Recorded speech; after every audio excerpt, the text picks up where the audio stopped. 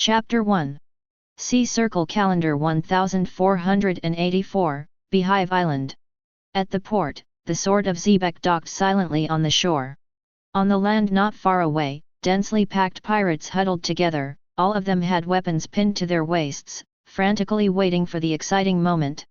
At the forefront of this large group of pirates, 10 of the most vicious pirates stood in a row. They are the most powerful and vicious rocks pirate on the sea, the captains of the 10 squads. Each of them is a big pirate that frightens one side of the sea. They are: Captain of the first team Whitebeard Edward Newgate, Paramecia Shock Fruit ability user. The captain of the second team Golden Lion Shiki, a Paramecia Lion Fruit capable person. The captain of the third division Captain John, Paramecia Emotional Fruit ability user. Captain of the 4th Division Big Mom Charlotte Linlin, Paramecia Soul Fruit ability user. Captain of the 5th Division Silver Axe, Paramecia Strong Fruit ability user. Captain of the 6th Division, Akoku, the Great Swordsman. The Captain of the 7th Division Storm Yuri, Logia Wind Fruit ability user. The Captain of the 8th Division Tiger Bucklino, a person with Zoan Cat Fruit Phantom Beast Species Eye-Catching Flame Tiger Form ability. Captain of the 9th Division Liana, a pure gymnast. Captain of the 10th Division, Barbarossa Kaishu, the youngest captain. Everyone exuded a terrifying aura, and beside them stood the vice-captains belonging to each team. All are waiting. Finally, the sound of footsteps on the deck made all the pirates feel tense, and they stared at the Sword of Xebec. He has long dark red hair and is wearing a dark red captain's coat. His whole body is full of arrogance, and he exudes an incomparable haki all over his body. Accompanied by the appearance of that man, the pirates immediately burst into cheers. Captain Rox Pirate, Lord of the Seas, Rox D. Xebec. Ka, little ones, this day has finally come, are you ready? Rox spread his arms wide and laughed arrogantly. Oh! I can't wait. Give order, Captain. At this moment, all the pirates raised the long knives around their waists, and pulled the triggers of their guns towards the sky. A frantic atmosphere suddenly gathered, and the deafening roar seemed to penetrate the entire sky. That's right, it's very imposing, little ones, we are the overlords of the sea, the masters of this sea. Our goal is to kill all the pigs in this world. The mere new world can't satisfy our ambitions. I want to yes, the whole world. Rox grinned, and Haki said cruelly. Okay, tell me next. Do you really think that those so-called nobles of the world, the celestial dragons who claim to be descendants of gods, are really gods? No one answered, but the roar that erupted seemed to say it all. If there is no merit left by the ancestors, they are not qualified to stand at the top of the world. Every one of you is infinitely better than those useless celestial dragons. Even their ancestors, after 800 years, they would have been turned into Lois. They are not gods, they will die. The reason why I want to say so much is to hope that everyone can understand that a god is still immortal before he becomes a god, and even if he becomes a god, it's no big deal. What we have to do is to use the blood of these stupid pigs, come lay the path under our feet. Remember, they are not gods. The weapon in your hands is the god, it will give you everything you want. Hold up the long knife in your hand, fill the gun with ammunition, let the new god of the future, step on the blood of the old god, reach the peak the throne. Rox opened his arms wide, roared and shouted, and his passionate words made all the pirates present feel excited. A fat pig is also worthy of being called a god. Those idiots are not worthy, only the sword in your hand is the ladder to become a god. Pull the celestial dragons off their altars, their seats, and let's enjoy. The Valley of the Gods, the Valley of the Gods. This is the tomb of the old gods and the enthronement of the new gods. Let those idiots wash their necks and wait, Lao Zi's knife is very sharp now. Let me ask, who doesn't want to be a god on top? Everyone has desires. What Rox said can be said to ignite everyone's desires. As long as you become a god, money, power, status, everything is within your reach. Even the 10 captains were excited by these words, all of them looked fiercely and looked forward to it. Hey, big brother, is this the big event you've been talking about? I can't wait to pull the celestial dragons down from the altar and start an unprecedented battle. Beside the captain of the 10th squad, stood a man who was more than 5 meters tall and carrying a mace, laughing excitedly. Hearing this insolent laughter, he already knew the other party's identity. One of the future 4 emperors, the strongest man in a duel, the strongest creature in the sea, land, and air. Kaido of the beasts. Stupid brother, don't take it lightly, this time is different, don't die. Kaishu, who was also over 5 meters tall and exuded the aura of a prehistoric beast, folded his arms and looked at this scene with complicated and excited eyes. Barbarossa Kaishu, a soul from another world, came to this world through inexplicable travel. And became Kaido's elder brother who didn't exist. Has a more powerful talent than the monster rookie Kaido. Became the captain of the 10th squad of Rock's Pirate at a young age. You know, Rock's Pirate is the overlord of the entire New World, with hundreds of pirate groups under its banner, and the pirate group in this department is even more monster swarming. Pirates with rewards of over 100 million abound. Moreover, the bounties in this era are not as inflationary as in the era of great pirates. A reward of more than 100 million is considered a big pirate. To give a simple example, World Destroyer Berndy Waldo, the reward amount at this time is 160 million Baileys. It is conceivable that the strength of the Rock's Pirate, who can become its core codders, are all powerful pirates. System, open my panel.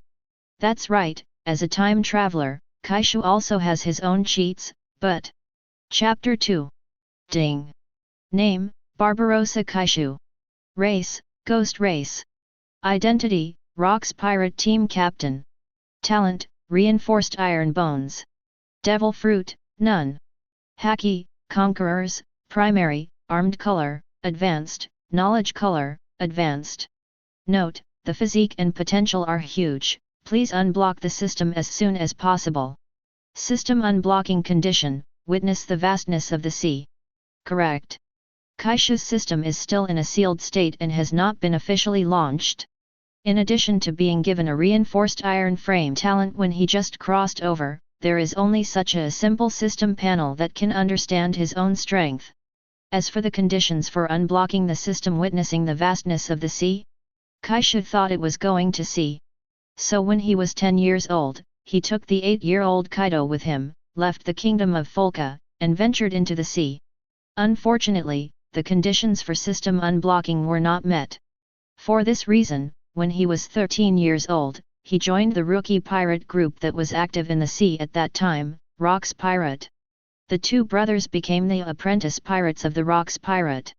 Possessing a powerful talent and innate physique, Kaido also started to practice earlier than the original book under the supervision of Kaishu.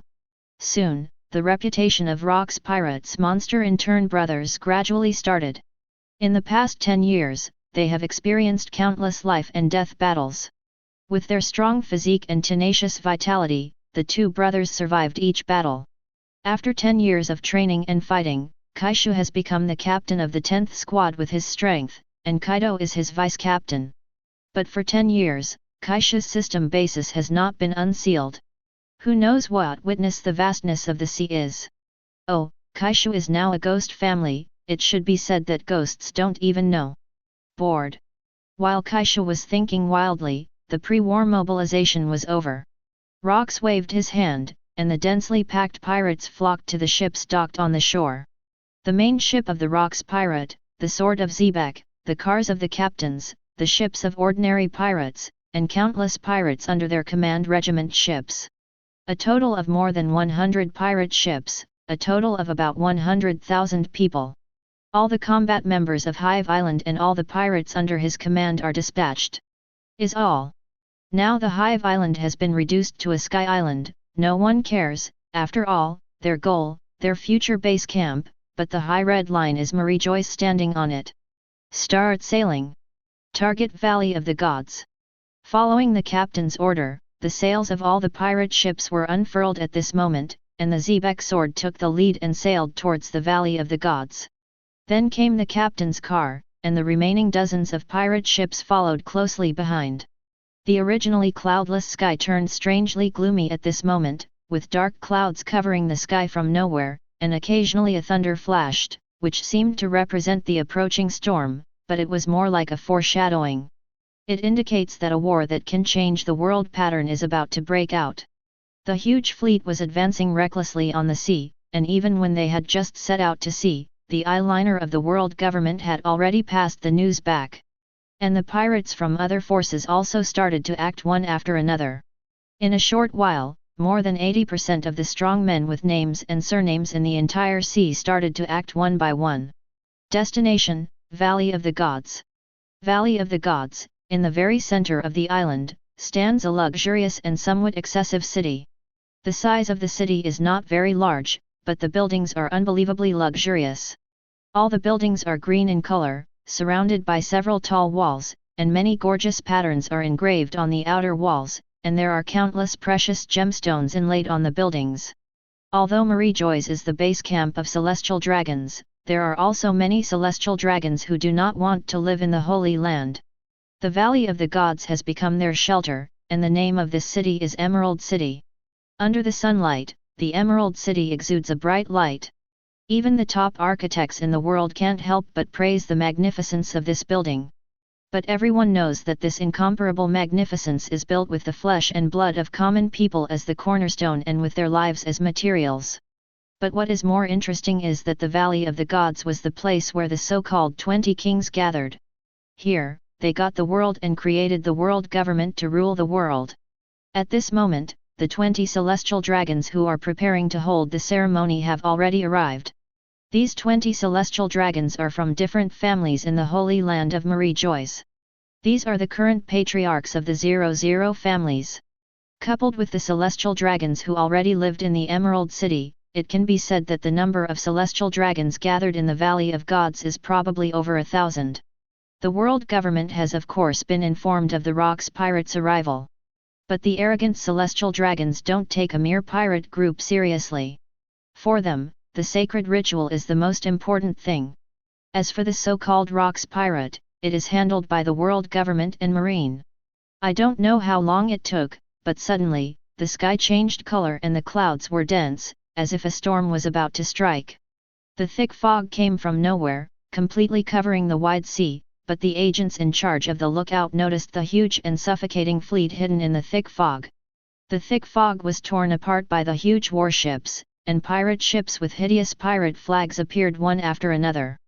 The gloomy dark clouds in the sky looked even darker at this moment. The storm was about to come, and the thunder was everywhere, as if the new god waved a spear to declare war on the old god. Rocks pirate is coming. Alert, all alert! We must not let them disturb the god's ceremony. The artillery is ready, aim at the enemy's warship. Damn it, is this the world's #1 fleet of the maritime overlord? More than 100 huge pirate ships formed a terrifying torrent on the sea, and the icy artillery instantly aimed at the first turret defense line on the Island of Gods. Bang bang bang! Ha ha ha, fire! Boom, boom boom! Bang bang bang! Without ordering, the pirates instantly ignited the fuse of the artillery, and a huge roar sounded at any time, and the shells as dense as raindrops roared and flew towards the shore of the Valley of Gods. Chapter 3. Kill. Boom boom boom. There is no so-called harsh words before the battle, some just meet at first sight, and it is like a battle between life and death enemies.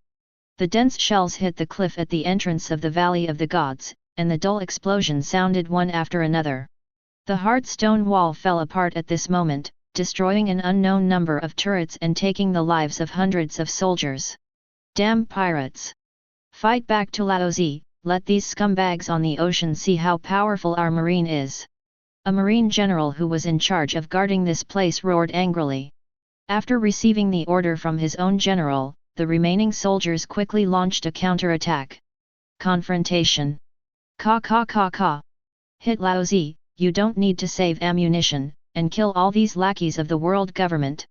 With a big wave of Rock's hand, countless powerful pirates jumped from the boat one after another, and the 8 immortals crossed the sea, each using their skills, and one shell after another was continuously shot down. Rocks jumped, stood on the bow of the ship, pulled out the famous knife from his waist, pointed in the direction of the Valley of the Gods, and said with a wanton smile, "Rush! Take away all the treasures on the island, and leave no one behind. Anyone who encounters obstacles, Kill. Oh oh oh. Kill. Take all the treasures of the celestial dragons. Mere Marine, also want to block our rocks pirate. Let's charge together, kill. Before the pirate ship came to a stop, the pirates with knives and guns couldn't wait to jump off the ship. All of them showed crazy and ferocious faces, and rushed towards the Marine on the shore. All the crew members of the Rock's pirate ship landed in the Valley of the Gods like a tide with longing and bloodthirsty eyes. Come on! Treasure! Here I come! The noise, the wanton plundering, is deafening. Let's plunder as much as you want. Rox licked his lips and laughed wildly. His gaze, however, looked into the depths of the Valley of the Gods, and that was his goal. Bang! Bang! For justice, stop these pirates! Kill! The sound of guns sounded one after another, trying to block the Rock's pirate's footsteps. However, no ordinary Marine can stop the Rock's pirate. In an instant, hundreds of Marine soldiers were killed or injured. In less than half an hour, all members of Rock's pirate landed on the island and gathered in the center of the Valley of Gods. Buddha shock! An angry shout sounded, and the arc-shaped impact energy suddenly struck, and the ground suddenly cracked. Like running over a giant bulldozer, countless boulders and mud clods were lifted from the ground, and then crushed into powder by invisible forces in an instant. Dozens of members of the Rock's pirate were knocked into the air by this energy and hit the ground hard, many of them lost their fighting power on the spot. Sengoku in the form of a giant Buddha suddenly appeared and shouted in a hoarse voice, "Rocks, this is not a place for you to run wild." Naval Headquarters Vice Admiral, Zoan Human Fruit Phantom Beast Great Buddha Form Ability Person, Sengoku of Buddha. It is currently one of the top combat forces in the Marine Headquarters. Sengoku, you can't stop me. Rox grinned disdainfully. I'll be your opponent, Sengoku. Golden Lion Shiki drew out the famous swords Sakura Ten and Mikuru on his waist, and rushed towards Sengoku. At the same time, Whitebeard, John, and Big Mom also shot successively. Gu la la la la, do you want to stop us in this kind of battle? Whitebeard's crank arm begins to charge. A white halo of shocking power immediately lingered above his iron fist. Empty shock. An incomparably violent punch punched down through the air. A series of cobweb-like cracks visible to the naked eye suddenly appeared in the atmosphere. Immediately afterwards, the majestic shock wave. They rushed in the direction of the Marine fleet. The entire sea area trembled accordingly. Prating the lair of the celestial dragons, I've been waiting for this day for a long time. John slashed a huge flying slash, and then flew up, breaking away from the main force and rushing directly towards the Emerald City. Long before departure. In fact, John has already made his own calculations. There are countless treasures in the Emerald City. John wants to get the countless treasures before Rox. Rox keeps Marine and world government in check for his chance at the Celestial Dragon's treasure. And if there is a chance, John doesn't mind using the hands of Marine and the world's ZF. Get rid of the Rox. If you get the chance, give Rox a backstab or something. John can do it too. And the reason why John dared to be so confident? It's because he knows it in his heart. Inside Rox Pirate, there are countless people who think like him. One of them is the Golden Lion who took the lead in pinning down Sengoku. He is a man with bigger ambitions than John. How could he willingly submit to Rox? And these people are all waiting for the opportunity to come. Ma, all the treasures on the island belong to my mother, whoever robs me will kill him. Big Mom waved the great sword Napoleon, and a shot of Elbaf's spear Wagyu directly pierced through all the Marines blocking the way. Then he stepped on Zeus and flew in the direction of the Emerald City. Obviously, she also reported the same ideas and ambitions as John. And the actions of the two were all seen by Rox. And take it to heart. In the dark pupils of the prey, a vicious light suddenly flashed. It's just that Rox can't attack right now. Because, he knows better than anyone, the interior of the Rox Pirate has never been monolithic. Come on, brothers, the treasure of the Celestial Dragons awaits us in the Emerald City. That's right, kill all the Celestial Dragons, and all the treasures here will belong to us. Damn Marine watchdog, hurry up and get Lao Z out of here.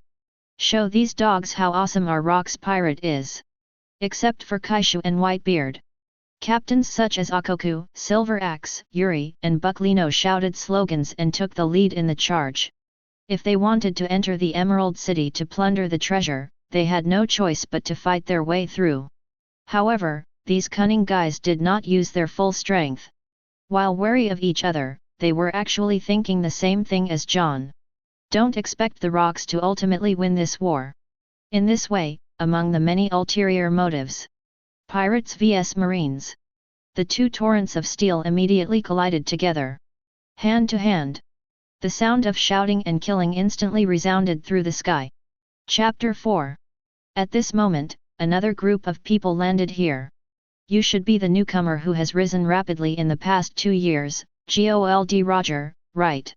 Rocks squinted his eyes, looked at Roger and Rayleigh opposite, and sneered disdainfully, I never thought that you, as a pirate, would degenerate into cooperating with Marine to protect this group of celestial dragons trash. Aren't you afraid that you won't have a foothold in New World in the future? Facing the sharp questioning, Roger laughed indifferently. Don't say that, Senior Rocks. I have my own beliefs and will, and I am not a lackey of Marine and celestial dragons. The reason why I came to participate in this battle is mainly to stop your atrocities and the evil army you lead. I don't think pirates are suitable to be the ruler of this world. If you stop now, you may still have a chance to leave here alive. Roger persuaded with a smile on his face. Humph. I still want to set up a memorial arch when I'm a cousin. Rocks grinned and said, Roger, since you are willing to become a lackey of the celestial dragons, then die here with these bastards from Marine. Rocks, I will stop your atrocities. Roger drew a long knife from his waist, and looked at Rocks firmly. Want to stop me? Rocks sneered disdainfully, only because of you, are you worthy? Lao Zi is going to be the king of this world. Haki collided, lightning flashed and thundered, and the earth split inch by inch, and it continued to spread. Captain Rock's ambition is really too great, if he succeeds. Behind, Whitebeard looked at the ambitious Rocks and said with a wry smile. Don't worry, he is doomed to fail. Kaishu directly interrupted the other party, the light of wisdom shone in the dark cold eyes. Said with deep meaning.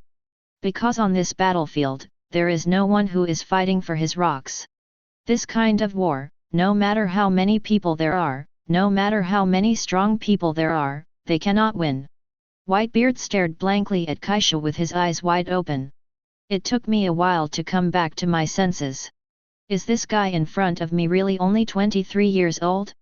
He looked at the problem more clearly and thoroughly than a middle-aged man like him. Kaido, follow the plan and stay safe. Kaishu didn't pay attention to Whitebeard's gaze, but turned his head and said to Kaido, who was already excited beside him, whose eyes were full of killing and tyranny. I can't wait a long time ago. Kaido laughed excitedly, then raised his mace and rushed out in the direction of the Emerald City. Get out of the way for Lao Zi. Thunder 8 trigrams. Boom. Ah! With a loud noise, countless sea soldiers were blasted into the sky like dumplings, and then fell down. Be careful, everyone, it's the vice-captain of the Rocks Pirate 10th Squad, monster rookie Kaido. Kaido opened his mouth wide, showing a cruel smile, and rushed in the direction of the Emerald City regardless, if you can stop me, try it. Ah! At this moment, a burly figure rushed from below like lightning. In the blink of an eye, it was above Kaido's head. Mere pirate, don't get carried away. Boom! The fist wrapped around the mighty armament Haki slammed down towards Kaido. However, Kaido didn't look or turn his head. Just when the fist is about to hit Kaido, a figure suddenly appeared in front of him like a ghost. As if it came out of nowhere. So fast. Zephyr's expression changed dramatically. He didn't even feel the opponent's speed at all. Driven by the instinctive reaction, the fist smashed directly without thinking. Marine Vice Admiral Black Arm Zephyr, I have been waiting for you for a long time. Kaishu grinned, looking at Zephyr, who was in his prime, with a fighting spirit. The whip legs wrapped around the powerful armament Haki, then clashed heavily with Zephyr's fist. Boom! Boom boom boom! Atmospheric shocks and terrifying shock waves centered on the two of them, crazily surging to the surroundings. Kaido, don't get in the way here. Don't die, damn old brother. Kaido stabilized his figure in the shock wave of the collision between the two, laughed and left with his mace in his hands. Zephyr looked at the tall guy in front of him with serious eyes, and said coldly. Rock's Pirate 10th Division Captain, evil ghost guy. Yahahaha, please give me your advice, Zephyr Vice Admiral. Give this old man to impel down to confess. If you can do it, just come. Bang bang bang. Boom boom boom. In the blink of an eye, Kaishu and Zephyr had thrown dozens or hundreds of punches. The terrifying explosions never stopped. When the high-level armament haki collides, the unique dark red liquid lightning rages out. The shock wave of the eruption set off bursts of violent air waves like hurricanes in the air. And the aura emanating from the two of them can be called terrifying. Even the strong men who were fighting around couldn't help but look sideways and be moved. Kaishu. Hey, is it true, that kid is actually confronting Zephyr? Impossible, he is just the captain of the 10th team, how could he be so strong? Akoku, Silver Axe, Liana, Bucklino, the team leaders above Kaishu suddenly turned pale with shock. Kaishu was able to fight back and forth with Zephyr? Incredible! You must know that the 36-year-old Zephyr has the terrifying strength of an admiral candidate. Moreover, Zephyr does not have any fruit ability or sword skills, and has reached such a height with only physical skills and haki. Except for Iron Fist Garp, no one in Marine has such physical skills. When the few of them faced Zephyr, even Bucklino, who had the ability of Phantom Beasts, or Liana, who was as strong in physical skills as Kaishu, didn't dare to say that they could face Zephyr head-on. In the original book, the 38-year-old Zephyr was promoted to Admiral, that is, 2 years later. In the past, the 4 captains who played against Zephyr were Whitebeard, Golden Lion, John, and Big Mom, who were ranked in the top 4 of Rock's Pirate. But to everyone's surprise, they are now confronting Zephyr, a physique pervert, head-on. It turned out to be the youngest captain of the Rock's Pirate. Chapter 5. Kaishu, let me use my fistful of justice to make you repent. Zephyr suddenly burst into a more powerful aura. The armament haki wrapped around the fist has also been strengthened quite a bit again. The incomparably fierce fist contained a berserk aura. Suddenly hit Kaishu. Is it finally serious? Kaishu's eyes were bright, and an excited smile appeared on the corner of his mouth.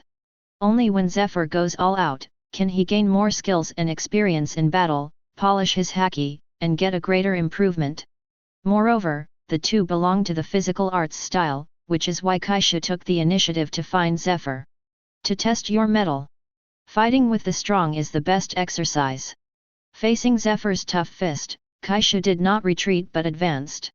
Ha ha ha ha, this is the battle I want, come on Zephyr, let's fight as much as we want. Kaishu's fist was also entwined with the terrifying haki, and his eyes met Zephyr's fist madly. Fist-to-flesh collision. There is no weirdness of the capable person, only the confrontation between haki and taijutsu. The battle between Zephyr and Kaishu escalates across the board. Regardless of speed or strength. Even in the field of vision of the elite sailors, only 2 phantoms could be seen colliding with each other non-stop. The indiscriminate aftermath of terror directly turned the area where the two of them lived into a purgatory on Earth. Many pirates and marines that can't be avoided. His heart was directly shattered. The 7 orifices bleed. The appearance of death is extremely miserable. Even a corpse will be crushed into pieces by the aftermath. This is the battle of the strong. This is war. A hell for the weak, a grinder for flesh and blood. As the battle continued, Zephyr's face became more and more ugly. I don't know if it's an illusion, but Zephyr actually felt that the boy in front of him exuding the aura of a beast seemed to be getting stronger as he fought. The gap between the two is gradually narrowing. And what's the matter with this kid's physique?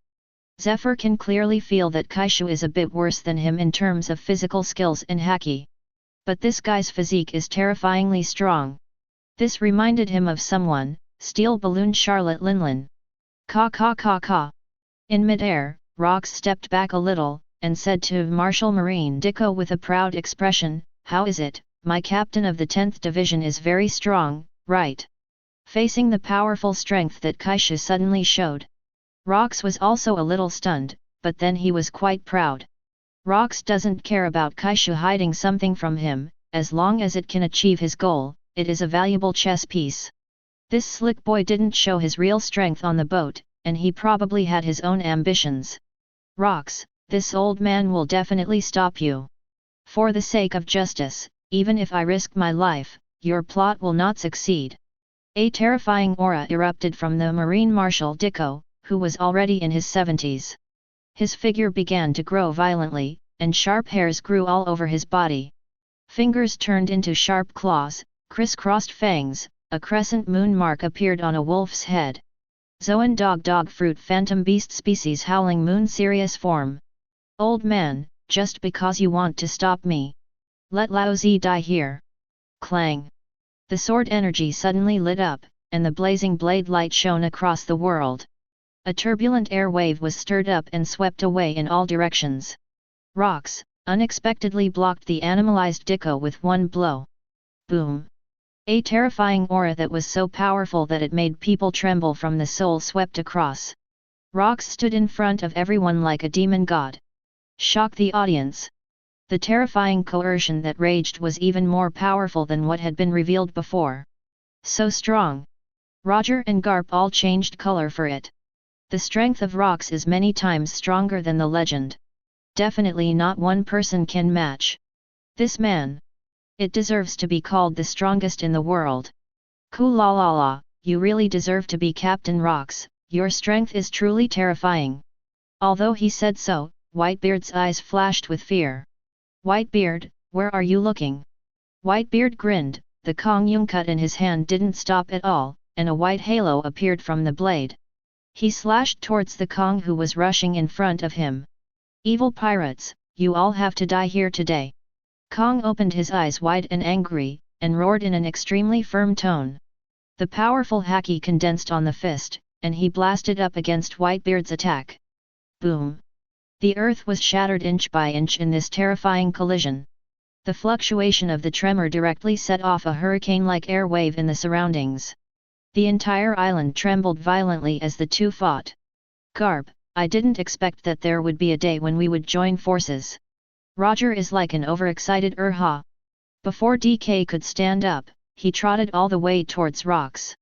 But this time, I can finally know how big the gap is between the man called the strongest in the world and us. Rox, please advise. God avoids. Crackling black thunder suddenly flashed on the big sharp knife ace. The crescent-shaped slash wrapped around Conqueror's haki burst out of the air. Wrapped with a fierce power that seems to be able to destroy everything. In the blink of an eye, he had already attacked in front of Rox. However. Chapter 6. However. Boom. The sword energy exploded. Rox unexpectedly threw a punch casually. It directly blocked Roger's slash. Not bad, I feel the breath of a beast on your body. Rox smirked approvingly. Rox, today is your death day. Dicko is now in the form of an orc, if those two words are reversed, he will be banned. Swinging the sharp claws wrapped around armament haki, he attacked Rox frantically. The power contained in each claw is enough to crack the mountain. However, Rox still didn't change his expression, instead showing a murderous smile. Hey, old guy, are you in such a hurry to find death? At the same time as the voice fell. In an instant, Rox was already above Dicko. One punch and a violent hammer. So fast. Dicko was shocked, he didn't expect Rox to be so fast. Hastily mobilized the strength of the body, while the huge figure was twisting. Arms wrapped around Conqueror's haki went up. Boom boom boom. The thunderous explosion nearly tore everyone's eardrums. Although Dicko defended against Rox's attack, his huge body smashed heavily into the ground. A deep pit collapsed. Then the whole island trembled. What? What happened to that scene? Marshal Dicko was sent flying. That's a legendary phantom beast that is even rarer than Logia. The marine camp suddenly became agitated. Ahem, don't be distracted, the enemy is the most vicious Rox pirate in the world. At this moment, Dicko stood up again, with an extremely ugly expression on his face. With just this one blow, the gap between him and Rock's is a judgment call. But he couldn't figure out why Rock's strength was stronger than his, a phantom beast known for its strength. My arm is still aching right now. Don't be too presumptuous, Rock's. Garp wrapped his fists around Ultimate's armament haki, looking like a thunderbolt, and rushed towards Rock's. You can cultivate armament haki to this level, Garp, you stay in marine to be a dog for celestial dragons, what a pity. Rock's laughed out loud. The liquid black thunder was wrapped around his right arm again, and he punched it down from the air. Boom! The fists of the two have not yet officially touched. The collision of armament haki and conqueror's haki has exploded. Two extremely powerful haki collided violently, erupting a terrifying pressure that tore apart the sky. But after only a few seconds of stalemate, Garp's figure flew upside down from midair. If you only have this ability, you'd better surrender obediently. Rox fell back to the ground, his eyes sharp and disdainful. The audience was shocked. Rox with full firepower, even with 1 against 3, is still not at a disadvantage. My god, is this the true strength of Captain Rox? Isn't it too strong? That's right, that coercion alone makes people breathless. One person can easily suppress 3 top powerhouses, the strength of the captain is simply too terrifying. Follow the captain, let's defeat these damn marines together. The members of Rox Pirate suddenly cheered. But the marine camp is not so happy. Rox, don't be so arrogant, today is your end. Dicko, Roger, and Garp all looked at each other. Then they joined forces to launch a new round of attacks on Rox. Since then, the initial exploration of the two sides has officially ended. The epic battle of the Valley of the Gods is officially open. Meanwhile, on the other side, in the Emerald City, in front of a certain magnificent palace, 3 vice-admirals, and 6 CP0 members surrounded Big Mom. The blood-stained ground was strewn with dead bodies, except for a few CP0 members. The remaining hundreds are all the corpses of the guards guarding the palace. The vast majority of them have their souls taken away by Big Mom using the soul spell. The death was extremely miserable. Although the members of the army and CP0 have an absolute advantage in numbers. But with the strength of these people, they couldn't cause any substantial damage to Big Mom at all. There is no way, Big Mom's body is too hard. You know, at the age of 5, Big Mom was able to break the blade of a giant warrior with its own defense. The physical strength can be imagined. And now, she has a layer of armament haki covering her body. It is simply true steel balloon. Even if the army and CP0 join forces, there is nothing they can do about Big Mom right now. You can't even break through the defense, how can you fight like this? Ma. Big Mom has a thunder cloud in her left hand and a broadsword in her right hand, with raging flames wrapping around her head and blade. The whole person looked as terrifying as a hellfire demon. Big Mom grinned, pointed at the palace with the dragon totem engraved on the front gate, and said with a greedy smile, "So many of you are desperately guarding here to prevent me from entering, which means that there is indeed something serious hidden inside, baby. Compared to the treasures you just promised, I am more interested in the things here. If you don't want to die, get out of here quickly."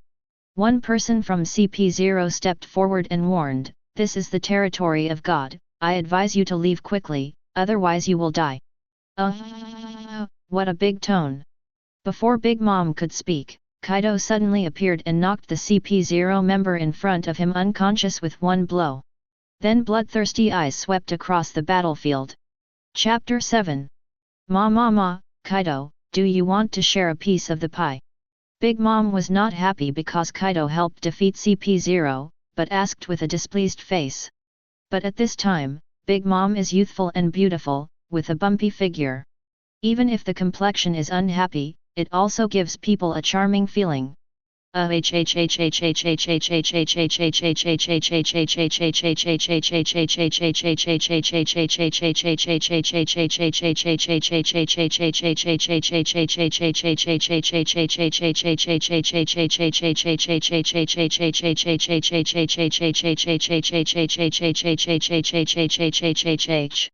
Do I need to remind you? Big Mom. Kaido was carrying a bloody mace, and met Big Mom's cold eyes without showing any weakness. Kaido, this sentence is almost the same as your brother said to me. You. Big Mom has already raised the big sword and swung it towards Kaido. Although it was just an ordinary slash, the power contained in it was far beyond ordinary people. But you're not qualified enough. Brat. Emperor Sword, Broken Blade. The flames of the sun Prometheus covered Napoleon, and the hot flame-cutting blade and armament haki turned into a terrifying blade light, which seemed to tear apart all living things on the earth. Thunder 8 trigrams. Kaido didn't dodge or evade when he saw this. The mace wrapped around haki blasted towards the attacking blade like lightning. Boom! The sharp sound of breaking wind and the sound of collision can be heard endlessly. The surrounding earth and rocks burst into pieces and shot up into the sky, forming a very huge deep pit. The whole island trembled. Even if the enemy you are facing is the top powerhouse in Rock's pirate, the top-ranked captain. There is no fear in Kaido's eyes, but endless fighting spirit. Kaido. Army Vice Admiral and CP0 were immediately shocked by the sudden scene in front of them. There was an unbelievable look on his face. Kaido actually blocked Big Mom's attack? Can you believe it? What is going on? CP0 exclaimed with a puzzled face, Kaido's aura is not weaker than Big Mom. Ma. Kaido, I never thought you would have such strength. Big Mom did not choose to continue the attack, and took a deep look at Kaido with bloodshot eyeballs. Kaido took a slight breath, the right hand holding the mace was now numb as if he had lost consciousness. Looking at Big Mom in front of him, he grinned and said, "Do you want to come again? Big Mom." In the previous move, Kaido already knew that there is still a huge gap between the current self and Big Mom. But he is not afraid at all. He is. Kaido. I really want to kill you, brat. Big Mom's eyes are ferocious, and his tone of voice is cold and piercing. But then he laughed a few times, and said lightly, "But forget it, now is not the right time. In the future, at sea, my old lady will definitely kill you with her own hands. Don't just die here." Kaido. Ma. With crazy and tyrannical laughter, Big Mom turned around and slashed at CP0 and Army Vice Admiral without warning. "Get out of the way for my old lady. Hateful. Don't think about it, pirate." Wow. After half an hour, Big Mom and Kaido solved all the army and CP0 here. The two looked at each other. Although they were full of murderous intent, they walked towards the palace in a tacit understanding without making a move. After entering the palace, Kaido saw that there was a celestial dragons and several CP0 bodyguards inside.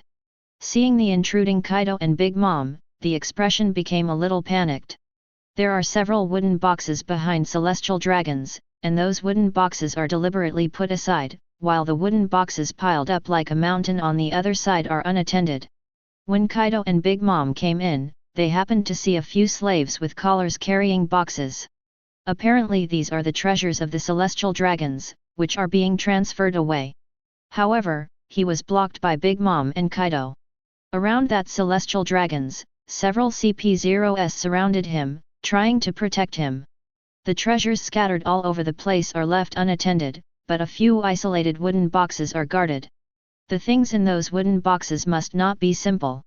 Big Mom saw the importance of those protected wooden boxes at a glance, licked his lips, and said with a smile, Ma, it seems to be very important things, even celestial dragons are reluctant. Let go, grab it. Cesses, the main purpose of this time is to snatch the treasures of celestial dragons. Kaido also let out a wild laugh, struck the ground with the mace in his hand, and put on a posture. Zeus! Big Mom shouted loudly, and a thick pillar of lightning fell from the thunder cloud of Zeus. Boom! Boom! Those CP0s were instantly struck by lightning, black smoke rose from their bodies, and they screamed and lost consciousness under the lightning. Kaido strode out, wanting to get the wooden box, looked at the trembling celestial dragons, and sneered, "Go away! Disgusting fat pig! I am the nobleman of the world, celestial dragons! If you dare to attack me, you will be hunted down by the world's ZF. the celestial dragons said tremblingly. Yeah. That's just what I want. Kaido waved the mace in his hand. Thunder 8 trigrams. Boom. The mace drew a black trail, and the celestial dragons flew out like cannonballs, and the blood spurted out left a scarlet trail in the air. Flying tens of meters away, his body was like mud, and he was directly killed by Kaido. Snort. Kaido snorted disdainfully, grabbed a wooden box, and quickly opened it. The next second, Kaido couldn't help but froze. This. It turned out to be a whole box of devil fruit. Ma, it really is a big harvest. Big Mom followed, laughing, and grabbed a wooden box, which was also full of devil fruit. You know, an ordinary devil fruit is worth a lot. If there's some rare devil fruit in here, it's a real hit. Kaido, that box of devil fruit belongs to you, and the rest belong to my mother. Big Mom made no secret of her greed and domineering, and directly grabbed the remaining wooden boxes. But only one box is devil fruit, the others are all kinds of precious treasures. That is to say, Big Mom exclusive 2 boxes of devil fruit and countless treasures, Kaido only got 1 box of devil fruit. But this time, Kaido did not refute Big Mom's words. In the rocks pirate, no. It should be the whole sea. The strong make the rules. Although Kaido is reckless, he still has self-knowledge. He is no match for Big Mom at all, and this is not the place for them to fight. Snort.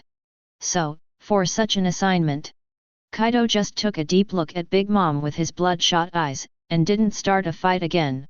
Chapter 8. At this time, Kaido looked at a devil fruit in the middle of the box. It glowed with a blue light, and its patterns looked like fish-like scales, and 2 of them looked like small dragon horns. Zoan fish fruit phantom beast blue dragon form. Really it? How did my brother know about this fruit? Correct. Because of Kaishu, after Kaido joined rocks, the relationship with Big Mom was not so good. Naturally, Big Mom will no longer give Kaido the precious phantom beast fruit. Although Kaido will be called the strongest creature in the sea, land, and air in the future, it is not all the reason for this fruit. But it is undeniable that the Azure Dragon fruit is indeed a very powerful phantom beast devil fruit. Kaishu naturally wouldn't cut off his younger brother's chance. So it was planned early in the morning, let Kaido follow Big Mom after going to the island, and wait for the opportunity to seize this fruit. As for the extra box of fruits, it was a surprise. This is also the main reason why Kaido does not have another dispute with Big Mom. The corner of Kaido's mouth revealed an excitement, and immediately took out the fruit from the box. Huh? Kaido, do you want to eat devil fruit? Seeing Kaido's excited mood, Big Mom couldn't help asking curiously. That's right, this fruit is exactly what I want. My elder brother, Kaishu, gave himself a detailed explanation of the various abilities of Qinglong fruit, as well as subsequent development. In this world, Kaido trusts Kaishu the most. So Kaido picked up the fruit, put it in his mouth without any hesitation, and took a bite. It can make you so excited, what kind of fruit is it? Big Mom looked at Kaido and looked forward to it. It's unpalatable. Kaido simply chewed twice, rolled his throat, and swallowed it directly. Boom! Kaido's body gradually changed. Oh! Zoan! Big Mom smiled with interest. On Kaido's skin, blue lines like dragon scales appeared. A blue tail appeared behind him. But in Kaido's body, where others cannot see, the changes are more intense. His strength instantly became stronger and his body became tougher. Kaido only felt a surge of energy in his body, wanting to rush out. He looked up at the sky, wishing he could fly into the sky and trample that sky under his feet.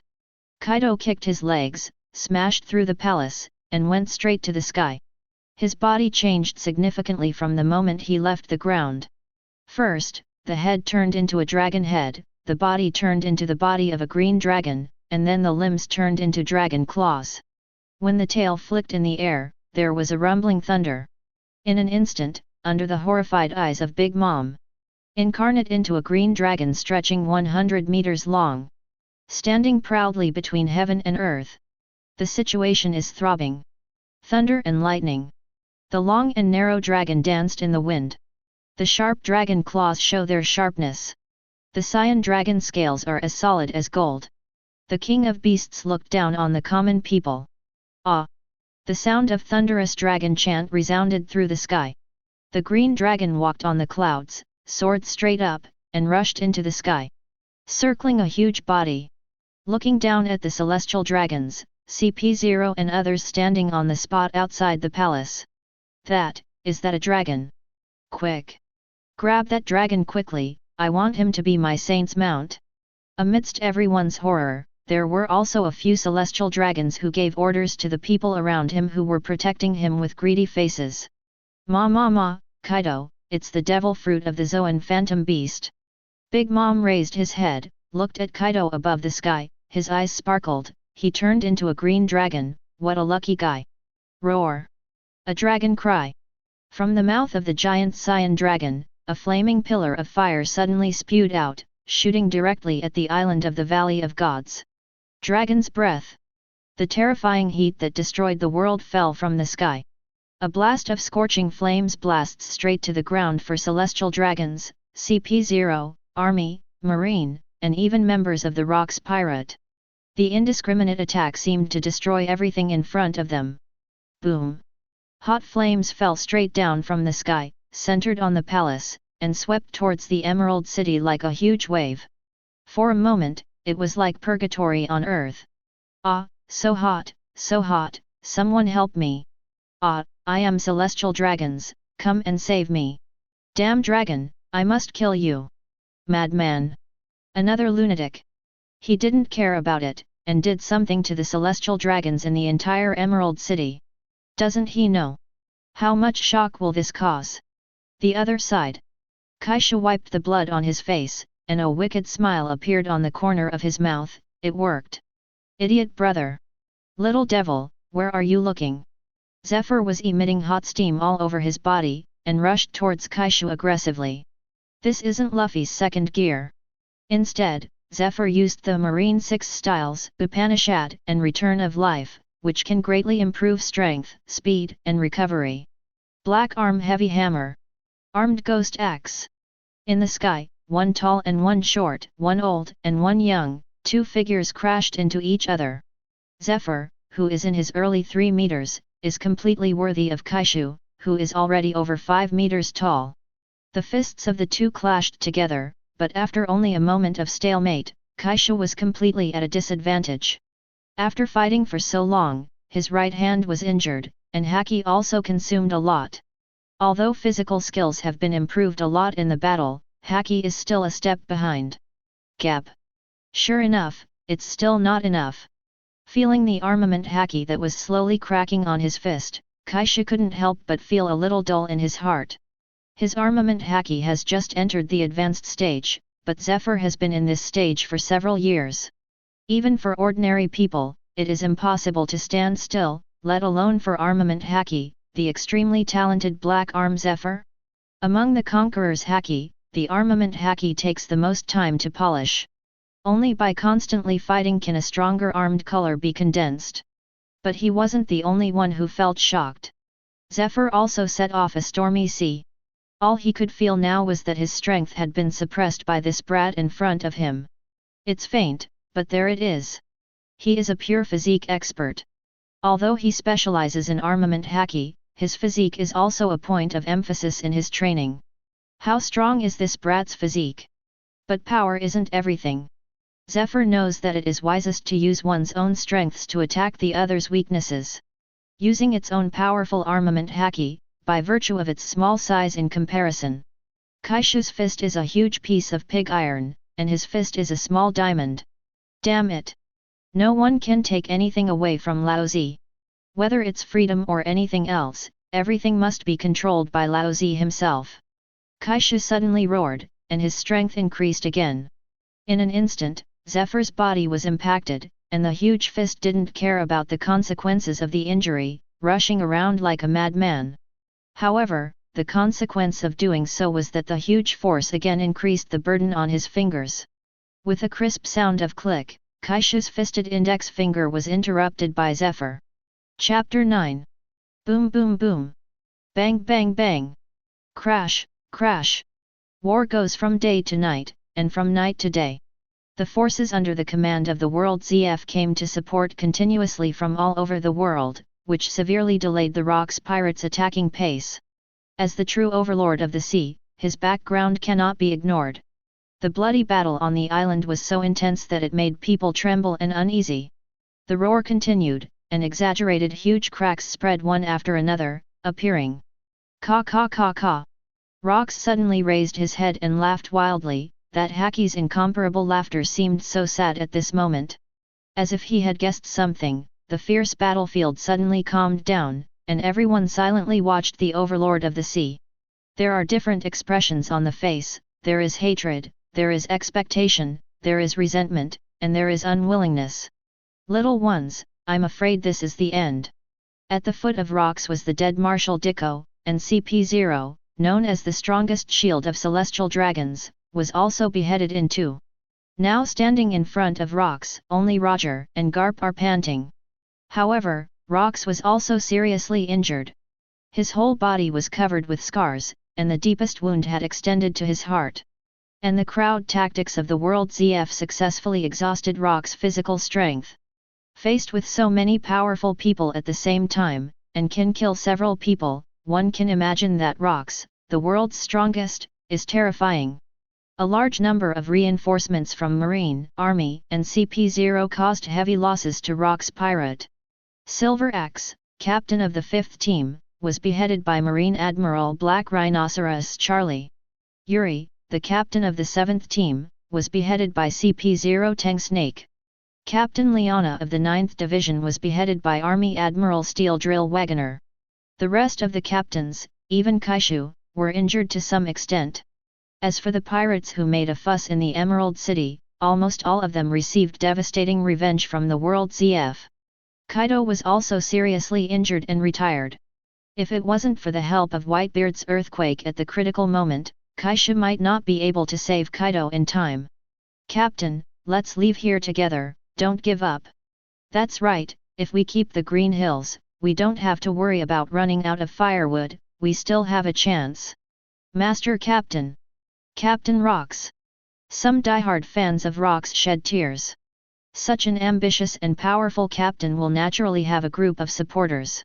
Okay, don't say such naive words. It is impossible for the ZF in the world to allow me to survive. Listen carefully, next, I will give the final captain's order. Rox held back the pain in his body and stood up straight. It all belonged to the spirit of the overlord of the sea, and it exploded at this moment. Perhaps in your eyes, Lao Zi is a cruel guy, yes. I admit it. I can give up anyone for my own ambition, I am such a guy. But, the throne of the king of the world is really desirable. Promise me, little ones, do your best to let those stupid celestial dragons know the wrath of the sea. As your captain, I will die here, and I will use my life to exchange for a ticket for you to leave safely. Listen up, everyone. You must return to the Hive Island safely, and no one will be left behind. Now, get Lao Zi out. As soon as the words fell, the aura on Rox suddenly became fierce. Everyone knew that this was him burning his own life, thus erupting with even stronger power. At this moment, his state returned to its peak, and this palpitating aura was definitely worthy of the name of the Overlord of the Sea. World ZF, come on! Lao Zi is the Overlord of the Sea, Rox Pirate Admiral, Rox D. Zebek. The figure of this man stood in front of all the members of the Rox Sea group. No matter what happened to him in the past, everyone only knew that he was as tall as a god now. What are you doing standing there? Didn't you understand what Lao Zi said? Get the hell out of here! Rox roared without looking back, his voice was loud and free. The man of the sea never hides his ambition.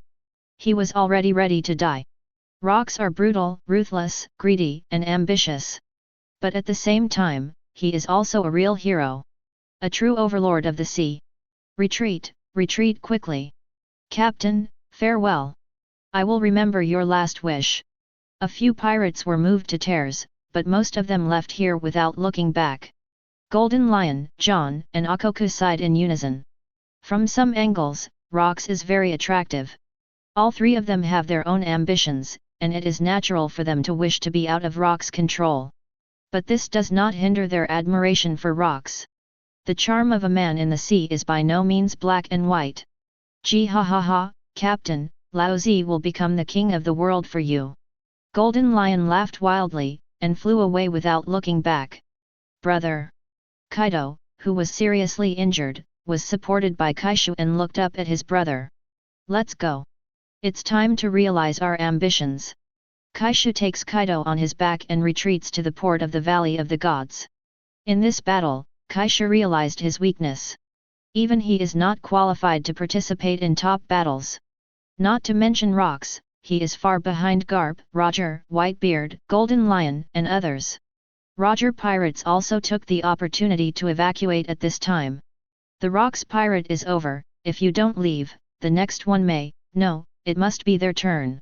The pirates quickly retreated, and the World ZF and Marine naturally would not stop there, and wanted to pursue them, but the big sword in Rock's hands would not agree. Clang! A blazing sword energy suddenly blocked Marine and the ZF of the world, the ground split instantly, and a huge crack spread far away. Trust me, you guys don't want to cross that line. Rox showed a ferocious smile, he held a knife in both hands, and in front of him were all Marine, Army, and CP0 members. Ka ka ka ka! Marine, all the scumbags of ZF in the world, your opponent is only me. Rox laughed with a knife in his hand. At this moment, he didn't look like he was going to die, but more like the king of the sea, challenging the world. Immediately, it was extremely intense black light. This era is called rocks. Chapter 10. This era is called rocks. Even after boarding the ship and leaving the Valley of the Gods, the haki-filled proclamation can still be heard. We survived. Looking at the Valley of the Gods not far away, which was erupting with fierce roars, everyone's faces showed a look of survival after a catastrophe. A large number of pirates cheered and shouted. These desperados would not care about the so-called friendship at all. As for Rock's last wish, except for a few people, everyone else naturally regarded it as bullshit. They have already seen the horror of the world government, it is an opponent that men like their captain will fail, and if they are enemies, isn't that courting death? Of course, some people who have been kind to the rocks have mixed feelings. Kaishu looked deeply at the Valley of the Gods, put one hand on his chest and bowed slightly, paying his last respects to this former overlord of the sea. There's no time to waste. Everyone put up their horses and get out of here.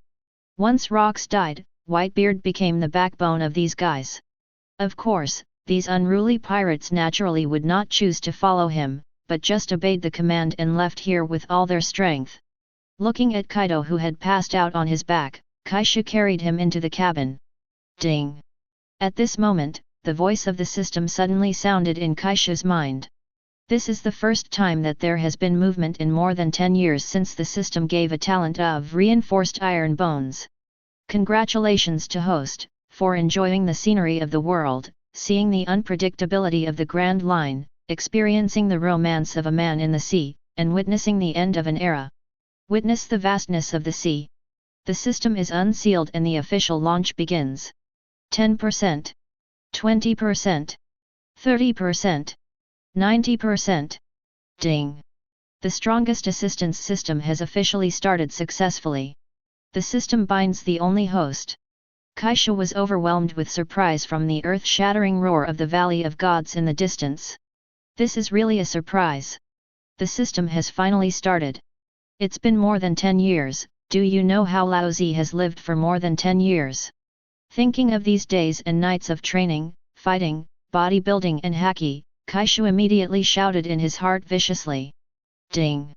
Make up for the novice package after a critical strike by host. Kaishu glanced at the unconscious Kaido in the cabin, and after closing the cabin door, he couldn't wait to open the novice gift package. Ding! Congratulations to host, you have obtained 1 point of evolution source. Congratulations to host, you have won 100 million Baileys. Congratulations to host, you got 2 pairs of gravity bracelets. Kaishu immediately checks the rewards he has obtained, and the 100 million Baileys don't need to look at it. Gravity bracelet, the size can be adjusted freely, easy to carry, used to adjust 0 to 10 times its own gravity. Evolution source, Zoan Devil Fruit can be evolved. Evolve Zoan Devil Fruit? What do you mean? Kaishu's heart skipped a beat, and he asked expectantly. Ding, literally, it can make ordinary Zoan Devil Fruits evolve into ancient species, and let ancient species evolve into phantom beasts. There was ecstasy in Kaishu's eyes. Can I use the evolution source for other people to evolve Devil Fruit? Ding, yes, and after the host evolves from Devil Fruit, its ability users will become the host's diehard loyalists. Kaishu is even more happy. This can cultivate a large number of loyal Phantom Beast ability user crew members. This function alone can give Kaishu the confidence to build the strongest pirate group. Those are Phantom Beasts, even rarer than the strongest Logia. Ya ha ha ha. Kaishu couldn't help laughing. My future pirate group will be a dream team of all Phantom Beasts. It can completely surpass the Rocks pirate that has become a thing of the past. System, let me introduce your function. Ding. The system is called the most powerful assistant, and it is mainly divided into two functions. Kaishu thought to himself, only two. The first one is about the rewards of territory power. The larger the territory controlled by the host, the more auxiliary items he can purchase to improve his own strength. The second is about the rewards for the members under his command. The better the strength of the members that the host takes in, the more evolutionary sources he will get. That's it. In addition to the usefulness of the evolution source, the first sight reward is to help improve strength. Kaishu said with some dissatisfaction, can't we directly improve our strength? Ding. Host, please understand that no strong person's strength is based on gifts. The system is to help the host become a real strong person, and a truly strong person, will, strength, courage, combat experience, combat skills, these are all indispensable. The system will only assist the host to become stronger, but whether it can be done or not depends entirely on the host itself. Except for the special reward of evolution source, which will increase the devil fruit limit, everything else must be cultivated by the host himself. The system said a lot at once, and taught Kaishu a good lesson. After finally waiting for the system to start, Kaishu actually wanted to sit and wait for takeoff. But after listening to the words of the system, Kaishu understood that at any time, the strength must always depend on oneself. The system only allows him to have the key to become a strong man, but whether the door of the strong man can be opened or not depends on himself. If the system can directly gift strength to oneself, then it can also be taken back. Only the power cultivated by oneself with blood and sweat truly belongs to oneself. This may be, also the activation condition of the system, and the main reason for witnessing the vastness of the sea. System, what if I didn't complete the unblocking conditions and died at sea? Kaishu couldn't help asking. Ding. That proves that the host's capacity is just that, and it's not worth cultivating. I understand, thank you system. Kaishu said seriously. Yes. I have been fighting at sea for 13 years. How can you slack off after having a cheat? Want to sit back and reap the rewards? The real strong are all killed from blood and fire, climbed up from failures again and again, only after experiencing setbacks, losing, and defeating, the heart will be honed and stronger when you stand up again. The flowers in the greenhouse, even if they have power, must they be strong? I'm afraid I don't even have the courage to fight with others. In the past 13 years, Kaishu also suffered defeat many times, and was seriously injured and dying. There was even a moment when he thought he was going to die. But he still survived and stood up from the blood. Ha ha ha ha, hold the determination to die on the road if you can't become stronger, this is the consciousness that a man in the sea should have. Chapter 11. Although the battle of the Valley of the Gods is over. But this is the huge storm raised by this battle. But it has only just begun. 3 days passed quietly, and the sea seemed to be calm again. After all, the news of the great battle reached the sea, and countless people were shocked by it. Rock's pirate crashed in the Valley of the Gods, and the news that the Captain Rocks was killed on the spot swept the whole world like a hurricane. Just like in the original book, the World ZF shamelessly erased the fact that Garp and Roger teamed up. The Roger pirates didn't mention a word, even the Martial Marine and the strongest shield CP0 were not reported. It was Marine Vice Admiral Monkey D. Garp who announced it to the outside world, and he stood up alone when the Valley of the Gods was most in danger. Lead the Marine and stop the Rocks pirate, who possess the world's most vicious creatures. And successfully killed Sea Overlord Rox D. Zebek. But it didn't mention at all the Martial Marine killed by Rox and the two strongest CP0s. As well as the slaughtered celestial dragons in the Valley of the Gods, and the Marine elite who suffered heavy casualties. All of this is to maintain the face of the world ZF and Marine. And also keep Rox influence to a minimum. A Marine Vice Admiral defeats the Rox and a group of strong men team up to defeat the Rox. Which is more conducive to the glorious image of ZF and Marine in the world. This also prevents Rox admirers from becoming pirates. And Monkey D. Garp was directly named a god because of this battle. He was promoted to the altar by the world. He was praised as Marine Hero and Hero Garp. And a new Marine appointment was also announced. Because the former Marine Admiral Dicko is old, the former Marine Admiral Kong Kong was appointed as the new Marine Admiral. Former Marine Vice Admiral the resourceful General Sengoku, promoted to Marine Admiral. These news have caused a sensation all over the world one after another. The first half of the Grand Line, Paradise. What? The Rox pirate was defeated. Are you kidding me? That's right, that's the pirate group led by world's strongest Rox. There are so many monsters gathered in it, how could it be defeated? The Rox got beat by a Marine Vice Admiral named Garp, unbelievable. It should be internal strife, after all, those guys gathered together to plunder treasure. Ha ha ha, that's great, that evil pirate group has finally been defeated. Long live Marine! I want to join Marine, and I want to protect the justice of the sea. Marshal Kong, Sengoku Admiral. Marine's strength is as strong as ever. That's right. And Hero Garp. La, the Rox pirate has been defeated, so, we can enter the new world and become the new overlord of the sea. Little ones, set sail and go to the new world. The next overlord of the sea will definitely be me. The people on the sea thought that the defeat of the Rox pirate map would restore calm to the sea. But they don't know that the fall of an overlord will attract countless greedy pirates to compete. The next sea, the sea will attract even more cruel scramble for supremacy. Scenes like this are happening all over the world. New world, an island. Captain Roger, Marine announced the news of the Battle of the Valley of the Gods. Look. The Roger pirates are recuperating on this island, and a crew member is holding a newspaper and handing it to the bandaged Roger. Roger picked up the newspaper, looked at the news, and said, ha ha ha, that's the usual style of the world's ZF. In this news, too much information is concealed, so don't read it. As he spoke, he threw the newspaper away. Rayleigh, whose right eye was wrapped with a bandage, sighed, isn't this normal? Do you want the world to know how terrible Rox is? Rox, what a powerful man! Roger touched the straps on his chest, and praised with a serious expression. Yeah, but he still failed. There are also several new arrest warrants. The remnants of the Rox pirate unexpectedly increased the bounty so much. Even the remnants of the Rox pirate, the bounty is many times higher than him. New World, Beehive Island.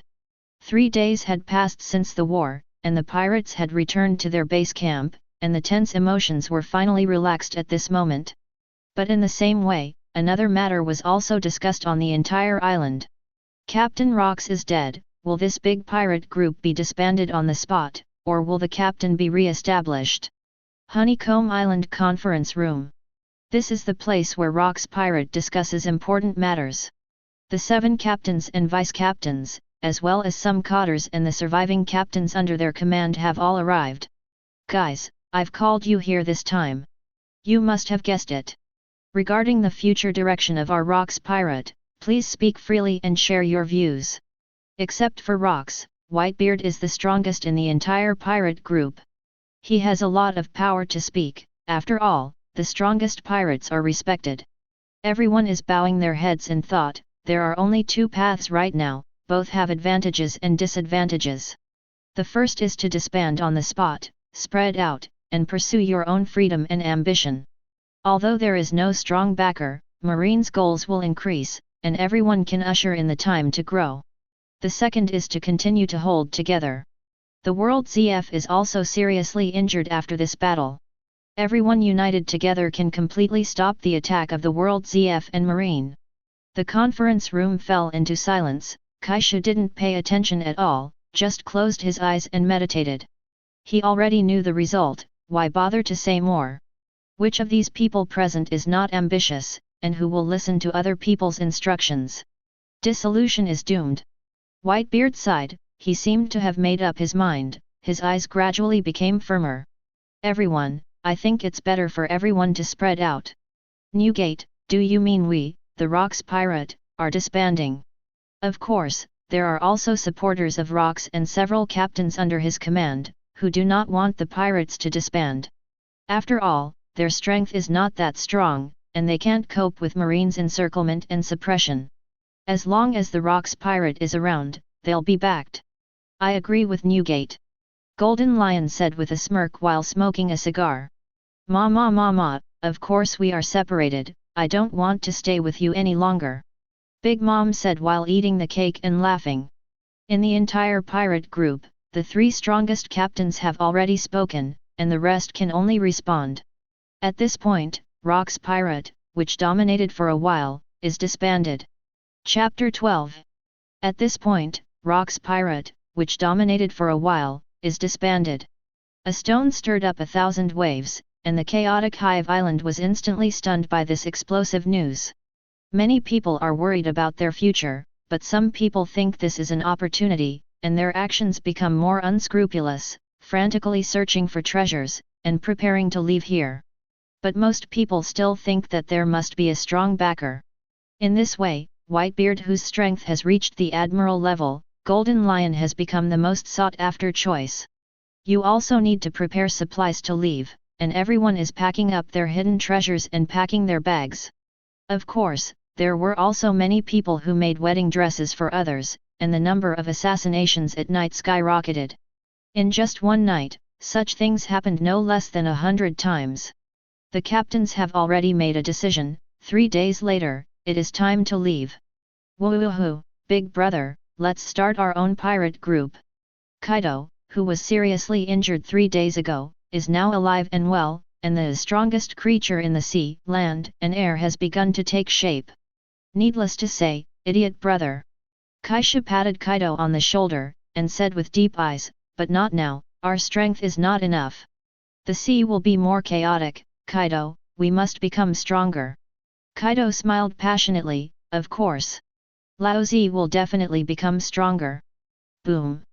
Kaishu kicked the proud Kaido on the A, and cursed, who are you calling Laozi in front of?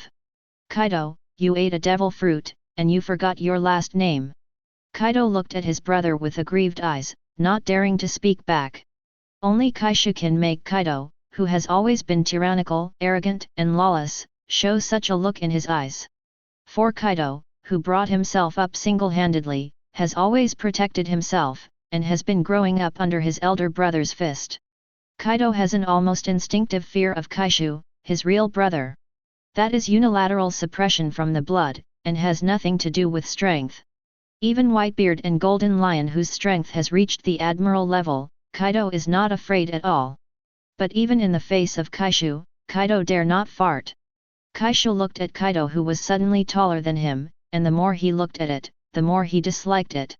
That's right. After eating the green dragon fruit of the phantom beast species, Kaido's height has grown to more than 6 meters, which is a full meter taller than Kaishu's current height. Although One Piece World doesn't pay attention to this, Rocks is only more than 3 meters long, and the red hair of the future 4 emperors is less than 2 meters long. But whose elder brother needs to look up to his younger brother? Will he be happy? I'm in a bad mood. It's right to beat my brother up. You brat, why are you so tall? How dare you look down on me? Bang bang bang. You BD, brother, don't hit me. It's none of my business, you'll grow taller when you wake up. It's none of my business if you don't grow yourself. Almost at the moment when Kaishu's eyes were wrong, Kaido put his hands on his head, his muscles tensed into a ball. The skillful action makes people feel distressed. When Kaishu heard Kaido's words, the veins on his forehead instantly bulged, and the shark face slapped and roared, "BD! Who are you saying is not growing? You just ate a devil fruit of a phantom beast, and you are going to rebel." Bang! Bang! It was really punching to the flesh, and the pirates around were terrified. If such a fist landed on him, he would have to lie down for a long time if he didn't die, and Kaido had to be rough-skinned and thick-skinned, which is called a beating. "Brother, I was wrong. Don't fight." Kaido didn't dare to fight back at all, protecting important parts, screaming and begging for mercy. When Kaishu heard Kaido's angry voice, he knew that Kaido was fine. It has to be said that the green dragon fruit made Kaido more resistant to beating. "Cool la la la la, Kaishu, your brotherhood is really good." At this moment, a heroic laugh came from beside Kaishu. "Hey hey, BD Whitebeard, what are you laughing at?" As soon as Kaishu stopped, Kaido immediately jumped up like a normal person. He glanced at Whitebeard who was holding Kong Yunki and had a big smile on his face. Kaido felt that this guy was laughing at him, and immediately glared at him unhappily. "Laozi is afraid of Kaishu, the BD, but not of you, Whitebeard." Boom! Kaishu punched Kaido again. He couldn't hit the head anymore, looked at Whitebeard who exuded a heroic aura, and said seriously, "Newgate, thank you for saving my idiot brother last time, I owe you a favor."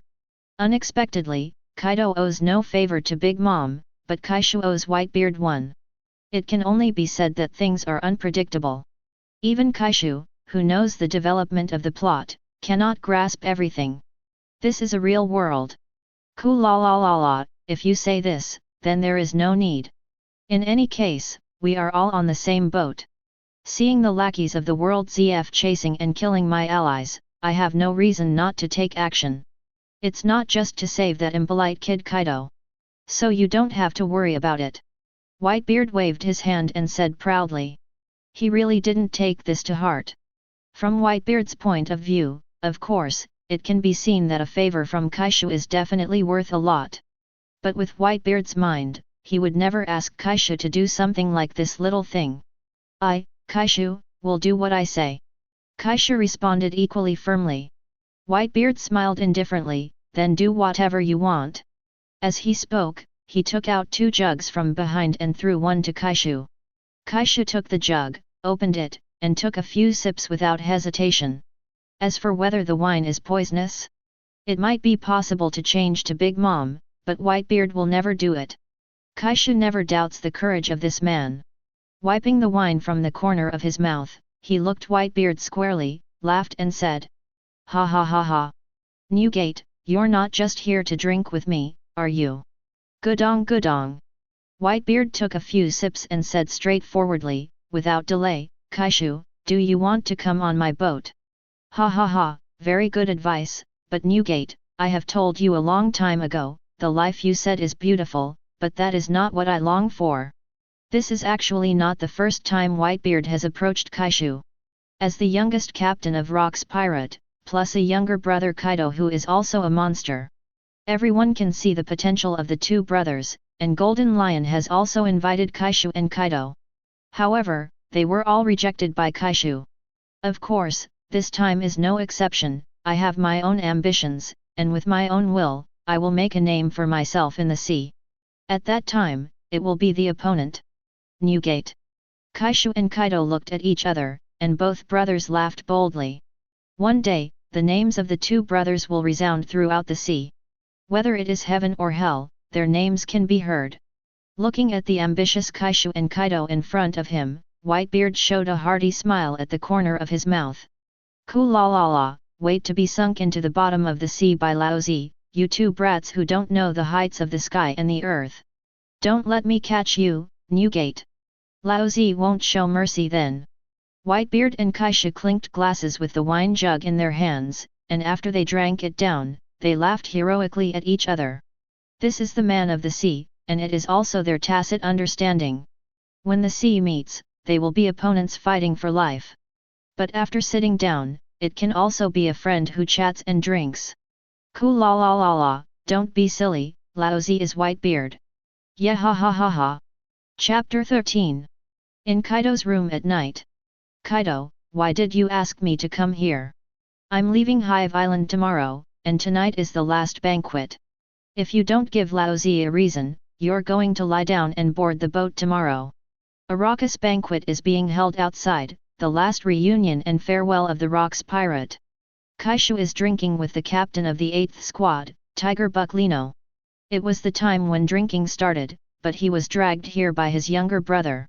That, brother, something. At this time, Kaido, like a child who made a mistake, lowered his head and dared not look at Kaishu. What's the matter? Just fart. Kaishu took a sip of his wine and yelled drunkenly. This time you asked me to follow Big Mom and find a way to get the blue dragon fruit from the celestial dragons. Huh? Didn't you already get it? Actually, Big Mom and I got 3 full boxes of devil fruit, and from the appearance of celestial dragons, they should all be quite precious. When Kaishu heard this, the wine instantly woke up. 3 boxes. Where are the fruits? Kaido scratched his corner in embarrassment, and said, I snatched a box, but, when I was chased by CP0 and Marine who came to support me, I lost it. I also lost a box of fruits from Big Mom, but I only brought back 1 box. As for the other treasures, I didn't get any of them. When Kaido said this, there was a murderous look in his eyes. But not to Kaishu, but to the ZF and Marine of the world. This hatred, Kaido wrote it down. Hey, after a long time, you just want to tell me this. Kaishu waved his hand casually, and said helplessly, if you lose it, you lose it. There's nothing you can do about it. It's a pity, but Kaishu won't take it too seriously. It's just a box of devil fruit, and Kaishu can't fit it. This is not the world of comics, but a real world. If you don't get something like in the comics, it must be yours. Under the destructive pursuit of revenge by Marine and the world ZF, even if he is as strong as Big Mom, he can only leave with a box of devil fruit. I'm afraid it's still the work of Thundercloud Zeus. Not to mention Kaido, who was severely injured himself. How can I fight with a box of fruits? But I still got a devil fruit back, it looks like it should belong to Zoan. Suddenly, Kaido smiled triumphantly and spread his palms. A grey fruit with strange spiral patterns appeared in his hand. Kaishu looked at the leaves of the grey devil fruit, which were still stained with dried black blood. He knew that this must be a devil fruit that Kaido fought hard to grab. Looking at the younger brother with an honest face, Kaishu's heart warmed. He took the fruit, and bit it without hesitation. Hey! Brother, I don't know what kind of fruit this is, so don't eat it yet. Kaido was shocked and wanted to stop Kaishu. A mighty devil fruit that gives a huge boost. There are no powerful fruits, only powerful ability users. Whoever believes this kind of nonsense is a fool. For example, if Kaido eats the Phantom Beast Qinglong fruit, try replacing it with an ordinary Zoan fruit, will the improvement of strength be the same? No matter how ordinary Zoan is developed, it is not as good as Phantom Beast. The upper limit has already been determined. Kaido just grabbed a devil fruit desperately, but he didn't expect Kaishu to just eat it. At the very least, make sure it's Zoan's fruit. If this fruit is just a normal Zoan, it will be a big loss. Unfortunately, it's too late to say anything now. Ugh! It's FG unpalatable. Kaishu's expression was distorted, as if he had eaten something disgusting, and he kept gargling his mouth with wine. Brother, what ability? Kaido asked concerned. Let me see. Kaishu felt the power of devil fruit in his body. Kaishu's body suddenly grew taller, and his already strong body became even taller and stronger. The skin turned grey-blue, and it looked even tougher. The fangs were crisscrossed and extremely sharp. The nails are also growing sharply, and the dark blue nails are highly poisonous at first glance. The face is ferocious, with blue-faced fangs. The whole body exudes a cruel and tyrannical aura. Not bad. My physique has improved a lot, and my strength is also stronger. Zoan is indeed the most suitable devil fruit for those with strong physical skills. A satisfied smile appeared on Kaishu's ferocious face. Brother, what kind of ability do you have? Is it a phantom beast? Seeing such a change in Kaishu, Kaido is sure that at least it is not an ordinary Zoan devil fruit. This made him hang in his heart, and he finally let go a lot. No. This fruit is Zoan human fruit ancient species ogre form. It's just an ancient species. Kaido was a little disappointed, he wanted Kaishu to have the same kind of phantom beast devil fruit as himself. If I knew it earlier, I would leave this blue dragon fruit to you, brother. Kaishu smiled slightly, withdrew his ability and returned to its original state, punched Kaido's chest with his fist, and said, "Thank you, idiot brother. Besides, who said that your elder brother and I will always be an ability user of the ancient species?" Kaido looked at Kaishu in bewilderment. "Brother, what do you mean?" "You'll know later. Guess everyone, what phantom beast will become behind the protagonist." Chapter 14. Brother, there is one more thing. Seeing that Kaishu didn't care about it, Kaido didn't bother with the ability to bear fruits anymore, but talked about another matter. Kaishu looked at his younger brother curiously. "What?" Kaido brought Kaishu into the room and opened his large wardrobe. "I saw a huge red stone tablet inside, with incomprehensible words densely engraved on it. Red history text."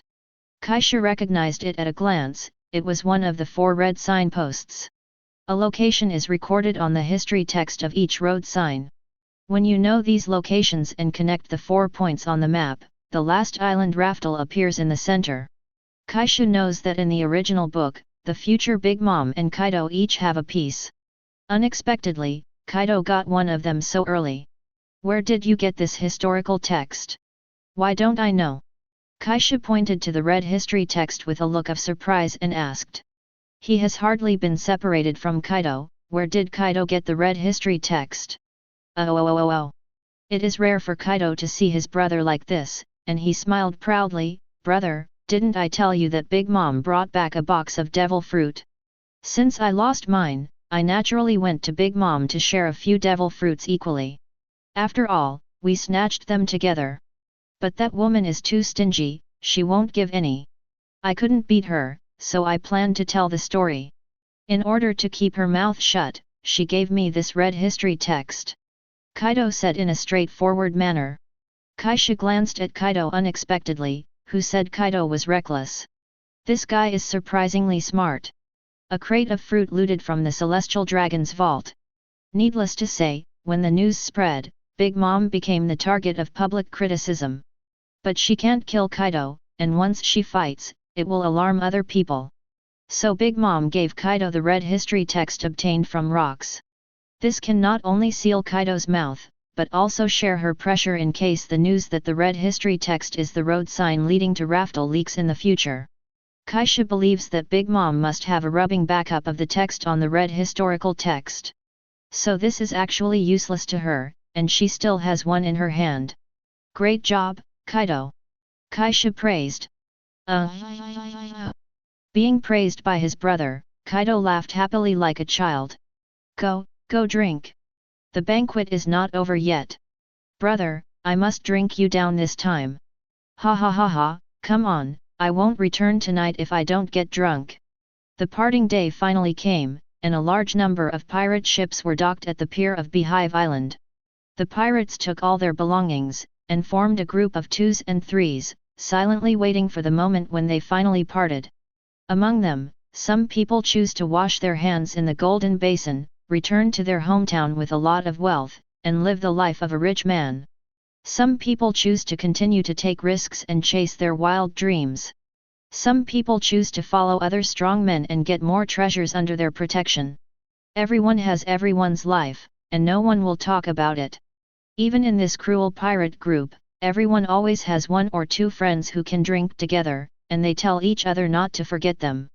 But they all know in their hearts that some people may still be madly preparing to pursue their dreams today, and they may encounter enemies and be buried in the sea tomorrow. This is the real farewell, the eternal farewell.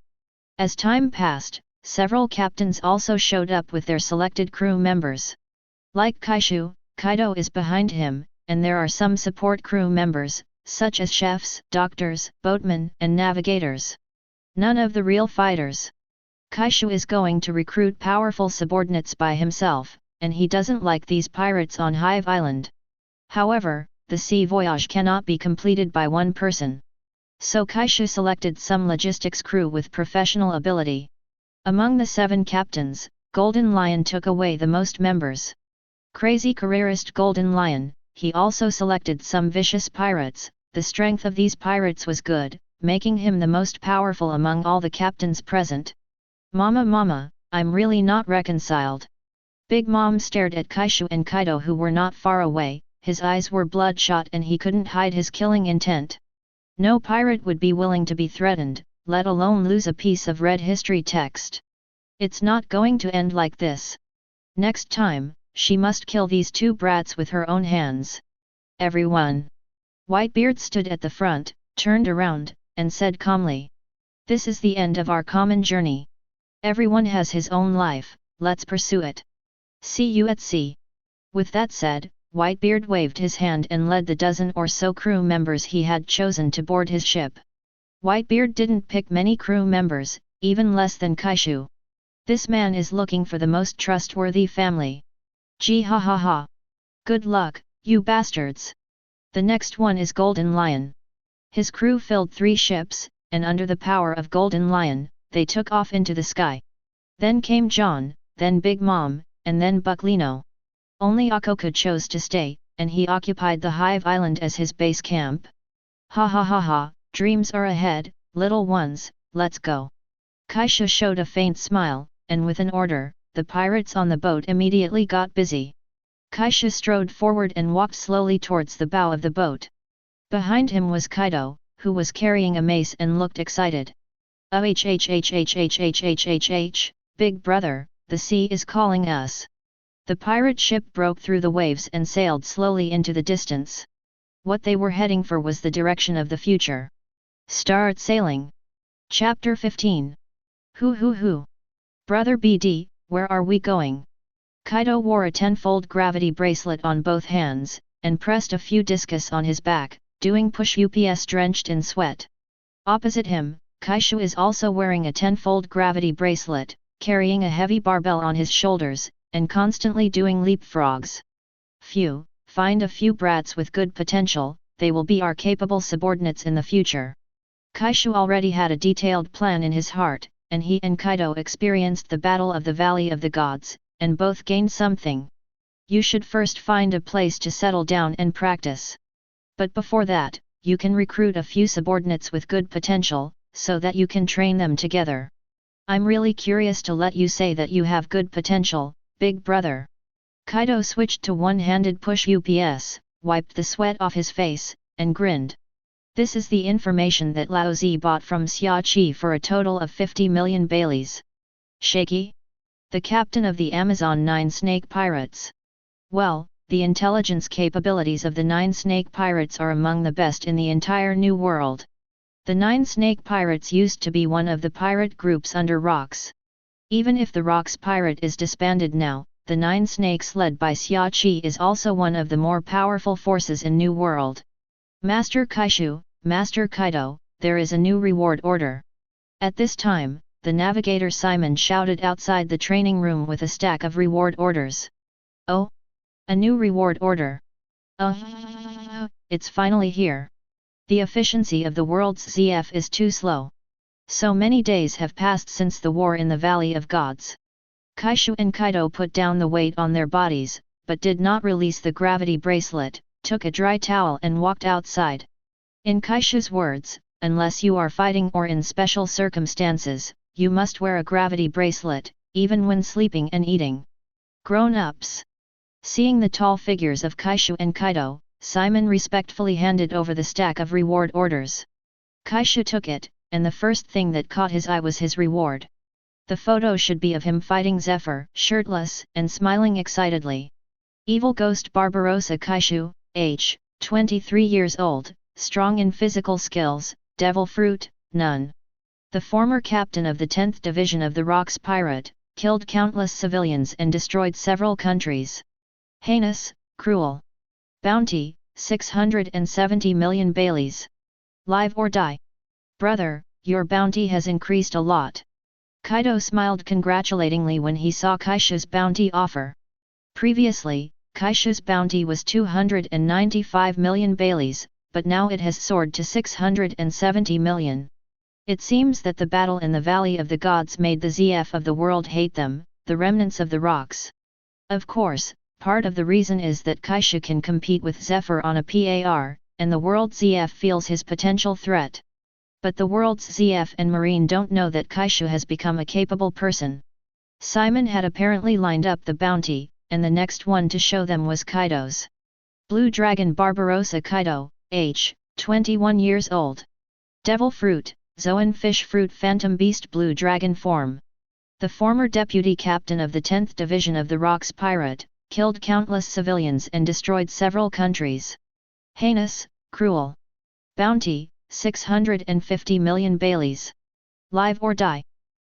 Blah, 650 million, only 20 million less than Big Brother, and he will catch up soon. Kaido took his reward order and was so happy from ear to ear. And the photo on his reward order is much prettier than Kaishu's. It looks like a green dragon standing high above the clouds with its claws on the dark clouds. Previously, Kaido's reward was 150 million Baileys, but now it has directly increased by 500 million. In addition to Kaido's participation in the Battle of the Valley of the Gods, I am afraid that the devil fruit in the form of the Phantom Beast and Blue Dragon is also part of the reason. But most importantly, Kaido killed the celestial dragons. While the bounty won't report this, there's definitely pressure from the celestial dragons in it. Kaishu went on to look at the next picture. Whitebeard Edward Newgate, age, 36. Devil Fruit, Paramecia Shock Fruit.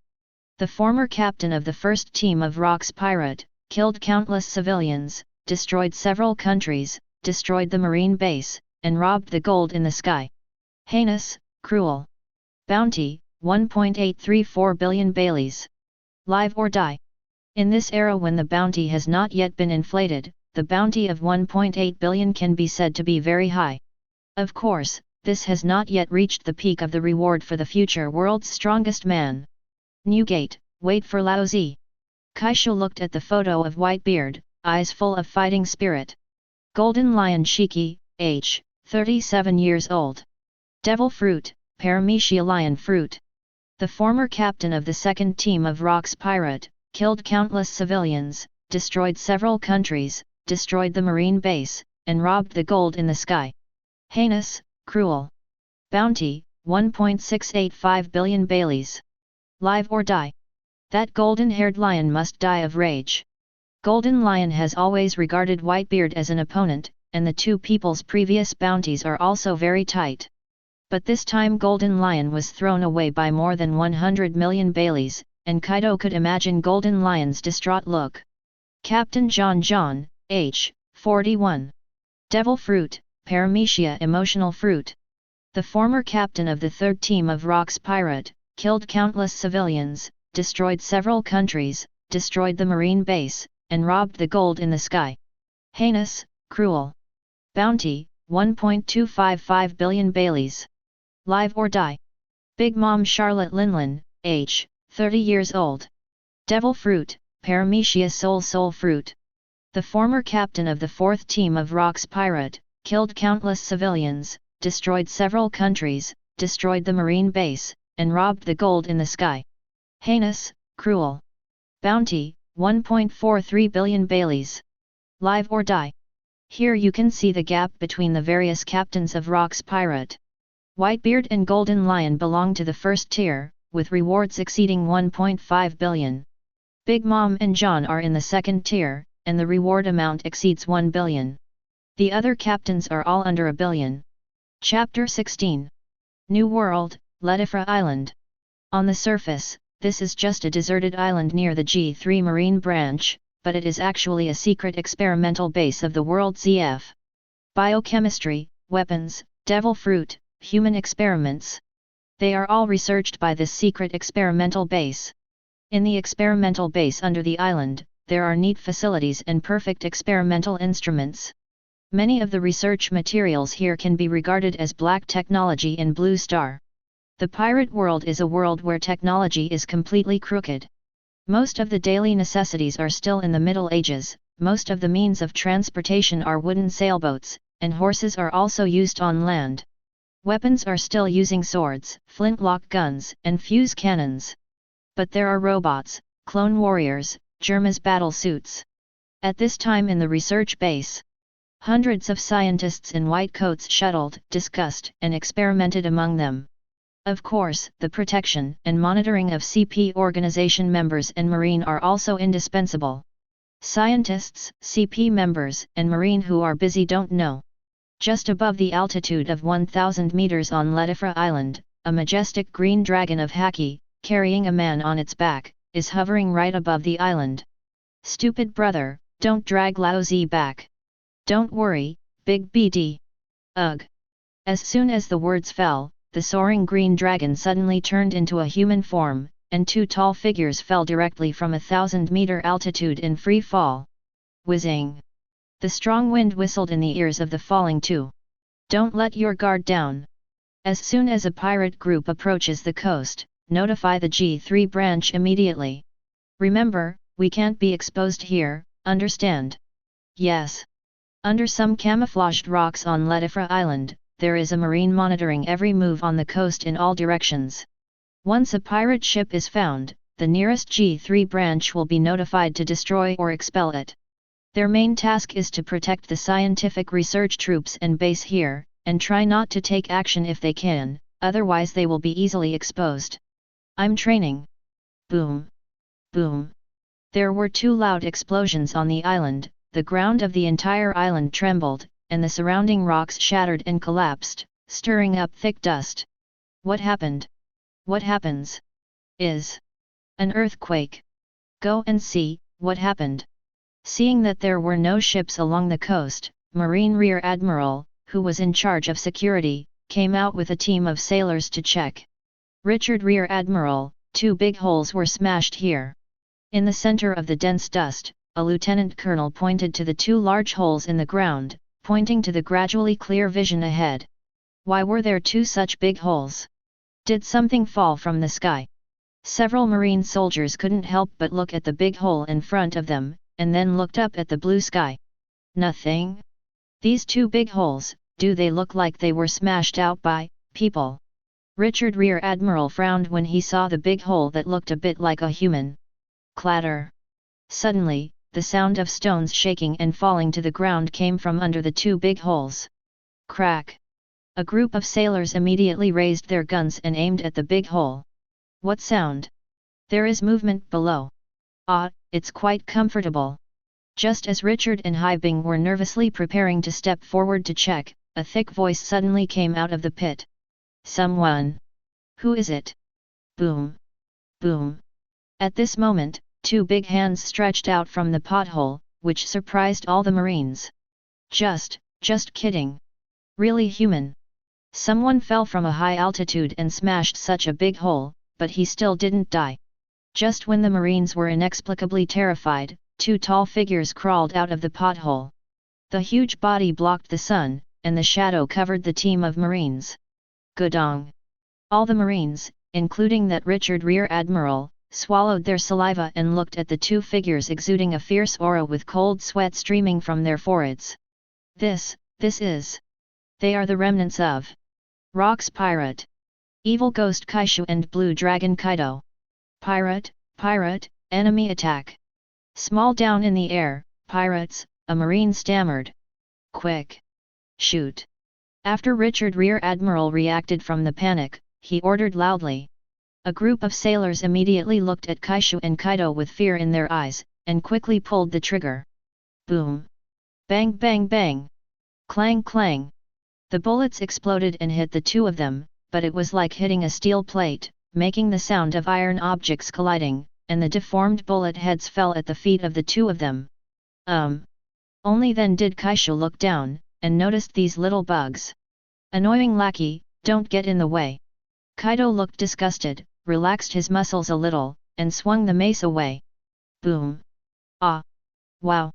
All of a sudden, a group of sailors were all killed by a stick, except for Richard Rear Admiral. He used the iron body in time. Although his feet plowed several meters on the ground and his head was bleeding, he was not knocked down. Hoo, damn pirate, don't underestimate me, I'm Thunder 8 trigrams. Boom. Another stick hit, and Richard, who hadn't finished speaking, was directly sent flying. With a bang, it smashed into several big rocks, and fell to the ground bleeding from 7 holes. Looking at his distorted and limp body, one could tell that all the bones in his body had basically been broken. Too weak. Kaido rolled his arms and didn't even finish warming up. Let's go Kaido, support from the G3 branch should be coming soon, it's urgent to find someone. Kaishu's knowledgeable color has already sensed the location of the research base, and walked forward. That being said, Kaishu and Kaido's footsteps are unhurried, and there is no urgency that Marine will come to support. Chapter 17. Blue, Blue. Kaka. Moshi Moxie, this is the G3 branch. This is the number 7 scientific research base on Leifra Island. There are pirates attacking, please support. Please support. What? What kind of pirate? Yes. Hey. The marine communication soldiers of the G3 branch could only hear gunfire and screams from the phone bug. Obviously the pirates have already broken into the scientific research base. Notify the base commander and headquarters, hurry up. Following the quick report of the news, in less than 5 minutes, the warship at the port of the G3 branch set off for Leifra Island. And at this moment, in the secret base underground on Leifra Island. Oh. Kaido let out a wild laugh of excitement, and there was a pile of corpses under his feet. Too weak, if you want to fight Laozi, at least send Admiral as a substitute. Guy casually cut off a CP0's neck and threw his body aside. There was a boom. The gate made of steel collapsed, and the siren sounded throughout the experimental base. Kaishu and Kaido have broken into the interior of the base, facing Marine and CP0 waiting in full force. The remnants of the Rocks pirate, you're here to make trouble. ACP0 shouted loudly. There are lackeys of the world government everywhere. Kaishu said in disgust. You wanna die? Kaido, kill them all. I can't wait. Thunder 8 trigrams. Ah. Shoot. Kill them. Finger pistol. Tempest kick. Kill.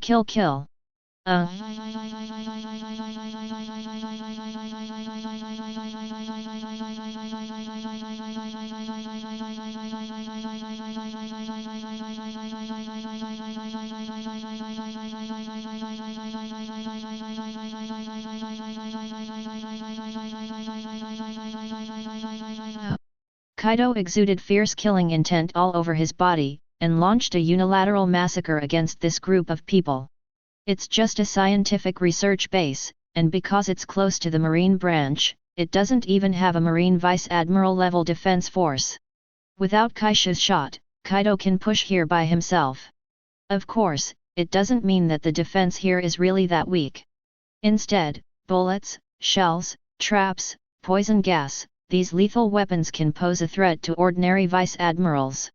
Doesn't work at all against Kaishu and Kaido. Kill him quickly. Damn it, gas bombs don't work at all. That's Dr. Aries' latest research weapon, even Sea Kings can be poisoned to death, so how can it have no effect at all? Strange, monster. In this way, Kaishu and Kaido entered the base all the way. In the closed base, all kinds of equipment, materials piled up, and experimental live bodies imprisoned one by one. Help me. Please, let me out. Help. Seeing these experimental equipment being locked up, Kaishu remained indifferent and walked inside step by step. Finally, Kaishu found what he was looking for. Seeing a holding room, Kaishu saw a boy about 9 years old. Wearing an experimental sick-suit, lying on an iron bed, with his hands handcuffed at the head of the bed, white hair, brown skin, and black wings, these are the characteristics of the survivors of Lunaria. That's right. What Kaishu is looking for is Yin, the big signboard of the Beast's pirates in the original book. Yin, the leader of the 3 disasters, Kaido's strongest subordinate. The survivors of the Lunalia family can survive in various harsh environments in nature, and produce flames on their bodies, and the stronger the flames, the stronger the defense power, which can be said to have great potential. It's a pity that the potential in the original work has not been well developed at all, and only one ancient devil fruit was eaten. Kaido suicides everywhere, Quinn studies his biochemical weapons, Jack is just a fool, Yin manages the affairs of Beast's pirates, and there is definitely not much time for cultivation. Found it. Kaishu looked at the expressionless Yin looking at the ceiling in the prison room. Oh? A kid from the Lunaria tribe. Kaido followed the eyes of his elder brother, and naturally recognized the characteristics of the Lunaria family. Boom! Kaishu slammed the door of the prison room with a punch, and the huge movement made Yin turn his head, but the gaze he was looking at Kaishu was still so numb. There is no vigor of a 9-year-old child at all, only dead silence and numbness. Little ghost, what's your name? Kaishu asked with a grin. Abel Ro. Abel Lu, do you want to leave with Laozi, become my partner, form the strongest pirate group, and make a big fuss in the sea together? Yin was silent, but his eyes moved a little. But soon, Yin's eyes turned grey again. Without speaking, he turned his head and continued to look at the ceiling. Hey, what's your attitude, kid? My elder brother is talking to you. Seeing Yin who didn't reply, Kaido said dissatisfied. Let's go, I don't need a partner. Yin said indifferently. Are you worried that we will report you to the World ZF? Or will we betray you one day? Kaishu's huge figure looked down at Yin, as if he had seen through his heart, and said with a sneer. Ha ha, as long as you report to the World ZF, you can get 100 million Baileys.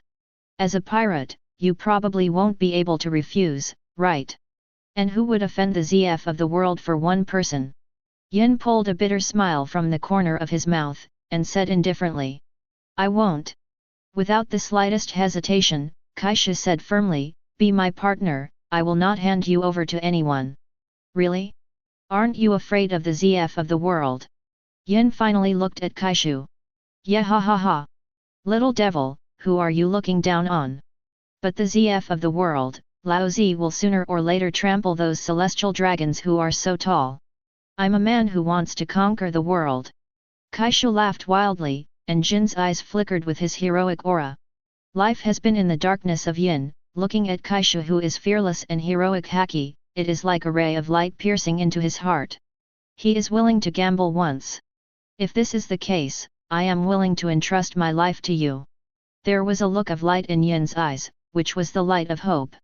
Yahahaha, you won't be disappointed, brat. Kaishu laughed and untied Yin.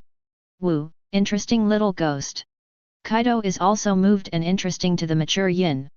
Come on, let's go to the treasure room. See what good things you can take away. As an experimental base, there are definitely some treasures inside, such as devil fruit, famous knives and swords, and some precious materials, or powerful weapons. Of course, Kaishu will not let go of these. Chapter 18. I'm just a scientist in weapons, don't kill me, ah. Let me go, I was recruited by the ZF of the world, ah. Ah. Fire, fire, ah.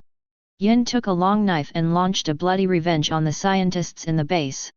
At this moment, his eyes were cold, his face and body were covered with hot blood, and he pierced the scientist's chest mercilessly.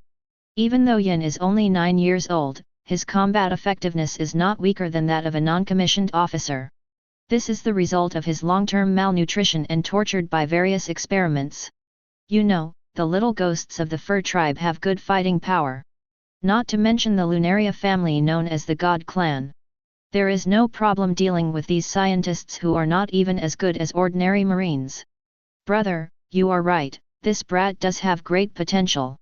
Seeing Yin's merciless killing, Kaido nodded his approval. There is no shortage of talents in this sea. And how many can really become strong? Only men who have truly experienced pain, failure, and setbacks and can stand up are qualified to survive in this sea. Stop talking nonsense and take all these things away. Kaishu pointed to the sophisticated instruments and various advanced equipment in the laboratory. Kaido said puzzledly, why do you want these things? Waste of time. Bang. If you are told to move, you will move. There is so much nonsense. Kaishu didn't even bother to explain to his younger brother who only had muscles in his head, so he asked him to do it in the simplest way. Funding is important for the experimental base, but more importantly are the facilities and research results. These things will be of great use in the future and cannot be wasted. Kaido turned into an orc like a receptacle, summoning a large cloud of flames to wrap around these experimental equipment. It's been a while since Kaido got the blue dragon fruit. Although he can't hold up an island like in the original book, it's okay to take away some equipment and sundries. There are also various precious raw materials, meteorite iron, various metals, wood, and so on. The most precious among them is undoubtedly a branch of the treasure tree Atom, known as the hardest tree in the world, and it is also the most suitable wood for building ships in the world. I don't know if the ZF of the world is to copy or cultivate this treasure tree. There are also 3 devil fruits, and a devil fruit illustration book. Other than that, there are weapons like knives, swords, guns, cannons, and sea stone and various weapons that are being researched. 3 devil fruits, all belong to Zoan. They are Zoan dragon fruit ancient species pteranodon form. Zoan bear fruit polar bear form. Zoan dragon fruit ancient species Pachycephalosaurus form. Could it be that the ZF of the world is already researching artificial fruits? Looking at the devil fruit full of Zoans, Kaishu couldn't help being suspicious. Then he glanced at the 2 ancient devil fruits, and it seemed that the fruits of Yin and future Runti were obtained here. Huh? Is it coming so soon? Suddenly, Kaishu heard the movement from the coast. It should be that Marine's support has arrived. Yin, let's go. Marine has arrived. For the sake of convenience, Kaishu still called Abalu Jin, and Abalu had no objection. Yes, Master Kaishu. Yin came over covered in blood and followed behind Kaishu.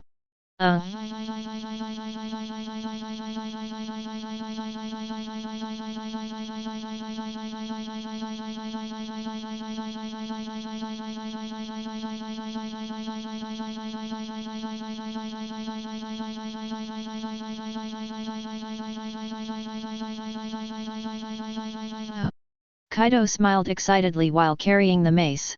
Yin looked at Kaido in orc form, his eyes were full of heat. Such a strong breath, he also wants to have it. As soon as I got outside, I saw thousands of marines surrounding them. So it's you guys. Evil Ghost Kaishu, Blue Dragon Kaido, Barbarossa Monster Brothers. A man wearing a Vice Admiral Marine Justice coat looked at Kaishu and Kaido with a serious face. As for Yin behind him, he just ignored him. The heinous people actually appeared near the G3 branch. Your time of death is coming. Surrender now, and you can go to Impel Down to spend the rest of your life. Vice Admiral yelled loudly at Kaishu and Kaido. Only by you. There was a trace of disdain on the corner of Kaishu's mouth. It's too much trouble to get into a fight, let's all go to hell. Kaido obviously didn't have that much patience, and rushed over with a mace. Shot. Bang bang bang. Hundreds of muskets were fired at the same time, but Kaido didn't care about it at all, his pupils were erected with murderous intent. What? How is it possible? The bullet hit the dragon scale on the surface of Kaido, leaving no white mark at all. Thunder 8 trigrams. Boom. Just one stick down, a large area of marine was blown away. Damn it, don't try to act recklessly in front of me, Jesse Vice Admiral. Saying so, Vice Admiral Jesse wrapped Haki's sword around and slashed at Kaido. Hey, didn't you see that my brother is having fun, can you? Kaishu's figure stood in front of him instantly, and he punched Jesse in the chest. Go away. Whoa dash. Jesse's eyeballs bulged, and he spat out a mouthful of blood, which was mixed with pieces of internal organs, and his body flew out like a cannonball. Boom. Jesse plowed a long ditch on the ground, rolled over a few times, and lay down on the ground unconsciously. It seems that in the Battle of the Valley of the Gods, Marine lost a lot of power, ha ha ha. After Kaishu instantly killed Jesse, he thought to himself. Kaishu has been in New World for so many years, how could he not know the strength of the Marine branch? Leaving aside the branches of Four Seas and Paradise, there is not a single head of New World branch base who is not an elite Vice Admiral, and some even have the strength of an Admiral candidate. But this Jesse turned out to be only the strength of an ordinary Vice Admiral. And judging by his appearance just now, it is obvious that he has not experienced the baptism of the sea. In other words, it is the strength accumulated by talent and resources, and has no combat experience at all, and has never experienced life and death. Otherwise, he wouldn't be killed in seconds so easily. Although Marine's highest combat power is Admiral, how many such monsters are there? The backbone of Marine to suppress the sea is Marine Vice Admiral. So don't underestimate the combat power of Vice Admiral. Even if you put it in Rock's Pirate, you can be a cotter. You must know that before Kaishu was in the Valley of the Gods, many people thought he was an elite Vice Admiral. That being the case, such an important G3 branch also has a secret scientific research base. But there is only such a guy who doesn't know the heights of the sky and the depths of the earth guarding it. It is conceivable that the Battle of the Valley of the Gods may also hurt Marine. That's why they don't have so much power to guard these branches. This is great news for Kaishu. Chapter 19. Half an hour later, the island of Leifra was full of potholes and ravines. Marine's body can be seen everywhere in the ruins with broken eaves and walls. A strong smell of blood filled the entire island. The fish schools in the sea seem to be attracted by this fishy smell.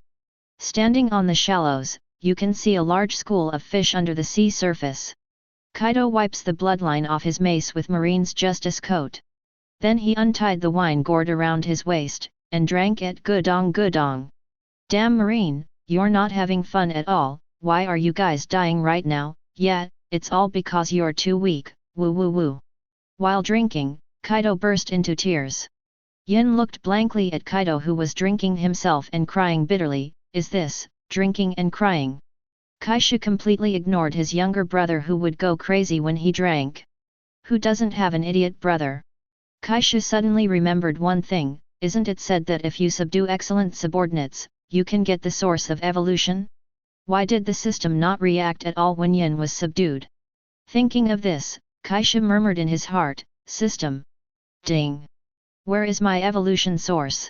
Was it eaten by you?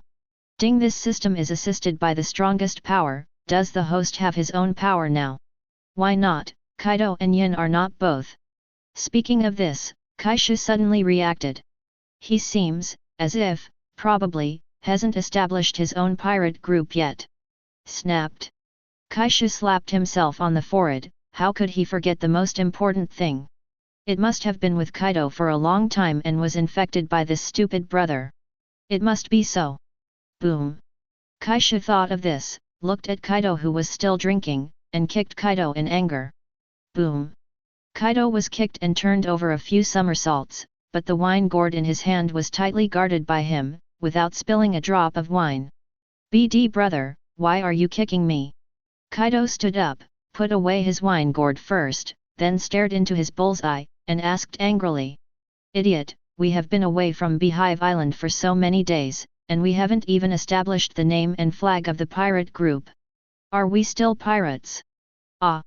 Kaido said with a question mark on his face, isn't that the captain's problem? Kaishu's face flushed slightly, but fortunately, it was hard to see it under his bronzed skin.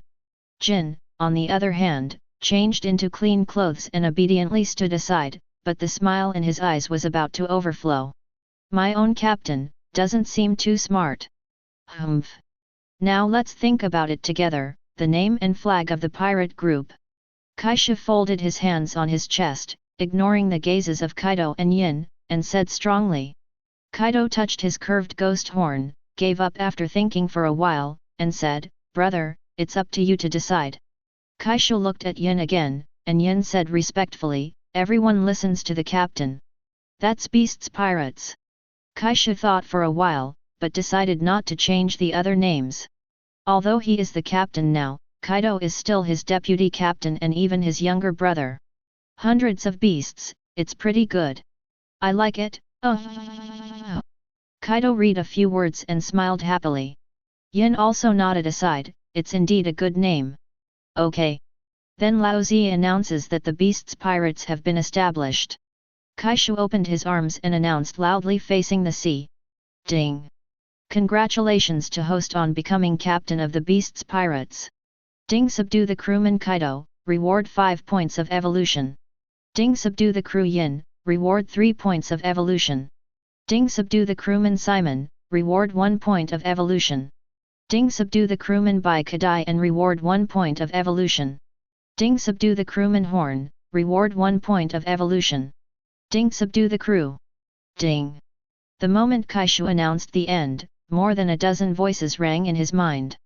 System, Simon and the others also have rewards? Kaishu asked with some surprise. Ding, as long as the loyalty exceeds 60 and is recognized as an excellent crew member, they will be rewarded. Excellent.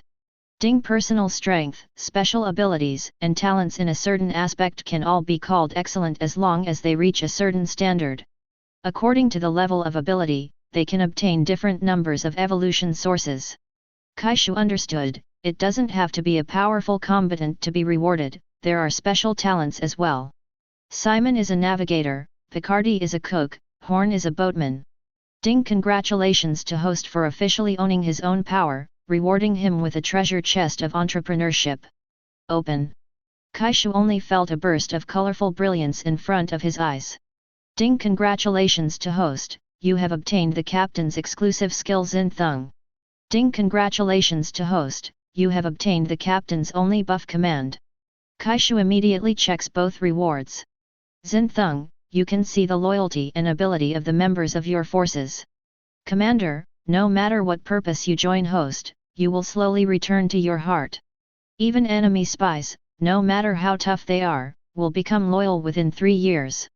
Kaishu's eyes lit up after watching these two captain-exclusive rewards. This is simply the ability that leaders of all forces dream of.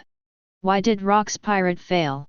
Of course, the main reason must be because the world ZF has a strong background, which is not what Rock's pirate can compete with. But there is another reason, that is, the crew members don't really follow Rocks at all, they all have their own ambitions, and they don't work hard. And the buff of command is a good solution to Kaishu's beasts pirates, which will happen in the future. Although Kaishu can use the evolution source to make the Zoan capable person become his loyal.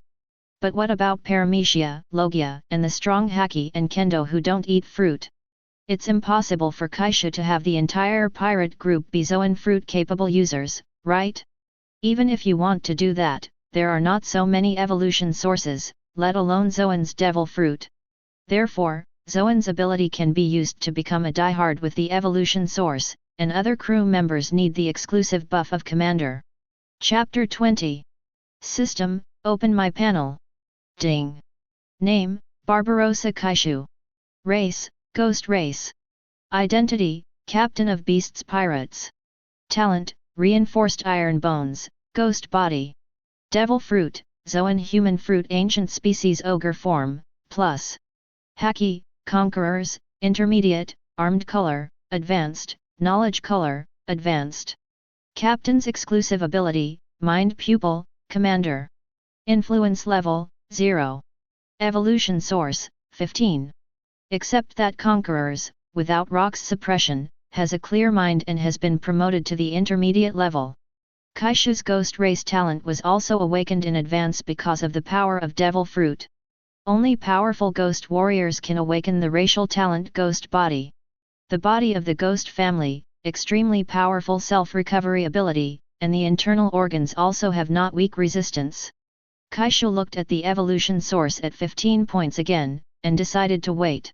I don't know what will happen to the evolution of Devil Fruit, or it's not too late to use it after finishing the work and finding a suitable place for cultivation. Immediately afterwards, Kaishu looked at Kaido and Yin who were packing the loot. After having the heart pupil, he can see the ability and loyalty of his subordinates. Name, Barbarossa Kaido. Race, Ghost Race. Identity, Deputy Captain of Beasts Pirates. Loyalty, 95, Friends of Life and Death. Talent, Ghost Body. Devil Fruit, Zoan Fish Fruit Phantom Beast Blue Dragon Form Plus. Haki, Conquerors, Beginner, Armed Color, Advanced, Knowledge Color, Intermediate. System, Kaido's Phantom Beast ability, can it evolve? Suddenly, Kaishu found that Kaido's ability was the same as his, with a plus sign behind it. Ding, members who are connected to the blood of Host, Phantom Beasts can evolve again. Host itself can evolve twice on the basis of Phantom Beasts. Kaishu couldn't help being a little surprised, the Phantom Beasts are already the rarest and strongest batch of Devil Fruit in One Piece world. To what extent will the upper limit increase for the Phantom Beast species that evolves again? Kaishu couldn't help looking forward to it. Suppressing the restlessness in his heart, he looked at Yin again. Name, Abalu, Yin. Race, Lunaria. Identity, crew member of Beasts Pirates. Loyalty, 90, loyalty. Talent, burning flame. Devil fruit, none. Haki, none. Burning flame, the body produces flames, and the flames have a certain degree of attack. The stronger the flames, the higher the self-defense. When the flames disappear, the speed of the self will be greatly improved, but at the same time the defense will also decrease. Captain, everything is packed, we'd better leave as soon as possible, I don't know when Marine's reinforcements will arrive. Yin walked to Kaishu's feet, pointed to a large pile of instruments, and various trophies and said. Then let's go. Withdrawing his mind, Kaishu lifted the little doubting Yin, which was only 1 meter tall, in his hand. Captain, I feel ashamed if you do this. Yin waved his limbs and said resistingly. Kaishu smiled heartily, who told you that your legs are short? Hateful.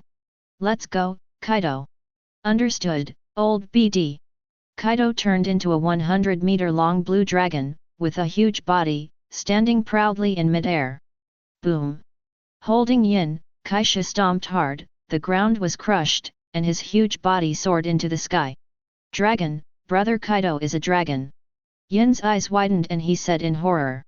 Afterwards, the diffuse flame cloud lifted up all the trophies that were sorted together and lifted them into the sky.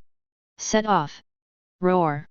With a high-pitched dragon chant, the green dragon walked on the clouds, soared straight up, and rushed into the sky. On the other side, Naval Headquarters, Marine Ford.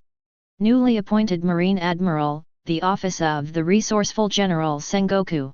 Sengoku wears frog glasses, a long beard tied into a twist, and a military cap with a seagull symbolizing marine and a burst of explosive hair hidden under the cap.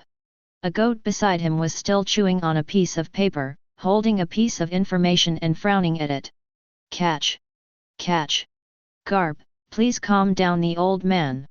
On the sofa, a tall, black and white-haired, broad-chested, muscular Marine Vice Admiral, the hero Garp, with a scar over his left eye, was eating donuts recklessly. Ha ha ha ha ha, Sengoku, I'm about to break the record for eating donuts in 1 minute. Garp, who was in his prime, laughed heartlessly, ah, how many have I eaten? Ha ha ha ha, it's time to start again. UBD. Sengoku ignored him with a headache, looking at the latest information from New World. The No. 7 scientific research base on Leifra Island was attacked by Evil Ghost Kaishu and Blue Dragon Kaido. The base chief of the G3 branch, Jesse Vice Admiral, led the branch Marine to support, and eventually the entire army was annihilated. The No. 7 scientific research base was destroyed, a large amount of equipment and materials were taken away, and an experimental subject of the Lunaria tribe was taken away. Above. The remnants of the Rocks pirate are becoming more and more active.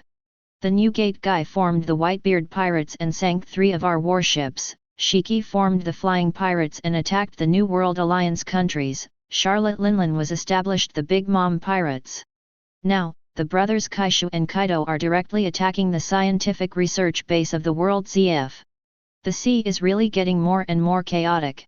Sengoku said with an ugly face, thinking about something.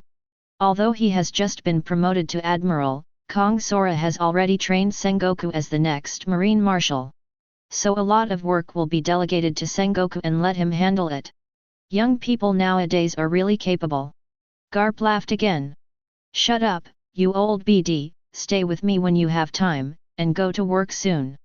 Ha ha ha, but Sengoku, why did those 2 Kaishu brothers attack a scientific research base? They don't look like people who value scientific research weapons. Garp laughed nonchalantly, but stopped eating the donut, his eyes twinkling. Sure enough, even you, an old BD, noticed it. Sengoku pondered for a moment and said, they should be targeting that Lunaria tribe. If the old man's guess is right. The 2 brothers should also start recruiting subordinates, and want to participate in the competition for the Overlord of the Sea. Garp's smile was restrained. His eyes were lowered and he said, the rocks fell, but they also attracted a group of ambitious guys, and the sea became more chaotic. Finally, Garp took a big bite out of the donut. And Roger, that guy is restless. Garp stood up straight away and said, I'm going to catch Roger. Come back, don't act on your own. Sengoku yelled angrily. Ah ha ha ha ha, don't worry, the credit will be yours when the time comes. Garp touched his head with a silly smile, and walked out quickly, ignoring Sengoku's roar in the office. Chapter 21. Grand Line, the country of endless wars. It has been at war all year round, and the two countries border on land and have a long border. From the hinterland of the capital all the way to the border, they are under threat at all times. Because the two countries both wanted to annex each other, but because the strength of the two sides was close, a protracted war began. Wars have become commonplace here, but this has also led to a dwindling population of the two countries. Gradually developed to the extent that children have to go to the battlefield. Kill, kill. Kill them and occupy their city. Don't even think about it. Everyone counterattack with me. Kill. On a battlefield, the armies of both sides fought fiercely again. The collision of swords, the lasing of muskets, the roar of cannons. The whole battlefield is like a meat grinder, people die every moment. Soldiers on both sides tried their best to fight to win this war. Kaishu stood on a mountain not far away, overlooking the bloody war. Such a country is really chaotic. This reminds Kaishu of his and Kaido's hometown, the kingdom of Folka. There is also year-round war, and Kaishu joined the army at a very young age in order to survive. Because only in this way can he and Kaido be supported. This place looks even more chaotic than the Woka kingdom. Kaishu came here to find a man named Douglas Bullet. Douglas Bullet, known as the Devil's Descendant and Ghost's successor in the original book, is extremely powerful, and even the companions of the Roger pirates call him a monster. He can draw with Pluton Rayleigh when he is just a fledgling, and he has practiced silently in the big prison for 20 years. Blackbeard dare not provoke him just because of his aura. With such a potential guy, Kaishu will naturally not let him go. Bullet shouldn't be a boy soldier yet. Kaishu recalls Bullet's life. He remembered that Bullet should be 8 years old, and he was a young soldier under the army captain Douglas Gray. All young soldiers are called Bullets, and Bullet's number is 09. But now Bullet should still be 7 years old, which means he is still training in the country where he was adopted. That's it, then use the fastest way. Kaishu scratched his ghost horn and glanced at the badges on the arms of the soldiers on both sides below. After finding the same GF logo as Bullet, head to their capital.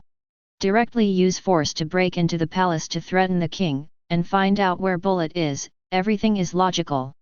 A few days later, a pirate ship is sailing on the sea, with the skeleton flag flying on the ship. It is an impatient-looking skull with long ghost horns, protruding fangs on the left and right sides, a few bones crossed behind it, and an 8 mark on the back of the skull. 1991. 1992. 1993. 2000. A 7-year-old kid with a blonde cropped head, rough skin, and dark eyes from childhood training, and fierce eyes, is doing physical training seriously. Ha ha ha ha. Bullet, don't force yourself too much, your bones are still developing, and it won't do you any good if you practice with excessive weight. Seeing Bullet practicing hard, Kaishu reminded with a satisfied smile. Hi, Captain, I can still hold on. Boom. Bullet gritted his teeth and said, but as soon as he finished speaking, he was crushed by the weight of hundreds of caddies on his back. Kaishu grabbed Bullet's calf like a carrot, pulled him out, held him upside down, raised his eyes, and said with a smile, what a stubborn little brat. Captain, you promised me that you would make me stronger, so I joined you. Bullet had a pair of fierce eyes, looked directly at Kaishu, and said very seriously. He was obviously only a 7-year-old kid, and his voice sounded a little immature, but at this moment his aura gave people a sense of solemnity. Kaishu tossed him casually, and Bullet flipped a few times in the air, standing steadily on the deck. Don't worry, brat, as long as you don't die in the middle of the sea. Even if I die. Bullet said firmly with fierce eyes, I want to be the strongest. Kaishu grinned and said teasingly, stop dreaming. Lao Zi will be the strongest. Ha ha ha ha. Humph. One day I will surpass you. The young bullet yelled unwillingly. It seems to recall the scene of Kaishu suppressing a country by himself a few days ago, and asked with a longing look, Captain, are there really many strong people like you in the sea? Little devil, your vision limits your talent and your growth. You never know how big this world is. The me now, in this vast sea, is still not ranked well. Kaishu spoke frankly without any scruples, without any embarrassment or loss.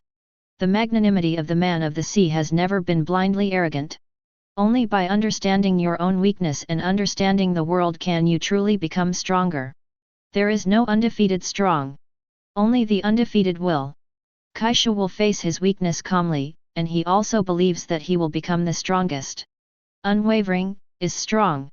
Bullet looked at the endless sea, looking forward to it even more. Don't look at the brat, you are not enough now. Snort. Ha ha ha ha. Just when Kaishu was teasing Bullet, Simon trotted up to Kaishu with a nervous expression on his face. Captain, Master Kaido's life card points to calm belt, we can't go there. Simon opened his big hand, and a small piece of white paper moved in his hand, in the direction of calm belt. Because a large amount of scientific research equipment was collected, the ship could not hold it at all. Kaishu asked Kaido to take Yin and a bunch of loot to go ahead and find an island suitable for training. Kaishu took Kaido's life card and led the crew to find Bullet. Apparently, Kaido, this guy, picked an island in the calm belt. There are a large number of sea kings living in the sea area of calm belt, and ordinary ships dare not approach it at all. This is not the most important. The most important thing is that there is neither wind nor current in this sea area, and the entire sea surface is absolutely calm. Pirate ships are mostly wind-powered sailboats. Once a sailboat sails here, it will lose power and be trapped, unable to move. Therefore, for pirates, this is a dangerous sea area that is almost impossible to navigate. Kaishu's ship is no exception, a sailing vessel powered by the wind. This guy Kaido is quite good at finding places. Kaishu was very satisfied with Kaido's choice of the island in the calm belt waters. He moved his body, walked to the bow of the ship and looked at the calm sea ahead. Since the wind is not enough, then find a large sea kings to pull the boat. Armed reckless tiger. Boom. Clatter. Kaishu punched the calm sea, and the terrifying punch created a gully in the sea in front of him, and huge waves rolled towards both sides. Ho ho ho ho! Ah! I saw sea kings awakened one by one, emerging from the sea like mountains. This is the creature in the sea. Bullet looked at the sea kings with a height of 100 meters, and said in shock. With such a huge body, the pirate ships are not as big as their tentacles. Is it really something humans can deal with? 7-year-old Bullet was in awe of the sea for the first time. It's you. Kaishu glanced at these sea kings, and looked at a huge sea king with an elephant in the upper body and a fish tail in the lower body with a smirk. Chapter 22. Agra Beast Island is located in the northwest of the calm belt sea area. Adjacent to the North Blue and Grand Line, it is a very large island. Although the island is very large and rich in supplies, there are no traces of humans. Because like its name, this is a beast island. The island is full of huge and ferocious beasts, and there are even extremely powerful prehistoric behemoths such as saber-toothed tigers, tyrannosaurs, and King Kong. The degree of danger here is several times more dangerous than the Ruskana Island where Pluton Rayleigh taught Straw Hat Luffy. On this beast island, there are definitely more than 1,000 fierce beasts that are stronger than Luffy after 2 years of cultivation, and there is no so-called safe zone here. Any corner of the entire island may encounter fatal danger. And this extremely dangerous beast island is where Kaido chose to practice. Clatter. A huge sea kings in the shape of an elephant arrived at this beast island pulling a small boat. After getting off the boat, Bullet swallowed his saliva and asked, Captain, what should we do with this sea king? Let it go, it took us through the calm belt anyway, just catch another one when we go.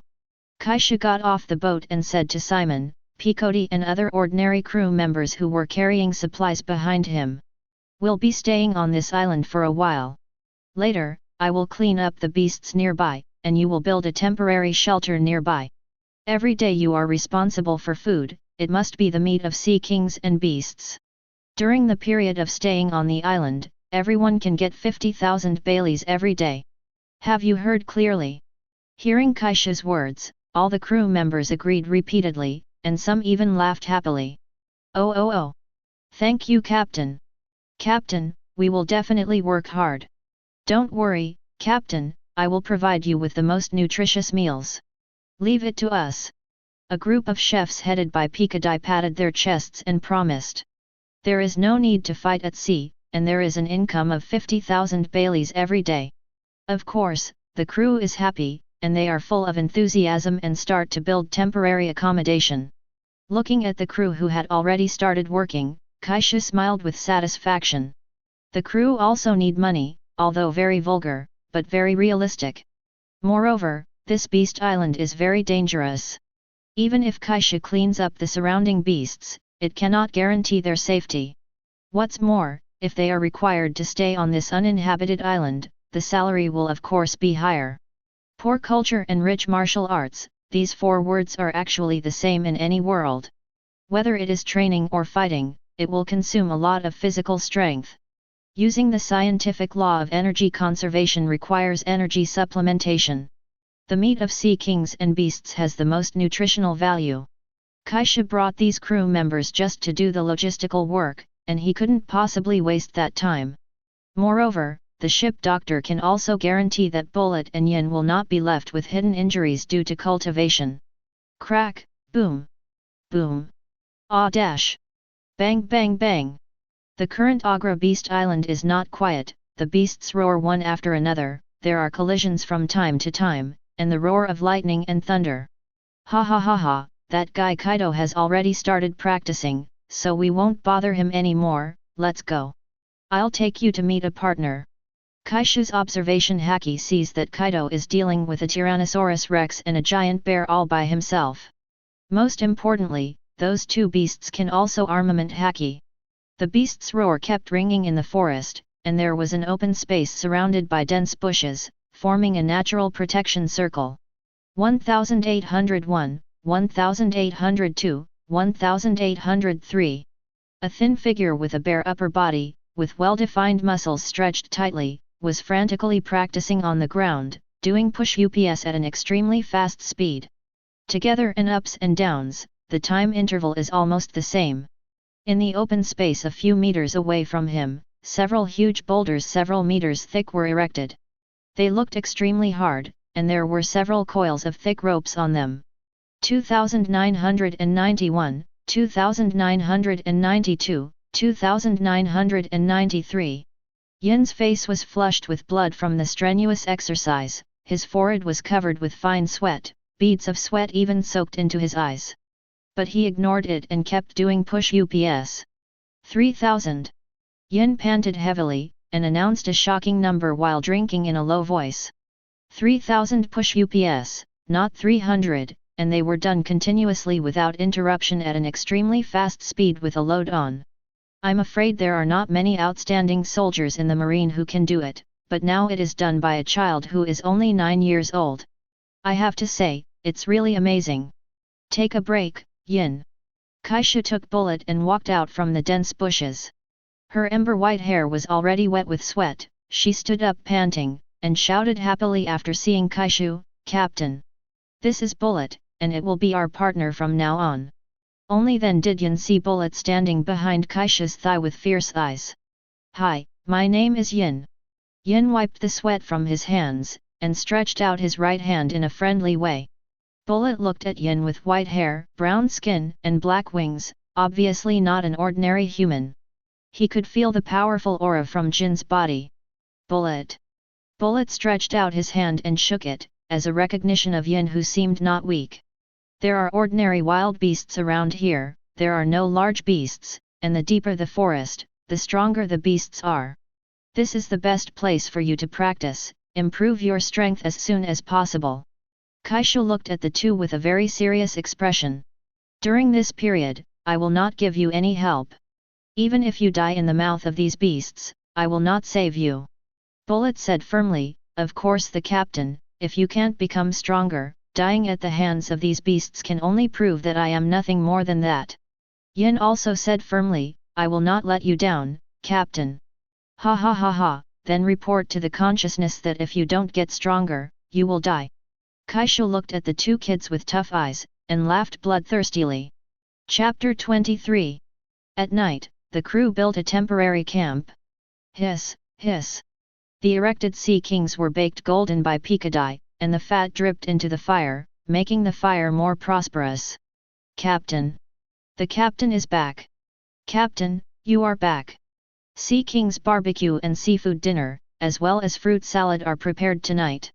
Captain, drinks are ready. At this time, Kaishu came back with a Madara tiger, and threw it to Piccolo and several chefs.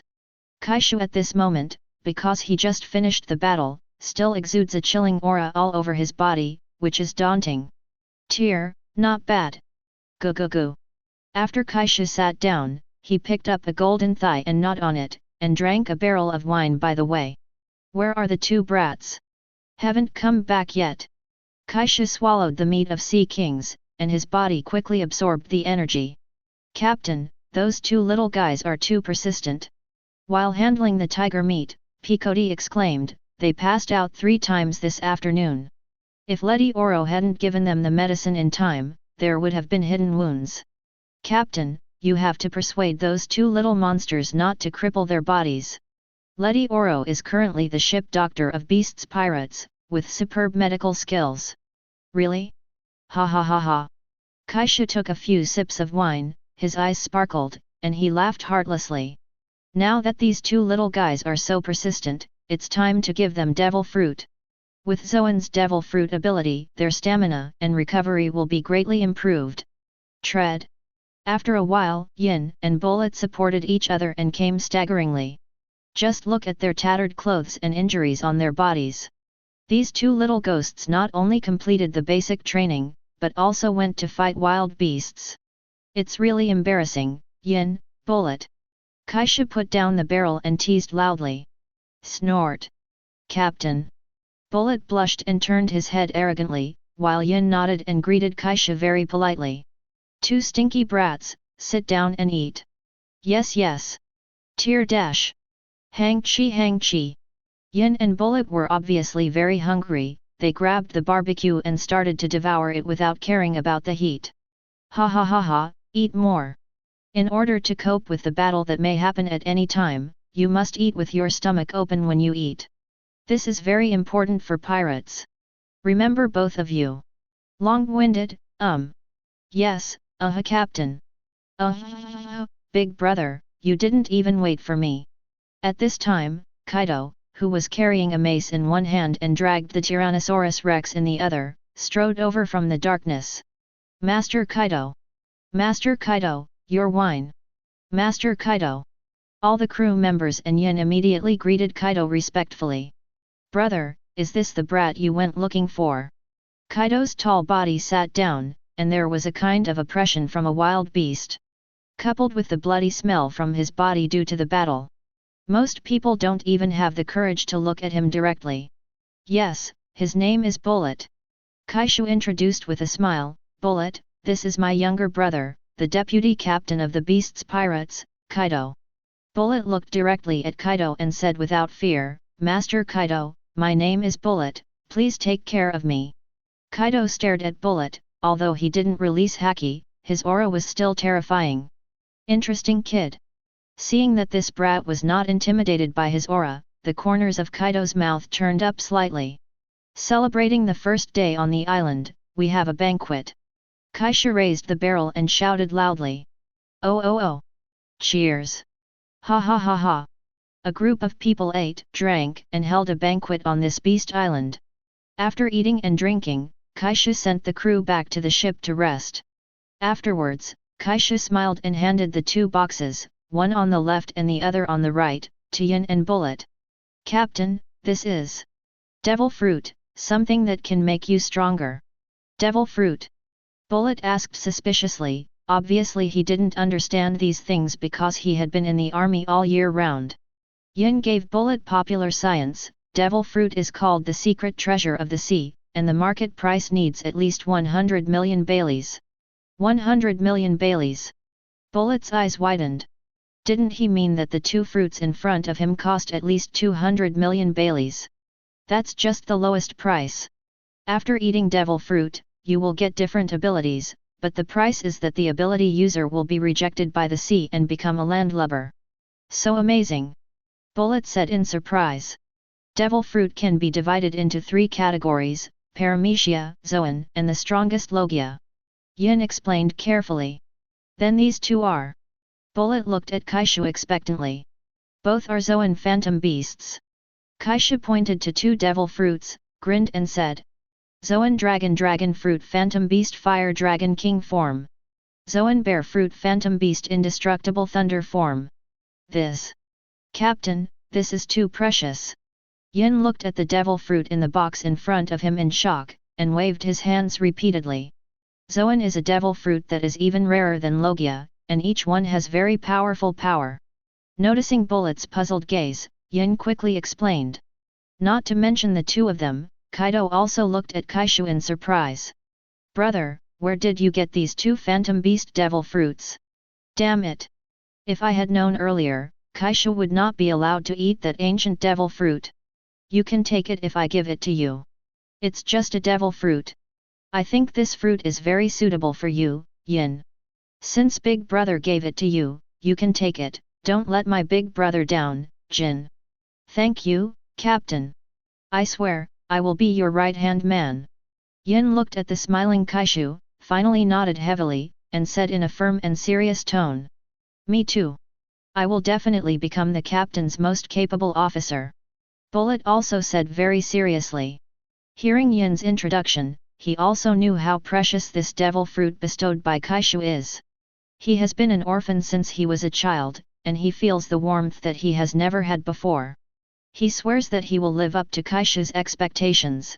Chapter 24. Yahahaha, 2 brats who can only talk big. If you want to become Lao Zi's right-hand man, you are still far behind. Said Kaishu pushed the box forward, laughed and said, after you become stronger, talk about such big words. Without hesitation, Yin took out the red and strangely threaded fruit in the box in front of him, and bit it down. Bullet also took out the white threaded fruit in front of him, with fierce eyes full of excitement, he opened his mouth wide and swallowed it in one gulp. Soon, their faces turned from white to black, and from black to blue. Vomit. Ouch. It's really unpalatable. It's the worst thing I've ever eaten. Both Bullet and Yin bent over and retched with pain on their faces. Ha ha ha ha ha. Oh. Kaishu and Kaido laughed gloatingly at their embarrassment. The taste of devil fruit, whoever eats it will know. Okay, feel the power of your devil fruit and see what changes. Kaishu urged. Yes. Nu. Bullet and Yin jumped up, feeling a powerful force appearing in their bodies. This feeling. Yin shook hands and exchanged glances with Bullet, both of them could feel their exhausted bodies recovering quickly. There seems to be an endless power in their bodies, making them feel that their bodies have become stronger at this moment. Bear. The flame behind Yin burned more vigorously, and the red flame gradually turned golden, and the surrounding temperature rose extremely rapidly. The black wings turned red, and red dragon scales appeared on the surface. Ah! With a vigorous dragon roar, Yin's body changed rapidly. The dragon head, huge wings, thick limbs, and lizard-like body bulge out with muscles, and it looks full of strength. A western red dragon appeared in front of Kaishu and Kaido. It's just that this fire dragon is a bit small, not counting the tail, it is only more than 5 meters high. What a little fire dragon king! Kaido took a sip of his wine and commented with a smirk. His green dragon body has reached hundreds of meters. Yahahaha, will grow up in the future. Kaido said with a big laugh. Then the two looked at Bullet who was on the side. Boom! Bullet's movement seems to be much bigger than Yin's. White thunder shone around him, and the power of this lightning seemed extraordinary. Roar! Bullet let out a roar, and his body swelled and grew extremely fast. Silver fur all over the body, bare head, furry ears, and claws look extremely sharp. Both the body and the eyes are covered with white lightning. The bear standing on its feet was taller than the fire dragon, more than 7 meters tall. The whole look is full of wild violence. Captain, I feel that my strength has increased a lot. Bullet in beast form said excitedly. This fruit is indeed very suitable for you. Think about Bullet in the original book. Not only is he powerful in physical skills, armament haki is even more powerful. He is a man who pursues ultimate power. The Paramecia fruit is not suitable for Bullet, after all, Paramecia is the one that most needs brain holes to develop. On the contrary, this phantom beast, indestructible thunder fruit, it looks like it is taking the power route. Kaishu even imagined that when Bullet was fighting, he yelled TM, the power of the bear. Kaishu said, tell me about your abilities. Captain, this Fire Dragon King fruit not only allows me to have the ability of Zoan, but also a flame called Dragon Flame. Longian's temperature is extremely high, but right now, I can't fully exert myself. And I can devour all kinds of flames to replenish my physical strength. Yin said quickly, his tone full of excitement. Captain, what I have mastered is the indestructible thunder. Not only can you control the power of thunder and lightning, but the immortal thunder will constantly destroy people's bodies. Bullet said excitedly, showing off. Then let me feel your strength. Attack me. Kaishu stood up and said to Fire Dragon and White Bear. This. The faces of Fire Dragon and White Bear showed humanized hesitant expressions. What? Are you afraid of hurting me? Don't be so arrogant, little devils. Yes. Understood. The roar of the Fire Dragon. Yin opened the dragon's mouth, golden flames sprayed out, and the flames danced and swirled. Thunderbolt. Bullet's bare claws waved towards Kaishu from the air, and lightning bolts fell from the sky, pointing directly at Kaishu below. Kaishu's right hand became pitch black, and he raised his hand to block the dragon flames attacking from the front. Sweat can't stop flowing out, even if haki blocks it, you can still feel the extremely high temperature. The speed at which haki is consumed has more than tripled. Kaishu's eyes flickered, silently calculating the destructive power of Longian. Boom! At the same time, white thunder fell on Kaishu. Kaishu is covered with a layer of haki, he can feel the fury of thunder and lightning, the most important thing is that the thunder and lightning are still eroding. Boom! Kaishu shattered the lightning with his powerful haki. Not bad. Yin's dragon flame has a very strong destructive power, and its explosive power and temperature are also extremely high. Haki can't stop it at all. Bullet's eternal thunder is not only destructive, but also consumes the enemy's haki. Develop these two fruits well. Kaishu smiled with satisfaction. These two devil fruits are top-level phantom beast abilities that are not weaker than Kaido's blue dragon form. Maybe they don't have as many elemental abilities as Qinglong, but their development potential is even greater.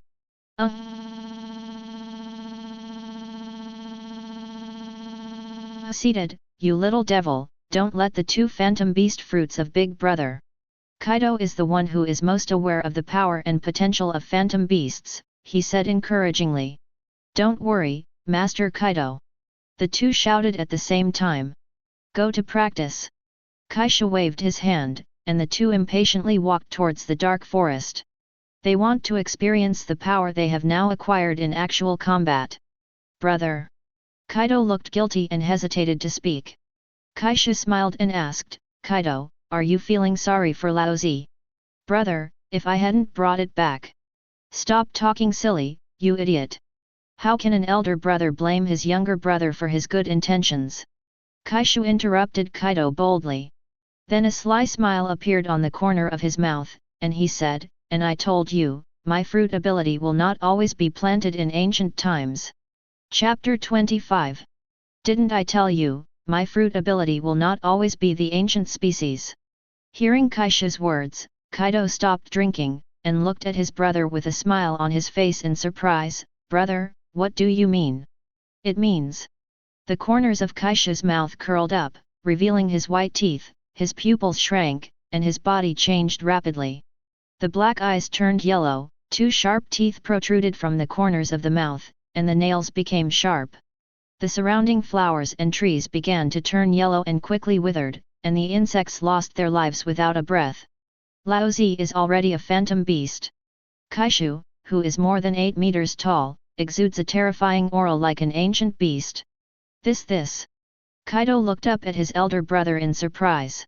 This ominous aura is definitely not the ability of the ancient species. And he has seen the changes in Kaishu before, which is very different from now. The most obvious thing is that the skin and face are not as hideous and ugly as the ogre form, and the skin is no longer grey-blue, except for a little paleness, it is almost the same as Kaishu's human form. And those yellow eyes, filled with a tyrannical and ominous atmosphere, seemed to be indifferent to all life. "Brother, are you a phantom beast?" Kaido asked in surprise. "That's right. I'm now Zoan human fruit phantom beast corpse demon form," said Kaishu. Opened his palm, green corpse fire appeared in his hand, and drops of corpse poison dripped from his nails. The ground hissed smoked and was quickly corroded, and the toxicity was so strong that Madara could be seen. "Now? What the hell is going on here?" Kaido heard the meaning of Kaishu's words and became even more curious. Boom! Kaishu punched Kaido on the head and cursed, "What an idiot, brother! Don't you understand? Do you think it's so easy to get the phantom beast fruit? I can give yin and bullet too casually. Listen clearly to Laozi, brother, I have the ability to evolve Zoan's devil fruit, even ordinary Zoan can evolve into phantom beasts." Quiet! The surroundings fell into extreme silence. Kaido touched the big red and swollen bump on his head with one hand, his eyes widened, his mouth opened wide, and he stared blankly at his brother in disbelief. "Brother, what you said is true." It took a long time for Kaido to react from the shock, and asked loudly in disbelief. "When did Laozi lie to you? Stupid brother!" Bang! Kaishu punches Kaido again. But at this time, Kaido couldn't care less about being beaten, and laughed loudly in surprise and joy. "Oh! Wonderful! Incredible! Brother, with your ability, we will definitely be able to build the strongest pirate group in the world." Kaido ran to Kaishu excitedly, and hugged Kaishu high like a child. Bang bang! "Kaido, you idiot, put Laozi down." Big brother, our dream can come true, that's great." No wonder Kaido is so happy. One is that his elder brother has become a phantom beast capable user, and his upper limit will be even stronger in the future. The most important thing is that with Kaishu's ability, their brother's dream will no longer be so far away. Finally, the excited Kaido put Kaishu down. At this time several bumps were already swollen on his head. Kaido touched the bag on his head with a cynical smile, he didn't care at all. Kakuzu grinned almost to the back of his head. Kaishu glared at his stupid brother angrily. A rough old man hugged him. He didn't beat him to death because blood is thicker than water. "Remember, this is the biggest secret of our beasts pirates, and it must not be revealed," Kaishu exhorted seriously. Kaido slapped his chest loudly and assured, "Don't worry bro, I won't say a word." Kaishu still believes in Kaido's guarantee. "Don't look at this kid who looks big and thick, and looks like a fool without a brain, but this kid is sometimes smart. In this case..." Kaishu smiled mysteriously and said, "Laozi also has a surprise for you, idiot." Saying that, he put his hand on Kaido's head. Click on the plus sign behind the blue dragon fruit in Kaido's attribute panel. Ding! Do you want to deduct 5 points of evolution source to evolve the green dragon fruit of the phantom beast? Yes. Ordinary Zoan needs 1 point of evolution to evolve to ancient species. To evolve from ancient species to phantom beast species, 2 points of evolution are required. For the phantom beast to evolve again, it needs 5 points of evolution. Kaishu evolved the Pteranodon form into the Fire Dragon King form and gave it to Yin. He also evolved the ordinary White Bear fruit into the form of Immortal Thunder and gave it to Bullet. An Ogre evolves into White form. In addition, it is now helping Kaido's Blue Dragon form to evolve again. A total of 12 evolution points were consumed. "Brother, this is..." Kaido was about to ask Kaishu with puzzled eyes, when he felt the power of the devil fruit in his body run away. Roar! Unable to bear it, let out a dragon cry. The powerful dragon's power spread in all directions, and the beasts on the island roared one after another. However, the roars of these beasts and ferocious beasts are more to welcome their king and express their submission to him. Kaido only felt a surge of energy in his body, wanting to rush out. He looked up at the night sky, and in his eyes were majesty and haki. Kaido jumped up, his head turned into a dragon's head, his body turned into a green dragon's body, and then his limbs turned into dragon claws. With a flick of his tail, there was a rumbling thunder. Compared with before, the dragon claw has one more finger, and now it is a 5-clawed green dragon. The dragon's body is also deeper and more majestic, and the lightning and thunder are more haki. If it is said that Kaido's blue dragon form in the past gave people a kind of oppression like an evil dragon, I would feel fear from the bottom of my heart.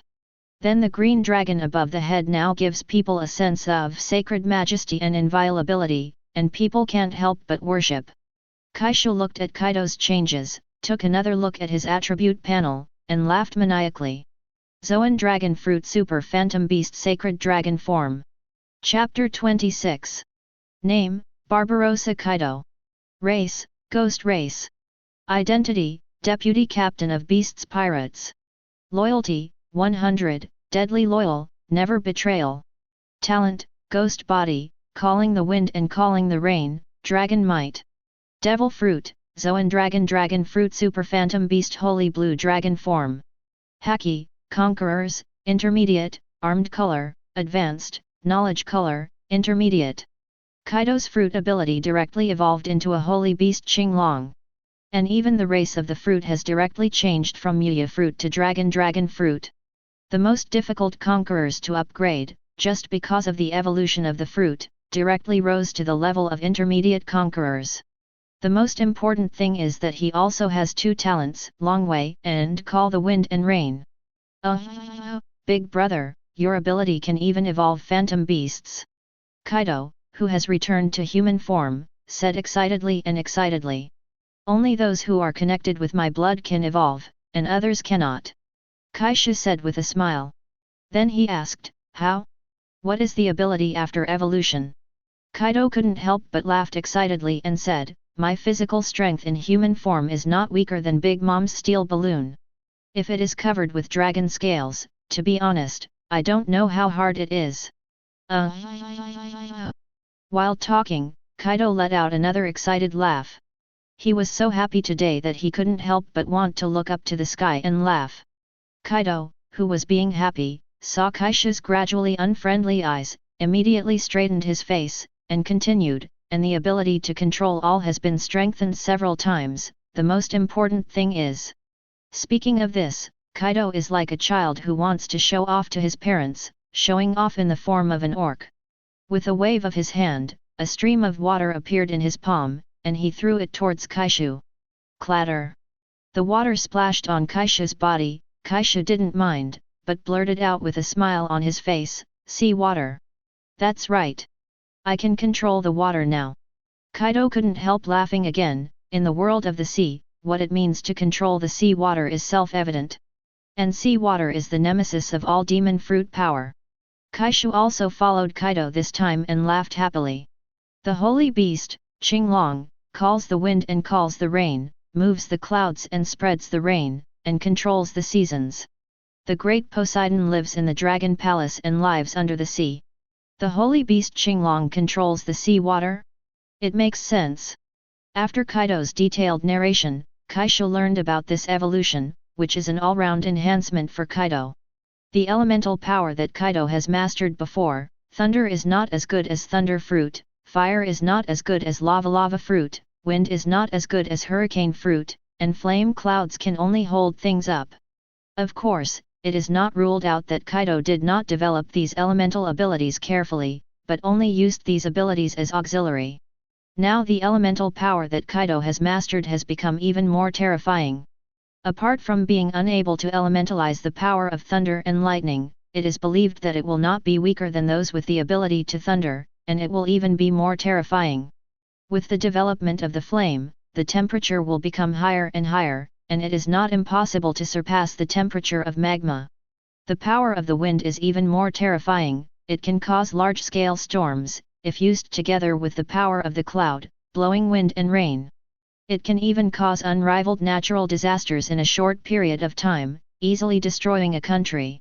Now Kaido can even control the weather changes and make clouds and rain.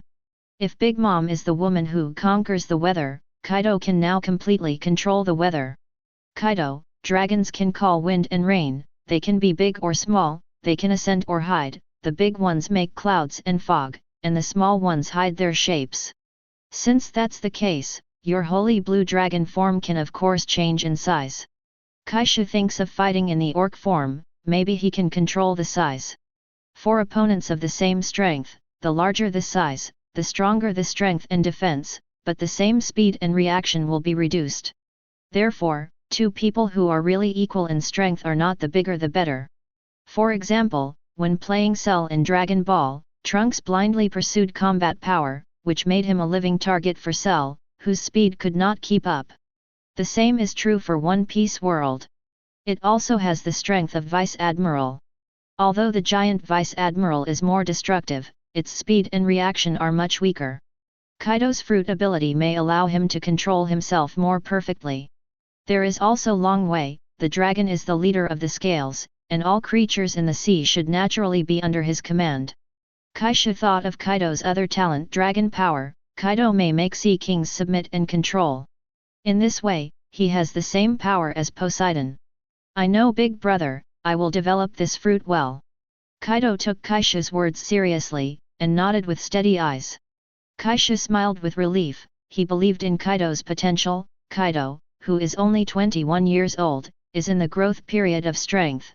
Let me explain here, unlike Blue Star, in the world of pirates, due to physical reasons, there are no diseases or serious hidden injuries. From the age of 16 to under 30 is the fastest growth period for strength improvement. The age of 30 to 40 is the peak of a man's physical strength, and his strength can continue to improve, but not so fast, so this is the period of strength. The physical fitness of Whitebeard, Golden Lion, and Big Mom all belong to this stage, and there is still a lot of room for improvement in strength. And after the age of 40, until the age of 60, is the peak period of a strong man. At this time, the physique is truly at its peak, and the strength can even grow.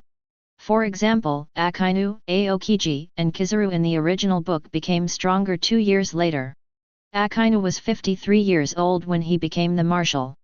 I personally think that his strength and momentum will be stronger at the age of 55 2 years later. After the age of 60, it is the weakening period of the big boy. Because at this time, their physical strength will weaken over time. After the age of 70, people are called old age, and their physique and physical strength are not as good as before. So think about how fake it is in the original book that Luffy defeated Kaido at the age of 19 and became the new 4 emperors. Oda himself admitted that it was plot killing, because his initial setting made Kaido too strong, and he didn't know how to defeat it. 3 Admiral is known as a marine monster, and he is still practicing under Zephyr at the age of 26. Whitebeard and Golden Lion are also in their 30s and only have monster, general, level strength. The red-haired talent is strong enough, and he only reached the top at the age of 33. It can only be said that in the original book, Luffy is the son of luck, and he hangs up too fiercely. Brother, can your Phantom Beast ability evolve again? Kaido looked at Kaishu again, worried that the ability can only evolve once. Kaishu has already evolved from the ancient species to the Phantom Beast species. Certainly. Kaishu showed his white teeth and began to communicate with the system. Ding! Do you want to deduct 5 points of evolution source, and evolve the ghost form of the Phantom Beast? Yes. Chapter 27. Do you want to deduct 5 points of evolution source, and evolve the ghost form of the Phantom Beast? Yes. As soon as Kaishu finished answering the system, he felt pain and heat in his body.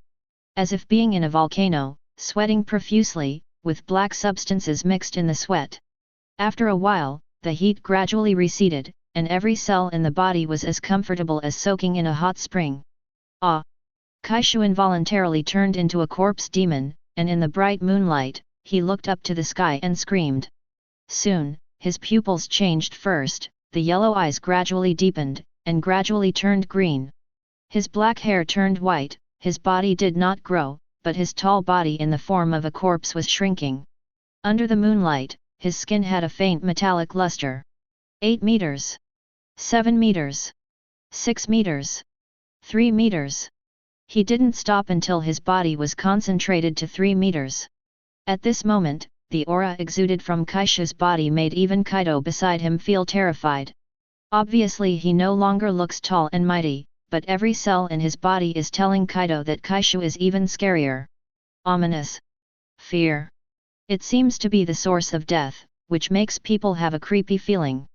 From the depths of the forest, the sounds of wild beasts roaring and rushing in panic continued to be heard. It was clearly late at night, but the wild beasts in the forest rioted. But they are all running in the opposite direction to Kaishu. It seems that there is some big horror behind them, and they want to stay as far away as possible. Looking at Kaishu's green eyes, Kaido felt a chill from the bottom of his heart. Kaido has not noticed that the trees, flowers, and plants within a radius of 1 kilometer have all withered. The snakes, insects, rats and ants all died, and their bodies decayed quickly. The surrounding area was completely turned into a dead area. Even if you are far apart, you can feel inexplicable heart palpitations. Gudong. Brother, what are you? Because Kaishu used his ability for the first time, the death aura unintentionally exuded. Although it made everything lose its vitality, it did not hurt Kaido. Yahahaha. Kaishu felt the power in his body, and laughed wildly at the moon. The moonlight seemed to gather faintly on him, looking lonely, gloomy, cold and terrifying. Kaido looked at Kaishu who was laughing wildly under the moonlight in the dark, and felt a little uneasy. Finally, Kaishu stopped laughing, looked at Kaido with a bloodthirsty radiance, but was quickly suppressed by him. Brother, what kind of ability do you have? Kaido couldn't help asking again. Me? Now it's Zoan Human Fruit Super Phantom Beast Zombie King Form. Kaishu said word by word, but now his 2 zombie teeth are exposed, and his words give people a gloomy and cold feeling. Zombie King. Not bad. The King of Zombies. Haki, endless haki keep coming. In a way beyond imagination, it keeps leaking. Boom. There were bursts of flying sand and rocks around, as if a hurricane appeared on the island, blowing the surroundings into pieces. Conqueror's haki. Zombies, born of the resentment and bad luck of the world, are immortal and immortal. Not in the 3 realms, not in the 5 elements. The physical body is immortal, and all dharmas are irreversible.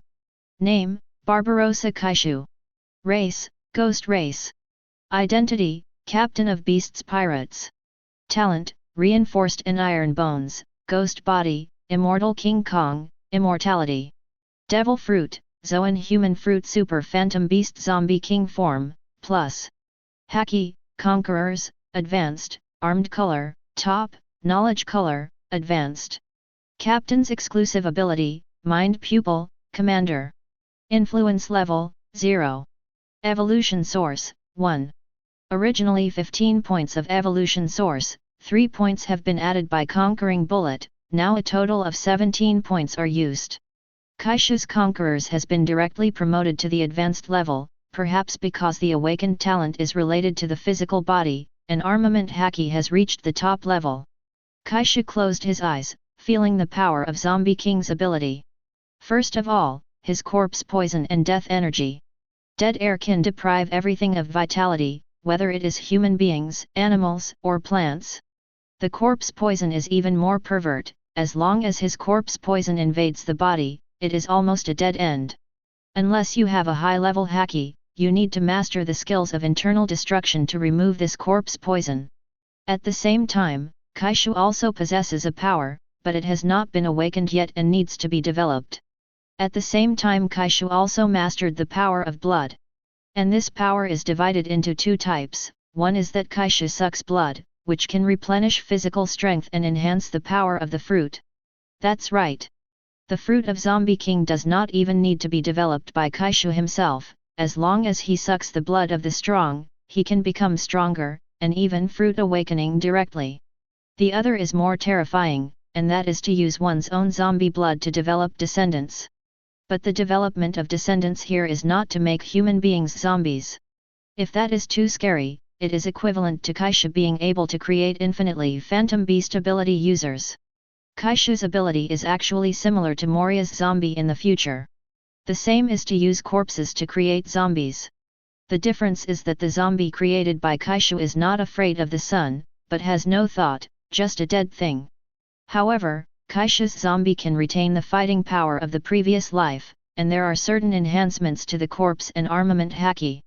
To make a simple analogy, if Kaishu kills Big Mom and turns into a zombie, Big Mom's steel balloon-like body will become even harder. Although Conqueror's knowledge, color, physical skills, and swordsmanship will be weakened a lot due to lack of thinking, the armed color will not change. Conquerors may not be available. The most important thing is that the fruit ability of Big Mom can be retained, that is to say, the soul fruit will not disappear. Because the soul of the zombie is imprisoned in the body, in other words, in a sense, Big Mom is not dead, and devil fruit will naturally not disappear. The shadow cut by Moria can give the devil Oz the fruit ability, which is also reasonable. Of course, this is to turn him into a zombie immediately after killing the capable user. But the same price is that once the zombie dies, the soul will also dissipate between the heaven and the earth. It can be seen from the soul fruit and the yellow spring fruit that human beings have a soul and have a home after death, while Kaishu's zombies do not. These are the abilities of the Kaishu zombie king fruit. But these are just incidental auxiliary abilities. Because there is only one truly powerful person with the ability of Zombie King, and that is the flesh body. The fruit of the Zombie King of Phantom Beast, the most terrifying power is ultimate power, ultimate speed, ultimate defense. The zombie's immortal body was brought into full play to the limit. This is the real power of Zombie King. Chapter 28. Kaido, attack me with all your strength. Kaishu wants to experience it in actual combat, and now his physique is at its limit. No, big brother. Kaido said hesitantly. Kaishu gave Kaido a sideways look, and said impatiently, if you tell me to hit you, hit him, don't give it to Laozi's mother-in-law here. That's what you said, brother. Kaido picked up the mace, grinned, and looked at Kaishu eagerly. Then I won't be polite, big brother. Thunder 8 trigrams. Kaido was full of grinning excitement, and before Kaishu could say anything more, the mace was already in front of Kaishu with violent lightning wrapped around it. Kaishu could even see the extremely happy expression in Kaido's eyes. The sixth son said no, but armament haki was wrapped around the mace. It seems that Kaido wants to beat up Kaishu for not a day or two, and the smile on his face is undisguised. Thunder and lightning neigh, flying sand and rocks. On the other hand, Kaishu stood there neither dodging nor dodging. Kaido's originally excited expression changed suddenly when he saw that Kaishu didn't use haki to defend. He wanted to stop but it was too late. ZZ. Boom. Boom. The mace hit Kaishu's body directly, thunder and lightning flashed, and a huge roar resounded through the sky and the earth. The airwaves blasted the debris on the island into the sea, and the sea was shaken by the aftermath. Kaishu was knocked back tens of meters by the terrifying force, and his feet plowed a long ditch on the ground. His back knocked down one after another withered tree trunks, and he barely stopped until the waist down was covered under the soil. Also, it really hurts. Kaishu felt the pain in his chest, jumped out of the mud, and said in a bit of a mess. However, there was no trace of injury on his body, not a single drop of blood flowed. It's just that his clothes were smashed and he looked very embarrassed. And Kaishu could clearly feel that the painful chest was recovering rapidly. Kaido looked at his brother in surprise, even though he temporarily withdrew his strength just now, it is not something ordinary people can resist.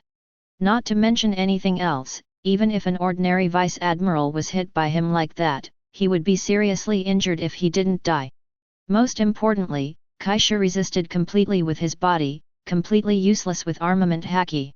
This kind of physique is probably higher than the dragon scale defense of his current holy blue dragon. I don't believe it anymore.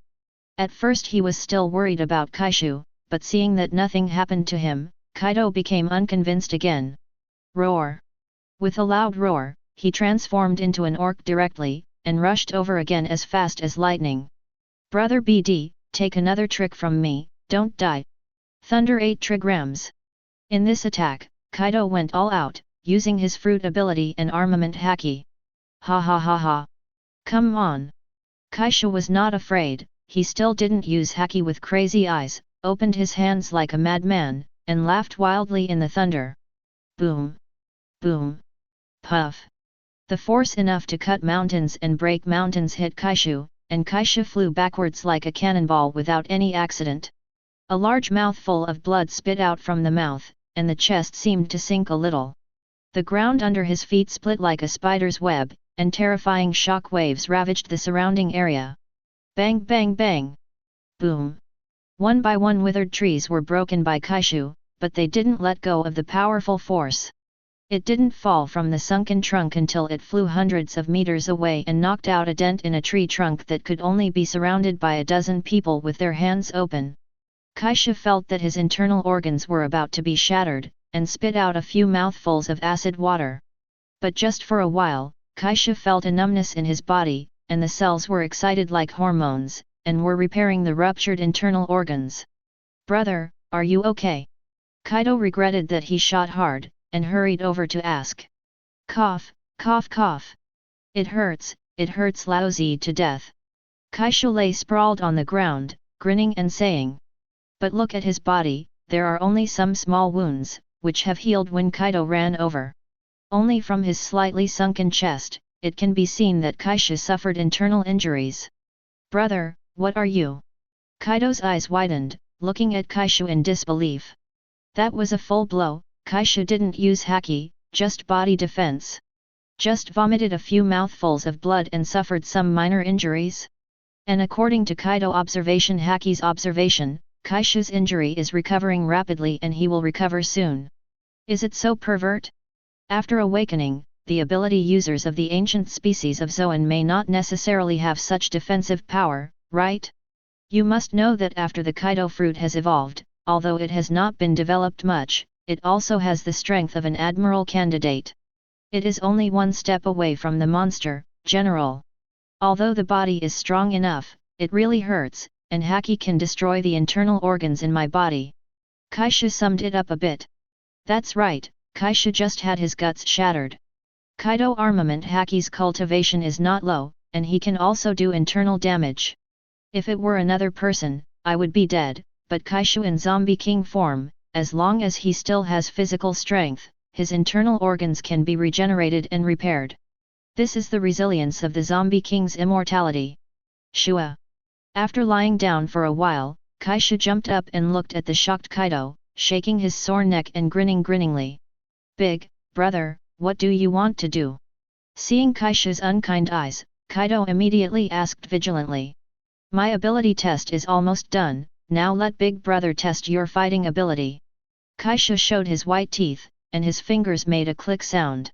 Hearing what Kaishu said, and seeing his incomparably gentle smile, Kaido felt a chill go straight from the bottom of his feet to Tien Legent. "No. You don't have to, brother, I can do it myself."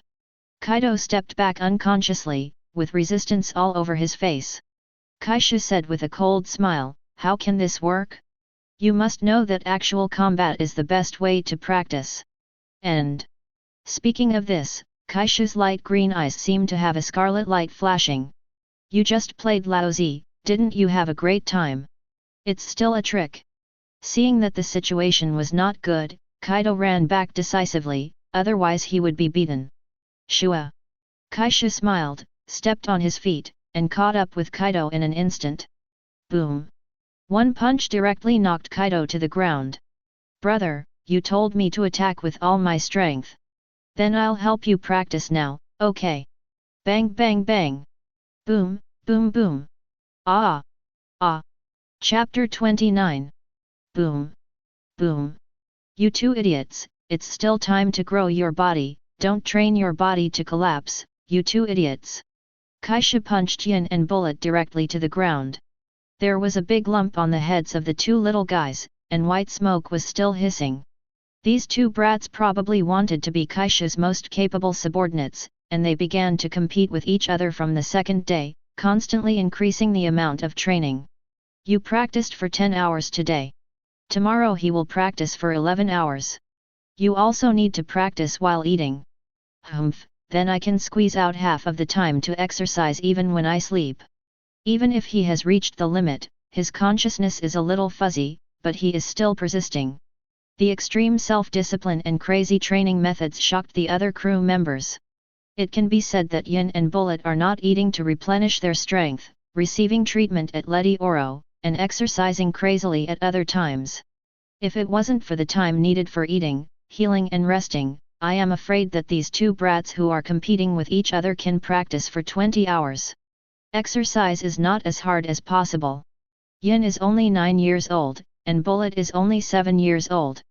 Their bones are still fragile and still growing. If you exercise too much and cause irreparable damage to your body, it will be more difficult to become a real monster. Kaishu doesn't want to see the two little guys' weak stamina. From now on, you will teach me 2 hours of cultural lessons every day. No, it is 3 hours. The basic training cannot exceed 6 hours, and 1 actual combat training a day is enough. Kaishu doesn't want his subordinates to be illiterate, at least they must be literate, and they must learn the common sense of the sea. Although Kaishu said that even if they die in the mouth of a beast, they will not care, but they are still young now, and they mainly do basic physical training, and an actual battle every day is enough. Ah! Yin and Bullet held the big bags on their heads, raised their heads and looked at Kaishu reluctantly. I'm not discussing with you. According to the nonsensical cultivation methods of the two of you, even if you have the recovery power of the phantom beast fruit, you have to practice it to abolish it. Kaishu clenched his fist and warned seriously. Bullet asked weakly, then can you not study? What do you think? Kaishu glared at him viciously. Yin and Bullet saw that Kaishu was really going to get angry, and immediately nodded obediently in agreement. As for the teacher? Nautical knowledge and meteorological knowledge learn from the navigator Simon. Learn ship repair and forging techniques from boatman Horn. Common sense at sea is simpler, and any crew member who has sailed at sea for so many years is qualified to teach them. A lesson costs 10,000 Baileys. I believe Simon and the others will teach them with care. As for the use of weapons and combat leadership, Kaishu personally taught them. Anyway, Kaishu used to be the captain of Rock's pirate, and climbed up from the trainee crew step by step. He has participated in countless battles and wars, even the most terrifying battle of the Valley of the Gods. In terms of combat, he can be said to have a lot of experience.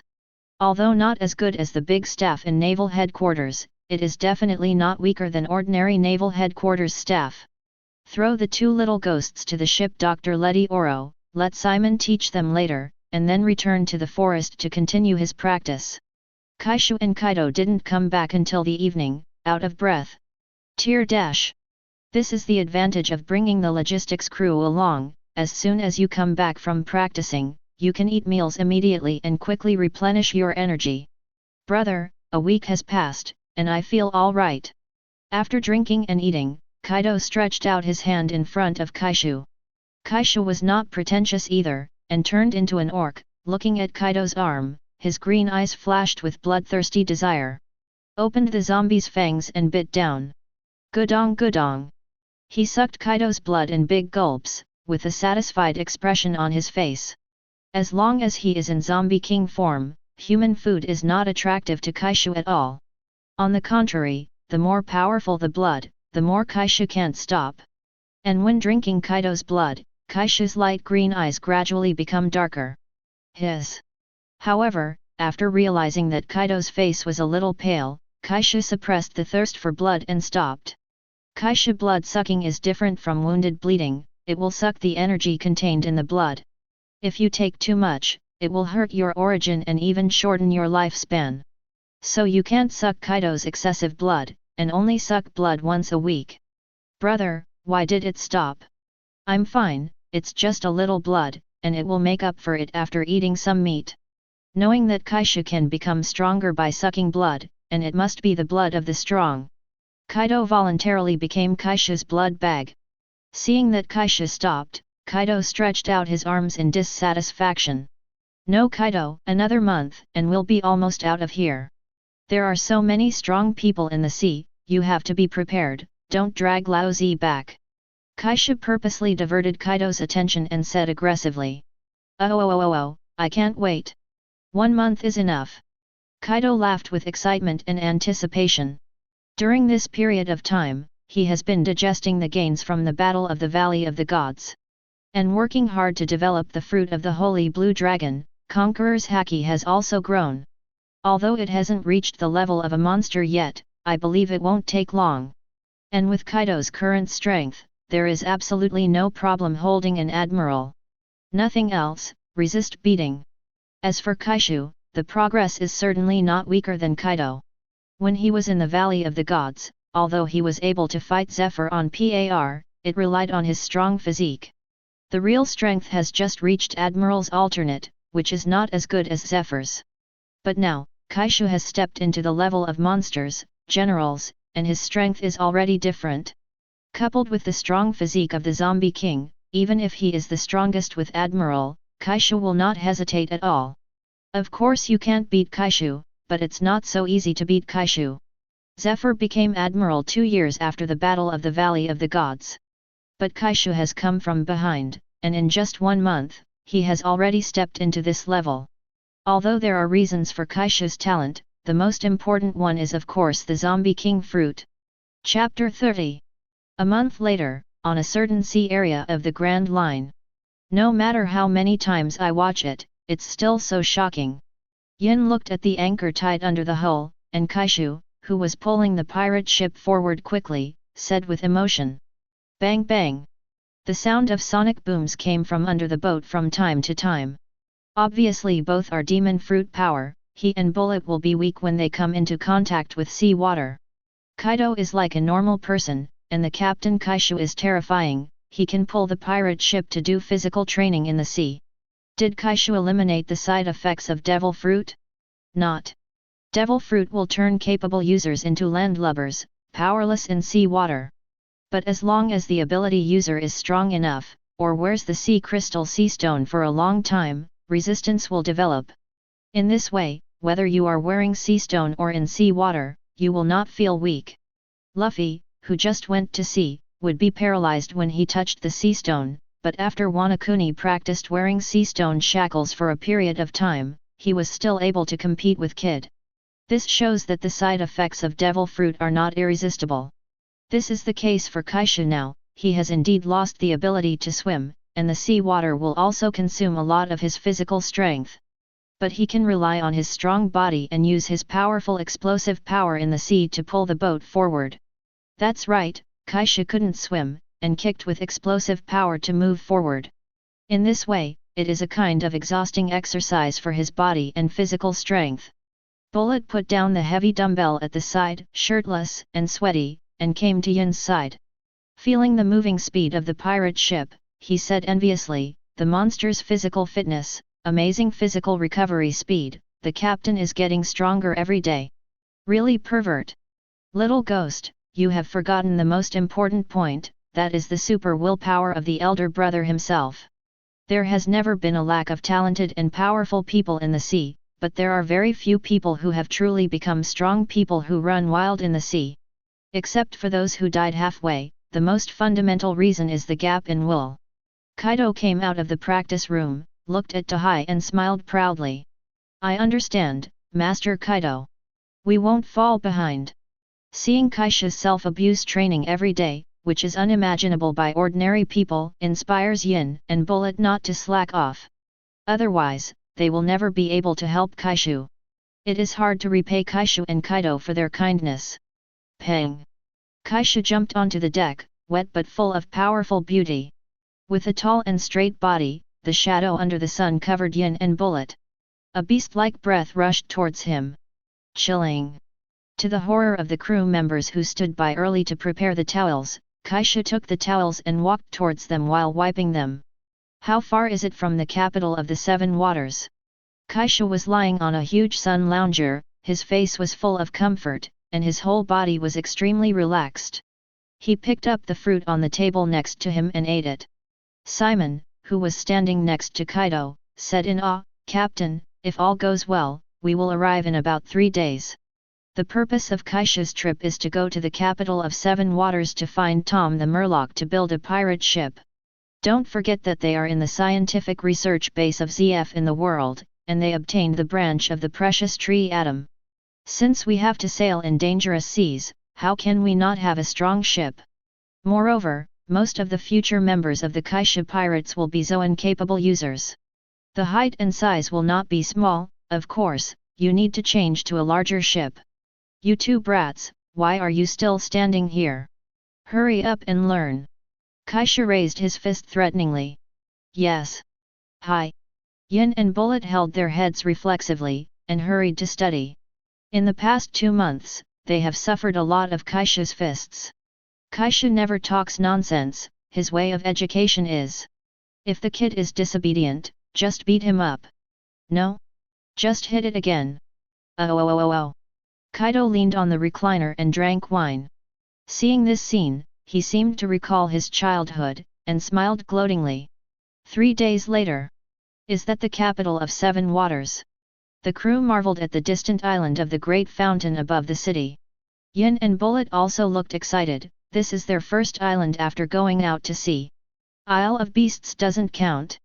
Simon, Horn, you take people to buy supplies, each of you will send another 100,000 Baileys, everyone relax. Yes. Thank you, Captain. Thank you, Captain. Leave the supplies to us. Kaishu took Kaido and 2 followers to find Tom the Murloc.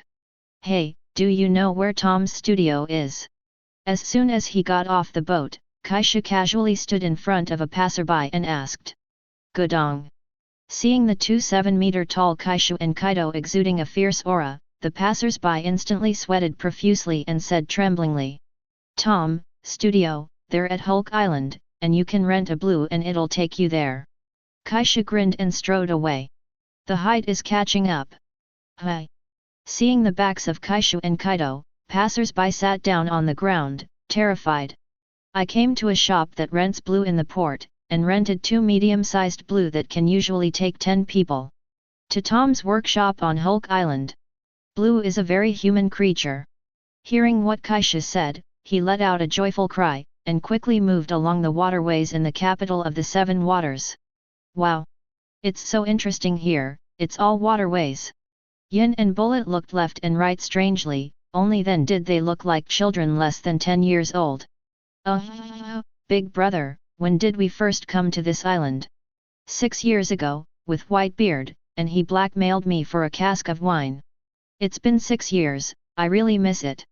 While drinking, the 2 brothers also stopped to buy the specialty shui meat from the capital of 7 waters to enjoy the trip. This may be the meaning of sailing in the sea, to appreciate the different scenery and adventures of the sea.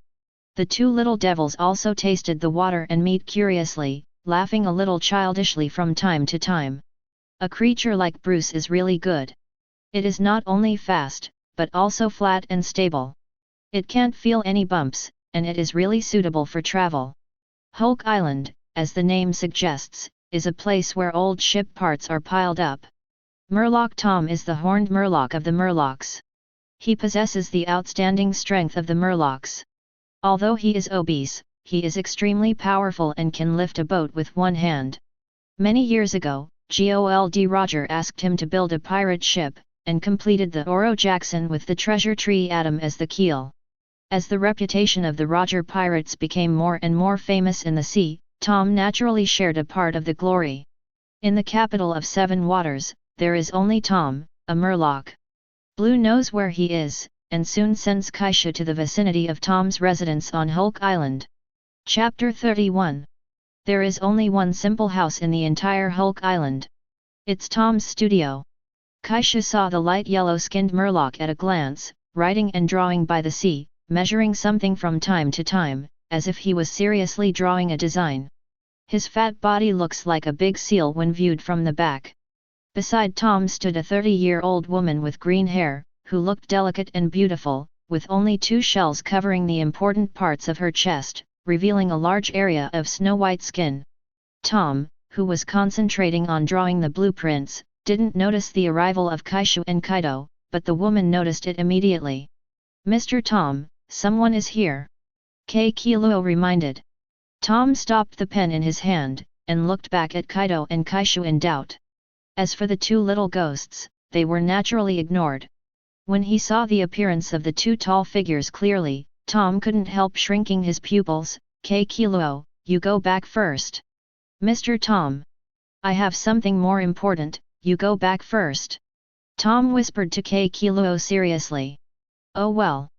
Keiluo reluctantly left, looking back at Kaishu and Kaido from time to time, his eyes full of curiosity. I've never seen a human being with horns on his head. Ha ha ha ha, Mr. Tom is indeed a well-known man, but there is no need to be like this. We have no malicious intentions, let alone embarrass a woman. Kaishu spoke bluntly, walked up to Tom and smiled proudly. I don't know what the famous former captain of the Rocks Pirates 10th team is doing here. Tom asked politely. Kaishu waved his hand and said, Rocks are in the past tense, I am now the captain of Beasts Pirates. Beasts Pirates. Tom was taken aback in his heart. Sure enough, the remnants of the Rocks had begun to show their ambitions, but they remained calm on the surface. These things have nothing to do with him as a boatman, let Marine have a headache. I heard that Mr. Tom is very skilled in shipbuilding. I want Mr. Tom to build a boat for me. I have prepared all the materials. The branch of the precious tree atom. Kaishu directly explained the purpose of coming. Ha ha ha, is another famous man going to venture into the sea? Murloc Tom himself is an optimist, and his tone of voice is also a cheerful style. Although he knew the reputation of Kaishu and Kaido, he didn't have any fear, and said confidently, of course, there is no problem. There is no ship that I can't make, but the price of my ship is very high. Tom already has the idea of a sea train, but the project requires a lot of money. Money is not a problem, as long as you can build the best boat. What kind of ship do you want to build? The quality is better than Roger's Oro Jackson, and the ship must be large enough, in addition to the natural wind, plus the power system of lightning and flames, and... Kaishu spoke out some of his thoughts, and Tom took a pen to write them all down. Hi. Tom frowned as he looked at the note in his hand. What? Is there a problem? There's nothing wrong with everything else, it's just such a loud and large ship, the size of the atom tree branch you just mentioned may not be enough. If you use other wood instead. Tom looked at Kaishu, the meaning was self-evident. The boat requested by Kaishu was too big, and the atom provided was simply not enough to complete the construction of the keel. Let's figure this out. Kaishu never considered replacing it with other woods. Of course, the best materials are used to build a boat. This is his future main boat. Oh, isn't it the precious tree atom? I'll grab one right here. Kaido also laughed arrogantly. They are pirates. If you want something, grab it. Actually, it doesn't need to be so troublesome. There will be an auction in the Sabayati archipelago in a few days. I heard that in addition to famous knives and devil fruit, there are branches of the precious tree atom. Tom originally wanted to say don't be so barbaric, but thought of Kaishu's identity as a pirate, he stopped. Oh? Auction. It's not easy to hold an auction in Sabayati archipelago, and there are devil fruit and treasure tree atom, who held it? Kaishu asked curiously. Sabayati archipelago, as the last stop before New World, can be said to be a mixed bag. And there are celestial dragons haunting it. It's not that easy to open an auction house there. Kaishu remembers that in the original book, only Doflamingo, the middleman who takes everything from black to white, has this ability. Tom gave Kaishu a weird look, and said, it's the John Pirates, and the captain is John. Kaishu and Kaido stared blankly at each other, feeling a little weird. Ha ha ha ha, the sea is really wonderful. Oh, I just went to say hello to that guy. Kaishu asked seriously, Mr. Tom, with that atom branch, can I build the boat I want? Of course. Absolutely no problem. Tom has absolute confidence, and Kaishu is smiling when he hears this. That's good, and one last thing, it's better that this ship can be equipped with the weapons of Pluton. Tom's smile froze on his face. The atmosphere instantly became eerily silent. Hi. Exhaling deeply, Tom said with sharp eyes, what are you talking about? I don't know what you're talking about. Kaishu grinned and said, Mr. Tom, I don't like to talk big, and I don't like to talk nonsense. The design blueprint of Pluton, one of the 3 ancient weapons, is in your hands, right? Hearing Kaishu's words, Kaido was also surprised. He looked at Tom with an inexplicable meaning, and locked on his every move intentionally or unintentionally. Tom remained silent with an ugly face, and he didn't mean to answer. He knew that since Kaishu would speak directly like this, he must have absolute certainty. But Tom really couldn't understand, how did he expose himself? Kaishu exuded a ferocious aura, and said, "Mr. Tom, can you build a pirate ship on time according to my requirements? I don't need you to hand over the Pluton blueprints. Besides, I will leave too. All you need is a pirate ship. Of course. I will pay you normally." Tom wanted to deny it, but looking at Kaishu's eyes gave him a chilling feeling. Tell him directly that if he refuses, there will be very dire consequences. Okay, okay. Chapter 32. Clatter. Hoo. On the endless sea, there are ups and downs, and there are little waves.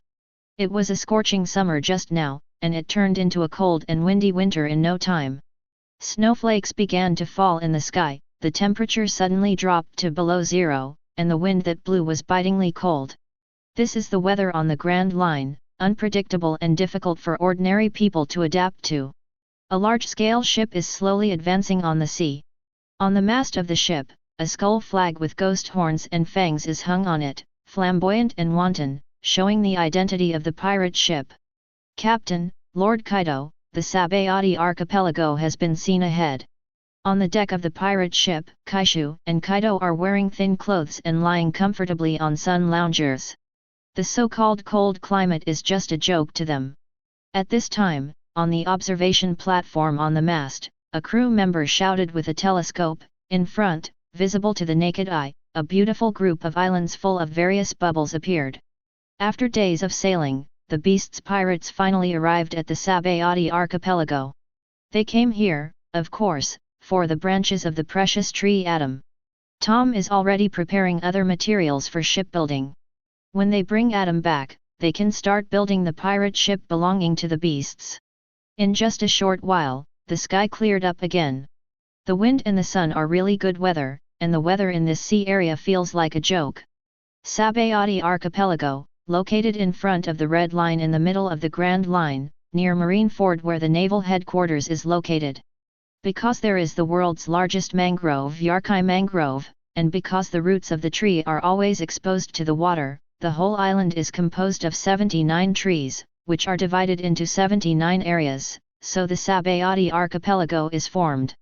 The division of the island is also very clear, based on the numbers on the tree. NOS 1 to 29 are illegal areas such as human trafficking shops, NOS 30 to 39 are amusement parks, NOS 40 to 49 are sightseeing areas, selling souvenirs, NOS 50 to 59 are shipyards with coding craftsmen, NOS 60 to 69 are the entrance and exit areas of marine and government, NOS 70 to 79 are hotel streets and other places. The biggest feature here is the special natural resin secreted by the roots of the Yarkai mangrove due to respiration. The resin expands to form bubbles due to the air, and then flies into the sky, forming an extremely beautiful scene. Is this the Sabayati archipelago? It's so beautiful. Yin and Bullet leaned on the railing of the pirate ship, looking at the beautiful Sabayati archipelago. Their eyes were full of surprise. What a beautiful place, not at all like a place to hide evil.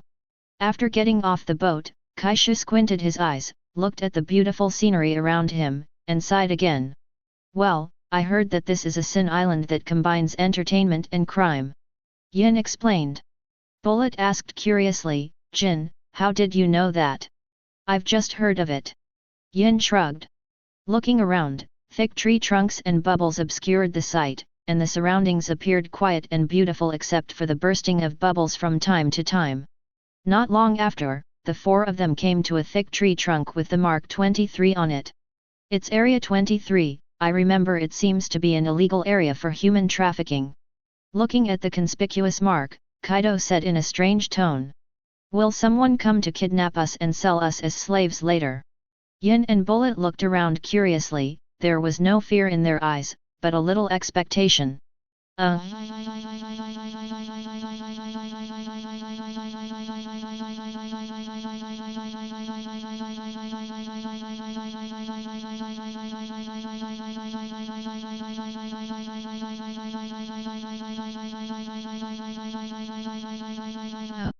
Oh, is it so? Kaishu suddenly replied playfully, as if he felt something, and said lightly. Isn't this here? As if responding to Kaishu's words, there was a rush of footsteps. A group of strong men carrying guns and holding sharp knives surrounded them.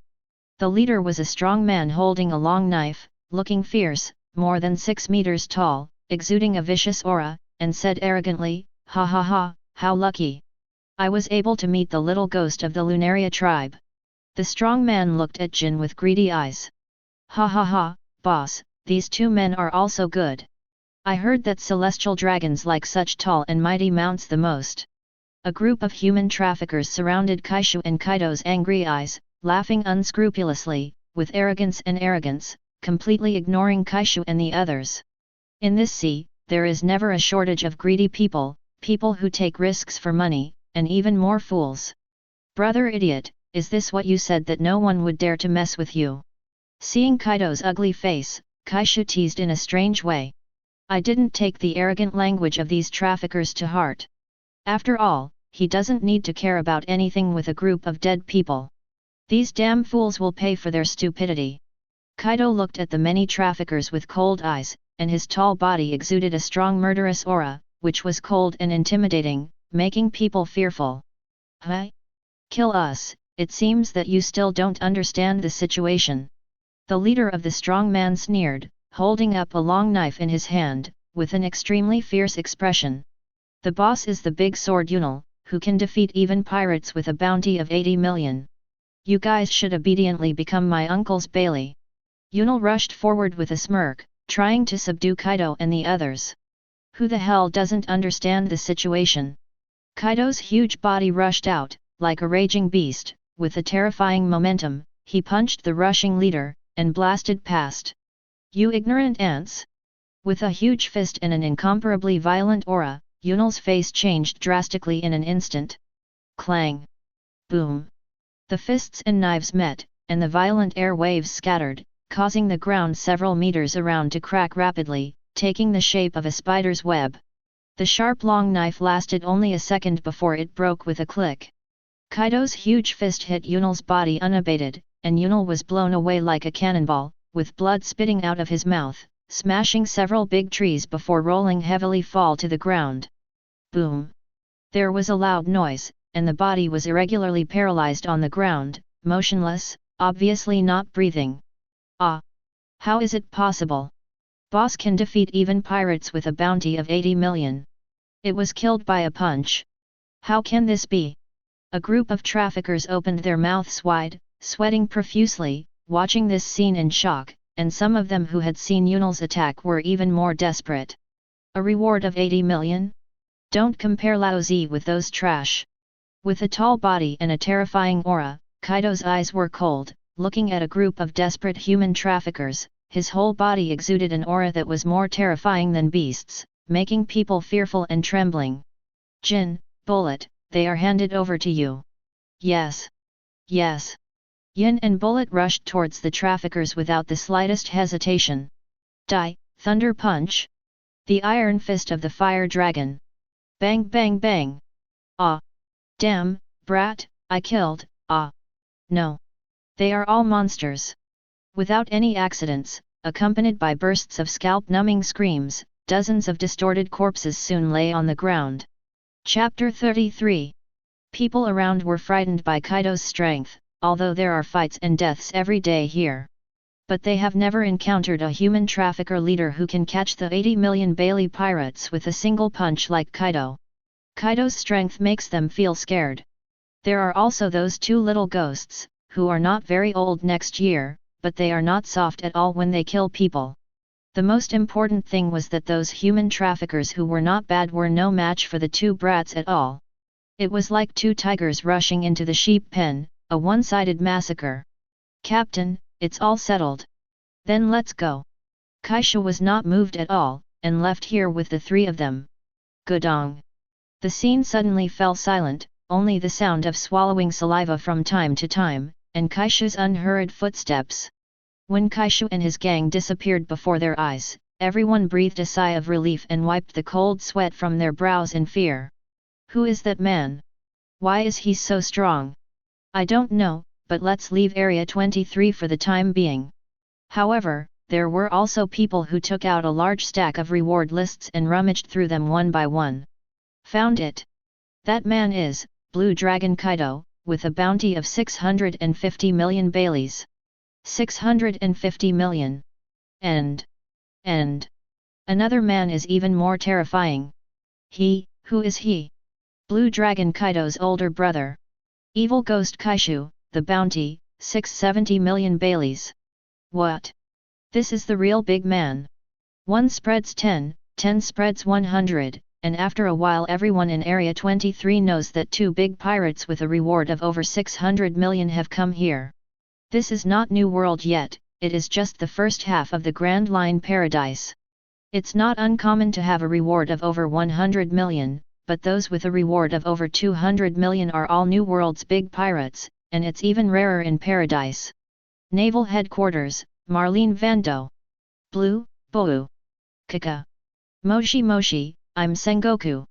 Marine Admiral Sengoku picked up the phone bug on the table. Reporting to Sengoku Admiral, this is the branch of the Sabayati Archipelago, and the 2 brothers Kaishu and Kaido, who offer a bounty of 670 million, have confirmed their arrival on the island. An anxious voice came from the phone bug. The hero Garp, who was eating donuts in the office, and Vice Admiral Crane, who was looking at the documents, stopped and looked at Sengoku together. Hi. Sengoku frowned when he heard the news, and said after pondering for a while, don't act rashly, just keep an eye on him and wait for orders. Yes. Kaka. After hanging up the phone, Crane Vice Admiral said calmly, the kid disappeared for 2 months and finally appeared. Yeah, I don't know what purpose he went to Sabayati Archipelago. Sengoku also frowned with a headache. Ahahaha, that brat who beat Zephyr on PAR, that's great. Garp laughed heartlessly, but Vice Admiral's face darkened when he didn't notice. Garp, go to the Sabayati Archipelago. Sengoku said suddenly. No, I still want to train the dragon, let him taste the iron fist that the old man loves. Garp raised his fist unwillingly. If you don't go, don't expect me to go to East Blue without telling Marshal Sora the next time. Sengoku roared furiously. Okay, then I'll take the dragon with me, Garp said bargainingly. Okay, you go. Sengoku waved his hand impatiently. They are still assured of the strength of Monkey D. Dragon, who is not weaker than Naval Headquarters Vice Admiral at a young age, the seedling of Admiral in the future. Wait. Crane Vice Admiral suddenly stopped Garp. What's wrong with Zayahi? Garp asked, pinching his nostrils. Crane Vice Admiral stood up and said, I'll go with you. No need.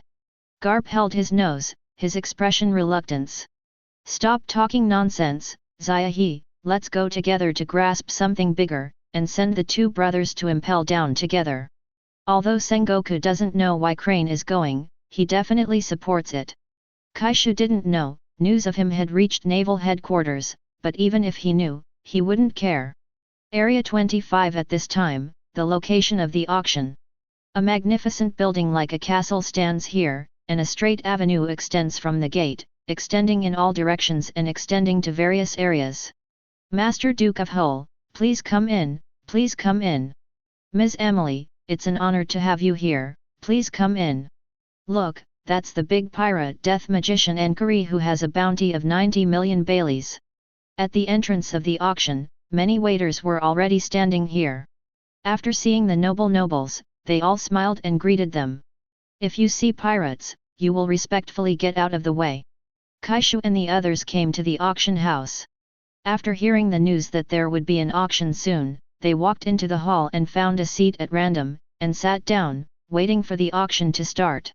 Not long after, many people were already seated in the venue, most of them were wealthy nobles. Gentlemen and ladies, welcome to come. I am today's auctioneer Qiaoji. Alright, without further ado, the auction will officially begin now. Please invite us for lot number 1. Following the passionate words of Qiaoji, who was dressed in funny clothes, a woman with a collar around her neck, a beautiful face and lifeless eyes was brought up. This is a princess from a small country called North Blue. She is still a 16-year-old virgin. She is an obedient kitten. She can do whatever she wants when she buys it back. The starting price is 10 million Baileys. 11 million Baileys. 13 million Baileys. Kaishu has no interest in this kind of thing, and has no intention of participating in it at all. As slaves were brought out one by one and photographed one by one, Kaishu and Kaido were bored to sleep. Finally, around halftime, something that interested Kaishu was pushed out. The following piece is one of the most important auction items today. The Secret Treasure of the Sea, Devil Fruit. Chapter 34. Finally here, Laozi is waiting for this devil fruit. Ha ha ha, devil fruit, I heard that if you eat it, you will get the power of a demon. Laozi must take it. I don't know what it's from, but it would be great if it's Logia. What are you dreaming about? Who's going to put a Logia up for auction? A paramecia that's not weak would be nice. Yeah, as long as it's not Zoan, I don't want to be an ugly animal. Devil fruit, I hope it's a Zoan. Contrary to the others, Kaishu hopes to be Zoan, whom everyone looks down on. Xiaoji excitedly lifted the cover on the tray, and a black and white devil fruit covered with spiral patterns attracted the attention of everyone present. This devil fruit is Zoan bird fruit sparrow form. Auctioneer Xiaoji enthusiastically began to introduce. Don't look at this as an ordinary Zoan, but it is a very precious flying devil fruit. Everyone think about how lucky it would be to be able to fly on the sea. Whether you encounter pirates or bad weather, you can fly into the air to escape. You have to know that the big pirate Golden Lion Shiki of New World, because he can fly, makes Marine helpless against him. I have to say that Xiaoji is a very good auctioneer even though he is dressed in a funny way. In an instant, many people who were not interested at first had their thoughts on this fruit. The auction starts now, with a starting price of 150 million Baileys, and each increase cannot be less than 10 million Baileys. As soon as the auctioneer Xiaoji said his words, countless people at the scene had already started to increase their bids. Although it is just a Zoan devil fruit, it is also an opportunity that can be encountered but not sought after for most people. What's more, it is still a very valuable flying class. 170 million Baileys. 180 million Baileys. 200 million berries. 210 million Baileys. In just a few minutes, the price has exceeded 200 million Baileys, but most people have stopped bidding. Only a few nobles, and two obviously dressed as pirates, are still bidding. Bullet watched the fierce auction in surprise, although Yin gave him a popular science about the preciousness and value of devil fruit. But I couldn't help but be surprised to see so many people looting, and I am even more grateful to Kaishu. 300 million Baileys. Kaishu held up the sign in his hand. Hi! Several people who were still bidding looked over, but unexpectedly, another competitor appeared suddenly, and added 50 million Baileys at once. After thinking about it, several nobles gave up the price increase. It wasn't that they couldn't afford the money, but that it was not worthwhile to buy an ordinary Zoan devil fruit for more than 300 million berries. An obviously older pirate gritted his teeth and raised his sign and called out, 310 million Baileys. It can be seen that he wants to rely on this devil fruit to let his stagnant strength go one step further. Another pirate wearing a captain's hat, over 5 meters tall and looking fierce, stared at the pirate who raised the price and Kaishu, and stopped talking. 350 million Baileys. Kaishu's faint voice sounded, which also completely angered the older pirate. Boy, I'm Scully, the captain of the mountain cannon pirates, do you want to increase the price? The older pirate named Scully stood up, looked at Kaishu viciously and threatened. What are you waiting for? Kaishu calmly asked Xiaoji, the auctioneer, without even looking at Scully. Ah, sorry sir, 350 million Baileys for the first time. 350 million Baileys for the second time. Boy, you are looking for death.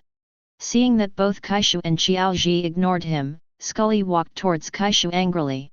Sir, do you want to make trouble here? This is Sir John's territory. Xiaoji looked at Scully's behavior and said threateningly. Hi! Brat, don't go out if you have the ability.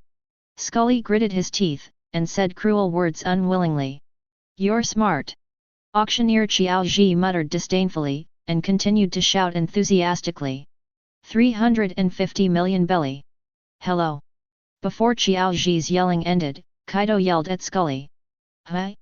What a brat, want to beg for mercy for that brat. Alright, as long as you obediently hand over that devil fruit to me, I will. Noisy. Scully watched Kaido talking arrogantly, and before he finished speaking, he felt dizzy, and he saw his own body. Before he could finish his words, he was hit by Kaido's wind blade, and his head was separated from his neck. Puff, puff. After a few seconds, blood gushed out from his neck like a fountain. Ah! Killer, run, run! The screaming of the ladies and the running and fleeing of the nobles in fear caused the auction to become chaotic. However, there were also those who sat there and watched with cold eyes, and some pirates looked at Kaishu and Kaido with great interest, thinking about whether to recruit them. However, there were also smart people who quickly recognized the identities of the two, and quietly left here with a big change in expression. You! Qiaoji pointed at Kaido, his face became ugly. This is Captain John's territory, killing people here means not giving Captain John face? But they just bought devil fruit, which is 350 million baileys. Boss John cared about the treasure the most, which made Qiaoji a little bit in a dilemma. Don't worry about the rubbish, let's continue the auction. Kaishu urged Kaido as if he didn't notice Kaido's rampant murder. By the way, bring me the devil fruit that Lao Zi took. Yes, yes. Qiaoji winked and asked his subordinates to report the matter to John. Another person took the devil fruit to complete the transaction with Kaishu, and then the auction continued. Everyone present acted as if nothing had happened, even the corpse and bloodline were cleaned up. The following item is believed to be even more precious to all swordsmen than devil fruit. Qiaoji raised everyone's curiosity and shouted loudly with passionate words. It's a handful named after the patron saint of the sea. Famous sword Jinpira. Chapter 35. Famous sword Jinpira. As Qiaoji lifted the cover on the tray, a long knife with a white handle appeared in front of everyone. The blade exuded a cold light, and there was a red scabbard on it. Kaishu's eyes were fixed, and there was a thoughtful smile on the corner of his mouth. What's the matter, brother?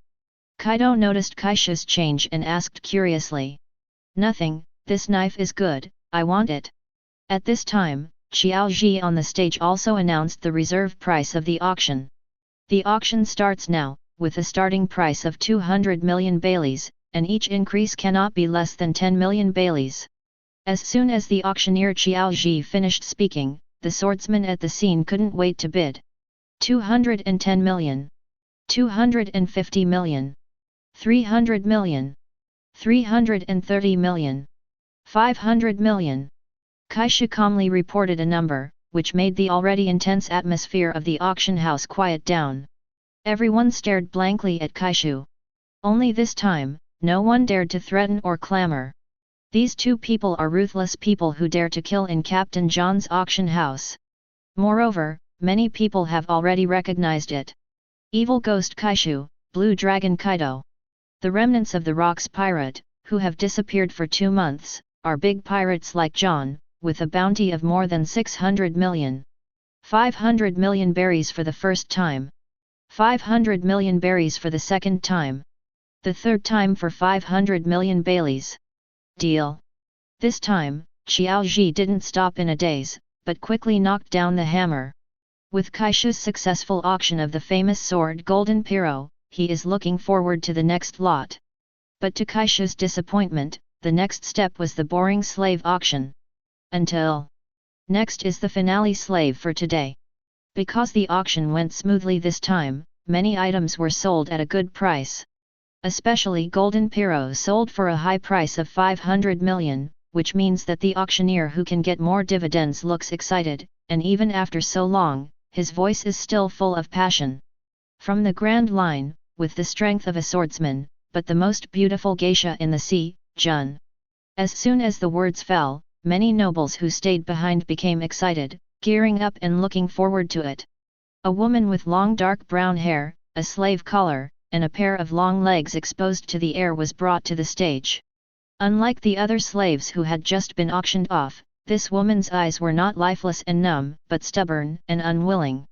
However, after seeing the countless pairs of eyes with malicious intentions in the audience, there was still fear and confusion in his eyes. She is the most beautiful geisha in Grand Line, Jun. A geisha refers to someone who sells her art but not her body. A prostitute is a prostitute. A famous geisha in the sea is similar to a dancing star, but the name is different. Xiaoji continued, if you buy her back, you can not only enjoy the most beautiful performance, but also enjoy the body of the most beautiful geisha ever, and she is also a swordsman-level bodyguard. It's simply a priceless treasure. The starting price is 300 million baileys, and each increase cannot be less than 50 million. It's finally started. I have brought most of my assets this time, so I must take this most beautiful geisha into my house. 350 million. 400 million.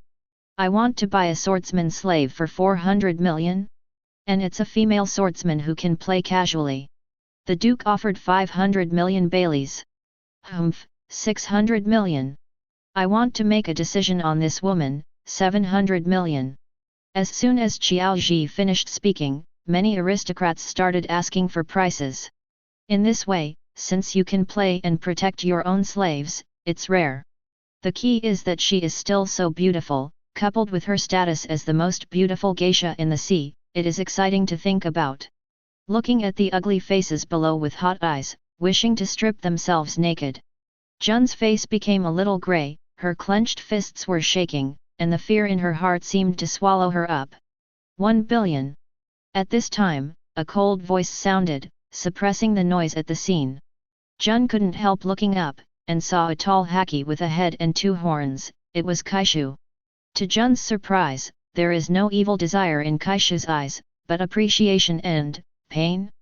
Brother, do we have that many baileys? Kaido, who was sitting next to Kaishu, touched his ghost horn and said with some doubts. Although they have robbed a lot of treasures from Rock's pirate these years, the 2 brothers also spent a lot of money, and the resources for cultivation alone are no less than 500 million each year. After the disbandment of Rock's pirate, each captain shared about 1 billion treasures. But with the consumption of these 2 months, plus the 2 treasures just photographed, there shouldn't be much money left? Bailey? We are pirates, do we need to give money to buy things? Kaishu looked at Kaido in surprise, and said as a matter of course, if you want it, just grab it. The voice was not loud, but it resounded clearly throughout the auction house. Ah! Kaido seemed to come to his senses suddenly, and said loudly, brother is right, I almost forgot, if I can grab it with my ability, what kind of money should I give? Are they crazy? They said such things here, don't they know that this is Captain John's territory? Hey, interesting. Is the Rock's pirate remnants fighting each other? 2 brats who don't know the heights of the sky and the earth. I know them, the 2 brothers Kaishu and Kaido who offer a reward of over 600 million. So what? Captain John is a great pirate with a reward of 1.2 billion. Interesting. Hearing the conversation between Kaishu and Kaido, the auction house exploded instantly, and everyone was shocked by their words. At this time, he openly broke up with Captain John. In addition to being powerful, Jun is indeed a Grandmaster Geisha, so I guess that he may be a geisha before becoming a marine. Of course, he may be slapped in the face by Oda in the future. Chapter 36. How dare you make trouble at Mr. John's auction house, you are courting death. Auctioneer Xiaoji also cried out in fear. All the surrounding guards ran in and surrounded Kaishu and the others. Shoo! Kaishu appeared on the auction stage in an instant, ignored Xiaoji directly, and smiled at Jun who was stubbornly looking at him. Nice look, let me introduce myself, Captain of the Beast's Pirates, Kaishu. Kaishu's tall body blocked the light, and Jun's whole body was covered in shadow, looking up at the huge monster in front of him. What you up to? Jun's clear eyes were filled with deep vigilance. Give you 2 choices, stay here and continue to be a slave, or become Lao Zi's partner and make a big fuss in this sea. Kaishu looked at Jun seriously, and said calmly. Jun was silent for a while, let out a breath, and looked at Kaishu firmly, didn't you just buy me? Catch him, or you'll all die. At this time, Xiaoji shouted at the surrounding guards. Come on, grab him! Kill! The guards took up their weapons and rushed over. If Kaishu were to go away, Captain John would definitely not let them go. Ha ha ha ha, then you will be Laozi's person from now on. Kaishu's handsome and rugged face carried an unquestionable expression, anyone who hurts you is Laozi's enemy. Die! Boom, boom! Ah! It was just a simple punch, but no one could stop it for even a second. In an instant, there were corpses all over the field, and Xiaoji's body was smashed to pieces in an instant. It was extremely disgusting and terrifying. This is the power of Kaishu-sama. Jun widened his eyes, watching this bloody scene in shock. But at this moment, she felt an unprecedented sense of security. After more than 10 years of wandering in the sea, it seems that he has found a shelter from the wind. On the other side, Kaido also massacred the surrounding guards, and 2 immature figures flashed past from time to time. As for those nobles and pirates, they fled this place of right and wrong in the first place. They don't want to cause trouble, whether it is the Kaishu brothers or Captain John, they are not something they can afford. Kaishu stepped forward and pinched the explosive collar around Jun's neck. Master Kaishu! Jun, you are free! Chirp! Swipe! I saw Kaishu flicking his arm, and the explosive collar disappeared from Jun's neck at some point, and was thrown into the distance by him. Boom! In mid-air, the collar exploded loudly, bursting into flames. The firelight shone on Jun's delicate face, but she felt a burst of relief in her body, and the fear in her heart seemed to completely dissipate with the firelight. I am free! Jun looked up at Kaishu's tall figure and smiled. At this moment, the beauty of Jun is thrilling. Jun, since you are a swordsman, then this golden pira is given to you. Kaishu handed the famous sword kinpira that he just photographed to Jun. Jun took the golden pira excitedly, stroked the blade lightly, and said with a smile, thank you, but, this is my saber. Oh! A geisha, but owns a famous ancestral sword kinpira. Jun looked complicated, and murmured, I also became a slave because of jinpira. Speaking of this, Jun tied the jinpira around his waist, and didn't say any more. Kaishu didn't pay attention to it even with a blink of his eyes. Everyone in Dahai has his own story. Since Jun doesn't want to say anything, she has her own reasons. Kaishu doesn't like to pry into other people's secrets. La ha ha ha, isn't this Kaishu and Kaido? It's been a long time, it looks like you guys are having fun with me. He wears a captain's hat on his head, a western sword at his waist, a gorgeous and luxurious clothes, a thick gemstone ring on his hand, and a gold necklace on his neck. John led a group of fierce pirates and walked in slowly, staggering. He is obviously a pirate, but he is dressed more flamboyantly than those disgusting nobles. Seeing the corpses of one of his subordinates, he didn't show any angry expression, instead he greeted Kaishu and Kaido with a smile. Oh, so your hypocrisy has really not changed at all. Kaido crushed a guard to death casually, holding a mace in one hand, and laughed mockingly. A gloomy murderous look flashed in John's eyes, but then he returned to his smile, and said lightly, Kaido, you little brat is still so annoying. Then he looked at Kaishu, only Kaishu was qualified to talk to him. Kaishu, is this your pirate group? It's more like a kindergarten, right? A bunch of little ghosts. Kaishu said seriously, they are all my partners, John, you'd better keep your mouth shut. Master Kaishu. Captain. Captain. Yin, Bullet, and even Jun, who just joined, all looked at Kaishu with emotion. I don't want to talk nonsense anymore. If someone destroys my auction and kills me, I will pay 5 billion baileys. I will pretend that nothing happened, and everyone will make money. John still said with a smile. He prefers treasure to the lives of his men. Money is fine, but John, I want to buy something from you. What? Your head.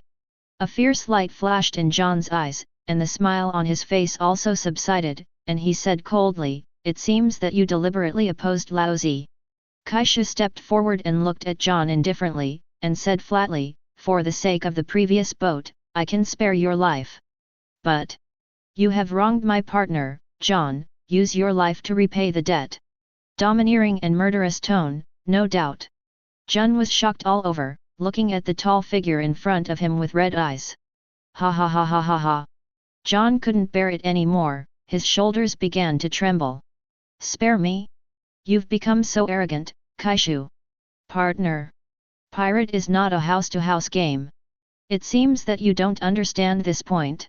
John shook his head and sighed, I thought you would be different, I'm so disappointed, Kaishu. You're a stupid fellow, too.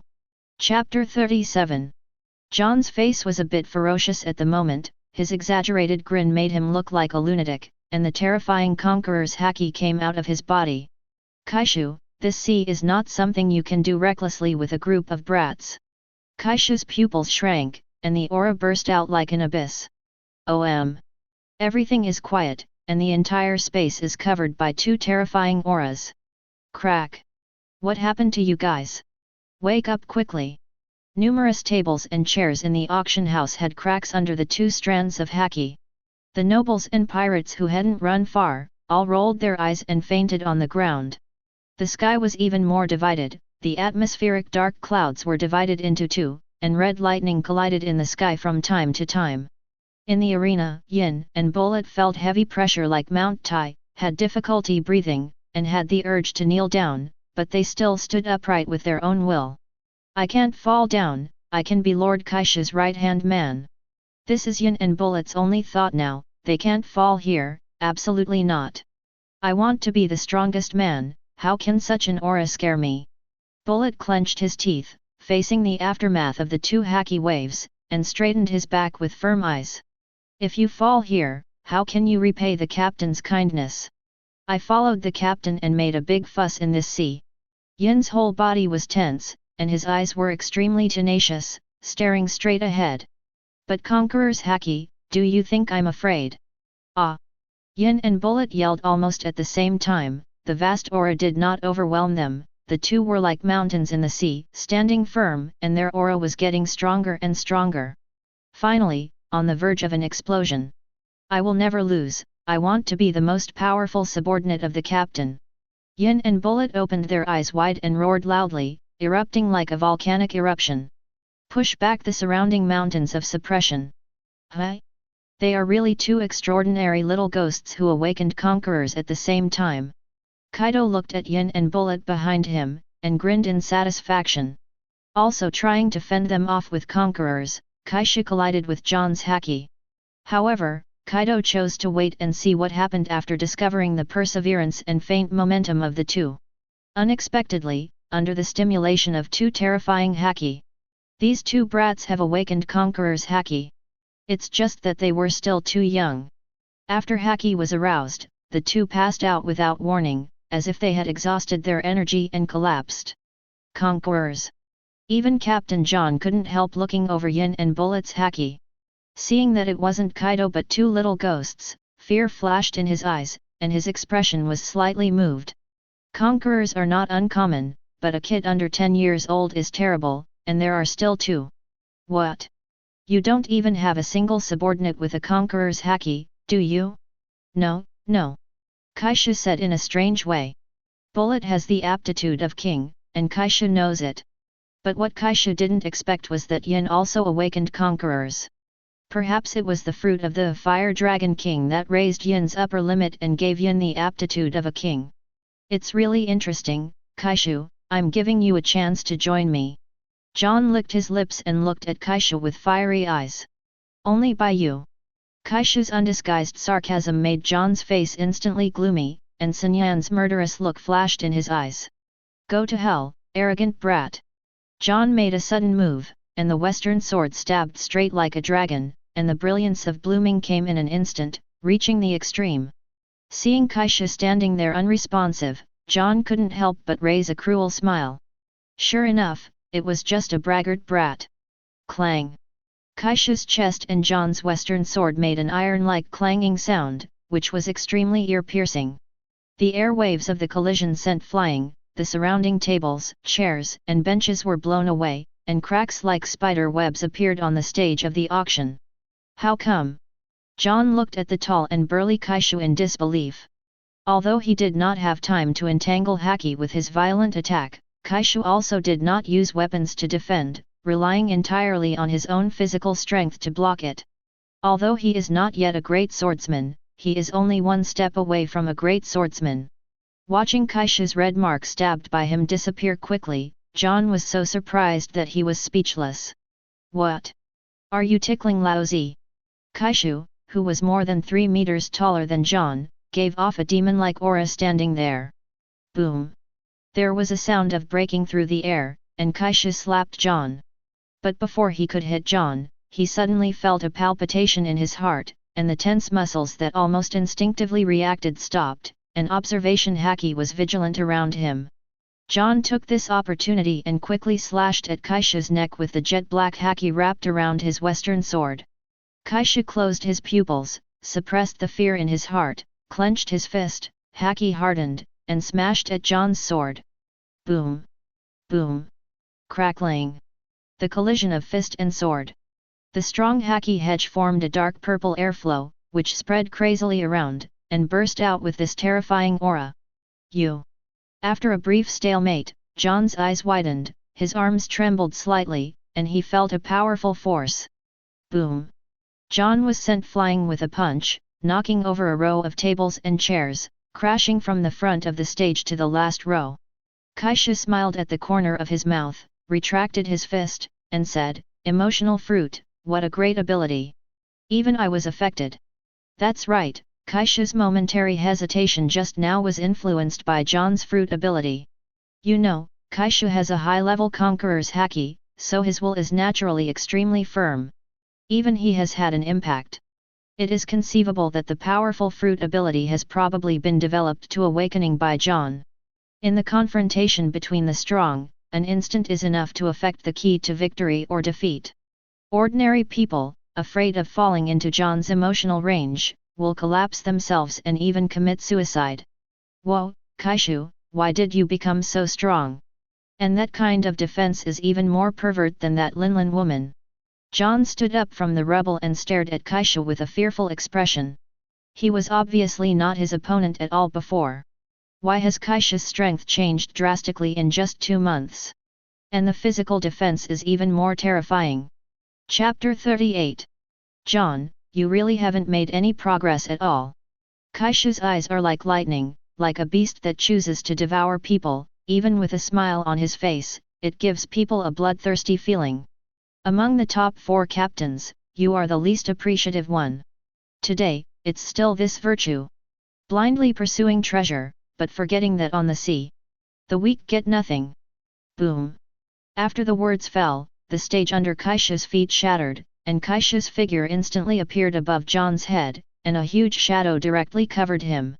Don't be ashamed, Laozi will kill you first. John's eyes were fierce, and the sword energy that split mountains and seas entangled conquerors, covering a range of thousands of meters, and everything was broken. Boom! Black lightning flashed on the edge of John's sword and collided with Kaishu's fist. The air wave swept over everything and the earth split open. A terrifying shock wave swept around, and the entire auction house cracked and collapsed. In just a moment of effort, it was completely destroyed by the unstoppable air wave. Conquerors winding well. Even with a layer of armament Haki covered, Kaishu can still feel the tingle on the skin. It's a skill he hasn't mastered yet, conquerors winding. Brat, Laozi is John. John's conquerors erupted violently, and the blade did not touch Kaishu's fist directly, but with unmatched force. Ha ha ha ha. Conquerors depends on who uses it. Kaishu showed a fierce look on his face, and the top armament Haki did not back down, pushing forward inch by inch with his brutal fists. Step! Step! Kaishu's physique is much stronger than John's. In a competition of strength, even if he entangles conquerors, he is not Kaishu's opponent. What's more, the top-level armament Haki is not weaker than conquerors winding. John clenched his back molars, his forehead was sweating profusely, and he stepped back 2 steps heavily, making 2 footprints on the ground. Kaido's fight, on the other hand, is much simpler. Of the group of pirates brought by John, the strongest is no more than the strength of the elite vice-admiral. He is considered a strong player in the sea, and he can even do well in New World. But it is not Kaido's opponent today. Thunder 8 trigrams. Thunder and Haki, with their speed and strength, and their fierce attacks directly knocked down a group of pirates. John was so confident at the beginning, but he completely underestimated the strength of Kaishu and Kaido. He also thought that the Kaishu brothers were only fighting in the battle against the Valley of the Gods. His pirates can overwhelm Kaido and buy himself time to defeat Kaishu. But I didn't expect. After only fighting for a moment, he himself was completely suppressed by Kaishu. One-shot style Sakura flower fall. Jun held the golden pira, his figure flashed among the pirates nimbly, and finally appeared behind them with his sword drawn. Puchi! Puchi puchi! Several pirates behind them shot bright red blood from their chests, blooming in the air like sakura flowers. Smelly brat, how long are you going to sleep for? Kaido kicked Yin and Bullet out with one unceremonious kick, rolling on the ground and crashing into the rubble. Ah! It hurts! It hurts, what happened? The two touched the big bags on their heads, and crawled out of the ruins in a panic. Seeing the broken eaves and broken walls everywhere, I was still a little confused, but I quickly remembered that they just started a war with Captain John. You three, don't get in the way here, and take away all the treasures after the auction for Laozi. Kaido has not forgotten the purpose of their trip, which is to bring the treasure tree atom back. Of course, since the war has already started, other treasures will naturally not be polite. Yes. Master Kaido. Nu. Jun, Bullet and Yin obediently ran towards the buried ruins behind. A hole. It's all Laozi's. At this time, John actually still had the heart to care about his treasure. It has to be said that his love for treasure is hopeless. Boom. Unsurprisingly, the distracted John was punched away by Kaishu again. You dare to be distracted from fighting Laozi, John, are you looking down on Laozi? Cough cough cough. Stop joking, a junior pirate, go to hell. John overturned the boulder that was pressing on him, stood up, stared at Kaishu with bitter eyes, the sharp sword energy condensed, and rushed towards Kaishu violently. The fierce and sharp sword energy, and the unscrupulous name block everything in front of him. The black thunder and lightning flickered from time to time, and its power was breathtaking. It's almost time to play. It's time to end. Kaishu's pupils dilated, green eyes appeared, his black hair turned white, and his tall body quickly shrunk. Beastman form. Roar. An involuntarily chilling roar rang out. Clang. What? John's pupils widened, watching in disbelief that Kaishu had only one hand, firmly grasping his blade. I'm so disappointed, John. Without giving John time to react, Kaishu punched him in the stomach. Puff. John only felt as if he was hit by a dinosaur, he spit out a mouthful of blood, and his eyeballs protruded and flew out. The western sword in his hand couldn't hold it anymore, and fell in mid-air. Shoo! Kaishu's figure turned into an afterimage, and he chased after him directly. Appearing behind John, who flew upside down, he grabbed his arm with both hands, and the sharp nails pierced his skin, sinking in, blood flowing. Roar! Kaishu lifted John up, opened his bloody mouth, and bit him directly on the neck. Ah! John let out a heart-piercing scream and wanted to struggle, but was controlled by Kaishu. Gudong gudong! After a while, his body felt cold and his consciousness became blurred, which was due to massive blood loss. His body shriveled at a speed visible to the naked eye, his hair became withered and yellow, and his face turned black. About. Captain John! No, save the captain quickly. You trash, don't get in the way of Brother Laozi. I'll die here. Boom. Ah. Before long, John turned into a mummy. With a bang, Kaishu threw it on the ground casually, and wiped the blood from the corner of his mouth contentedly. This was the first time he drank blood happily. It's so delicious. Chapter 39. Kaishu could still feel the power coming up continuously after sucking John dry. It's not a direct improvement of that kind of power, but a deeper development of the fruit of the zombie king. The green in the pupil is also a bit darker. Boom. At this time, John, who was already a mummy, suddenly became full. His shriveled body has become leaner, although it is not as muscular as before, but it is not skinny anymore. Some withered and yellow skin, glowing with a metallic luster. Tread. John jumped up directly, opened his eye sockets, and a pair of dark pupils without whites appeared.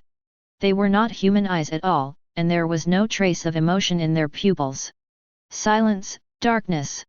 Even just taking a look at it gives people a creepy feeling. Roar. John roared like a beast, and bloodthirsty light appeared in his dark pupils. Ah! Grabbing the nearest pirate directly, under his horrified eyes, he bit his neck and swallowed blood. Captain! How is this going? Seeing this scene, the surviving pirates only felt a burst of horror, and a chill rose from the soles of their feet. Blood-sucking instinct. Kaishu observes the first zombie he made. It was after sucking John's blood dry that he squeezed out a drop of precious zombie blood into John's body to make him like this. Without Kaishu's orders, the zombies seem to have a bloodthirsty instinct. Like wild animals hunting and eating, there is this need even without thought. Moreover, it seems that blood is needed to maintain John's zombie way of life. It seems that we will store blood in the future to feed these zombies.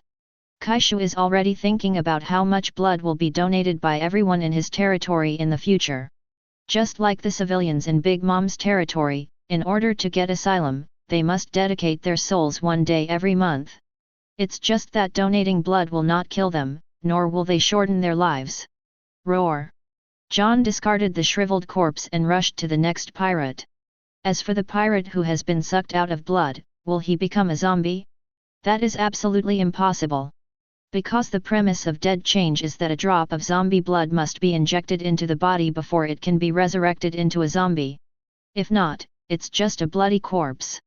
And zombie blood is very precious, and Kaishu cannot make it infinitely.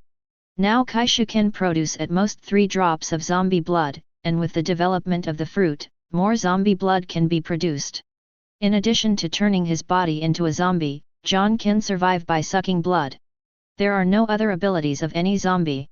Having said that, if there is one, wouldn't it be equivalent to another phantom beast form?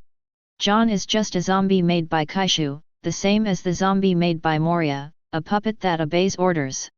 Finally, after drinking the blood of the 3 pirates, John stopped. Come over. As soon as Kaishu finished speaking, John quickly came to him. With that sword, kill that guy. Kaishu tried to give the command with his mind again. Miraculously, John actually picks up his western sword and kills Kaido. Clang! Black haki wrapped around the blazing blade. Damn, BD brother, are you playing with me? Kaido cursed loudly, raised his mace, and the flashing lightning rod directly hit John into the air. Swordsmanship is weakened by about 2 layers, armament haki is weakened by 1 layer, observation haki is weakened by 3 layers, and Conqueror's haki seems to be gone. Kaishu watched silently. Roar! John jumped out from under the rock with a growl, and charged Kaido again. The physique has strengthened, and the defense on the surface of the body has also become stronger. Bang! Bang! In just a short time, John was beaten by Kaido more than 10 times, and irregular twists appeared in many places on his body. The chest was dented by the mace, the skin was cracked, and one left foot was even twisted behind. But John is still like a machine, constantly jumping up and attacking Kaido. Although John's combat strength has dropped a lot at this moment, it is at most the level of the elite vice admiral. But such tireless, painless, and endless attacks did not bother Kaido very much. If he didn't know that this is a zombie made by the BD brother, he would have gone all out to beat him to pieces. Exploding the zombie's head, or directly smashing the zombie's body, can completely kill the zombie. Okay, stop. Kaishu continued to give orders with his mind. Sure enough, John, who had already jumped in front of Kaido with 1 foot, stopped in the next second. Go blood-sucking to recover. Roar!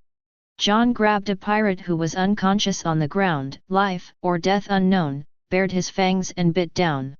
Zombie blood-sucking can not only maintain vigor, but also recover from injuries. In theory, no matter how serious the injury is, it can be recovered. BD, brother, your ability is really pervert. Seeing John greedily sucking blood, his injuries are recovering little by little, even the broken and twisted bones are recovering, Kaido said in admiration. It's not that it can be produced infinitely, otherwise I would have to create an army of zombies. Kaishu said coldly. Captain, we are back. At this time, the three of Bullet waved to them not far away, carrying large and small bags. There are also boxes of treasures beside them, the most eye-catching one is a sturdy tree.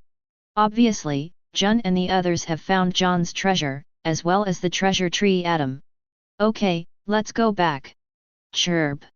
Before Kaisha finished speaking, a violent sound of breaking through the air came. Almost instantly, Kaisha turned around and kicked out, colliding with a round black shadow. Bang bang! The roar of the explosion, the burst of flames. It turned out to be a cannonball. Captain! Master Kaishu! Seeing this, Jun, Bullet, and Yin shouted eagerly. Ha ha ha ha! In the flames, Kaishu's cold laughter came out. Garp, can't you change the way you greet me? In the light of the fire, Kaishu came out step by step. Except for the burned clothes at the bottom of his trousers, he seemed to be fine. Ha ha ha ha, Kaishu kid, Kaido kid, you two are making a big fuss here. Teams of Marines suddenly appeared and surrounded Kaishu and others. Walking in the forefront of these Marines is the legendary sailor wearing a dog hat. Hero Garp. Chapter 40. Garp. Hero Garp. When Jun, Yin, and Bullet saw the stalwart figure in Marine, they couldn't help but exclaimed. Garp, this name represents Marine's current highest combat power. Garp, I didn't expect us to meet again so soon. Kaisha warmly smiled as if greeting an old friend. That's right, brat, this time I'm here to invite you to impel down. Garp also grinned. Neither of the two of them was as tense as they had imagined, but they seemed to be having a pleasant conversation. Kaisha continued, that's not okay, I don't want to go to impel down yet, can I trouble you to make way? Garp picked his nostrils helplessly, and said, there's nothing I can do about this, let you go, Sengoku won't give me a leave of absence from now on. After speaking, he touched his head with his nose-picking hand, and laughed heartlessly. That's really a pity. I didn't want to make too much noise in the paradise. Kaishu touched his ghost horns distressfully, and winked at Kaido. Kaido nodded understandingly, and quickly appeared in front of the three of Jun. Ha ha ha ha, let this old man see how strong you little brat is. At the same time as the words fell, Garp kicked his feet hard. Boom! The ground suddenly collapsed into a deep pit, and Garp's figure suddenly jumped into the sky. He rushed towards Kaisha brazenly, like a cannonball being ejected. Almost at the same instant, Kaishu also turned into an afterimage and disappeared. Boom! In midair, the fists of Garp and Kaishu collided and roared, and the powerful shock wave swept away many marines below, and the ground was even more sunken and broken, with several ravines and abysses appearing. Kaishu! Garp stared hard, grabbed Kaishu's fist with his dark left hand, and punched Kaishu's chest with his right fist. Come! Kaishu didn't dodge either, he made a fist with his left hand and blasted out. Boom! The iron fists of Kaishu and Garp collided, and they were not weak at all. Garp quickly turned his body to the side with his experience, and kicked Kaishu again with a condescending kick in midair. Boom! Kicked off the ground, deeply embedded in the ground, Garp fell to the ground in a horse stance. Pang! Kaishu jumped out, clenching his fists unscathed except for the messy clothes. It's been a long time since I've had such a good fight, Garp, keep coming. Kaishu laughed proudly, since the fruit evolved, it has been a long time since he had such passion. This time I will let you taste the iron fist of justice. Garp looked at Kaishu with a grin. Come if you can. Blow. The figures of the two turned into afterimages and disappeared. Bang bang. Boom boom boom. Boom, boom boom. Crack. The two clashed at a speed that was invisible to the naked eye, and the shock waves erupted from the fist-to-flesh collision set off bursts of violent air waves like a hurricane. The aura emanating from the two of them can be called extremely terrifying. When the powerful haki collides, the characteristic dark red liquid lightning rages out. No one dared to approach alone within a 100-meter radius, and the aftermath of the battle between the two could seriously injure Vice Admiral. Roar! In the fierce battle, Kaishu couldn't help roaring like a beast. Grinning to reveal zombie teeth, black lines appeared on his face, and they were still wriggling. More and more black lines gradually covered his entire face. Kaishu's face, hands, feet, and whole body were covered with strange black lines, as if covered with a layer of hard cuticle. Like a demon from hell, with an evil and gloomy aura. The bones of Kaishu's whole body made a crisp sound, his physique became tall and burly, his hands began to be upgraded, and his fingers were like sharp knives. It was as if the finger bone had turned into a sharp blade, about half a meter long, sharp. His hands are weapons, cutting iron like mud, comparable to a magic weapon. The green in the pupils is breathtaking, and the aura is violent, which is far more shocking than the orc form. Zombie King Fruit Beast form. Garp felt the evil aura, and his pupils couldn't help shrinking.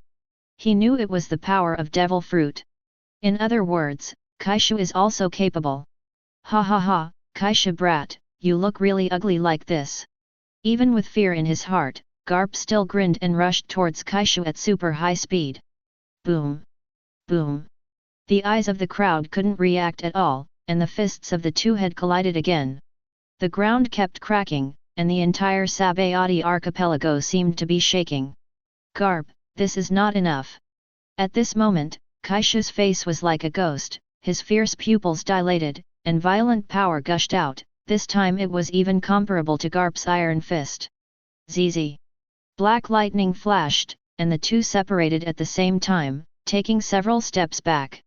This evil force will not make you the next rocks. After Garp stabilized his figure, he slammed towards Kaishu like an unstoppable heavy artillery. Kaishu. Arriving in front of Kaishu in an instant, Marine Legend rushed straight to the core of evil with incredible speed. Kaishu's expression changed, he hadn't stabilized his back pace yet. The strongest iron fist screams and gathers thunder.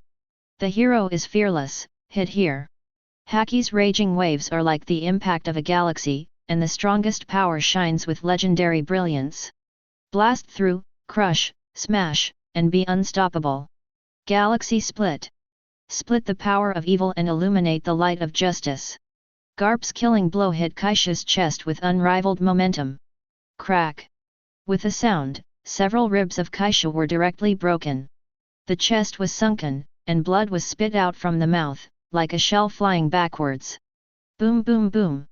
Dozens of buildings were smashed into pieces one after another, the earth trembled, and the sea surged up and down. In the end, Kaishu hit the ground directly and deeply, the collapsed building buried him, and the thick dust covered everyone's sight. Master Kaishu! Captain!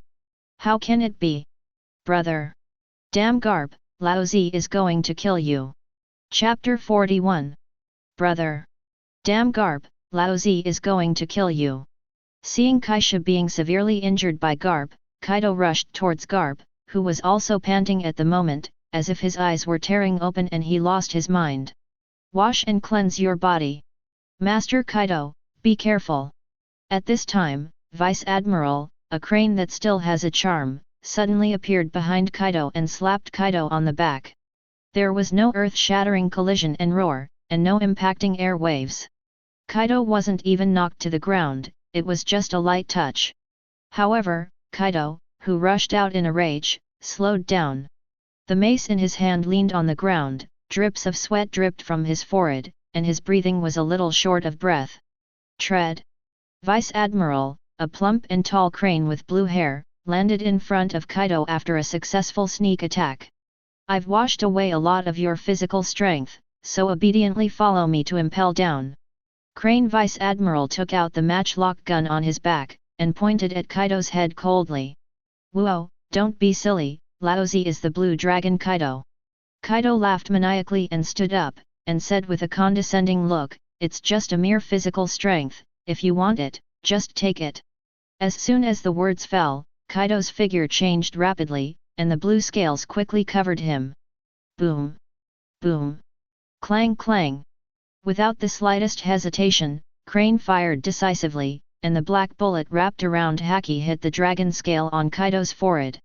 Sparks radiate and irons scream. But the bullets only left white marks on the dragon scales, but failed to penetrate Kaido's defense. Kaido raised his mace and slammed it at the crane vice-admiral in front of him. Go away! Boom! Lightning flashed, directly smashing the ground in front of it. Shave! Crane vice-admiral dodged in time and appeared behind Kaido at an extremely fast speed. His fists were covered with armed colors and hit Kaido's back. As if he knew it all along, Kaido turned around and kicked towards Tsuru vice-admiral's fist with a powerful kick. Boom! Boom! Boom! The collision produced a huge roar, and the air waves caused huge waves to roll up the sea. Centered on the two of them, terrifying shock waves raged towards the surroundings. Thunder 8 trigrams. Wash and eliminate. Violent thunder swept across the surroundings, and heavy maces shattered the atmosphere. Crane Vice-Admiral did not choose to confront the enemy head-on, but relied on his knowledge and color to avoid the terrifying blow with agility, and then the surrounding air became thicker, trying to wash away Kaido's evil thoughts. It's useless. Heat breath. Kaido in the orc form opened his mouth wide, and hot flames sprayed out, and the stickiness in the air was instantly evaporated by the high temperature. Pang! Pang! Another 2 shots hit Kaido's body, leaving only 2 white marks. This time Crane Vice-Admiral didn't think it would hurt Kaido, but he just used the reaction force to back up and keep walking, quickly avoiding the terrifying flames. These 2 brothers are monsters. The rapidly rising temperature around him made Tsuru Vice-Admiral's hair wet with sweat, sticking to his cheeks, and he looked at the demon-like Kaido with fear. The other side. 1. As expected of Vice-Admiral Garp. Captured the remnants of a rocks pirate. Being beaten like that by Vice-Admiral Garp, I'm afraid he's dead. Even if you're not dead, you won't be able to stand up. Watching the thrilling battle just now, and the scene where Kaishu was knocked into the air. All the marines around cheered and looked at Garp adoringly. Garp calmed down the turbulent blood, and stared at the area covered by the thick dust. Crack! But at this moment, the smoke and dust gradually dissipated, and a sound came from under the ruins. Under the watchful eyes of all the marines, I saw boom. With a bang, a tall figure jumped out directly. It hurts, as expected of you, Garp. Kaishu, who looked like a ghost, with a bloodline hanging from the corner of his mouth, said with a weak breath. At this moment, Kaishu's chest was sunken, and there were many cracks in his shirtless body. He was bruised and embarrassed. Kaishu really experienced how strong Garp was at its peak this time.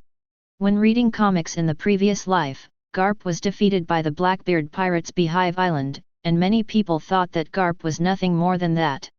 But you must know that Garp was already 78 years old at that time, but he was facing Aokiji at his peak, as well as Admiral's alternate strength Shiryu Amame, Pizarro, Chote, and other strong players. The most important thing is to protect a tow oil bottle. As strong as Red Hair, in order to protect Luffy when he was a child, his arm was bitten off by the King of the Sea. It's not that Garp's performance is not good, but it's far from meeting everyone's expectations. If it wasn't for protecting the Desert King, who was stabbed by Shiryu of the Rain in a sneak attack, who would keep Garp? And no matter what, Garp still has Admiral-level strength until he is 78 years old. What's more, Kaishu is now facing Garp, who is at the peak of his 40s. Garp, come again! Kaishu ferociously and frantically turned into an afterimage, rushing towards Garp full of fighting spirit. Garp was surprised that Kaishu was still able to fight after being injured like this, but then he grinned, smashed the ground, and charged up. Bone Fist Armed Meteor. Armed Steel Iron Claw. Boom! Boom! Bang bang bang! The two looked at each other and refused to give in to each other. After a stalemate for a while, Kaishu took a few steps back to slow down. It's really too powerful. This is the high-end combat power of Pirate World. Sure enough, I still have a long way to go. Kaishu secretly thought. Now he has just stepped into the level of monsters, and there is still a long way to go from these strong men standing at the top of the general. Monsters also have gaps. For example, Red Shining scares away the Green Bull with Conquerors. Blackbeard, who just got the double fruit, immediately chose to retreat when he knew that Akainu was coming to exchange warships. What a monster-like brat! Kaishu is lamenting Garp's strength. Why didn't Garp discover Kaishu's pervert, who is only 23 years old and can block his attack? After being severely injured, he can still maintain such fighting power, which is simply a monster. Bang bang, bang. Boom. Bang bang bang. Kaishu is obviously not Garp's opponent, but with his strong physique and fruit ability, he insists on fighting against Garp. In Marine, a young man with a somewhat ferocious face was staring at the battlefield in the distance with serious eyes. Even though they were far away from the center of the battle, they could still feel the earth-shattering collision. Terrifying air waves are raging, and the shock waves destroy everything around. Trees, buildings, and rocks were all shattered by the impact of Kaishu's collision with Garp, and then turned into dust and blown away by the air waves. The ground continued to shatter like a spider's web, with ravines crisscrossed and dilapidated. Possessing such power may bring peace. Monkey D. Dragon, who is only 17 years old, stares at the terrifying battlefield with his eyes full of longing and ambition. Chapter 42. Bang, bang bang. Boom. Kaishu's black fist collided with Garp, the air wave swept over everything, and the ground cracked every inch of it. Garp remained motionless, and Kaishu stepped back 2 steps, stepping the earth out of the pit. This is... Garp looked at his right fist with a changed expression at this time. The armament haki on it seemed to fade a little. Haki that can corrupt me.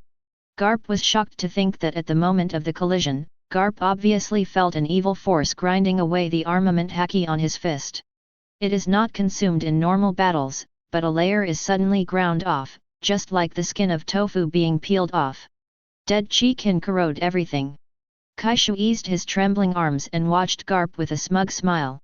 This move can consume the opponent's haki more effectively. If you want to collide with him, the coverage of armament haki must be stronger. Ha ha ha, bull-headed brat, it seems that he has acquired a very strong ability. Garp clenched his fists heartily and laughed. With bulging veins on Kaishu's forehead, he roared viciously, Laozi is a ghost horn, don't just call him a nickname, you BD. Ah, I see, bull-headed brat. BD, Laozi is going to kill you. Hell, armed, where are you going? Ha ha ha, bone fist armed meteorite. Boom. Bang, bang. Clatter. The brilliance of evil is shining, and the iron fist of justice is bombarding you head on. It's like 2 meteors streaking across the earth, plowing out the abyss and ravines running towards each other. Dust was flying, sand and rocks were flying, and the earth shook. Between the collisions, a roar echoed across the island. Garp took a step back, and Kaishu's right hand trembled and was sent flying against the rocks. Shave. Garp disappeared immediately, and punched Kaishu's head domineeringly. Except for Kaishu, no one present could keep up with Garp's speed. Garp. Kaishu roared in a low voice, disappearing from everyone's sight. Bang, boom boom. There was only a violent collision sound in the air, and the two fought together again in the air. Meanwhile, the other side. Kaka. Yin put away the phone bug, and said to Jun and Bullet, Uncle Simon and the others have already sailed the boat to the nearest coast, we can retreat now. Captain, Master Kaido, you can retreat now. Bullet immediately shouted forward. Jun and Yin were stunned for a moment, looked at each other, punched him on the head almost at the same time, changed into a shark face in seconds, and cursed, are you an idiot? If you shout like that, Marine knows that we want to ran.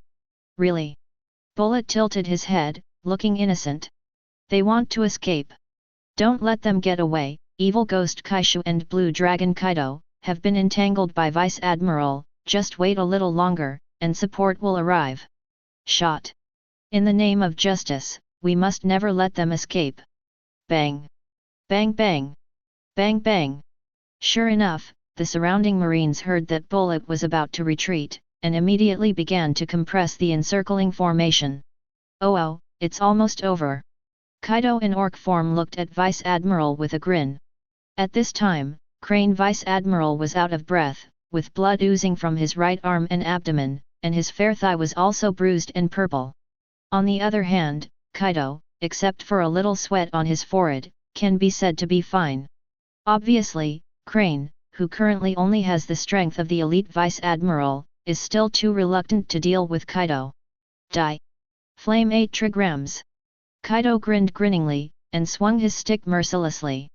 The mace wrapped in scorching flames scorched the atmosphere. Crane Vice Admiral's pupils can't help but dilate, and the eyeballs are filled with red iron rods. Even if they are separated by a certain distance, they can feel the scorching heat. At this moment, Crane Vice Admiral has a near-death threat. Gritting his teeth and squeezing his own potential, Armament Haki used it to the limit. Black butts meet the flaming mace. Armed gun-fighting Crane. Pang! There was an explosion-like impact, and a powerful wave of air swept around the two of them. Little Crane. Garp is very anxious, he has noticed the danger of Crane Vice Admiral. He wanted to go to help, but was blocked by Kaishu. Go away, Tauren boy. Yahahaha, don't bother my little brother, Garp. Puff.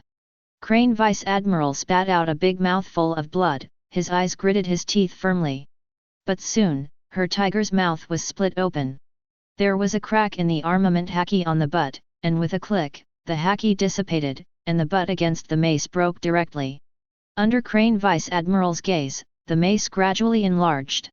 Because the mace, which was still undiminished, had already hit Crane Vice Admiral's eyes, and even the hair in front of her forehead had begun to burn. Boom! Just when Crane Vice Admiral was about to die under Kaido's mace, at the very moment, two big black hands firmly held against the mace. Dragon! Seeing the boy who suddenly appeared beside him, Tsuru Vice Admiral exclaimed. Let's go, sister he! Long was dripping with sweat, his resolute face was flushed red from the high temperature, and the veins on his arms were protruding one by one. Shoo! Crane Vice Admiral reacted immediately and retreated quickly. Seeing that Crane Vice Admiral was safe, the dragon finally couldn't hold on, and flew backwards several meters. Oh! Young Marine, you were able to block my blow head-on, what's your name?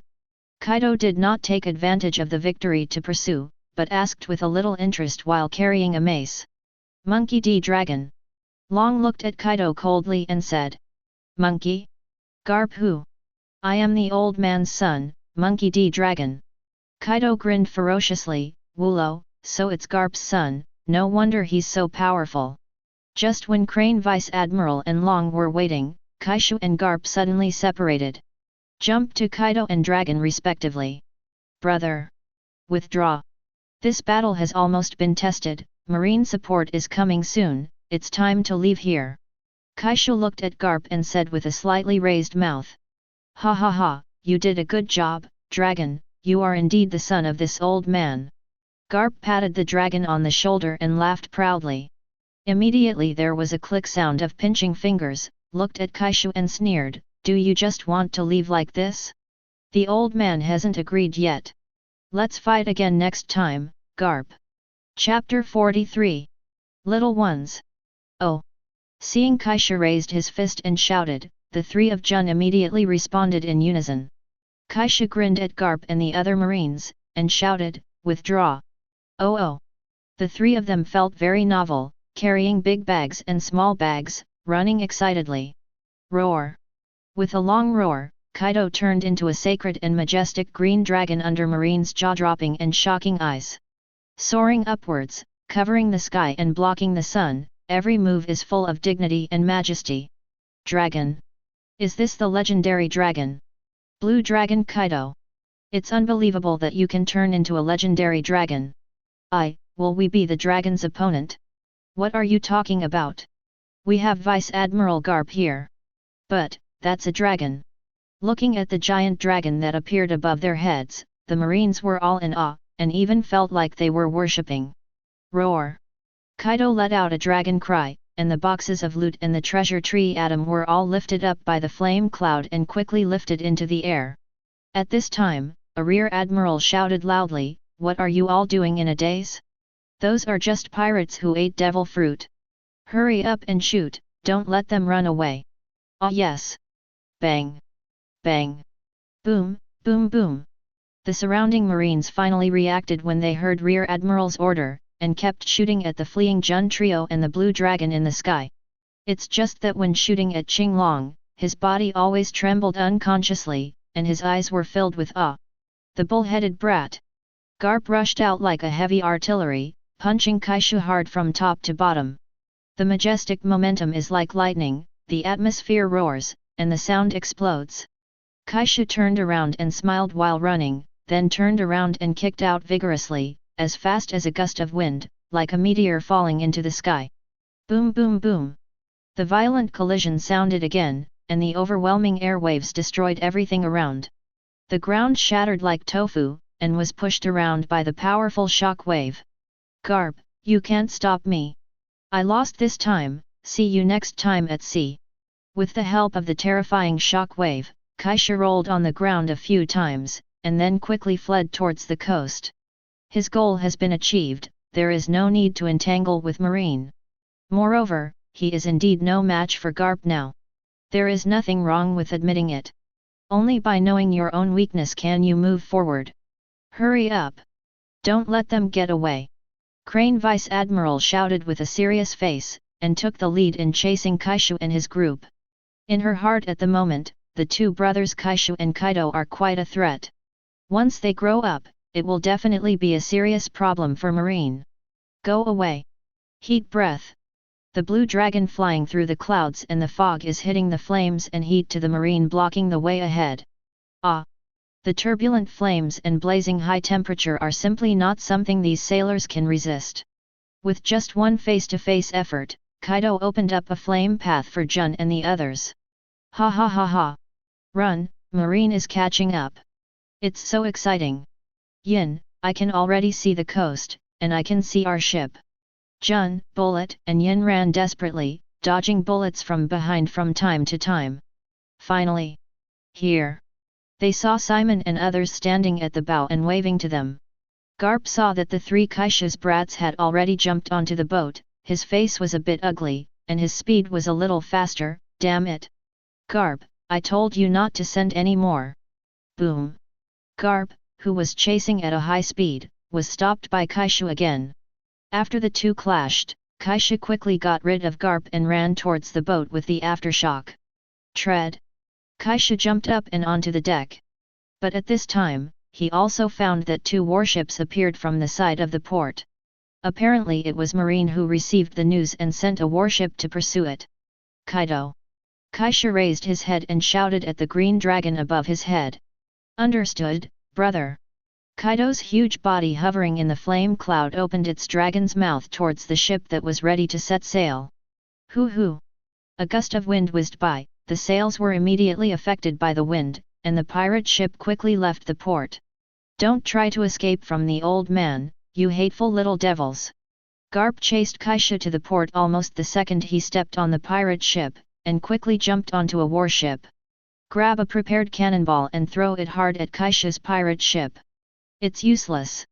Kaishu's gaze was fixed, and he flicked his hand to arouse a strong shock wave, directly blasting the fired shells aside and detonating them. Garp gritted his teeth and said, "Give it to the old man." Then he tore off the tie around his neck and said, "Send another 1,000 shells over here." "Yes. As you order, Vice Admiral Garp." The speed of the warship is much faster than that of ordinary pirate ships. After a while, it was about to board Kaishu's pirate ship. At this time, rows of shells were transported to the bow of the warship by the sailors. Garp grimaced and pinched his fingers with a click sound. Fistbone meteor swarm. Garp hurls shells at Kaishu's pirate ship in a continuous stream, faster than they can be fired from the cannon. Hand-throwing cannonballs. That Marine Garp is a monster. As expected of Garp. Jun, Bullet, Yin, Simon, and the others all stared dumbfounded at the shells falling like stars. Don't think that throwing cannonballs like this is very simple, this move is a test of the explosive power of the body. In the entire pirate world, except for Garp, the world destroyer Valdo has thrown shells, but Waldo relies on the explosive power of fruits to increase speed. What's more, such continuous throwing will test the lasting explosion even more. Yeah ha ha ha! Kaishu stood at the bow of the boat and laughed heartily, saying, "See you next time, Garp." As soon as the words fell, the waves on the sea instantly rose and fell, and the strong wind gradually gathered the wind and clouds.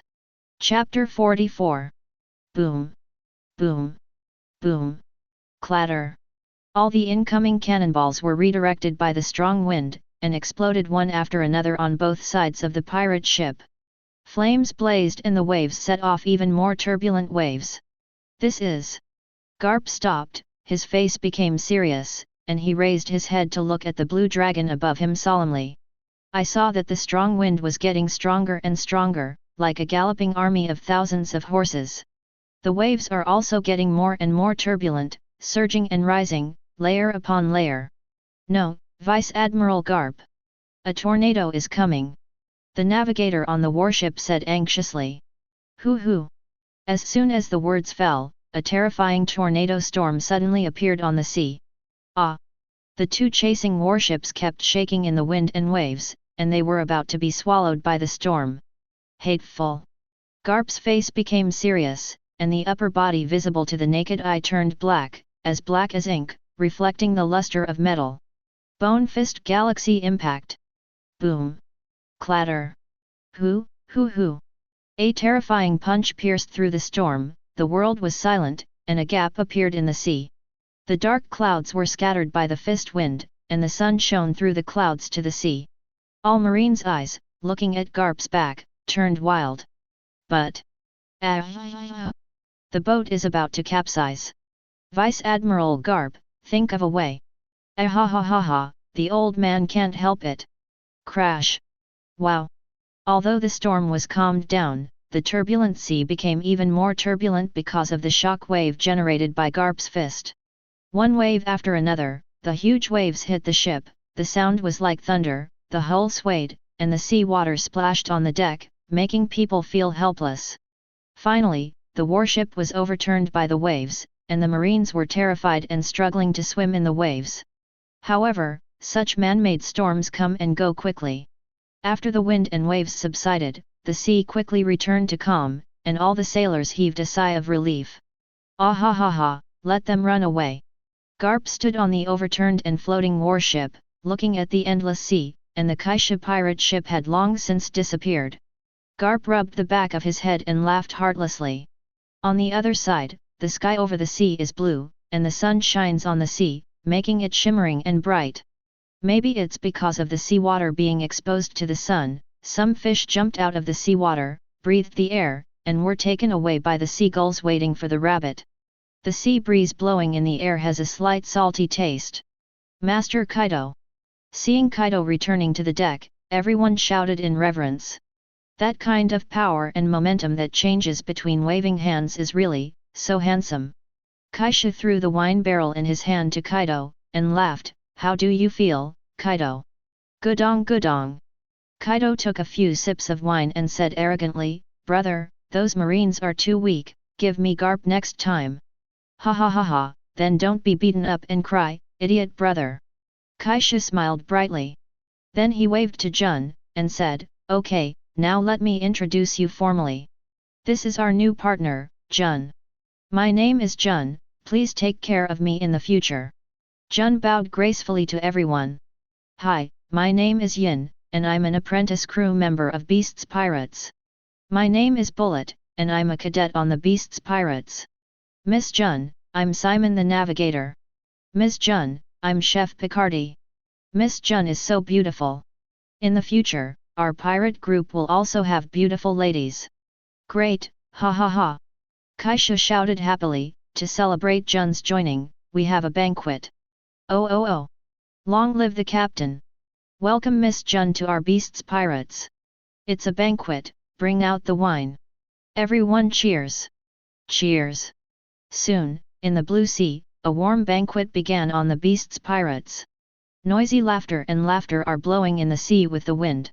The banquet lasted until late at night. The pirate ship was filled with a strong smell of alcohol, and the deck was full of drunken crew members. Even the observers who were originally on the observation deck were called down by Kaishu to join the banquet. At the moment on the boat, only Kaishu and Jun are not drunk. One is due to physical reasons, and the other is a girl. The crew members are embarrassed to drink her. Even Kaido, holding his wine gourd at the moment, was crying bitterly drunk. Oh no! There are also Bullet and Yin. Because of their age, Kaishu only let them drink milk, so they are also awake. Captain, I have never been so happy. It turns out that it feels so good to be free. Jun took a glass of juice, came to Kaishu and smiled. Of course.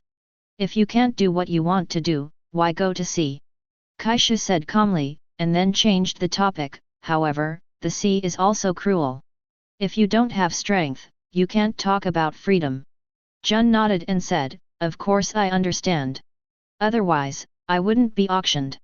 Kaishu patted Jun on the head, and said in a serious tone, those are in the past, you will be Laozi's person from now on, Laozi will not let anyone bully you. Captain. Jun blushed and looked up at Kaishu with emotion. This devil fruit is for you, it will make you stronger.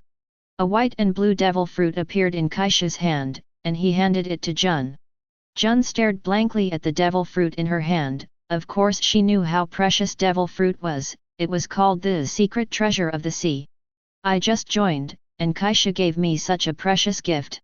Captain, if you want to keep up with me, you have to become stronger. Kaishu's figure under the moonlight appeared even taller, this can help me, understand? Jun nodded heavily, and said firmly, I will definitely not let the boat down. Saying that, under Kaishu's gaze, Jun bit the fruit in his hand. Ugh! It's so hard to eat. Yeah ha ha ha! Chapter 45. Jun's fair face was turning blue and white, and his pretty eyebrows were tightly knit together. Kaishu smiled gloatingly at the side. Jun gave Kaishu an angry look. She was sure that this must have been deliberately done by her own captain to make a fool of herself. Didn't remind her at all. She just heard that devil fruit is bad, but she didn't expect it to be so bad. But soon, Jun felt a coolness in his head. The head that had a little headache from alcohol just now was very refreshing and relaxed. The surrounding temperature dropped instantly, and the mirrors on the ship were covered with a layer of hoarfrost. Ang. There was a crisp tweet. Lofty, dignified, and sacred. Both Bullet and Yin ran out of the cabin, and Kaido's drunken pupils also sobered up a lot. Snowflakes suddenly fell in the sky, and a thin layer of ice seemed to form on the sea. Jun suddenly spread his wings and flew high, turning into a big blue and white ice bird, with a blue and white plume behind him, making it look noble and beautiful. Especially under the moonlight and snowflakes, it is like a divine bird high above, which can only be watched from a distance and not played with. The sea is frozen by it, and ice and snow are her subjects. Tread. Jun folded his wings and slowly landed back on the deck at the bow. At the same time, all the scars on Jun's body disappeared in the snowflakes. The old skin was frozen and shattered into ice crystals, replaced by skin that was smoother than milk, and a beautiful face that made everything fade. Let Jun's already beautiful appearance look even more moving. Sister Yu's temperament has also added a bit of nobility, which makes people fascinated. Thank you, Captain. Jun looked at his own skin and smiled happily. Which girl does not love beauty? Now this fruit not only makes her stronger, but most importantly, it also makes her more beautiful. This is the most exciting thing for a girl. It seems that you are interested in this. Zoan bird fruit phantom beast frozen bird form. Very satisfied. Kaishu looked at the happy Jun, showing his white teeth slightly. The smile on Jun's face never stopped, and he nodded repeatedly, yeah, I like it very much. This devil fruit is actually the Zoan sparrow fruit that Kaishu got from the auction. After conquering Jun, the 3 points of evolution obtained were all used on this fruit. Hey, Yin, heat up the boat quickly, and then thaw the sea surface. Understood, Captain. Kaishu commanded the child labor, and then looked at Jun with the heart pupil. Name, Jun. Race, human race. Identity, crew member of Beasts Pirates. Loyalty, 100, deadly loyal, never betrayal. Talent, sword pattern, aspect of heaven. Devil fruit, Zoan bird fruit phantom beast frozen bird form. Haki, armed color, primary, knowledge color, primary. Kendo, swordsman, intermediate. Sword pattern, born with a very high comprehension of swordsmanship. Aspects of the sky, master the power of ice and snow, and control the weather of the sky. The 2 talents of Jun, it is obvious that the aspect of heaven is bestowed by the form of the frozen bird. And except for the good swordsmanship, the two-color haki is a bit weak. But think about it, Jun is only 18 years old now, and he has been doing art in the sea for a living.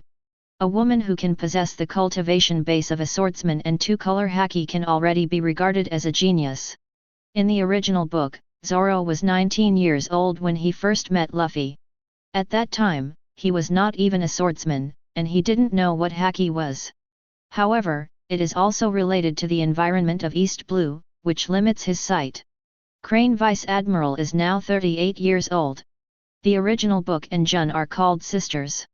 Even if a woman is older, she hopes to be called sister, just like a dragon calls her sister. So I set it here as 1 year older than Dragon and younger than Crane, 20 years old. Naval Headquarters, Marine Ford. Admiral Sengoku's office, under the plaque of Justice in the King's Landing. Sengoku looked ahead solemnly. Crack. Garp was eating a donut heartlessly, and Crane Vice Admiral sat on the sofa with his arms folded and his body wrapped in bandages.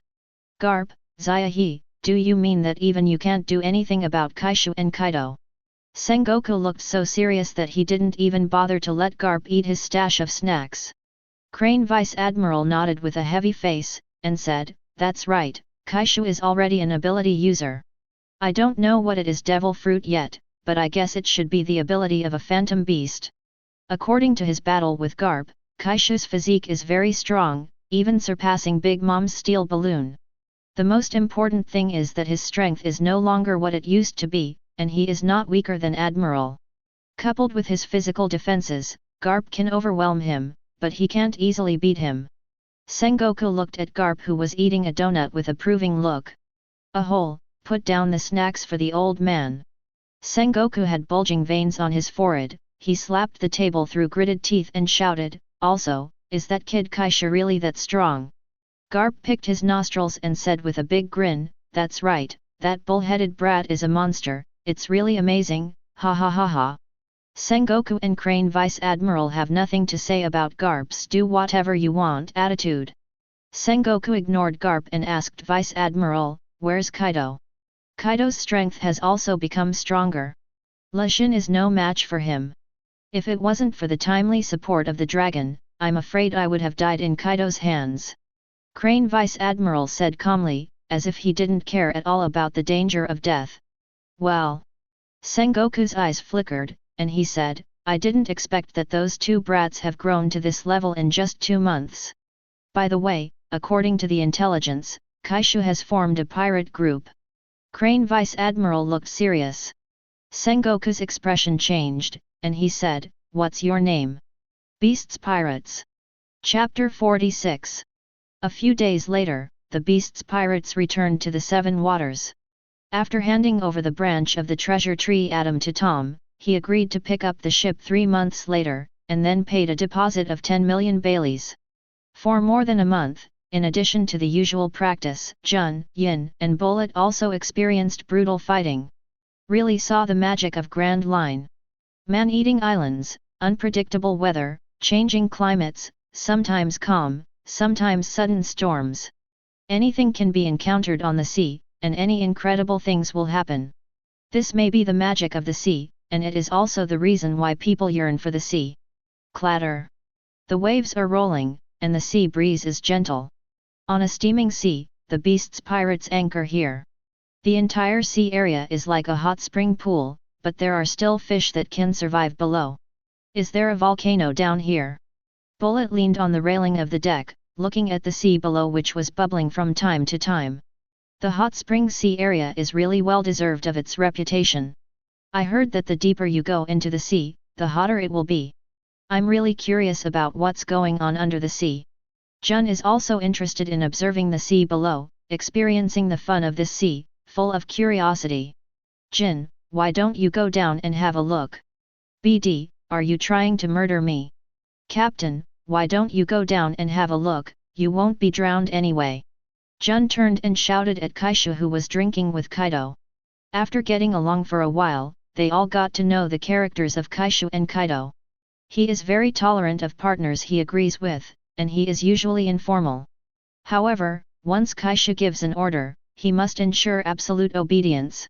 Ha ha ha ha ha, you are idiots, the fun of the sea, of course, you have to understand it yourself. Kaishu put down the barrel and cursed with a bold smile. Jun said wronged, but I can't swim now. Kaishu had a headache, and Jun, who was full of Yuja's temperament, always acted like a baby to him intentionally or unintentionally for some reason. Captain! There is a pirate ship approaching us. The crew standing on the watchtower noticed something unusual and immediately reported it to Kaishu. Kaishu nodded casually and clinked glasses with Kaido again. It seemed that they didn't care at all, but Jun, Yin and Bullet were eagerly staring at the front. I saw a boat with a tiger's head on its bow, approaching quickly. On the deck of that ship, there were many pirates holding weapons, their faces were full of excitement, as if they were staring at a piece of fat, and they couldn't wait to plunder Kaishu's ship. This scene has been commonplace for more than a month. The name of Beast's pirates has not yet been fully established, and of course there will be guys who don't have good eyesight. Of course, there are also those who want to step on Kaishu and Kaido and make a name for themselves. But more, because of the news released by Marine, the Beast's pirates got a lot of treasure from Captain John. Soon, the pirate ship approached. Standing at the bow of the boat was a man wearing a green cloak, a sharp head like an awl, and 12 written on his forehead on the left side. The pillars of the 8 treasure water army, green peppers. A man in the shape of a sea of evil spirits. Commander Qingqiao, why don't we retreat? The captain of the Beast's pirates is a great pirate with a bounty of more than 600 million. Looking at the reward order in his hand, soldiers from the Babao Navy ran over and proposed to Qingqiao worriedly. Are you doubting the strength of my green pepper cone? Even if it's that BD Garp, I'm not afraid. Let alone a mere young junior pirate. Laozi is the pillar of the 8 treasure water army, the green pepper of the cone. But the remnant of the rocks, let him taste the power of my sharp cone. Hearing the unsatisfactory words of his subordinates, King Jiao's beard fluttered and his angry eyes widened, looking extremely terrifying. No one dares to disobey him, not even his subordinates. Yes. Seeing the ghost-shaped green pepper, the soldiers stood up in fright and saluted. Listen, Beast's pirates, hand over John's treasure and I'll let you go.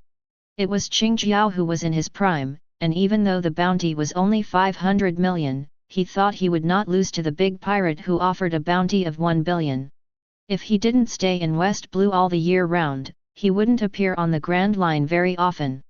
How could the bounty of these young brats exceed him? Captain, I'll deal with him. Jun volunteered. Kaishu said lightly, go. When Jun heard Kaishu's agreement, he immediately jumped up, a pair of beautiful blue and white ice crystal wings appeared behind him, and the surrounding temperature dropped sharply. Huh? Capable person. Seeing the wings on Jun's back and the rapidly dropping temperature of the atmosphere, King Jiao's face became more serious. Shua. Jun didn't say a word of nonsense, flapped his wings, pulled out the golden pira from his waist, and rushed towards the green pepper. Clang! The sharp black head and the blade collided together, a strong air wave erupted from between the two, cracks cracked the wood of the bow. BD. Qingqiao was furious. Are you looking down on me by only sending one woman? You are not qualified to talk to the captain. Jun said coldly. Don't think that you are a woman, the old man will not kill you. Almost in an instant, the veins on King Jiao's face twitched violently, and his beard was blown upward by the aura rising out of nowhere, like a vicious ghost. The powerful airflow looming beside him blows away everyone nearby, and the green pepper rushes over like a meatball chariot. The 8-punch boxing mystery filled it with powerful oppression, misty white air rose up and down, and the sharp head was covered with a layer of black and bright armament haki. 8 Chong Fist, Wutu. Qingqiao let out a loud shout, and immediately entered into a fighting state. He kicked his feet on the deck fiercely, causing the originally cracked deck to crack again. His huge body jumped into the air, and hit Jun below like a meteorite. Meteorites fall, Mount Tai overwhelms. The huge weight of the body and the force of the impact made this armor head powerful to a terrifying level.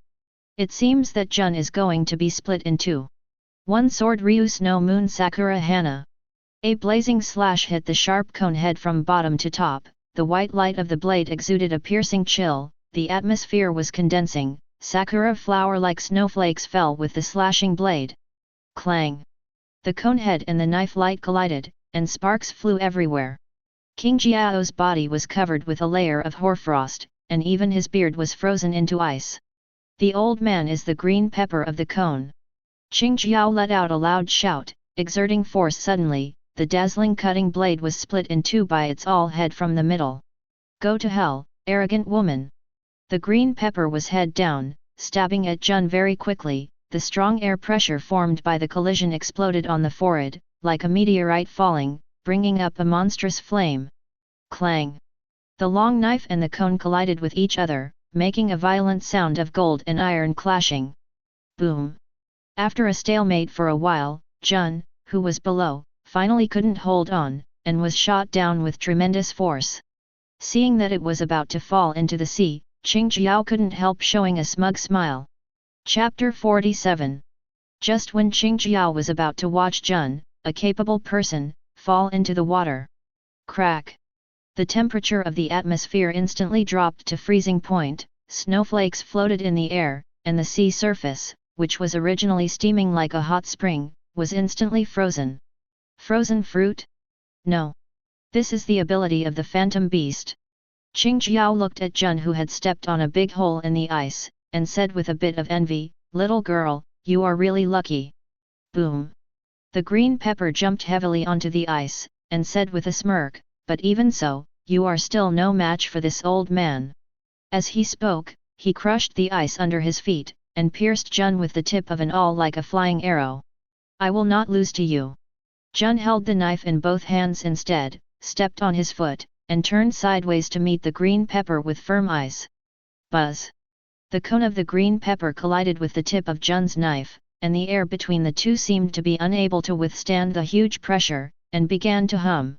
Circles of ripples on King Jiao's body rippled in all directions, and the Babao sailor who was closer to the battlefield rolled his eyes, and fainted in the next moment. The sailors with amazing endurance ignored their companions one by one, and began to hide further away. "That guy owns conquerors." Holding on to the railing on the deck, Yin, who struggled to raise his head under the strong air waves, said in surprise. Bullet gritted his teeth and said, "Miss Jun is in trouble now. Although the green pepper will not be entangled by conquerors, it will also have a certain impact in battle." Boom! Bang bang! There was a loud noise, and the air between the two was blown away by the awl and the slash. Babao Sai Jun, who had no time to dodge, was bleeding from his ear, and his eardrum was shattered on the spot. "Awoo!" Jun groaned in pain, and was pushed tens of meters away by the powerful force from the cone head, and his legs sank deep into the ground like an iron plow. "Damn it!" Jun looked a little dignified, her tiger head holding the knife was already numb. If Zoan hadn't boosted her physique, she wouldn't have been able to go head-to-head with green pepper. Armed Sakura bird. Jun held the knife in both hands and slashed across, the cutting blade turned into an ice bird, and rushed straight to the green pepper. The unstoppable light of the knife pierced the airflow. "Don't think that fruit ability is invincible, little girl. You have seen a lot of this ability in New World." Qing Jiao yelled at the ice bird Daemong, and its huge body spun rapidly on the spot without dodging or evading. Jun could feel that the green pepper's rotation drove all the air around him, forming a protective layer. The airflow was compressed aside, turning into a sharp cyclone like a knife. 8-punch fist, Wyuta roundabout. King Jiao's body spins rapidly like a top, with the independent toes as the axis, rolling up a strong storm. The condensed ice bird slammed into the cyclone, and was cancelled out by the airflow inconceivably. And the tornado didn't stop, but rushed straight towards Jun. Armed color hardening. 8-punch boxing mysteries, coneless dragon coneless nails. With a deep roar, Qing Jiao poured all her strength into the cone head, and with the momentum of a sudden torrent, the majestic impact towards Jun. With just one blow, this 8-punch boxing technique can completely smash the target into pieces. If it hits Jun, then if Jun doesn't defend himself, his whole body may be completely smashed into pieces. Damn it! Jun looked at the blue veins that were rushing like a storm, Her heart was beating fast, and at this moment she felt the threat of death. Armed one sword-style sakura flower dance. Jun flapped her wings, her feet turned into sharp claws, and the howling snowstorm gathered behind her. Ice edges shot out like a storm. His hands turned into after-images, and blades of frost pierced through the air. Ha ha ha ha, it's useless. Qingjiao spun cruelly. Boom, boom boom. Boom, boom. Clatter. All the cold ice edges were crushed by the swirling airflow. Clang clang. Bang bang bang. The blazing blade light was shattered one by one under the rotating cone head. Unstoppable, invincible. The cracks on the ice surface spread with the impact of the green peppers, and the ice surface under his feet began to split apart, and a large amount of seawater poured in from the cracks. Die! Qingjiao Nian was like a ghost, roaring and attacking Jun, vowing to smash her into pieces. Thunder 8 trigrams. Boom! Just when the rotating cone of the green pepper was about to pierce Jun, a mace suddenly smashed from behind Jun very quickly. The mace and the cone collided, the terrifying impact crushed the ice, and the atmosphere shook with overwhelming air waves. Wow! Puff! Qingjiao screamed, and blood flowed out from the corner of his mouth. Hoo! Master Kaido! Jun had lingering fears in his heart, panting as he looked at the burly figure in front of him. It's not bad to be able to last so long in this guy's hands. Kaido carried the mace, made a slight comment, and then scolded unceremoniously, "Go away, you are too weak now." Jun lowered his head in shame, and after freezing the shattered ice again, he flapped his wings and returned to the boat. In fact, it's not that Jun is too weak, but that the green pepper is strong. After the 18-year-old Jun ate the fruit, he already possessed the strength of an ordinary vice-admiral. But Qingjiao, who is now 40 years old and is at his peak, has the strength comparable to Admiral's substitute. Little devil, this old man is going to kill you. Qingjiao, who stood up again, had blue veins on his forehead, roared ferociously, and clasped his hands together, arm and harden. The cone quickly wraps the terrifying haki, and this time, the green pepper uses haki to the extreme. 8-punch boxing mysteries cone dragon cone nail. Qingjiao jumped up with all the strength of her body, and rushed towards the clouds at high speed. The shock wave formed by the 8 punches is concentrated on the cone head. Falling towards Kaido from a high altitude, the strong sound of breaking through the sky is like a sonic boom, constantly exploding in people's ears. Go to hell and repent, brat.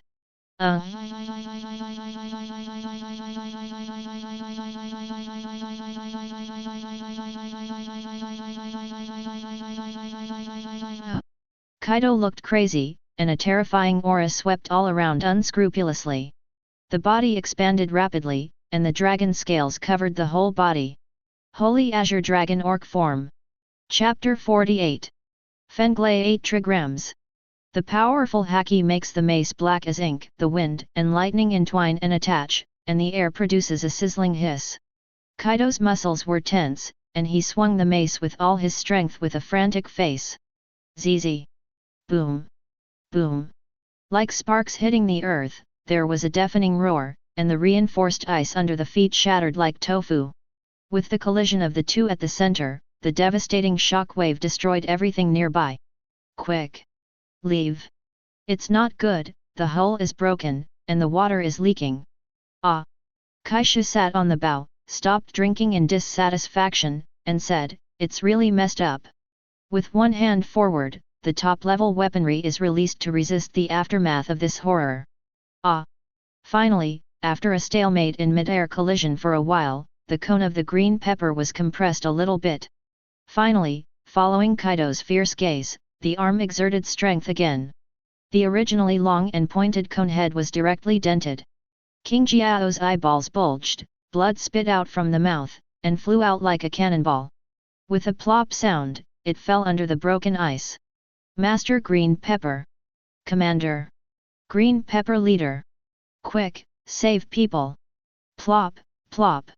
Seeing the green pepper falling into the sea, the soldiers of the Babao Navy shouted anxiously in shock, and then jumped into the sea one by one, trying to save the green pepper. Kaido watched coldly and didn't shoot them. In other words, these ordinary soldiers had no desire to let him make a move at all. Clatter! A few figures emerged from the water, carrying the unconscious, wet green peppers onto the ice. Green pepper, a conehead of an adult. This. The soldiers looked at the top of King Jiao's head in disbelief. I saw that the original long cone head was gone, and now the top of King Jiao's head was like a normal person, except that there was a bulging round pouch on the forehead. Just when the soldiers were at a loss, a huge shadow enveloped them. They looked up and saw Kaido's burly body like a demon god coming in front of them. You. No. Don't, we.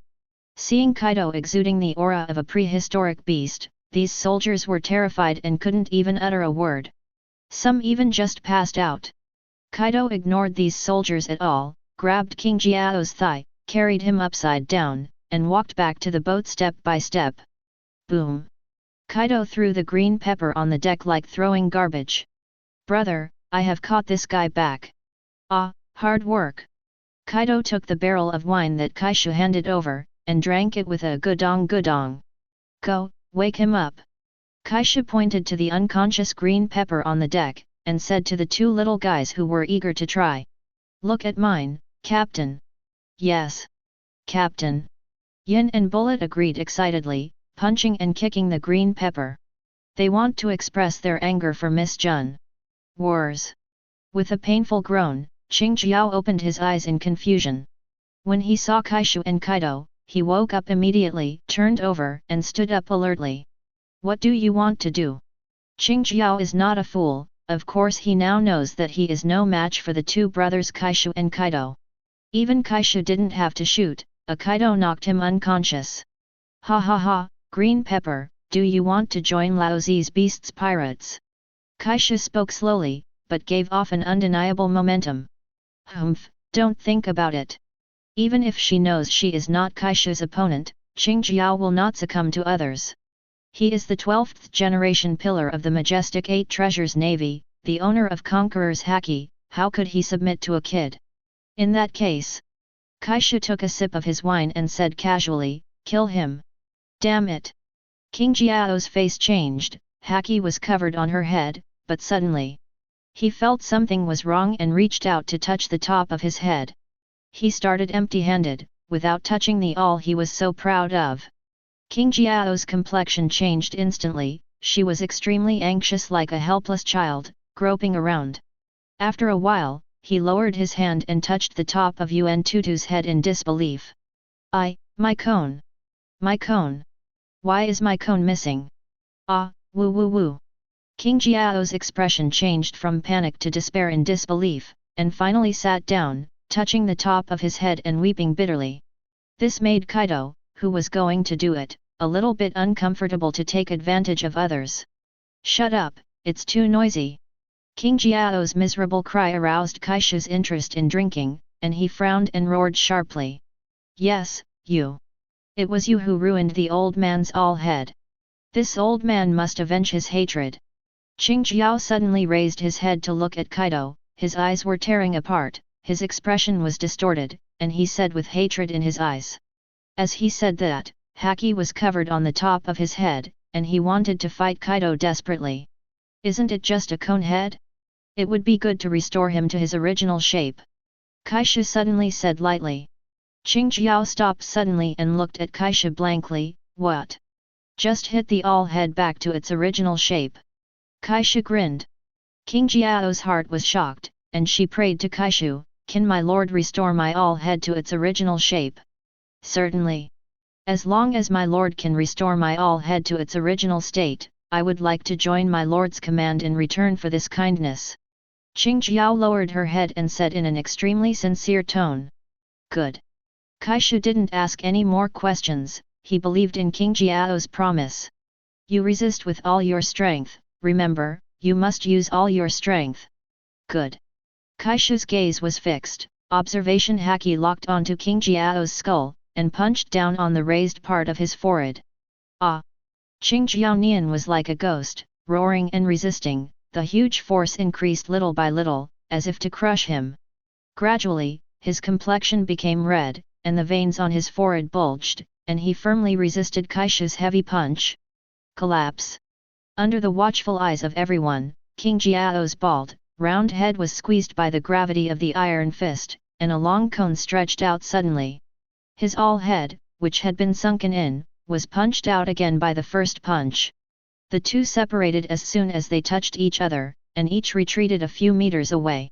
This moment, King Jiao's face was very exciting, all kinds of expressions of disbelief and surprise were mixed on his face.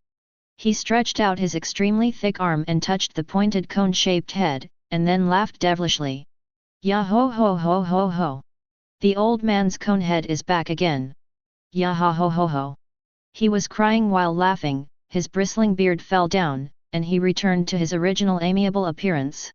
Those who have not experienced the joy of finding it again will not understand it. Chapter 49. Ya ho ho ho ho ho ho! Qing Jiao was completely in a state of madness and laughed for several minutes. Suddenly, he wiped away his tears, fell to his knees on the deck, and kowtowed to Kaishu. The pointed cone head knocked directly on the deck, and the tone was full of gratitude. "Master Kaishu, the old man is grateful to you." Kaishu raised his eyebrows, he didn't expect Qing Jiao to thank him so solemnly. But think about it, the green pepper in the original book was flattened by Garp, always hated Garp, and later was accidentally hit by Luffy and restored to its original state, and immediately stopped hating Garp, and even voluntarily joined Luffy's command in order to repay his favor. And the most important thing is that Qing Jiao hates him not because of losing to Garp, but because his all head is the only key to open the Bayou iceberg. What Qing Jiao hated was the large amount of treasures in the Bayou iceberg, which could no longer be opened. The failure of the battle, the green pepper is acceptable. What makes Qing Jiao really sad is that she has lost the key while sitting on base Han. In this vast sea, a man will face up to his own failures, he can take revenge, and he can smile away his grudges. In fact, this is not a conflict. In the original book, Luffy's straw hat was pierced by Buggy with a knife, and Luffy can be said to be extremely angry. But after Nami repaired the straw hat, Luffy didn't care about it anymore, and he fought side by side with Buggy when Impel was down. There is also Crocodile. It can be said that Luffy knocked him down and sent him to Impel down, but after Luffy was willing to let him out, he did not take revenge, but became Luffy's help. So, don't underestimate a man's mind.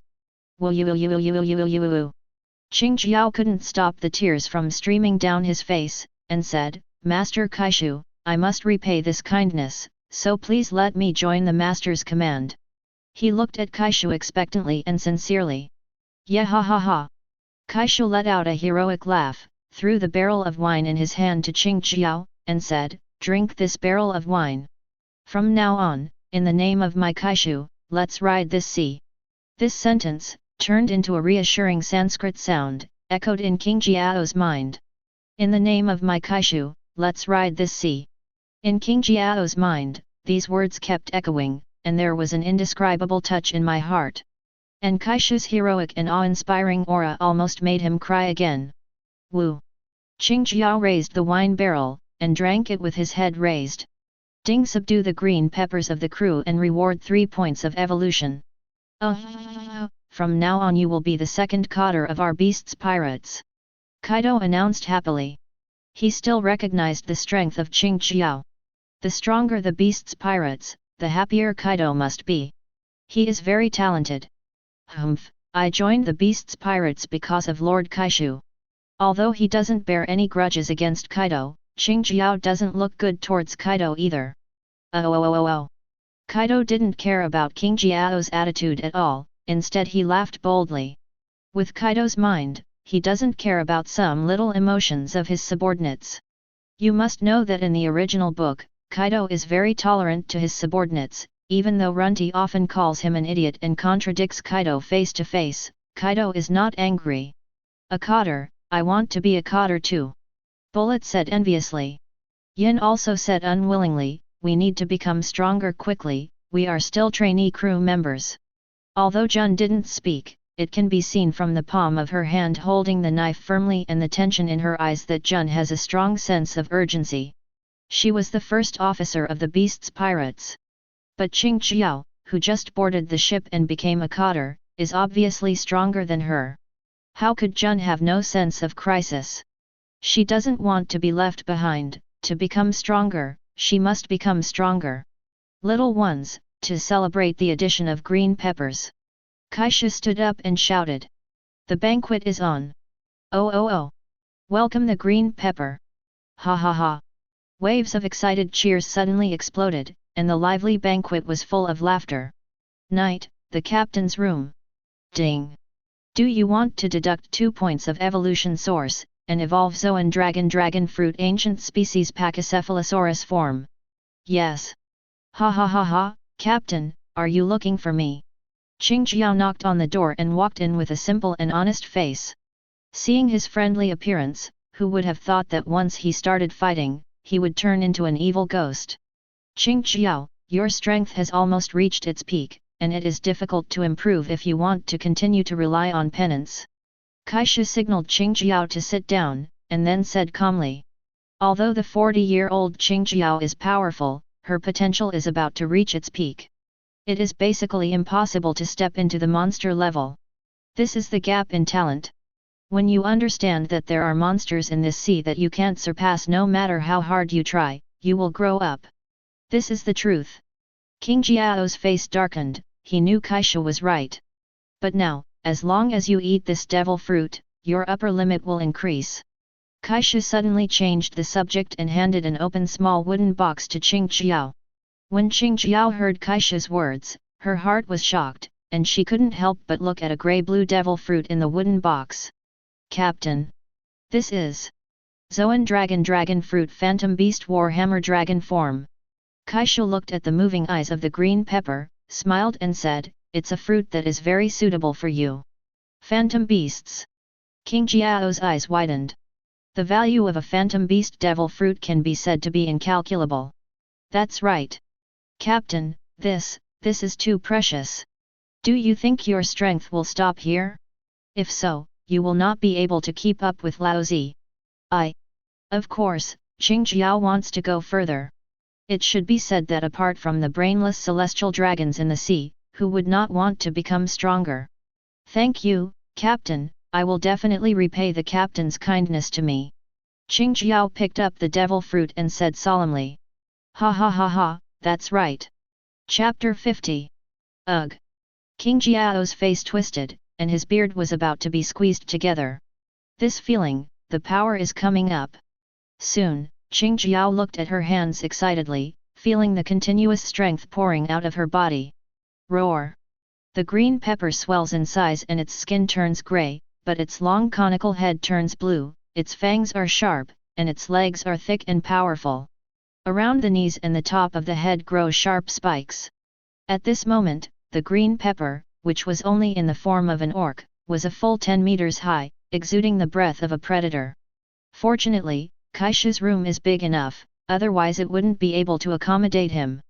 Ha ha ha, Captain, my all head is getting harder. Qingjiao said excitedly. Kaishu nodded his head as a matter of course. The main attack method of the hammer dragon is the head hammer, otherwise Kaishu would not say that this is the most suitable ability for green peppers.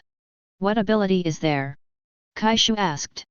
Qingjiao, who just got the ability, is not familiar with it yet.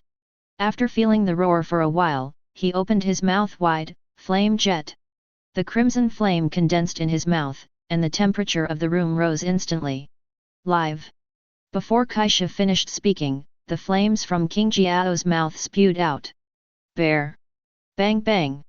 Kaishu stared helplessly at his room, seeing a big hole pierced by flames. Enemy attack! Someone is attacking, get up! Where? Where? Where is the enemy? It's on fire, put out the fire! Damn it, who dares attack us beasts pirates? Where is the enemy? I didn't see any other ships. Such a big movement, of course, alarmed everyone on board, even the drunk crew members hurriedly picked up their weapons and became vigilant. Forward! Looking at the dark sea outside the room and the burning wood, Qingjiao also knew that he had caused trouble.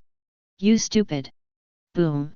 Kaishu was not polite at all, jumped up and punched the green pepper flying. Shua! Perplexed, he chased after him, grabbed Qingjiao's tail, and spun vigorously on the deck. "Ah, Captain, you listen, let me explain." "No." The shrill sound of Qingjiao became farther and farther away until it fell into the sea with a sound of peng.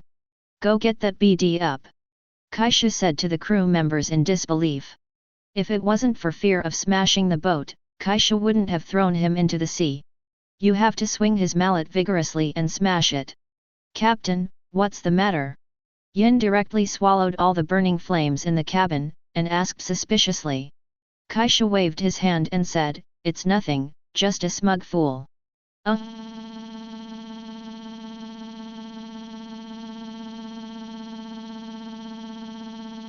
Which? Kaido couldn't help laughing as he looked at Kaishu's room with a big hole in it. Kaishu turned his head with a bad expression. Kaido immediately looked up at the starry sky intently, as if something was attracting him. Clatter!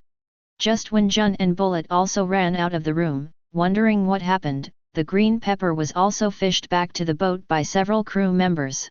"Captain, vomit!" The wet green pepper, seeing his masterpiece, spit out seawater just as he was about to speak. "Okay, bring them all to Laozi."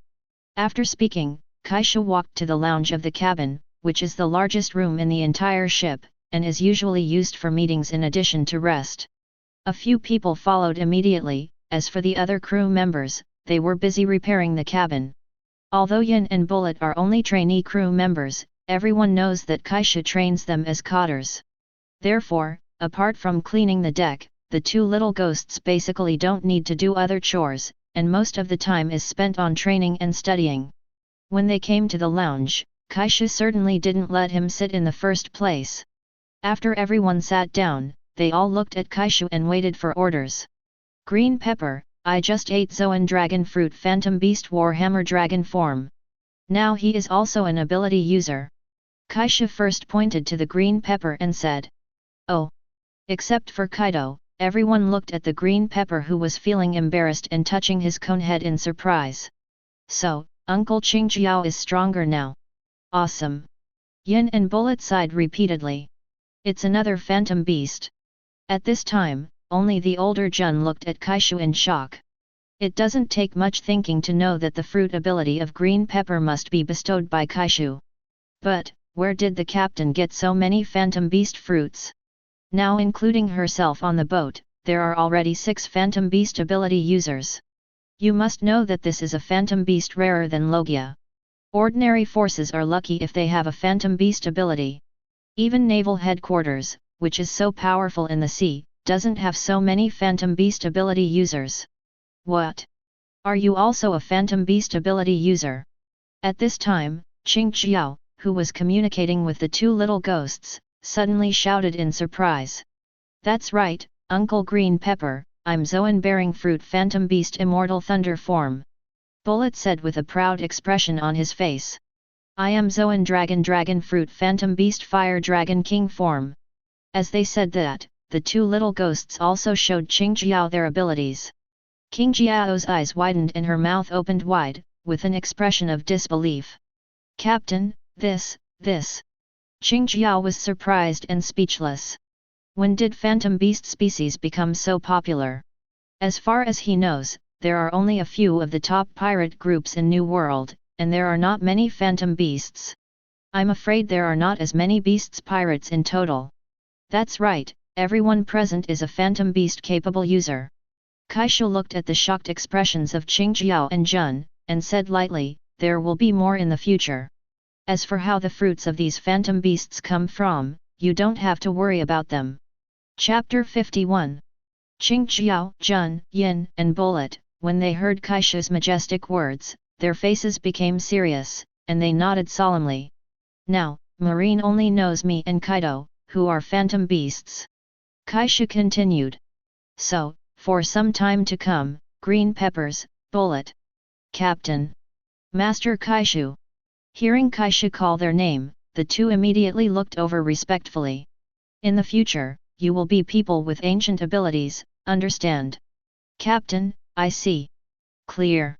The two were not idiots, and understood Kaishu's meaning in an instant.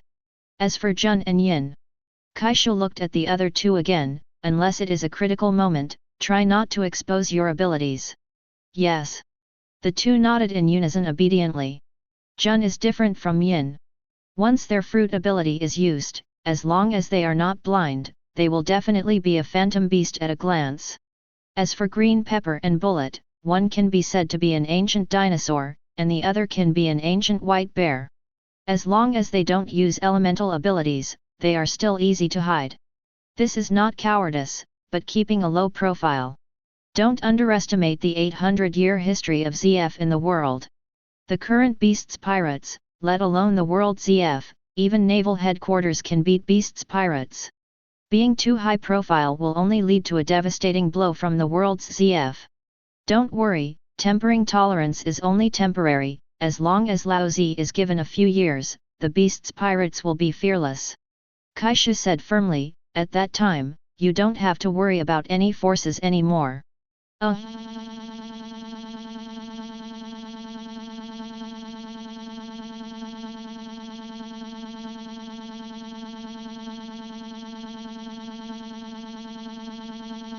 We Beast's pirates will definitely be the strongest existence. Kaido said arrogantly and confidently. Yes. I will definitely not hold back. Captain, I will refuel. Ha ha ha, it seems that joining the Beast's pirates is the most correct decision for this old man. The four of Jun all looked at each other and smiled, looking at Kaishu full of trust. They believe that under the leadership of Kaishu, their Beast's pirates will become the strongest in the world. Grand Line Paradise, a deserted island. Beiji Bengquan. Following the thunderous drinking, the huge iron fist carried the power to break mountains and crack rocks, and slammed on King Jiao's belly, sending out waves of flesh. Whoa! King Jiao's eyes were instantly bloodshot, a mouthful of blood spewed out, and his body flew backwards under the powerful force, crashing straight into the distant rocks. Boom! Smoke and dust rose into the sky. Hateful! Boom! Among the smoky rubble, a thick hoof protruded from the rubble. The hoof stomped hard on the ground, making a dull trembling sound. Soon, a huge warhammer dragon with a height of 15 meters, grey-blue skin and an extremely large body appeared in Kaishu's field of vision. It hurts me to death. Qing Jiao roared up to the sky, and his sanity quickly disappeared under the severe pain. Ha ha ha, Green Pepper, don't take chances. If you don't try your best, Laozi will really kill you. Kaishu's expression became more and more ferocious. No one would doubt what he said, because the cold murderous aura had already enveloped King Jiao's whole body. If Qing Jiao can't even bear this little training, Kaishu will really kill him without mercy. Only blood and death can inspire a person's potential, and can make people surpass themselves and surpass their limits. Ah! Qing Jiao let out an angry roar. That terrifying hill-like figure, just looking at it made people feel intimidated. The right hoof scraped the ground fiercely, kicking up a lot of dust. Don't underestimate the old man's cone head. Qing Jiao moved its heavy limbs and rushed towards Kaishu. With every step, the ground trembled. When the distance between the two sides was shortened to about 20 meters, the muscles of King Jiao's whole body tensed up, and all four limbs stepped on the ground vigorously, while bowing and exerting force. Warhammer Wutu. The hammer dragon transformed from Green Pepper, with a pointed and long head, wrapped around armament haki, and slammed into Kaishu's chest hard. This is a more powerful move developed by him by combining Bachonkan and Phantom Beast fruit. Kaishu stared, yellow pupils appeared, and sharp zombie teeth popped out. His face became ferocious and terrifying, as ugly as a ghost. But the whole body exudes a chilling aura, like the source of death, shuddering. Zombie King Beast form. Well. Clang. Kaishu stood there motionless, taking the impact of the hammer dragon cone head hard. Can't help grunting, Kaishu's body couldn't stop flying backwards under the effect of terrifying force. With a bang, it crashed into the mountain, and the smoke and dust scattered in all directions. This scene is almost exactly the same as the situation where the Green Pepper was beaten into the air just now. Ha ha ha! Qing Jiao looked at the looming figure in the smoke, and laughed triumphantly. Captain, you are too careless. No matter how powerful you are, without armament haki, it is impossible to resist the conehead in the form of the old man hammer dragon. Ah, it really hurts. Kaishu rubbed his aching chest, and walked out of the cave slowly. The strength is good, it hurts me. It hurts? King Jiao's face completely darkened. What are you kidding? He hit with all his strength, but it just hurt? Damn monster! Then, it's Lao Zi next. Kaishu arched his legs, kicked suddenly, and instantly came under the head of Zan Meilong Qing Jiao. In King Jiao's astonished eyes, an uppercut hit him hard on the chin. 8 poles, few long, cracking mountains, and rivers. Pang! Ah! King Jiao's head was thrown back, screaming in pain, the lower half of his face was distorted, and most of his sharp fangs were shattered. Too weak. Have you really become stronger? Green pepper. Kaishu grabbed the flesh on King Jiao's neck, mobilized his whole body strength, pulled his leading head and smashed it to the ground. Boom! The ground cracked, and the entire head of the Warhammer dragon was buried in the soil. If that's the only way, it's like Lao Zi wasted a devil fruit. Kaishu's murderous words caused the temperature of the atmosphere to drop to freezing point. I have not.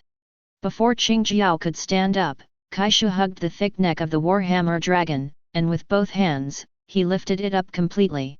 Like a sledgehammer, he swung Qing Jiao backwards and smashed it hard on the ground. Boom! The whole deserted island was trembling, and the ground was cracked like a spider web. Wow! Qing Jiao vomited blood, her eyes turned white, and before she regained consciousness, her body was forcibly swung up again. 8 poles judgment. Boom! Boom! Boom boom boom! 1 punch, 2 punches, 3 punches. The huge Warhammer dragon was used as a sandbag and pounded into the ground again and again. The island trembled under the continuous attacks. After a long time, the roar finally stopped. When the smoke cleared, the place where the two fought, the ground sank more than 10 meters. And Qing Jiao, lying in the center of the depression like a puddle of mud, is covered in scars, and blood is all over the body. Chapter 52. Cough cough. Qing Jiao stood up from the sunken pothole shakingly, with a huge body bloodline. Madara Madara. Old man, you haven't lost yet. Seeing King Jiao's tough eyes, Kaishu smiled in satisfaction. Flame jet. A beam of scorching flames capable of melting steel shot out. No wonder people say maramara fruit, dogs don't even eat it. At this time, Kaishu was still in the mood to complain. He narrowed his eyes, showing no sign of dodging. Almost instinctively, he raised his sharp claws forward, and the raging flames were just blocked by his palm. The flame that was supposed to burn everything was blocked by the sharp claws, and it couldn't advance an inch. The thin layer of Kyuden on the palm seems to be the strongest defense in the world. This kind of flame is not as hot as Jin. Under the horrified gaze of Qing Jiao, the sharp claws clenched tightly, smashing the flames directly, and the scattered sparks fell around the battlefield like a meteor shower. Raging. All around was lit with flames. Qing Jiao, I'm in a good mood now, you have to be careful. Qing Jiao looked confused.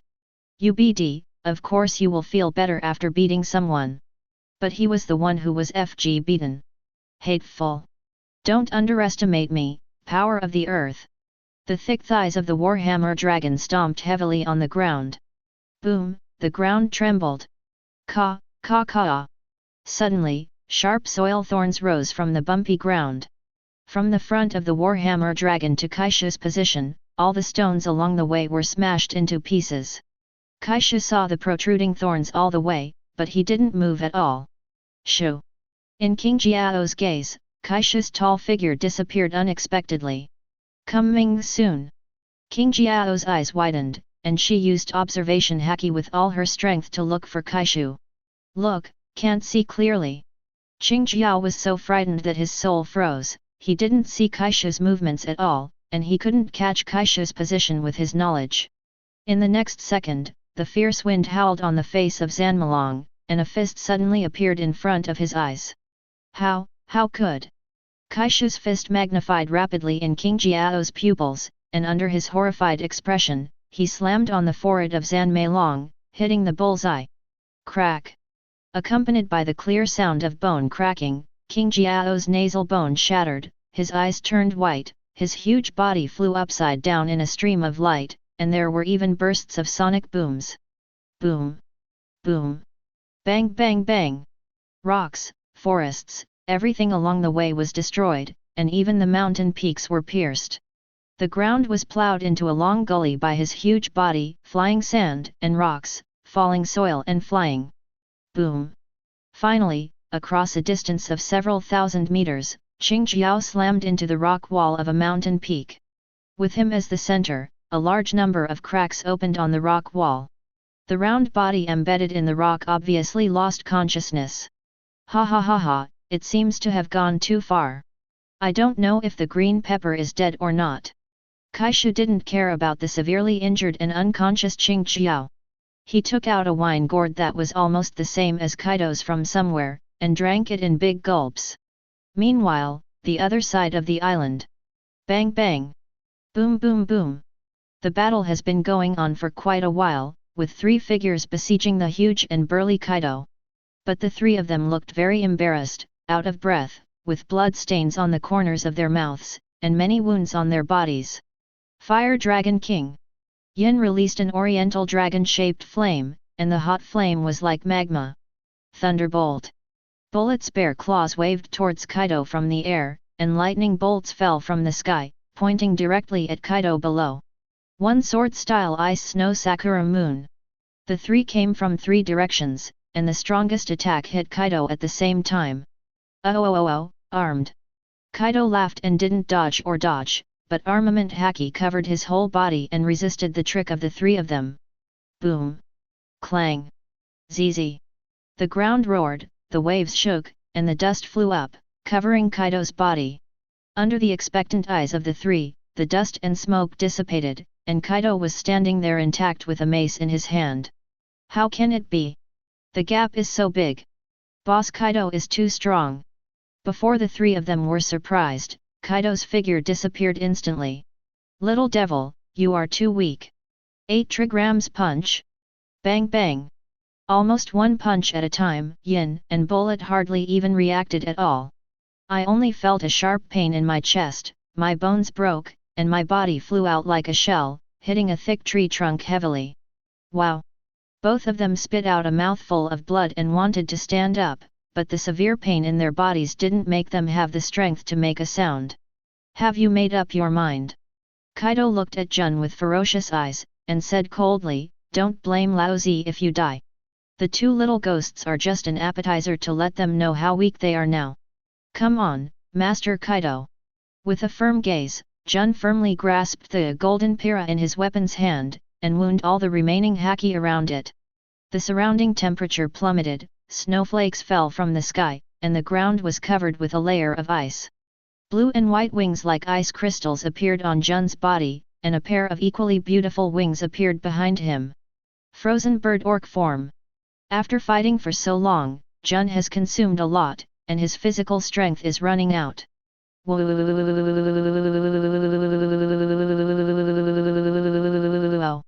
Kaido's eyes were bloodthirsty and ferocious, his legs were bent to accumulate strength, the muscles of his right arm holding the mace swelled, and veins bulged on the surface of his skin. He didn't plan to keep his hand, but instead went all out with killing intent. If he couldn't catch a full blow in his human form, he wouldn't be an officer of the Beast's pirates. Beast's pirates want elites, not trash. Kaido exudes a suffocating and terrifying aura, and his roar looks like a hellish ghost. Coming soon. Jun held his breath and stared at Kaido with his bloodshot eyes, trying to block the coming attack. Boom! Accompanied by ear-piercing roars, layers of the ground exploded. Jun's pupils shrank rapidly, and Kaido, who was originally 10 meters away, appeared in front of her, and the mace swept out. Almost subconsciously, Jun covered Haki and Binkshu with a knife, and slashed down hard. At this moment, she even felt as if time and space had stopped. She felt as if she could cut through everything. But when seeing Kaido so close at hand, it seems like he has no way to do it. Chapter 53. Thunder 8 trigrams. Kaido roared ferociously, and the mace that gathered all his strength collided with Jun's Kimpira. Boom! Boom boom boom! Amidst the violent roar, Terrifying shock waves ravaged the earth, and the ground shattered like tofu. The sea surface was also affected by this powerful air wave, stirring up even more turbulent waves. Wow! Jun's tiger's mouth cracked open, her arm twisted irregularly, and the powerful force knocked her into the air, breaking a dozen big trees in a row, and disappeared from Kaido's sight. Boom! The mace hit the ground with inertia, blasting out a huge deep pit. Kaido looked down, looking at his right wrist. On the wrist, there was a cut less than 10 centimeters long that cut through the surface of his skin, and the wound was still covered with a layer of frost. Great swordsman! No, it's not like. The thin wound on Kaido's wrist healed almost instantly. Originally, the surface of the skin was cut, and the muscles were not even pierced, let alone bleeding. But you must know that Kaido's current physique is tougher than Big Mom's steel ball. A mere swordsman, armament haki is not strong enough, how can he cut through his skin? Even if it's just a tiny skin surface. Ice. Suddenly, Kaido looked at the layer of frost that hadn't melted even though the wound was healed. Kaido carefully picked up the layer of frost with his fingers, his pupils suddenly lit up. Not ice, but temperature. The slash that covers the low temperature can reduce the target's defense. Kaido's rich experience is also extremely rich, and he quickly found the key. Low temperature will make objects brittle. To some extent, it can weaken the defense of the opponent and increase the power of one's own severing iron. In the case of one long and another disappearing, even the swordsman broke through Kaido's defense. I don't know if I can weaken haki. Kaido looked forward slightly. A month passed quietly. Kaishu is either cultivating crazily and training the crew, or getting Jun and the two little ghosts to participate in more actual combat. On the contrary, Qingjiao does not need to be honed in actual combat for the time being. His actual combat experience may be richer than Kaishu. So he spends more time developing fruits and practicing. As for whether he can break through the limit and reach the level of a monster in the future, it depends on his own talent. In the past, Qingjiao was comparable to the strength of Admiral's Candidate. After this period of training, he has entered the Admiral's Candidate. But it is not that simple to become a real monster, General. It seems that there is only a thin line between them, but it is like a natural moat, stopping countless geniuses. Whether it is New World or Naval Headquarters, there is no shortage of Vice Admiral level combat power, but Admiral has only a few people. This is not a threshold that can be crossed with one precious devil fruit. The reason why monsters are called monsters is that they possess talents that are difficult for ordinary people to match. This kind of talent can sometimes be surpassed without hard work. For example, Big Mom, she is called a natural destroyer, and she can be said to be the most talented person in the original book. With 39 daughters and 46 sons, it can be said that she is either giving birth or eating sweets. But even so, she still became a monster-level powerhouse. This is the gap in talent in the sea. Hoo. Captain, the latest newspaper.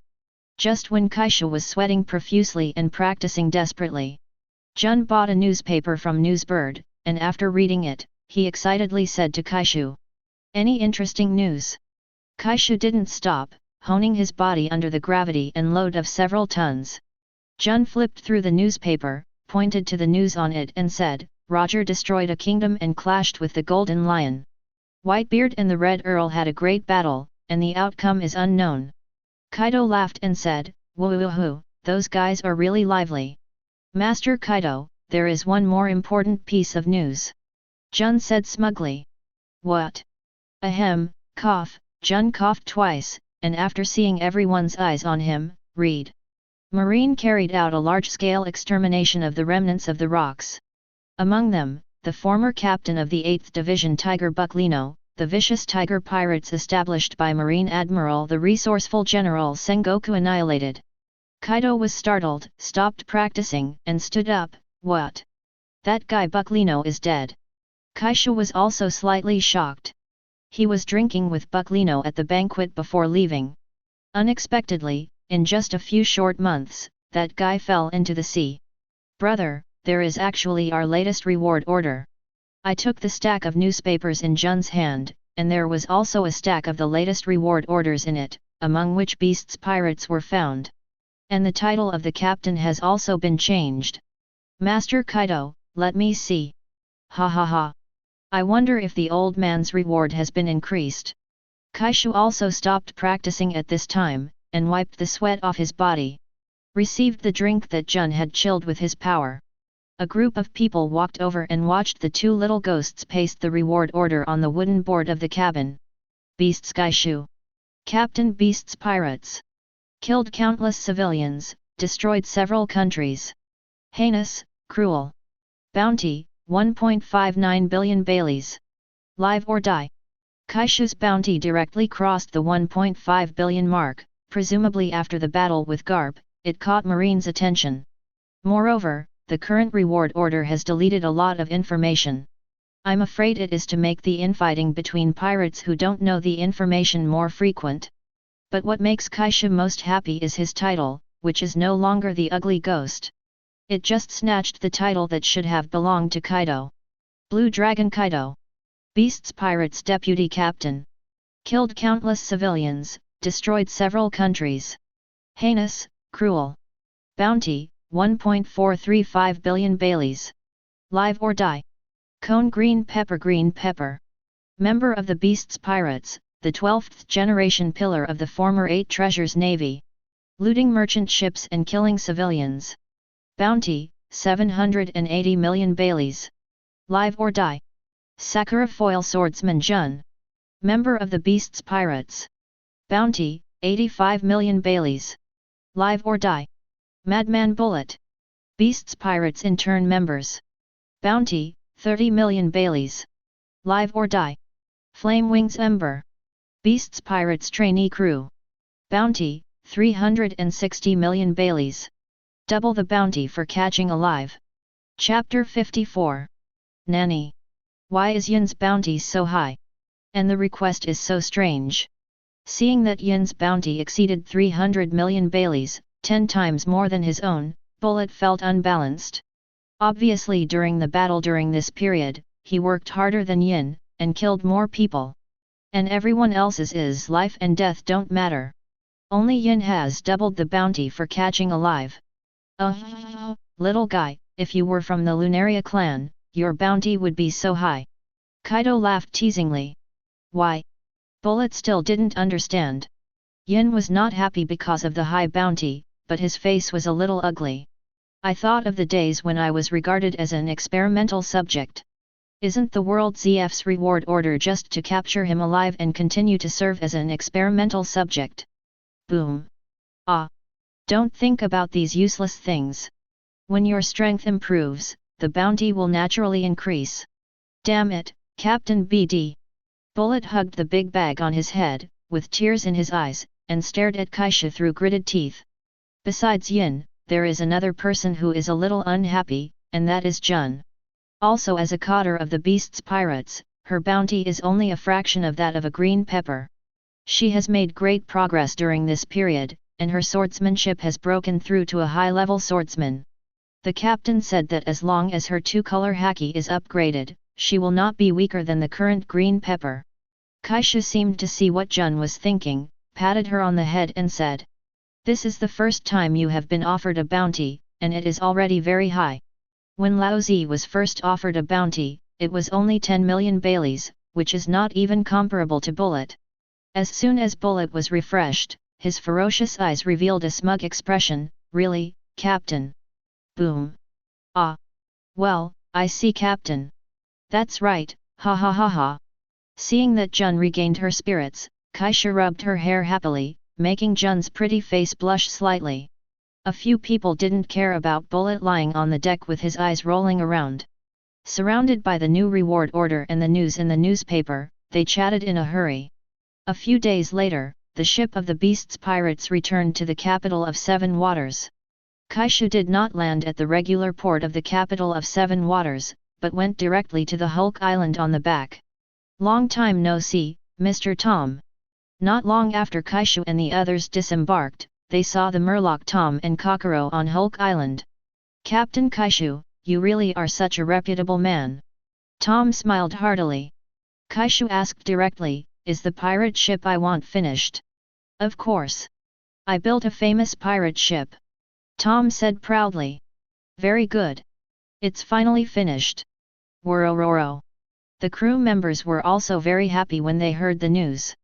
They beasts pirates, finally have their own main ship. Kaishu raised the corners of his mouth, a smile emerged, and he said very strongly, okay. If that's the case, let's go and have a look, our pirate ship. Oh. Both brothers are very happy, after waiting for so long, it is finally finished. For pirates, outsiders absolutely cannot understand how important a pirate ship is. Jun smiled and said, I'm really looking forward to it, I can finally see what our pirate ship looks like.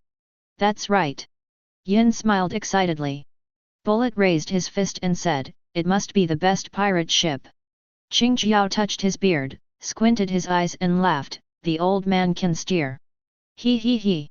Kei Kiluo smiled and said, don't worry. This is the pirate ship built by Mr. Tom, and it is definitely the most outstanding pirate ship. The most outstanding pirate ship. I'm getting more and more curious. I really want to see our pirate ship soon. Then hurry up. Coming. He. A group of people followed Tom to the dock port at an extremely fast speed. In the port of dock number 1, an incomparably huge jumbo floats on the sea. Although the time is a bit rushed, but Tom stood aside and said proudly, this is the most popular work I am most satisfied with. If it is it, I believe that any harsh seas in the sea can sail. Everyone stared wide-eyed, looking at the behemoth in front of them in surprise. A very large ship, as large as the 10 largest warships combined. The overall ship is mainly black and gold, with a mysterious khaki color, and the cannon with the beast logo on the bow. There are more than a dozen rows of turrets on both sides. In addition to the wind power of the sails, lightning and flame power are also designed. The most important thing is that the main gun of this ship, in addition to shells. There is also a laser system matched from the Pluton design drawing, which is extremely powerful. Although it can't destroy an island in one hit like Pluton, it can also compete with Buster Call and fire power. Although Buster Call also destroys the island, it is continuous artillery bombardment. Oh my god! Be good! Isn't this too huge? Yes. What a hacky ship! As expected of the main ship of our beasts pirates. It's amazing. Everyone is full of unbelievable expressions, it is so close to look up at the huge monster, people can't help but click their tongues. Captain Kaishu, are you satisfied? After Tom introduced the functions of the huge ship to Kaishu, he asked heartily. Satisfied, Lao Zi is very satisfied. Kaishu and Kaido looked at each other and nodded happily. Then give this ship a famous name. Tom said with a smile.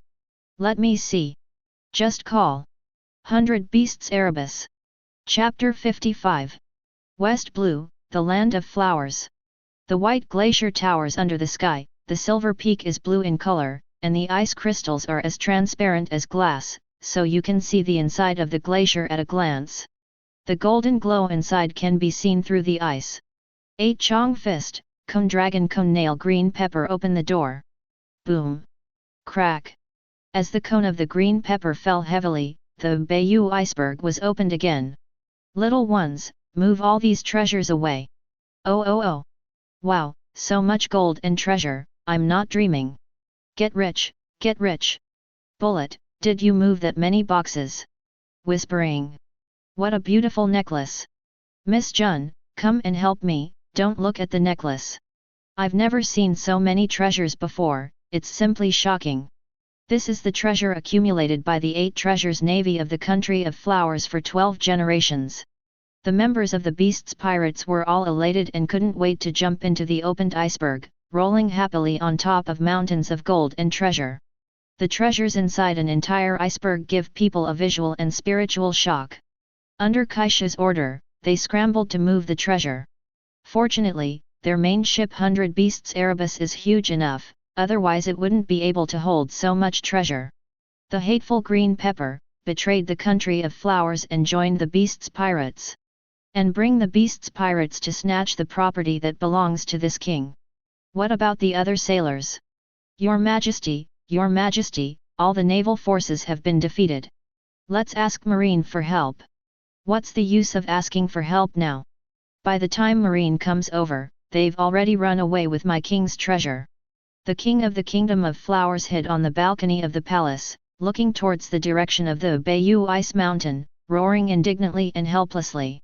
The beast's pirates came to the Kingdom of Flowers suddenly, and they wanted to take away the treasure under the Bayou Iceberg without saying a word.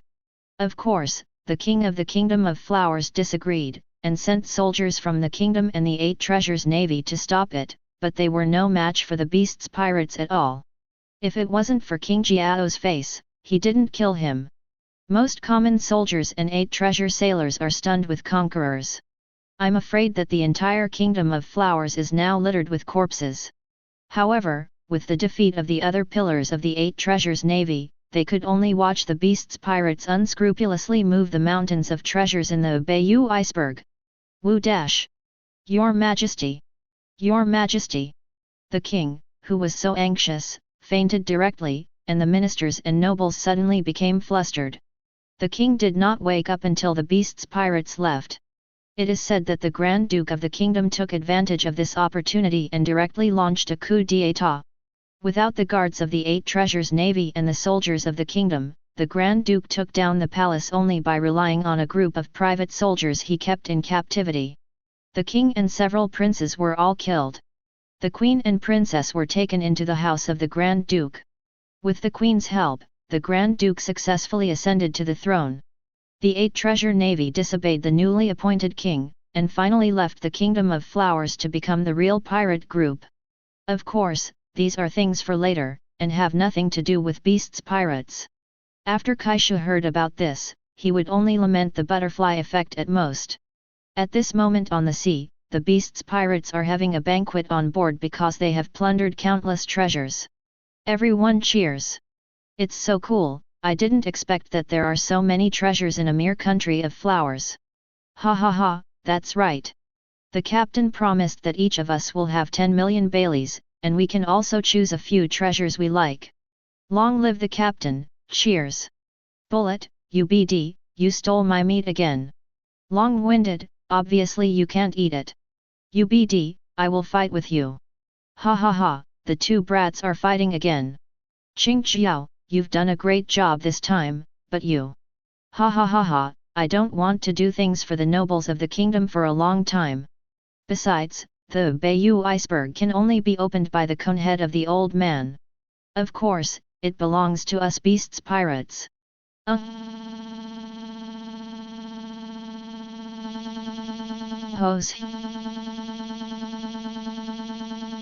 Green peppers, only the strong are worthy of having everything in this world. Come on, green pepper, drink one. Humph, for Master Kaishu's sake, I'll have a drink with you. Yeah ha ha ha ha. Kaishu is also very happy. With these treasures, it is enough for the development of beasts pirates for a long time. But looking at the lively banquet, the deck of this huge ship seemed a bit empty. There are only less than 30 people on such a huge pirate ship. It is already very good to be able to sail the 100 beasts Erebus normally. Moreover, when sailing, most of the weapon muzzles are unusable. We must recruit people as soon as possible. Kaishu took a sip of wine, looking at his pirate ship and secretly thinking. Now that a lot of treasure has been obtained, it is enough to expand its power. Captain, an island is found ahead. There are still crew members standing guard at the lookout head, shouting to Kaishu below. Judging from the chart, it should be a member of the world's ZF. At this time, Chef Pai Kadai raised his head and said to Kaishu, Captain, we are running out of supplies and just need supplies. Then land. Kaishu waved his hand directly. Soon, the huge 100 beasts Erebus approached the coast. God, look, what is that? Boat? How could it be such a big boat? It's a pirate ship. What? A pirate ship? Run! The pirates are coming. In the small town near the coast, many people spotted the approaching giant. When they found the skull flag flying above, they all panicked and hid back home. Ha ha ha, everyone, relax and remember to get your supplies ready. Don't worry, Captain. We will prepare sufficient supplies before we leave. After Kaishu ordered the crew, he took Kaido and the others for a stroll.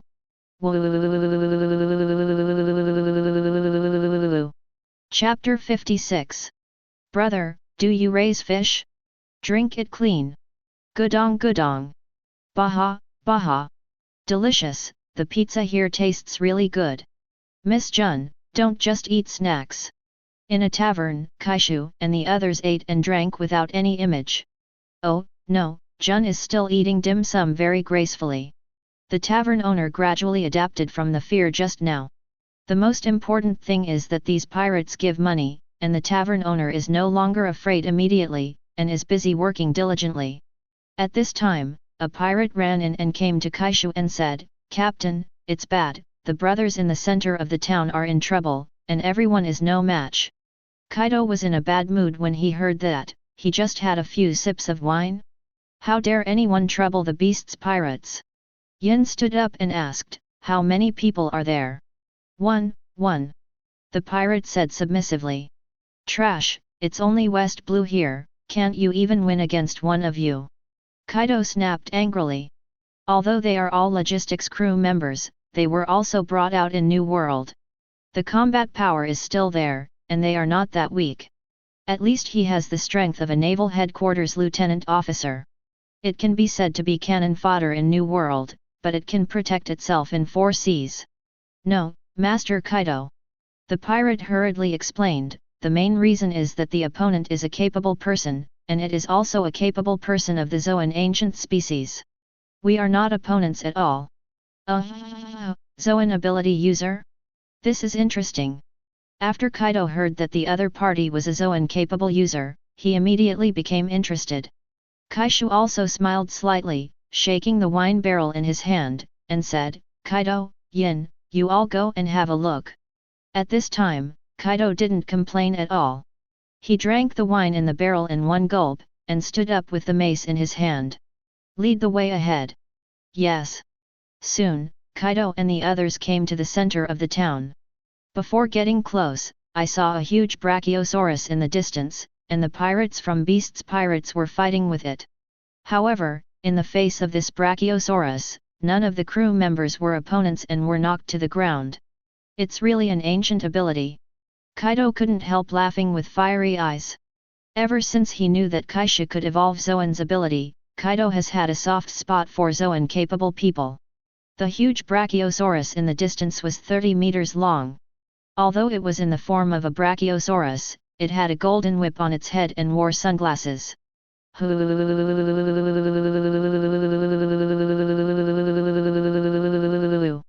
With a cigar in his mouth, Quinn said arrogantly, "All Ankos belong to Laozi."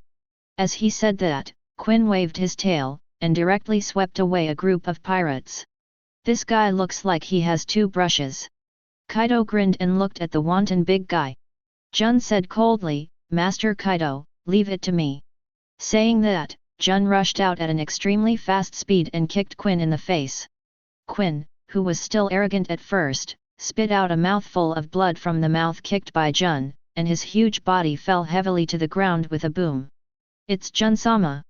Seeing the appearance of Jun, the members of Beast's Pirates were excited.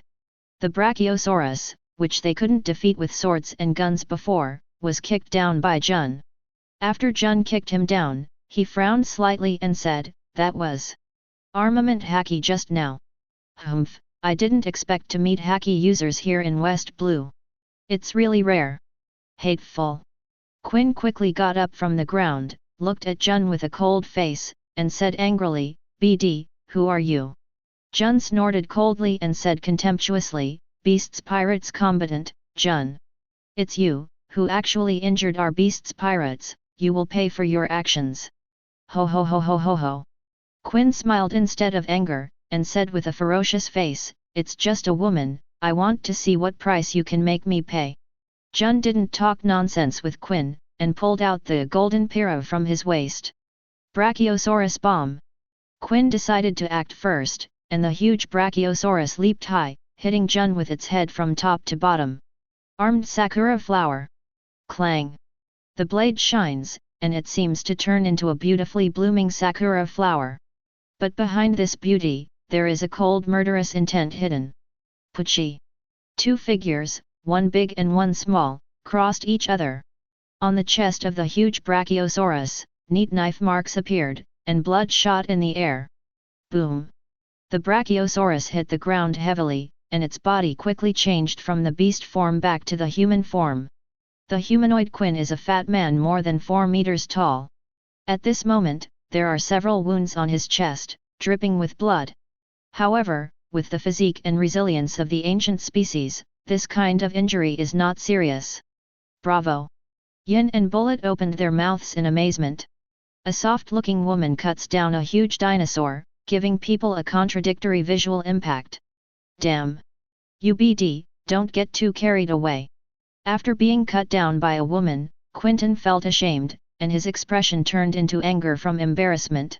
Quinn took out a pistol from his waist and said coldly, "Go to hell." Pistol? How could this kind of thing hit me? Jun is agile and has observation haki, easily dodging the bullets. Seeing that he couldn't hit Jun, Quinn showed a sinister smile, and aimed his gun at the beast crew beside him. "Since you can't hit you, then just hit them." Bang! Bang bang bang! Ah! Several members of the beast's pirates were shot in an instant and fell to the ground in pain. "Damn it, let's go together and kill this fat man." Now, the other members of the beast's pirates were furious, and shot at Quinn with a musket. Quinn also didn't dodge, his body was covered with armament haki, and the bullet hit his body and was directly bounced off. "This BD." Jun's eyes became even colder, and he immediately ordered, "Everyone back down, you can't beat him." Ah! Wow, ah! Suddenly, those crew members who were hit by bullets had green virus Madara stripes on their bodies, and kept screaming in pain. "Hey, what's the matter with you?" The shrill screams startled the other members, only to see that the wounds of those people had the green poison Madara. Chapter 57. What is that? Yin and Bullet next to Kaido saw this situation and asked in horror. "It should be a virus." Kaido stared coldly, and said coldly, "It's best not to touch them, this virus doesn't look simple." "Help, help me, I'm so hot and uncomfortable." A pirate's body dries up quickly, and steam is still emitting from his body, as if the water in his body is about to evaporate. "Jess, are you okay?" "Hot, there is water here, drink more water." Jess' friend couldn't bear it, so he found a water bottle among a pile of supplies and handed it over. But as soon as the palms of the two came into contact, the virus immediately began to infect. The pirate didn't expect that the poisonous Madara appeared on the palm of his own hand just by touching their hands. 21 Ah! Why did this virus get into my hands all of a sudden? All of a sudden, the rest of the members of the beast's pirates were a little afraid, and they didn't dare to take another step forward. Quinn laughed wildly excitedly, "Hey, this is Laozi's invention of the plague virus, it's very interesting." The blade in Jun's hand pointed directly at Quinn, and said coldly, "Hand over the antidote, otherwise, I will kill you." Quinn laughed triumphantly, "Laozi is the best scientist, the virus I invented has no antidote." The scientist. Kaido became more interested in Quinn after hearing what he said. This fat man who looks funny is actually a scientist? "Fatty, I'll kill you." Haki was wrapped around the Jun knife, and his body rushed towards Quinn at a high speed. "I'm a handsome guy, because I'm more handsome when I'm skinny, so I just keep my plump body."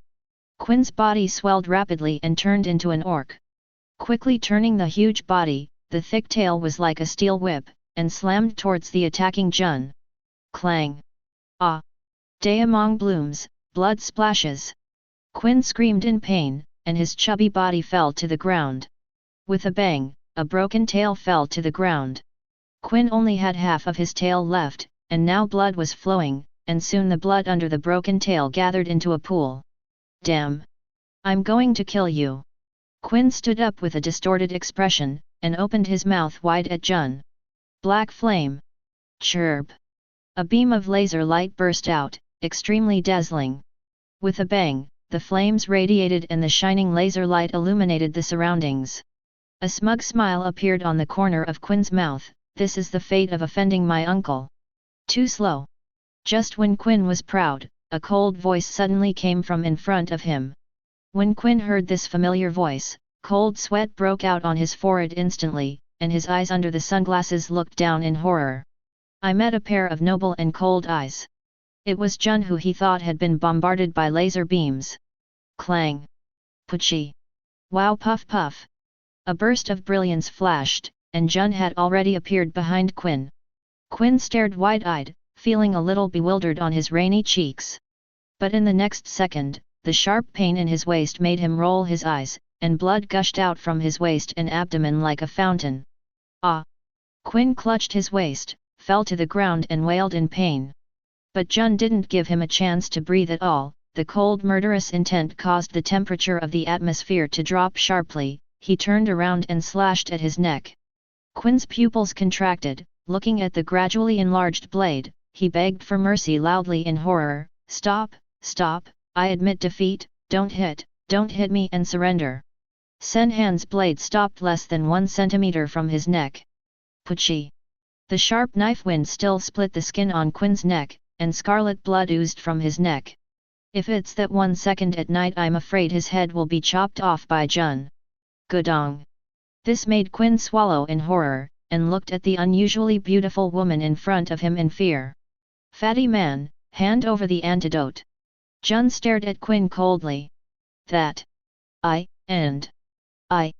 Quinn's expression was tangled, and he stammered, not knowing how to explain. At this time, he didn't even dare to refute the name Jun called him the most annoying. Boom! Jun seemed impatient, and kicked Quinn in the chest directly. Wow!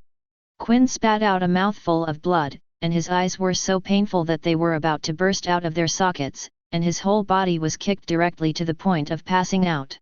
Jun's sword pointed at Quinn, and said word by word, hand out solution drug. I haven't had time to develop an antidote yet. Quinn said aggrievedly. Seeing Jun's face turned cold, Quinn immediately said in a hurry, however, although this plague virus is highly contagious, it doesn't die so quickly. As long as you give me 1 day, I can research the antidote. Then Lao Zi will give you half a day. As long as you make the antidote, Lao Zi will let you join the beast's pirates. At this time, Kaido came over and said domineeringly. Hey, I said 1 day. Also, when did my uncle say that he would join you? He wanted to complain, but when he saw Kaido's tall and burly body like a demon god, and the aura of that prehistoric beast, immediately, he swallowed back what he wanted to say. Good. Quinn nodded heartily in agreement. Chapter 58. The tavern where Kaishu is located. Brother, we are back. When Kaishu and Qingjiao were fighting for wine, Kaido's tall body walked in. Behind him were Jun, Bullet, Yin, and Quinn, who was covered in bandages. He was obviously seriously injured, but in just a short while, Quinn was able to stand up and move freely. The resilience of Zoan's ancient ability users is really extraordinary. Kaishu looked over with drunken eyes. Why is there a fat man? Why does this fat guy look familiar? No. Isn't that Quinn? Kaishu suddenly sobered up. Why is Quinn here? Is this a coincidence? Or is this the fate of Quinn and the Beast's pirates? The original book only mentions that Quinn once belonged to MADS, an illegal research group led by Vegapunk, and was a colleague of Vinsmoke Judge, Guy S.A. Courant and others. Considers himself a better scientist than Judge. After leaving MADS, Quinn joined the Beast's pirates, but he didn't say how he joined the Beast's pirates. Solved. Gudong gudong. Kaido picked up the wine on the bar and drank it. After taking a few sips, he pointed to Quinn and said, his name is Quinn, a scientist. As long as he can develop an antidote to the virus within half a day and prove his scientific research ability, let him join us. That's right. Kaido asked Quinn to make an antidote, but he didn't think about saving people from the beginning to the end. Instead, I want to see Quinn's scientific research ability, nothing more. The life and death of those ordinary crew members is not taken seriously by Kaido at all. Perhaps it is the character developed in Rock's Pirate, who ignores life and has no recognition for the weak. Only the strong and valuable crew members are worthy of being his partners. That's it, then let him try it. Kaishu waved his hand casually, and then asked, are all the supplies ready? Yin nodded and said, Captain, the materials are all ready. Then let's go, Laozi can't wait to go to New World to meet those old friends. Ooh, you're right. It's time for the sea to know how awesome we beasts pirates are. Kaido smiled excitedly while drinking wine. Gudong gudong. After finishing another barrel of wine, Kaido hiccuped and cried bitterly, covering his face.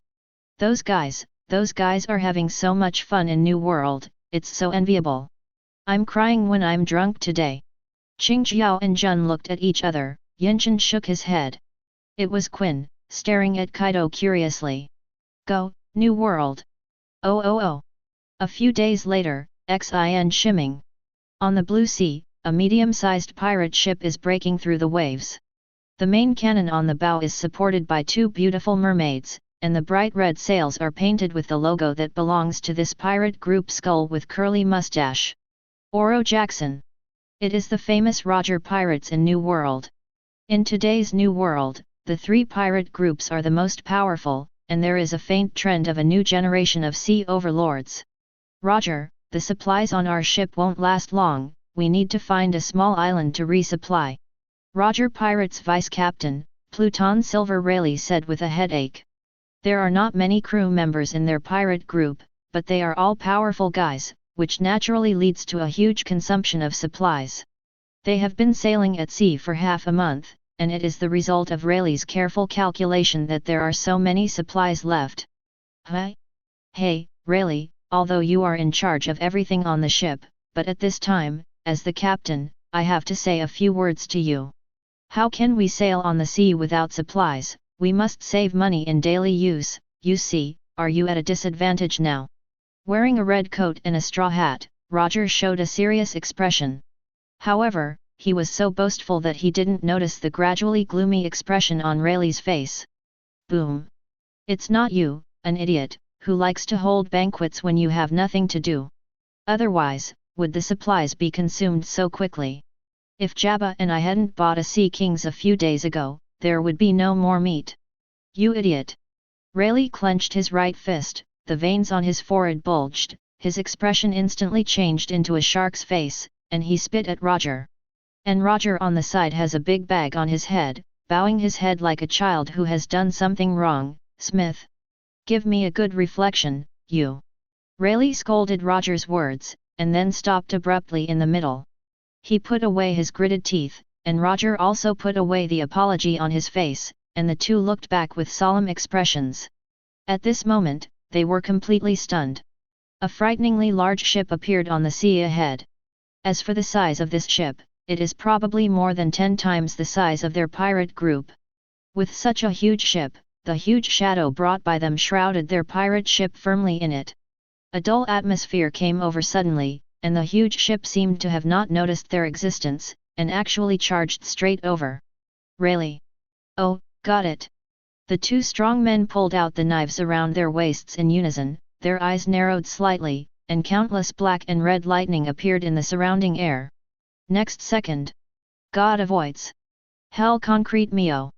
The terrifying sword energy wrapped in the powerful conqueror's haki slashed towards the huge ship. The blazing blade light exploded with indomitable momentum.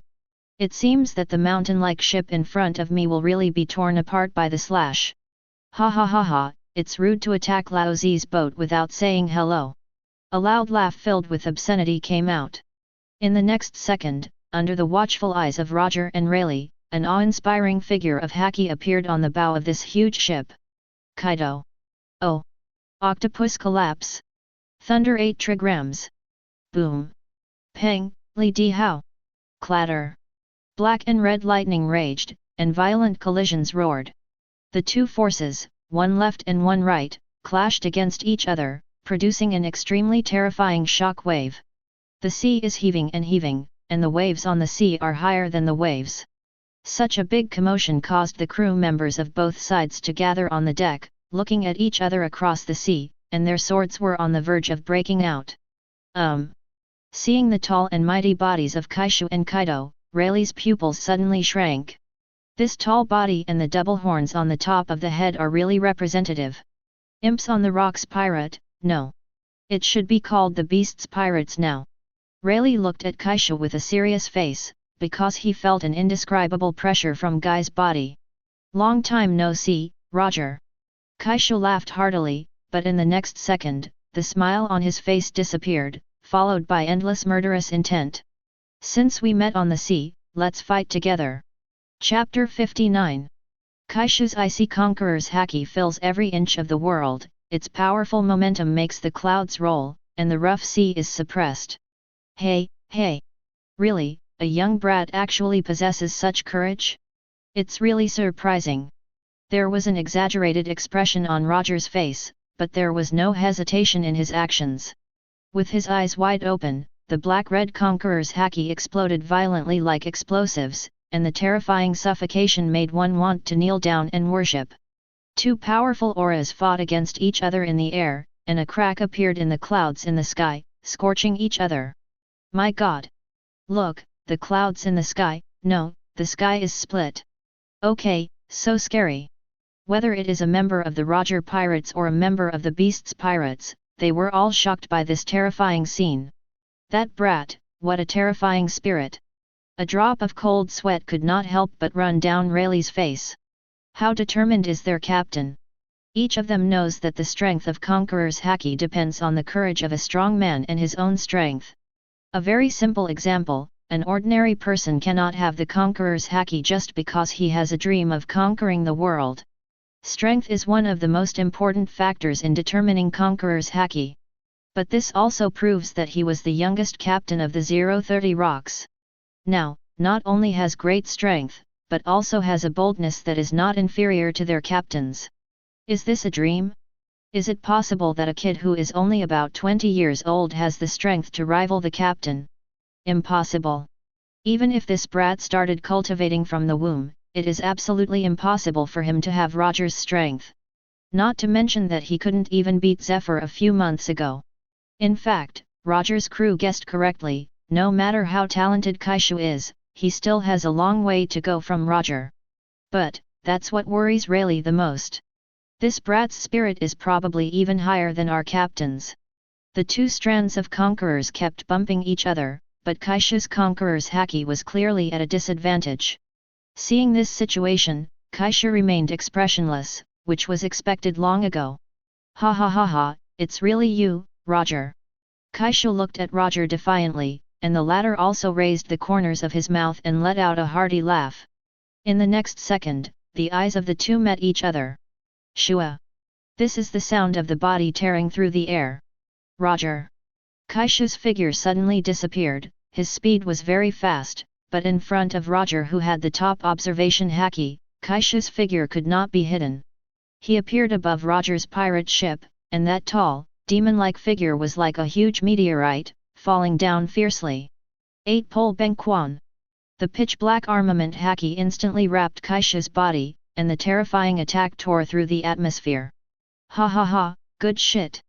Roger took a step unceremoniously. He clenched the supreme sharp knife ace tightly in his hand, a red light flashed in his eyes, and slashed fiercely into the sky. God's refuge, break the sea. The dark red sword light howled and slashed towards Kaishu in the sky. The latter's beast-like fighting instinct instantly gave him a feeling of being stinging on his skin. This is a kind of intuition that has been in battle for a long time, and the appearance of this kind of intuition usually means that next he will face an attack that can seriously damage him. But that's no reason to hold back. Going forward indomitably is the consciousness that a man in the sea should have. Kaishu narrowed his eyes slightly, and he quickly completed the orc form in midair as he fell like a comet. Roar! The jet-black armament haki left long scratches in the air, and the members of the Roger pirates watched with bated breath. Naturally, they have seen the captain's divine avoidance before. It is the top killer move that has killed countless powerful enemies. Qingjiao and the others also poked their heads out one after another, and their complexions changed due to the powerful attack. But it's just a change. Kaishu's defense is too terrifying. At least they haven't seen an enemy that can break through Kaishu's defense. Now they have their eyes fixed on the rest of the Roger pirates, especially Rayleigh and Jabba. These two guys are being targeted by Kaido and Qingjiao. It's so exciting. The two couldn't wait to have a fight, but the clanging sound from the sky pulled them back from their thoughts. I saw that Kaishu, whose whole body was covered in armed colors, finally collided with Roger's sword energy, SPOB. The sword energy continued to cut Kaishu's hard body, and the thick haki was gradually weakening. But in the same way, that thick defense is also constantly consuming the power of the sword energy. Break Laozi! The blue veins on Kaishu's arm bulged one by one, bursting out with powerful force. Two sharp claws grabbed the sharp blade light, and the remaining blade light was directly crushed by Kaishu. Captain Roger's slash, crushed. 100 beasts Kaishu, such a strong physical defense. Crush it directly with your hands. That look, hi, a phantom beast ability user. Seeing that Roger's god's avoidance was smashed, the crew members of the Roger pirates were stunned and couldn't believe it. What a terrifying physique. Roger looked at Kaishu with burning eyes, as excited as a hunter who saw a delicious prey. But why not Kaishu? Roger gave him the feeling that he had been eating vegetarian dishes for a month, and suddenly there was a top-notch barbecue, which is really mouth-watering. Roger, if this is the only way, your adventure will end here. Ha ha ha ha, Kaishu, it's too early to talk big. It can be seen from the titles of Little Devil to Kaishu that Roger has already recognized Kaishu's strength. This young monster is already qualified to fight him. Clang! Bang bang bang! Boom boom boom! This is a fight between ultimate physique and ultimate kendo. Kaishu's physique is incomparable, and his defense power even surpasses the entire sea. Whether it is haki or swordsmanship, Roger is at the top of the sea pyramid. The turbulent breath in the air shakes the entire sea area. The sharp claws and blades wrapped in armed colors made a clang sound, which made people look quite passionate. Woohoo, Laozi can't wait! Kaido roared excitedly, and in the midst of lightning and thunder, he turned into an extremely large and majestic green dragon. Under the sunlight, King Glong's body erupted with a powerful aura, with sharp dragon claws protruding out, and majestic pupils showing. Hot interest. A fiery tornado flame fell from the sky, covering the entire ship of the Roger pirates. Once it hits, even the pirate ship built by the treasure tree atom will be destroyed. Good blue dragon of haki, Jabba, I'll let you take charge of the ship. Rayleigh pulled out the long knife at his waist without hesitation, tapped the ground with one foot, and charged forward like a bullet. Hey, don't be so self-assertive. Jabba complained helplessly, holding the double axes. He also wanted to have a good fight. The crescent moon broken. Rayleigh's pitch-black blade light is like a beautiful waning moon, the sunlight seems to be absorbed, and the slash is extremely cold. Puchi. Raging. The pitch-black blade cut through the flames, advancing unstoppably, and the flames were completely divided into two. Pluton Rayleigh. Kaido shouted excitedly. Qinglong Kaido, don't die. If you can do it, just kill Laozi. Clang. Boom. Chapter 60. Roger, give me another trick. Zombie King Poison Claw. The two battled to the brink, and Kaishu raised his shimmering sharp claws again. From the dark green nails, it can be seen that there is a strong poison in it. The atmosphere pierced by a claw, the dark green claws seemed to tear the sky and the earth, and all life breaths were wiped out wherever they passed. What a menacing young man. Anyway, let me show you how big the gap is between you and me now. Roger opened his mouth wide, his mustache trembled, and he didn't even think about avoiding it. At this moment, every cell in him was excited. He holds the knife in one hand and is instantly enveloped in rich armament haki, even mixed with powerful conquerors. The momentum of this knife is terrifying. Before it was cut out, black and red lightning was raging. Ha ha ha, come on! God's refuge opening the sky. The dark green claws collided with the pitch-black blade in an instant. No. The claws didn't touch the blade at all, but they were stalemate and roaring with each other, separated by a layer of pitch-black haki. The eyes of the two were fixed on each other, but soon, when a smile appeared on Roger's face and Kaishu's face changed slightly, the balance was broken. Kaka. Boom. The dark green claws were shattered, and he slashed towards Kaishu with undiminished momentum.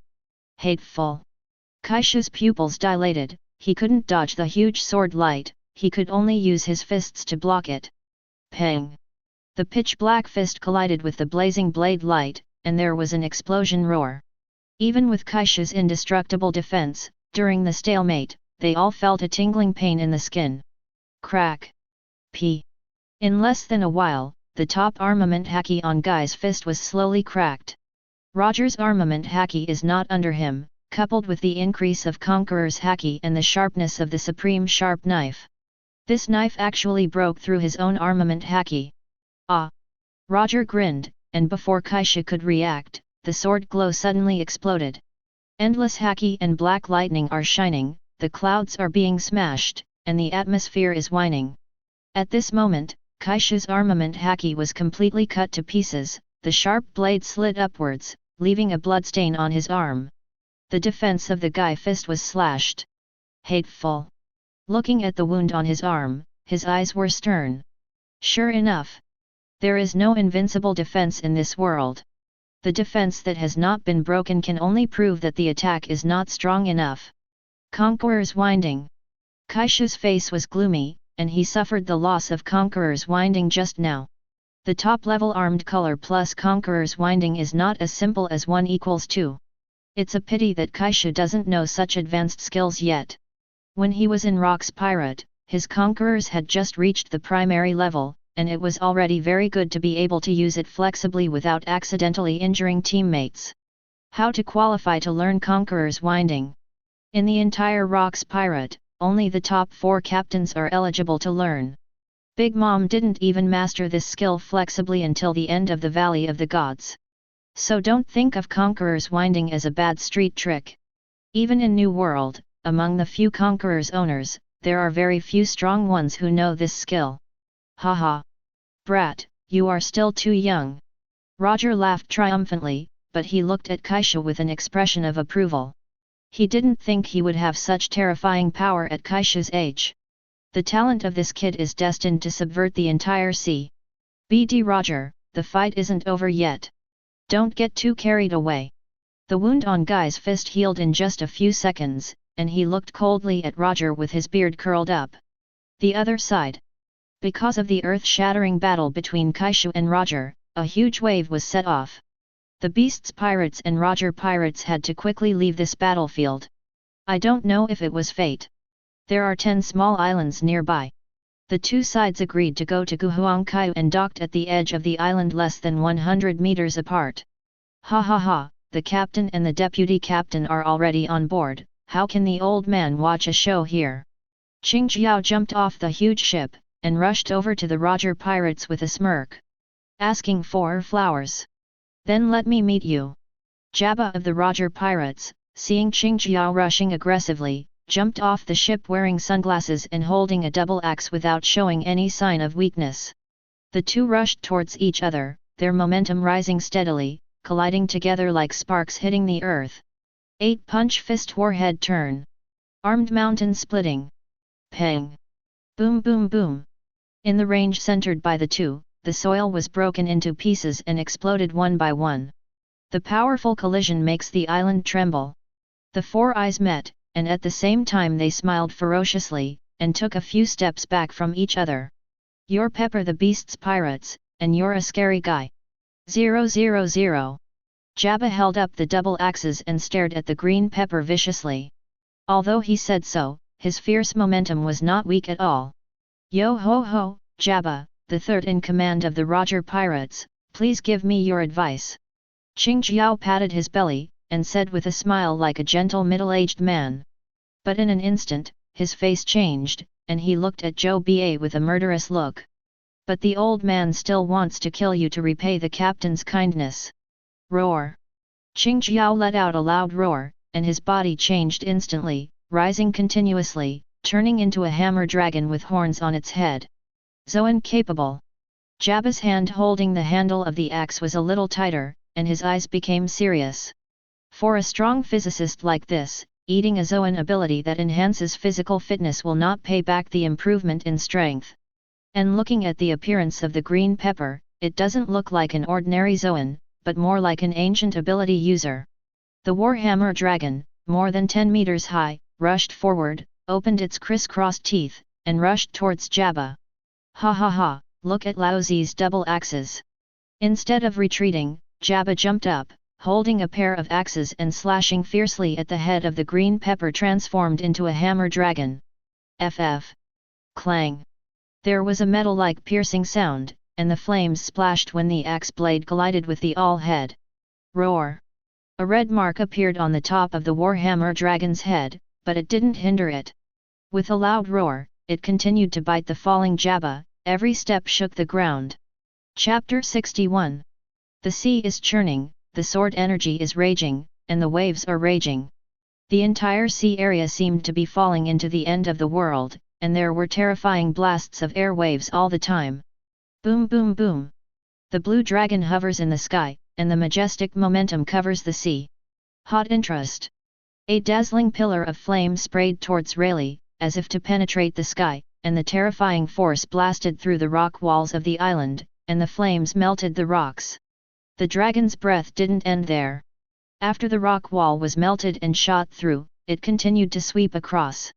Wherever the heat passed, the islands shattered and the mountains and rocks burned and disappeared. Qinglong Kaido, what a monster! Rayleigh avoided the blazing flames and stood on the deserted island, looking up at the green dragon above his head with a heavy expression. Unlike Guy Punch and Roger's fight, Rayleigh didn't choose to fight at high altitude all the time. Laozi, see how many times you can hide. 310. Kaido opened his dragon's mouth angrily, and the fiery temperature rose sharply. Go to hell, Rayleigh, heat breath. Call, _. The hot breath rolled up by the storm howled and exploded, the atmosphere was distorted by the high temperature, and the fiery light shone on Rayleigh's figure. One sword, armed, Urfe Raven. The incomparably pitch-black sword light seemed to swallow the light, and the sharp sword energy raged across the sky, splitting the heat with unrivaled power. Shua! Kaido, don't be too presumptuous. Rayleigh crushed the ground with one foot, the sound of the sonic boom exploded, and the figure appeared in the sky. Above the sky, a huge sword light that shone coldly slashed at the green dragon, and the fierce slash split the clouds, as if it was about to cut through the sky. Wind blade. The majestic Haki's green dragon opened its mouth, spit out several unparalleled wind blades, and kept colliding with Rayleigh's slash. Between lightning and thunder, a figure appeared above Qinglong's head, with blonde hair and a cloak. Under the light of thunder, he looked extraordinarily handsome and Haki. Armed blade of Pluton. Hold head high. The dragon roared up to the sky, and the hard dragon horns were covered with Haki, resolutely facing Rayleigh's blade like a sharp weapon. Bang! Boom! Boom! Clang! Boom! Thunder and lightning spewed out during the dragon's roar, and the dragon's horns and blades collided in the sky. The thunder and lightning kept raging around during the collision, and the shock wave from the shock swept all around. Ang ho! After a stalemate for a while, Qinglong was dizzy from the violent impact and fell from the sky, smashing a huge deep pit. The dragon's scales were broken, and blood flowed horizontally. Cough, cough. Rayleigh fell back to the ground, looking seriously at the dusty crater. Step, boom. With the sound of powerful footsteps, a tall figure stepped out of the smoke and dust.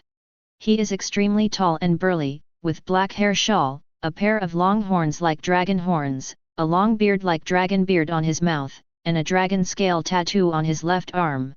There is still a trace of blood flowing on the forehead, but it is recovering at a speed visible to the naked eye.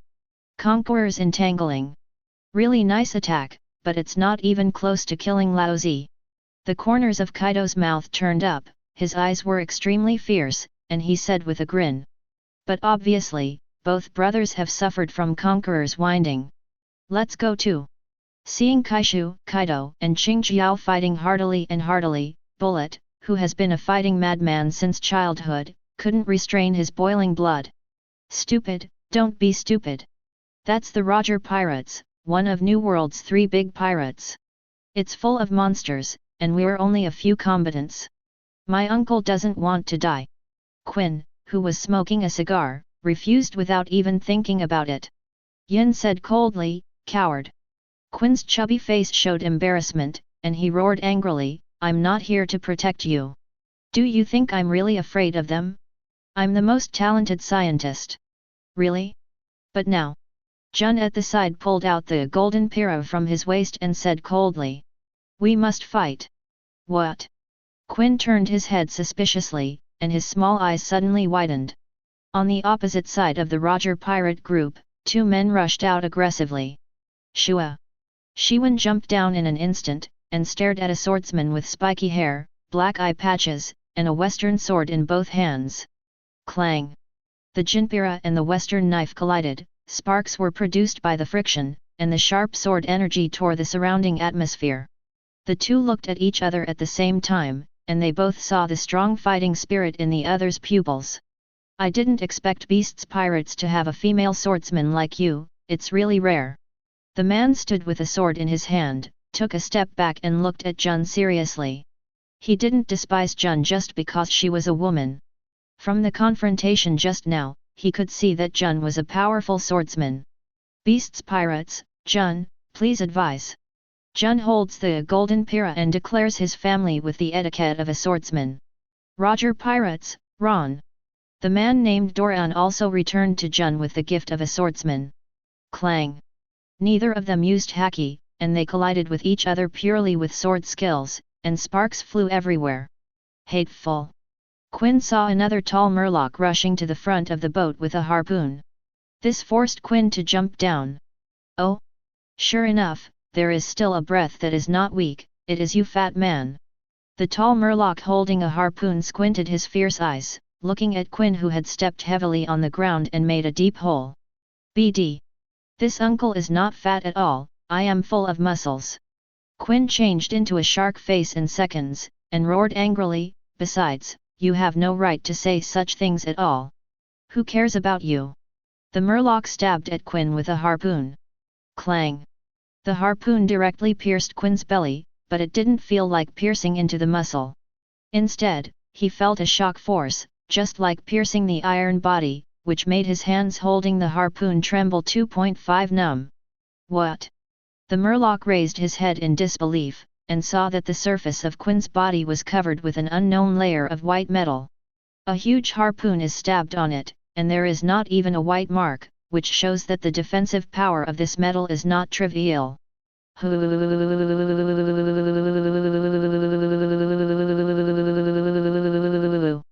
Quinn mocked triumphantly. Speaking of his body expanding rapidly, a huge shadow covered the murloc. Metal covers his huge body, an axe blade appears from the tail behind him, and sharp horns grow from the ferocious dinosaur head. Roar! With the roar of a beast, a pair of fierce vertical pupils opened. Obviously, this is Zoan's orc form. Quinn in beastman form is 23 meters tall. It's hard to imagine what kind of giant he would be in full beast form. Chapter 62. You guy, what kind of ability is it? The murloc looked at Quinn, who was in the form of a tall orc in the sunlight, and the unknown metal on the surface emitted a gorgeous luster, and his eyes couldn't help but concentrate. Just looking at Quinn's transformation appearance, anyone with a little common sense would know that this is Zoan's ability. However, which Zoan's body surface is a layer of hard metal? Phantom beast species?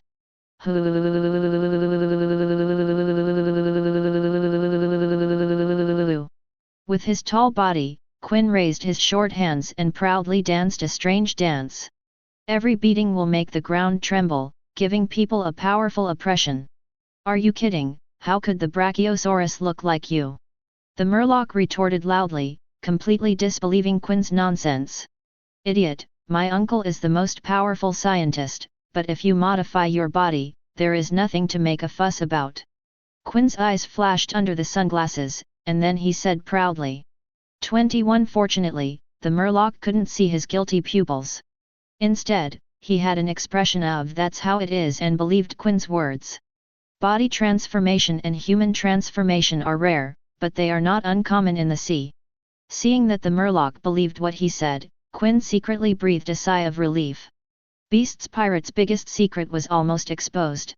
Looking back now, Quinn himself feels like a dream, incredible. That was after he successfully developed the antidote and officially became a member of the Beast's pirates. Captain Kaishu found him alone, and even told him that he can evolve the ability of his ancient species into a phantom beast species. At that time, Quinn thought Kaishu was crazy. He was forced to join a madman's pirate group, and he was worried about his future.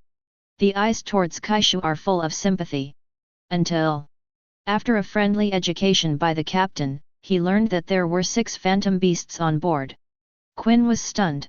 What is the concept of 6 phantom beast ability users? Reason and fantasy are wildly intertwined. Until the captain put one hand on his body, and the fruit ability in his body really evolved into a phantom beast. Unbelievable and incomprehensible filled Quinn's heart. Today's him is not the ancient species at all. 2. Zoan dragon fruit phantom beast species ultimate brachydramon form. The metal and weapons of the body are not so-called body modification at all, but part of the abilities of the phantom beasts. Ho ho ho ho, I'll let you taste the power of my uncle's scientific research. The thrusters equipped on the back of Quinn's huge body ejected a strong airflow, making Quinn explode at an extremely fast speed. He arrived in front of the Murloc almost instantly, and stomped down hard with his big metal feet. The tall body coupled with the powerful trampling seemed to want to trample the Murloc into meatloaf. Don't underestimate me, I'm Sunbell of the Roger Pirates. The Murloc Sunbell let out a loud roar, gritted his teeth and raised his harpoon with both hands horizontally as he watched the huge shadow falling from the sky. Boom! The huge metal solace had the strength of a mountain, which instantly made Sunbell's harpoon bend, and directly plunged into the ground below his abdomen. Ah! Sunbell let out a roar, and the veins on his arm bulged like a coiled dragon. The Murloc's wrist strength was far superior to that of a human, allowing him to resist Quinn's trample. The harpoon had been completely bent and fell to the ground. Sunbell held Quinn's feet with both hands and sank a little. The ground was shattered inch by inch, and Sunbell's arms gradually bent, and he lowered his head and used his shoulders and hands to bear the force. Sunbell! Sunbell! Seeing that the Murloc Sunbell was at a disadvantage in an instant and was about to be trampled to the ground by Quinn, the other members of the Roger Pirates couldn't sit still. A hole! Go away, let go of Guo Beer! A tall man with a seemingly necklace, very big head, and a black beard sweating profusely rushed towards Quinn at the same time. Judging from the size and appearance of the two of them, you can tell that they are the kind of strong men. Armed head hammer. Armed barrel explosion. The two made moves at the same time, one hit Quinn's chest with a pitch-black iron head, and the other jumped up and smashed Quinn's head with his fingers clasped together. Bang bang! Boom boom boom, underscore. Quinn's huge body couldn't dodge at all, and was directly hit by the two people, and the metal on the body surface collided with the two people with a buzzing sound. Quinn was hit by a powerful force and fell backwards, making a deep hole. But the two of them were not feeling well, especially the giant guy who hit his head. At this moment, he only felt dizzy and his eyes were full of stars. Forces are reciprocal. Although he knocked down Quinn, the hard metal plus Quinn's current weight wanted to knock him into the air, and the giant man also suffered a lot of reaction force. If it wasn't for armed defense, he would have to cut his head open this time. Tread! Another big Blackbeard fell back to the ground, only feeling numb in his hands. Bang bang! But taking this opportunity, Murloc Sunbell jumped out of the mud. Thank you, Nostin, Max. The giant Han Nostin shook his head, and said solemnly, the 207 metal on that guy's body is too hard. Not bad. With our armament haki, it's hard to break the metal on him. Big Blackbeard Max also nodded. That will only destroy his body under the metal, the Murloc Sunbell blurted out. Destroyed internally, nice idea, but, would you? Won't? Don't look at me, I haven't learned yet. The three of them were silent for a while. It seems that, the pirates who know this kind of armament haki advanced skills, have their own opponents. Ah, I'm so hurt to death. At this time, Quinn stood up awkwardly. Looking down at the three members of the Roger Pirates, Quinn's eyes were bloodshot. Damn you, I'm going to kill you. Quinn stomped the ground with his right foot, and the ground trembled like an earthquake, making it impossible to stand still. Careful. This guy has an unusual weight. The three of them quickly stabilized their bodies, and their feet seemed to be rooted together, standing firmly on the ground. Ultimate blast! After Quinn stomped his right foot, he quickly turned his body, and the double-edged axe on his tail swung towards the three people who had just stabilized their bodies. Chapter 63. Boom boom boom. Boom W. Although the Murlocs and Sunbelle escaped the sweep of the tail axe, the huge double-edged axe struck the ground, shaking the ground. Damn! At this moment, while they were standing unsteadily, Quinn fell asleep towards Max, who was at the front. Don't think about it. Nostin stopped in front of Quinn, and tried his best to block Quinn's fist with both hands. Fatty, if you let you wantonly destroy it, I will be very distressed. What? When Quinn heard this, he was furious as if his tail had been stepped on, and he yelled at Nostin angrily. I'm the type who deliberately doesn't lose weight.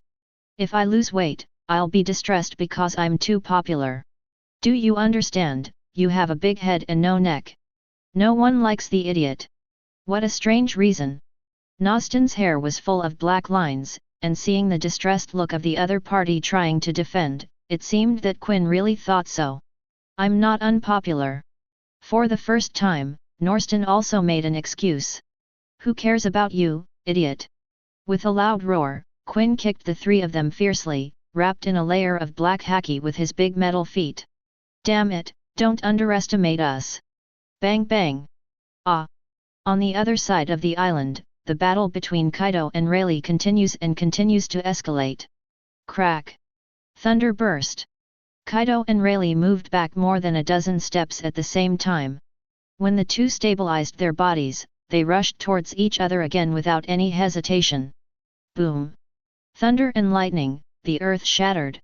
The mace entangled with haki collided with the western sword again and again, crazily destroying everything around, and the two in the center, not only were not affected, but even more violent. This blood-boiling feeling. Kaido laughed heartily, the veins in his arm holding the mace bulged, and he smashed Rayleigh with all his strength again and again, without any worry that the opponent would be as vulnerable as his previous opponents. Rayleigh also showed a happy smile, and his attacks became more and more violent. The obviously short body not only burst out with powerful strength, but also shocked quickly. Kaido, you are too young. All of a sudden, Rayleigh yelled violently, swung his knife and swung the mace upwards forcefully, clenched a fist with his free hand, and hit Kaido hard on the chest. Half a fist sunk in. Your attack method is too monotonous. Well. Kaido snorted, his internal organs seemed to be stirring violently, and his body flew back like a cannonball. Boom! Trees, rocks, everything along the way was smashed into pieces, and in the forest by the coast, a path of ruins more than a kilometer long was plowed out. Boss Kaido! This scene shocked the crew of Beast's pirates, but before they could worry too much, the figure that fell in the ruins stood up again. It hurts so much. Kaido wiped the blood from the corner of his mouth, his eyes were excited and he chose to eat someone. In orc form, he was about the same strength as Rayleigh, but in terms of combat experience, he is now far behind Rayleigh. However, this is exactly what he needs most. He desperately longs for a battle that goes beyond the limits, so that he can unearth all the hidden potential in his body. Only in adversity, people will accelerate their growth. Little ghost, you don't have time to rest. Rayleigh took advantage of the victory and pursued, jumped into the air, held the western sword tightly with both hands, and swung the gorgeous sword light from top to bottom with his eyes fixed. Hades opened the door. The terrifying sword chi shoots down from the air, with the terrifying flying speed and attack range, it is almost impossible to dodge. Bring it on. Seeing the slash from the sky, Kaido's gaze became even more intense. Can't escape. I didn't even think about running away. Just show me how powerful Pluton Rayleigh's slash is.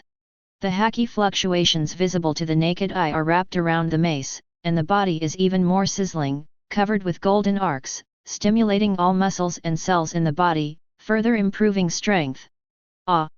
Kaido roared, the mace drew a perfect arc forward from behind, and swung it towards the sky with all its strength. Thunder 8 trigrams. Boom! In an instant, a large number of haki impacts like pitch-black thunder spread to the surroundings, turning everything around them into dust. Good weight! Kaido's body sank suddenly, and with a boom, the whole body and the surrounding ground sank a lot. It felt like a big mountain fell down, and the arm holding the mace was about to be broken. But, it's not enough. He straightened up slowly, his eyes glowed scarlet, and the conqueror's haki gushing out of his body condensed into a huge skull, like a demon possessed. Even if the real mountain is crushed, Lao Zi will destroy it. Kaido's eyes widened with anger, and the mace in his hand dragged a long haki streamer, smashing the blazing blade light directly. Top armament haki. The stimulation brought by Rayleigh made Kaido stimulate the physical potential of the Holy Dragon, and armament haki miraculously broke through in the battle. Whoa, that's the battle, come and kill Lao Zi. Rayleigh. Kaido exhaled a mouthful of mist, his whole body seemed to be cooked, exuding high-temperature heat waves. He looked up at Rayleigh in front of him, and the smile on his face became more and more terrifying. You're going to make me happy today. What a monster! Rayleigh complained with a wry smile on the corner of his mouth, but then his fighting spirit became even higher. This kind of battle is interesting, isn't it? The battle between the two has just begun. Hand over all your treasures. In front of Roger's pirate ship, Yin and Bullet shouted menacingly at the people on board. Where did the kid come from? Fun little guy. The brat from the Beast's Pirates has the guts to challenge us. We don't have such a bold kid on board. Ha ha ha, then teach them a lesson. Seeing Yin and Bullet who challenged them, Roger's crew burst into laughter and held Nielay. However, none of these people laughed at Yin and Bullet. A real man in the sea never laughs at a man of courage. Only those who dare to draw their swords against those who are stronger than themselves are worthy of being called the brave warriors of the sea. People are always weak, but if they don't even have the courage to challenge the strong, they will never be strong. Two interesting little devils, let me be your opponent. A man with a spiked haircut and spiked convoluted gloves jumped in front of Yin and Bullet. Welcome with your names. Ember. The flame behind Yin became more vigorous, and he said calmly. Bullet grinned ferociously, and said, remember, I am the man who will become the strongest, Beast's Pirates trainee crew, Bullet. Jin, Bullet, Lao Zi remembers you. The man bumped his fists and said with a cruel smile, my name is I Dragon, use your bodies to remember it firmly. Boom. Chapter 64. Clang. Clang. The sword energy is vertical and horizontal, and the earth is broken layer by layer like a spider web. The surrounding flowers, plants, and trees were all cut by knife energy, leaving neat ravines. Gallery swordsman Duolang really deserves his reputation. Jun looked at Doran with a cold face, his body was a little embarrassed, there were several cuts in his clothes, and the right arm holding the sword also had blood flowing down to the hilt. Miss Jun is also a strong person. The corners of Doran's mouth turned up slightly, and he stared at Jun with a face of approval. He was also a little embarrassed, with a patterned shirt torn in many places, and a bloody wound on his shoulder. It's time for our battle to end. Jun smiled gently. Yes. Dolan nodded lightly. The last knife. The two sneered at the same time. Jun retracted his sword, his gentle smile disappeared, his eyes were slightly opened, his expression was solemn, his body squatted down slightly, and his whole body was restrained, like a magic weapon about to unleash its blade, which makes people dare not underestimate it. Dolan stood holding the knife, his right hand drooped naturally, the pupils under the eye patch exuded a sharp aura, and the surrounding knife aura condensed to the peak, as if to break open the sky and tear the earth apart. Obviously, neither of them had drawn their knives yet, but the ground under their feet had already begun to shatter, the atmosphere in the air seemed to be stagnant, and the whole area seemed eerily quiet. Godong. Even though the two crew members were far apart, they couldn't help swallowing their saliva, looking at the two who were about to decide the winner with trembling eyes. Look! Heaven, the sky! God! Split!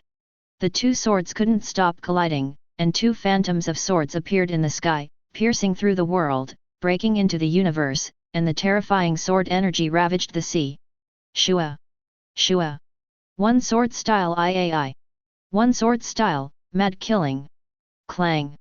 It seems that time and time collide instantly, without gorgeous cutting blades, without radiant sparks, because the way is simple. The sky returned to calm, and the ground was not broken.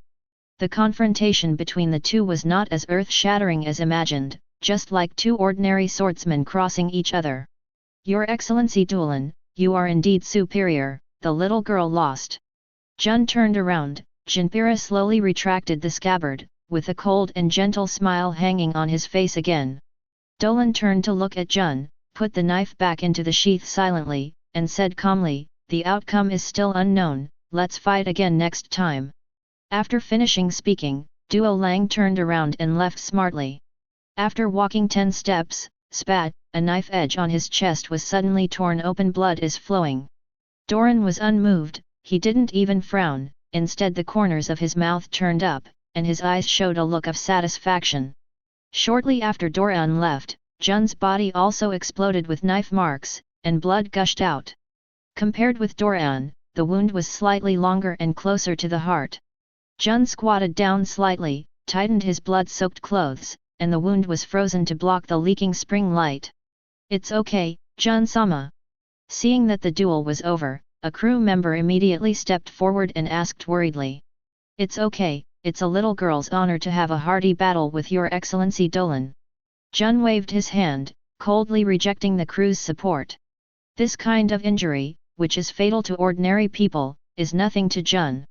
With her physical fitness, it will not take long to recover. You know, besides being a swordsman, she is also a Zoan Phantom Beast ability user. And this battle, Jun has gained a lot, and is one step closer to the top swordsman. Doran, ha ha ha, the injury is serious. To be able to hurt you like this, that woman's kendo realm doesn't seem to be low. Dolan smiled heartily and said, it is indeed very strong, if I try my best to fight to the death, I am not sure that I can win her. Sakura foil swordsman Jun, I'm afraid it won't be long before he becomes another great female swordsman in the sea. Really? Great swordsman? That Jun has the potential to become a great swordsman.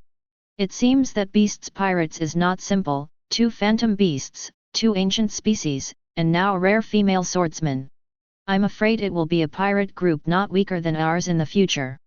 Ha ha ha, that's interesting, isn't it? Such an ocean is so interesting. On the other side, the mid-air of the sea. Bang bang bang. Boom. Hoo hoo. Roger and Kaishu kept rushing up from the sea, one stepping on the air, the other purely relying on physical strength. The heads of the two collided together, the atmosphere roared, and the waves turned upside down, rolling up the waves of the sea. Stand. Kaishu was sent flying more than 10 meters, Roger remained motionless. It can be seen that Kaishu fell into the disadvantage just now. Ha ha ha ha, come again. Ha ha ha, God avoids it. The ace in Roger's hand slashed towards Kaishu from small to high. Armed, strong, iron hand. Kaishu fought back with both hands without fear, and his palms collided with the blade. Bang! Bang! Boom! Kang!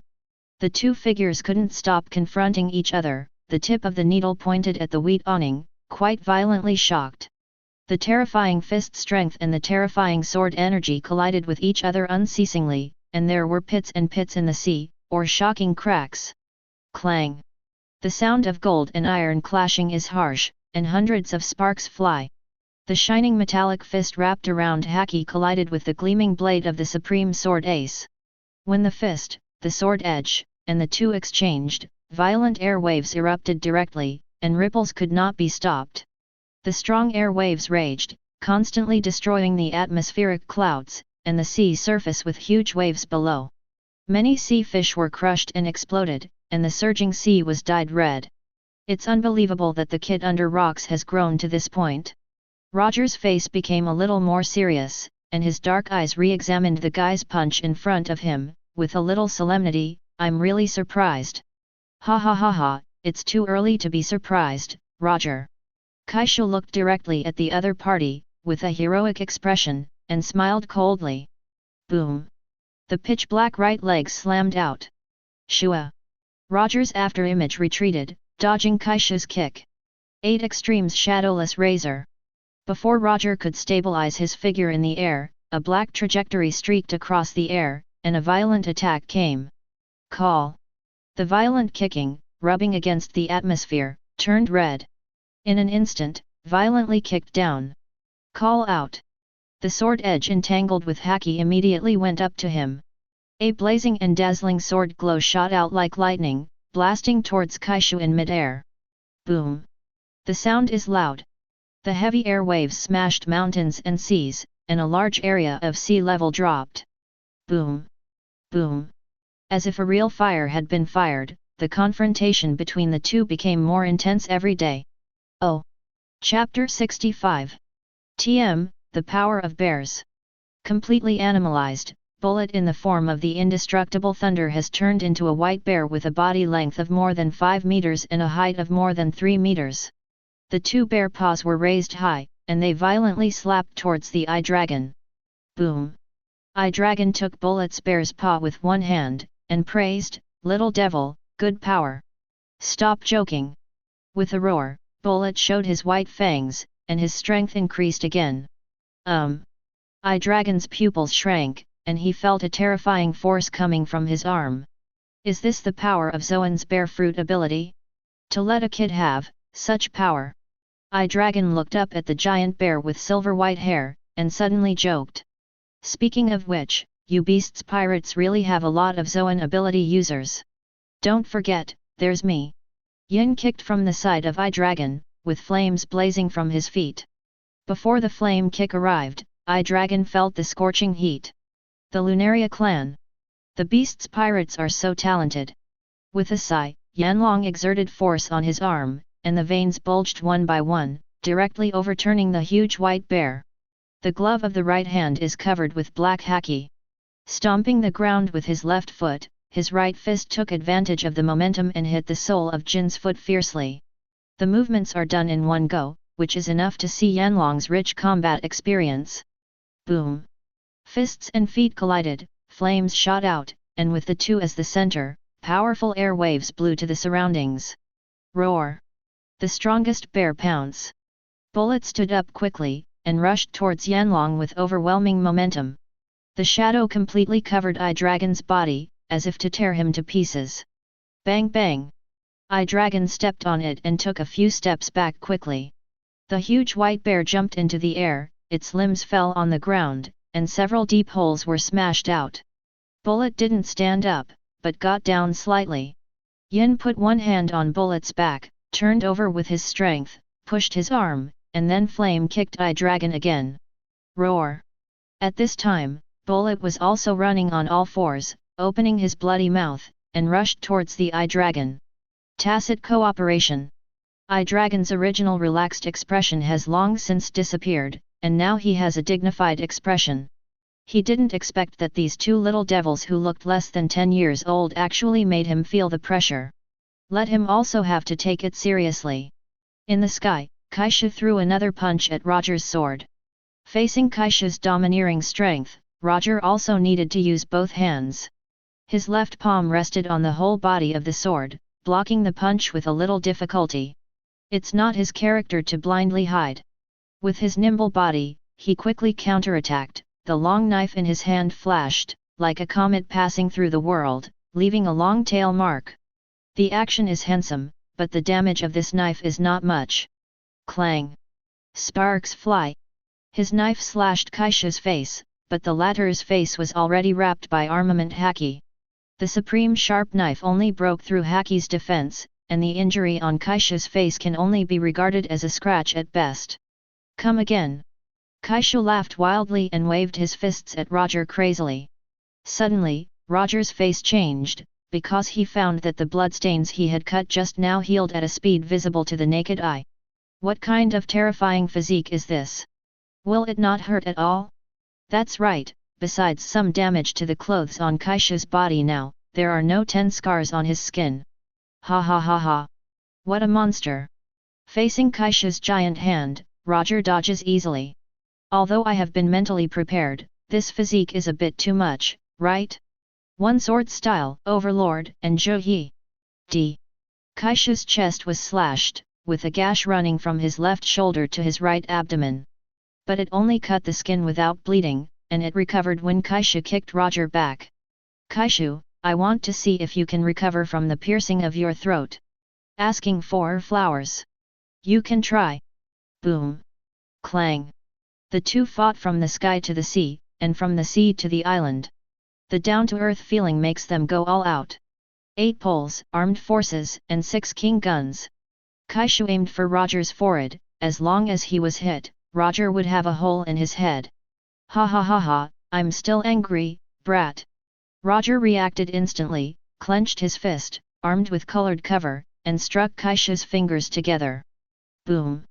The ground was broken, deep ditches were jagged, and the waves beat fiercely against the coast. The moment Kaishu landed, armament haki was covered with the supreme sharp knife in Roger's right hand, with black and red lightning flashing from the knife, and he slashed across his head and face. Octopole armed cannon. Kaishu fought back with fists in both hands, and was sent flying again. A long cut was cut on the back of both hands, blood flowed out, and both hands were numb from the shock. This was the first time Kaishu was slashed, and it was also the first time he felt all-round suppression. Strength, Conqueror's haki, Armament haki, Observation haki, Combat experience. He is not as good as Roger in all of them, and he is stronger than Roger in physique. Standing up, the wound has healed visible to the naked eye, and the numbness of his hands has also disappeared. Armed storm. Kaishu can feel that Roger's haki is very lethal to him, especially Conqueror's added armed color. But every time during the recovery process, he felt like thunder and lightning training his body, his cells regenerated, and his physique gradually became stronger. No wonder the original Kaido likes to commit suicide. After Kaishu discovered this, his already excited fighting spirit became stronger, and he attacked Roger desperately. God avoids.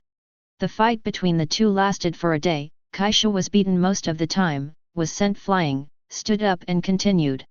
Get hit in the pit, jump up and continue, get hurt, don't care about it. Kaishu is like a dog's skin plaster, clinging to Roger to fight. Bulletin. Chapter 66. Boom. Bang bang. One knife mystery, God's avoidance, opening the sky. Kaishu, get down. Bang bang. The island was shattered, ravines crisscrossed, and the violent roar and explosion caused the entire sea area to churn. 3 days. The battle between Kaishu and Roger lasted for 3 days. The battle between Rayleigh and Kaido ended a day ago when Kaido was seriously injured and lost. Beast's pirates can be said to be defeated by all members. Jun lost to Taro, Yin, and Bullet teamed up and finally lost to Yanlong. Qingjiao and Jabba fought for a day and a night, and finally ended in a draw. It was only because Quinn had a better record, with 1 against 3, that he was defeated with all his might. Kaido and Rayleigh fought for 2 days, and finally got seriously injured by Rayleigh's Conqueror's entanglement. But it's unrealistic for Rayleigh and the others to kill the Beast's pirates. Although 527 seriously injured Kaido, Rayleigh thought he couldn't do it if he wanted to kill the monster. As for Jun, Qingjiao, and Quinn, all of them have amazing resilience, but within half a day, their injuries are almost recovered. Once desperate, the Roger pirates will also suffer heavy losses. Therefore, the two sides tacitly agreed not to kill each other, but to wait for their respective captains to decide the winner. Boom! Roger and Kaishu collided with each other in the air, and the sea was blown away under the overwhelming force of the attack. The inconceivable power overflowed with vigor, stirring up the wind and clouds and causing heavy rain to fall from the sky. The rain from all over the sky couldn't get into the bodies of the two of them at all, and they were blown away by the ripples that swayed away. The collision ended again without a problem. Since Kaishu went to sea, the enemy he has encountered has never been as powerful as Roger. Boom! The fierce collision caused the aftermath to sweep away everything around the two of them, and the dilapidated and desolate deserted islands sank piece by piece. How terrible and devastating a collision between such extremely terrifying combat forces can cause. The future Aokiji and Akainu compete for the position of Marine Marshal, permanently changing the climate of an island, half magma half ice, lingering for years. The sky shattered again under the collision of the two, and the spectators were almost numb, from shock to habit, and now they don't even have emotional fluctuations, they just want to see the birth of the victory. Will the monster-like newcomer Kaishu defeat Roger, or is the legend still standing? The two are like gods in myths and legends. Every move they make makes the world shatter and the earth shatters, and it seems that the sky and the earth are descending with monstrous anger, wanting to destroy the world. Buzz buzz. Roger's demeanor is still heroic, his body is indomitable, and he is as powerful as a bamboo. The sword edge wrapped by black lightning is extremely dazzling, pulling Kaishu's nerves. Outsiders can't imagine what kind of pressure Kaishu is under such a sword. Boom! Kaishu never had the intention of retreating, and still slashed head-on with his pitch-black fist. The world was shaking, Guy finally couldn't take it anymore. His body seemed to be hit by a speeding truck, and his whole body flew out like a shell from the muzzle of a gun, and he fell headfirst into the rubble. Hoo-hoo! Roger's chest was pumping like a blown bellows, and the Conquerors was about to bottom out. After 3 days of continuous high-intensity fighting, even if he was strong, his physical strength was exhausted. Is the victory to be decided? Roger won. Everyone stared, lest they miss the most exciting moment. Ahem! The rubble was rolling, Kaishu crawled out from the stone, and wiped the bruised blood. With the Conqueror's entanglement and top-tier armed color power, he's starting to be unstoppable. But, patting the dust off his body, Kaishu looked directly at the figure in the distance who was panting violently. A crazy smile gradually appeared on the corner of his mouth. Roger, I'm going to be crippled, but you're definitely going to be beaten to death by me. You're going to give up now, aren't you? Kaishu approached step by step, the wanton madness in his eyes could be seen by anyone. Oops, that kid is dying. Rayleigh frowned and said in surprise, Kaishu's behavior obviously meant to hurt both Roger and even die together. Character determines a person's behavior. Kaishu is so crazy. Simply a lunatic. On the sea, how many spirits are staring at you? So many pirates are coveting Roger's territory, coveting the heads of the two of them, so they are famous all over the world. If both Roger and Kaishu are hurt, or even die together, the whole sea will be in chaos. Ha ha ha ha, as long as you are a human being, you will inevitably lose your physical strength, but you little brat wants to kill me 100 years too early. Roger raised his head and laughed endlessly. He was as domineering as before, showing the heroic spirit of a majestic emperor. Lousy is. Roger. Then wait until I behead your head. Kaishu's smile widened, his expression was crazy, and his blood was rioting. Avoid God, slay God. Roger's legs took root, and he firmly grasped the ground. The scarlet light in his pupils flashed, and his right hand swung the knife boldly again. Clang! The black sword light completely split the atmosphere along the way, and a force of destruction was transmitted to the ocean. Crash! The sea roared angrily, and hundreds of meters of huge waves swept in the aftermath of the knife, as if to submerge the entire island. Yeah ha ha ha! That's it! This is the fight I want! Kaishu felt the threat of death in this ultimate slash. But Kaishu didn't retreat. Instead he laughed crazily and his expression became crazy. Zombie King Fist of Destiny. Kaishu's legs were bent into a horse stance, and he clenched his fists tightly, and the jet-black armament haki instantly wrapped him up. At this moment, Kaishu burst into an atmosphere that was beyond everyone's expectations, and even Roger couldn't help but stare at him at this moment. This is a duel between fist and kendo, this is a duel between strength and swordsmanship. This is a proud man of heaven, facing a strong man who has been famous for a long time. The courage to punch the strong standing in a higher position, this is the path Kaishu wants to pursue. The soul of the strong should be like this. With a punch and a knife, TND 2.5 seems to have been banned at this moment, as if there was a second of blankness, followed by an ear-piercing ultimate clang.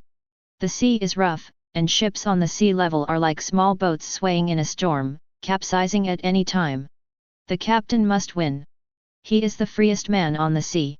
Roger. On the Oro Jackson, the crew of Chuaji are waiting eagerly.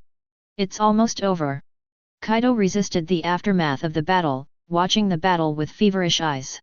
Countless pirates with low strength instantly had their ears bleeding, and even those as strong as Rayleigh and Jabba couldn't help but frown slightly, mobilizing their strength to guard against the piercing sound waves. After the sound, there is dust. The villages of the land cracked like tofu blocks, and a lot of smoke and dust scattered in all directions. Everyone held their breath, looking forward to the next second result. Chapter 67. When the smoke and dust dissipate, when the world returns to calm, what everyone sees is a tall and straight figure. He stood proudly, even though blood was dripping from his sword-holding hand, he still straightened his back, as if the sky had fallen, and it was impossible for him to bend his spine. The other figure was in the ruins and rocks 1,000 meters away, with a wound on his chest from shoulder to abdomen, blood was flowing, his face was terribly pale, but his eyes were still bright. Cough cough cough.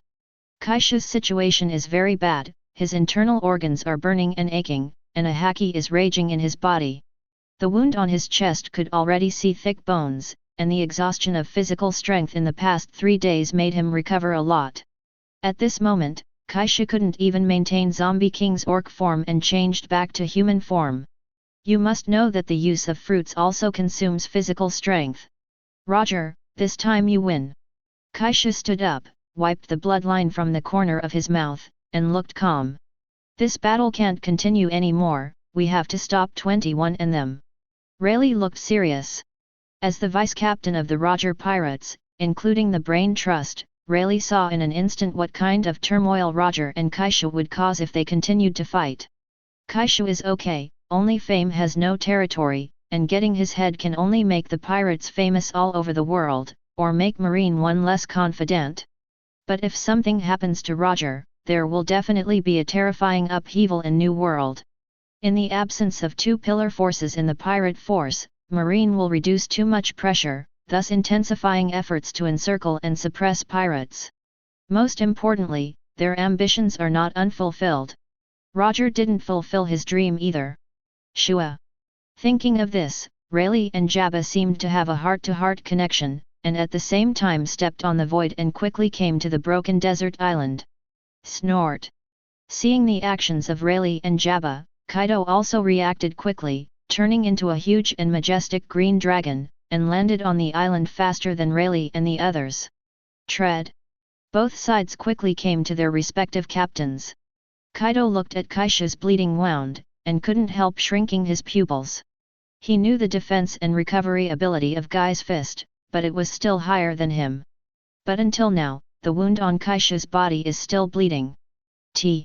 Before Kaido could speak, he was interrupted by Kaishu. It's okay, it's just a small injury. Roger, are you all right? Ha ha ha, I'm fine, this battle was so fun. Roger didn't care about his injuries at all, and laughed heartily. Kaishu, do you want to continue? Roger looked at the two Kaishu brothers approaching, and grinned with his beard raised. My goal has been achieved, this time I lost. Let's go. The victory is divided. Kaishu didn't turn around and leave unwillingly, and he didn't hesitate at all. Just now he wanted to exchange his injury for his life, but he was completely crushed and defeated by Roger with all his strength, and he was also seriously injured. Kaishu naturally had no reason to make another move. Use the resilience of your body to kill Roger? You can't do such a thing with Kaishu's courage. Even if Roger was to be killed, he would just beat and kill him openly. Just like the Roger pirates, with their courage, they also did not kill Yan and Bullet, two amazingly talented little ghosts. This is the measure of the man of the sea. Ha ha ha, brothers, we won, let's have a banquet. Roger shouted happily to the crew, even the beast's pirates heard Roger's heroic voice. Oh. Stupid, Roger, let me tell you several times, don't hold a banquet every now and then, because we are running out of supplies. Ha ha ha ha, it's a big victory this time, how can we not have a banquet? Roger pirates happily held a banquet to celebrate this victory. Snort. Bullet and Yin, wrapped in bandages, clenched their fists unwillingly. Qingqiao, Jun, and Quinn also looked disappointed. This is the first battle for their beasts pirates to officially step into the new world and venture into the sea. But unexpectedly, what ushered in was a complete defeat. This is the sea. It can never be smooth sailing. Let's go. Stepping on the Arabo, Gai Zheng said lightly without the crew's reluctance. If you lose, so what if you are unwilling? How can you become stronger without experiencing failure? Without the courage to climb out of the abyss, how can you become a strong person on your own? There is no undefeated strong. Only the will to be undefeated. If their will is easily broken, it proves that they are nothing more than that. Not worth geisha training at all. Captain, let me bandage your wound. Seeing the bloody knife wound on Kaishu's chest, the ship's doctor Letty Oro ran over with his medical kit. No need. There's no need to bandage these minor injuries. Kaishu waved his hand and said carelessly. Looking at the wound on Kaishu's body from the shoulder to the abdomen where the bones can be seen is enough to kill an ordinary person. But in Kaishu's eyes, it was just some minor injuries and the ship doctor Letty Oro was speechless for a while. Oh, this is the best medicine for wounds. Kaido handed over the wine gourd from his waist. Ha ha ha, that's right. Gudong gudong gudong. Regardless of the dissuasion of the ship's doctor, Kaishu gulped it down. Brother, this time is really enjoyable. That guy Rayleigh is really strong. He is the vice-captain of the Roger Pirates, a man dubbed Pluton by the world's ZF. Of course he is a powerful monster. Kaishu patted Kaido on the shoulder and smiled proudly. Even he, facing 090 against Rayleigh who has already stepped into the monster level, can't win easily. What's more, Kaido, who is still a step away from the monster. However, the harvest this time is not small, wu nuan nuan nuan. Kaido laughed happily. Kaido also has nothing unacceptable about defeat. In other words, he knew from the beginning that he would not be the opponent of Rayleigh at his peak. But does it matter? The most important thing is to experience a real bloody battle, learn experience from the battle, and make yourself stronger. Breakthrough. Kaishu took a sip of his wine and asked casually. Ah! Armament Haki has already made a breakthrough, give me some more time, and I will be able to take that step. Kaido took the wine gourd, took a few sips, wiped the wine stains from the corner of his mouth, and said in a firm tone. Then he asked again, Brother, what about you? Ah, my sense of knowledge broke through just now in the last duel with Roger, and... Kaishu smiled mysteriously and said proudly. Having suffered so many swords from Roger, I have roughly figured out the technique of Conqueror's winding. That's right. After 3 days of non-stop fighting, he used his body to bear so many slashes from Roger. With Kaishu's talent in Haki, he has successfully learned the technique of Conqueror's winding. As long as you give him a little time, Kaishu believes that he will be able to master it soon. Chapter 68. Every talent in the sea is different. Some people's talents are navigation, some are cooking, there are also boatmen, medicine, and so on. The same is true in terms of strength. Some people's talent is developed in fruit, such as Doflamingo in the original book. He said to Luo, we have a gap in talent. Doflamingo, as the owner of Conquerors, and as the middleman of the Dark World, will he have no way to get the tyrant's cultivation method? He must have it, but his talent in Haki is not enough, he can't learn tyranny at all, and he can't even learn the advanced skills of armament Haki. There are also Katakuri and Usopp who are quite talented in observation Haki, Zephyr who has talent in physical arts and armed color. Kaishu's talent is the same as Zephyr, Garp, and others, both physical skills and armament Haki. However, since the fruit evolved, his upper limit has been improved. The king of zombies, the zombie king form allows his conqueror's Haki to break through, and improves his conqueror's talent. Therefore, he was able to learn the technique of tyranny during the beating. In the evening, Qing Xiao, Jun, and others did not disappoint Kaishu, and quickly walked out of the unwillingness of failure. Several people returned to their former appearance, but they worked harder when practicing. No, relying on the strong resilience of the phantom beasts, the injuries have not completely healed, so they rushed into the training room one by one. Of course, there is one exception, and that is Quinn. Although Quinn is not lazy in cultivation, he is more enthusiastic about scientific research. Especially when I saw the equipment brought out from Marine's secret scientific research base on the Kaishu ship, I was so excited that I forgot everything. Remember when Quinn first became an official crew member? Am I not mistaken? This is the laser detector, the bulb analyzer, the Haley energy wheel, Quinn yelled, inexplicably excited. When Mads was organized, even Vegapunk did not have so many top-level equipment. Which idiot kept this? Research instruments need to be specially maintained and stored. Each instrument has different requirements, so just put it in the cabin, idiot. Kaishu. Seeing Kaishu's gloomy face, Quinn reacted instantly and said, Captain, I'm not talking about you, I was just excited just now. Don't do it, Flax Falls. Haki's practice, especially the armed color, is to be beaten. While beating Kaishu, he explained seriously. Soon, only Quinn was left on the ground, with more air and less air intake. Back to the present, the wound on Kaishu's chest has long since healed, leaving only a long scar. In the words of ship Dr. Letty Oro, this is the result of excessive division of self-healing cells. Even if Kaishu's physique is strong, even if his physique becomes stronger in the future, this scar will not disappear.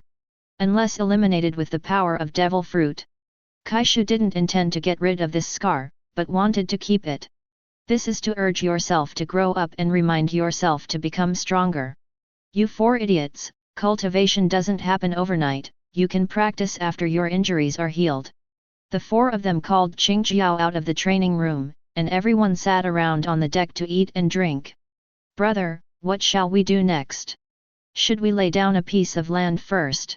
Kaido gnawed at the barbecue of Sea Kings and asked Kaishu about his next plan. Ah, of course, what do you think? Kaishu nodded while drinking. Now that you are ready to compete with the monsters in the sea, you must first have a base camp of your own. Whether it is the source of troops, economic income, supplies, rear support, etc., it is inseparable from a stable site. This is a real world. With no power of its own, just a ship sails on the sea. It's just that they are alright, but they can't compete for the hegemony of the sea. At this time, Jun said softly, Captain, I have read some information in the past few days and found that there is a special sea area in New World. This sea area is named Tato Land Sea Area. Tato Land Sea Area.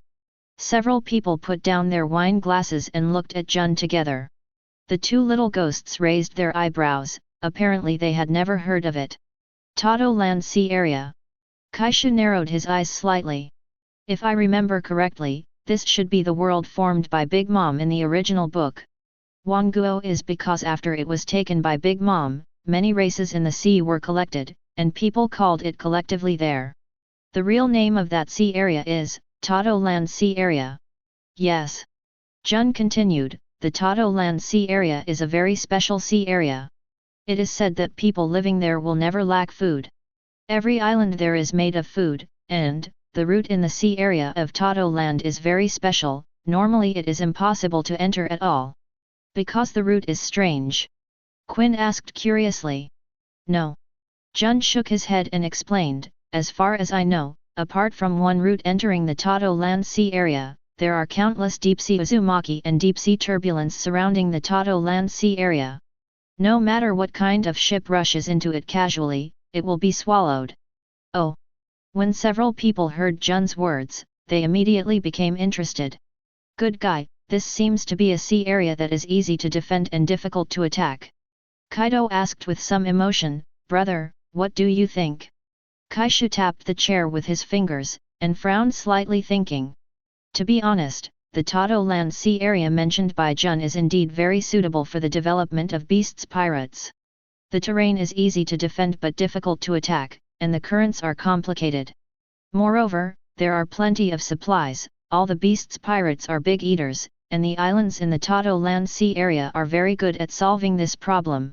Most importantly, there is more than one island in the Wantland Sea. It is mainly based on Cake Island, and there are 34 islands scattered around it. That is to say, as long as Kaishu takes the Tato Land Sea area, he can occupy all the islands. You must know that the first function of Kaishu's strongest power auxiliary system is the reward of the territory power, and you can buy auxiliary items. Contrary to what Wanukuni originally thought.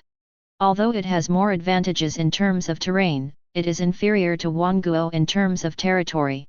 If you want to use the system more comprehensively, the early Wanguo is indeed better than Wanukuni. This is also what Kaishu is thinking about now. Simon. Kaishu looked at his navigator. Captain. Dead Zhao, Simon immediately looked at Kaishu respectfully. How far is Tato land from Wanukuni? For professional matters, you should ask professional people. Although Simon's strength is not good, he has a better understanding of the sea areas and islands of New World. Captain. Simon quickly took out a chart, pointed to a corner of it and said. Wanukuni is closed to the outside world. I have never been there, but I know it is probably here. And the Tato land waters are still some distance east of Wanukuni here. Kaishu looked at the location marked by Simon. Tato land and Wanukuni were separated by a piece of sea called Eight Wall. To win these two territories at the same time, the current strength of the beast's pirates is obviously insufficient. Moreover, the front line is too long, and it will not be easy to defend in the future. Kaido, Jun, Qingqiao, and others did not speak, waiting quietly for the decision. Although several people didn't understand why Kaishu would ask Wanukuni, none of them would ask. The course of this pirate ship is of course determined by the captain Kaishu. Chapter 69. Wanukuni. Kaishu closed his eyes and thought for a moment, then opened his eyes and said calmly. Beast's pirates first sight, choose Wanukuni. The reason why Kaishu chose Wanukuni is that the terrain is easy to defend and difficult to attack, except that one man guards the gate, 10,000 men cannot open. Most importantly, Wanukuni has a very important resource. That is the raw material of sea stone. 80%, 90% of the sea stone in the world comes from Wanukuni. It can be said that if Wanukuni hadn't closed its doors, Wanukuni would have become one of the richest countries in the world just by relying on its monopolized sea stone resources. If you want to develop power, money is essential. Moreover, sea stone weapons are also important strategic resources. Even the world's ZF had to use Doflamingo as an intermediary to make deals with Wanukuni in a low profile. If you can capture Wanukuni, it is equivalent to having a crazy money printing machine and an impenetrable, almost impenetrable fortress.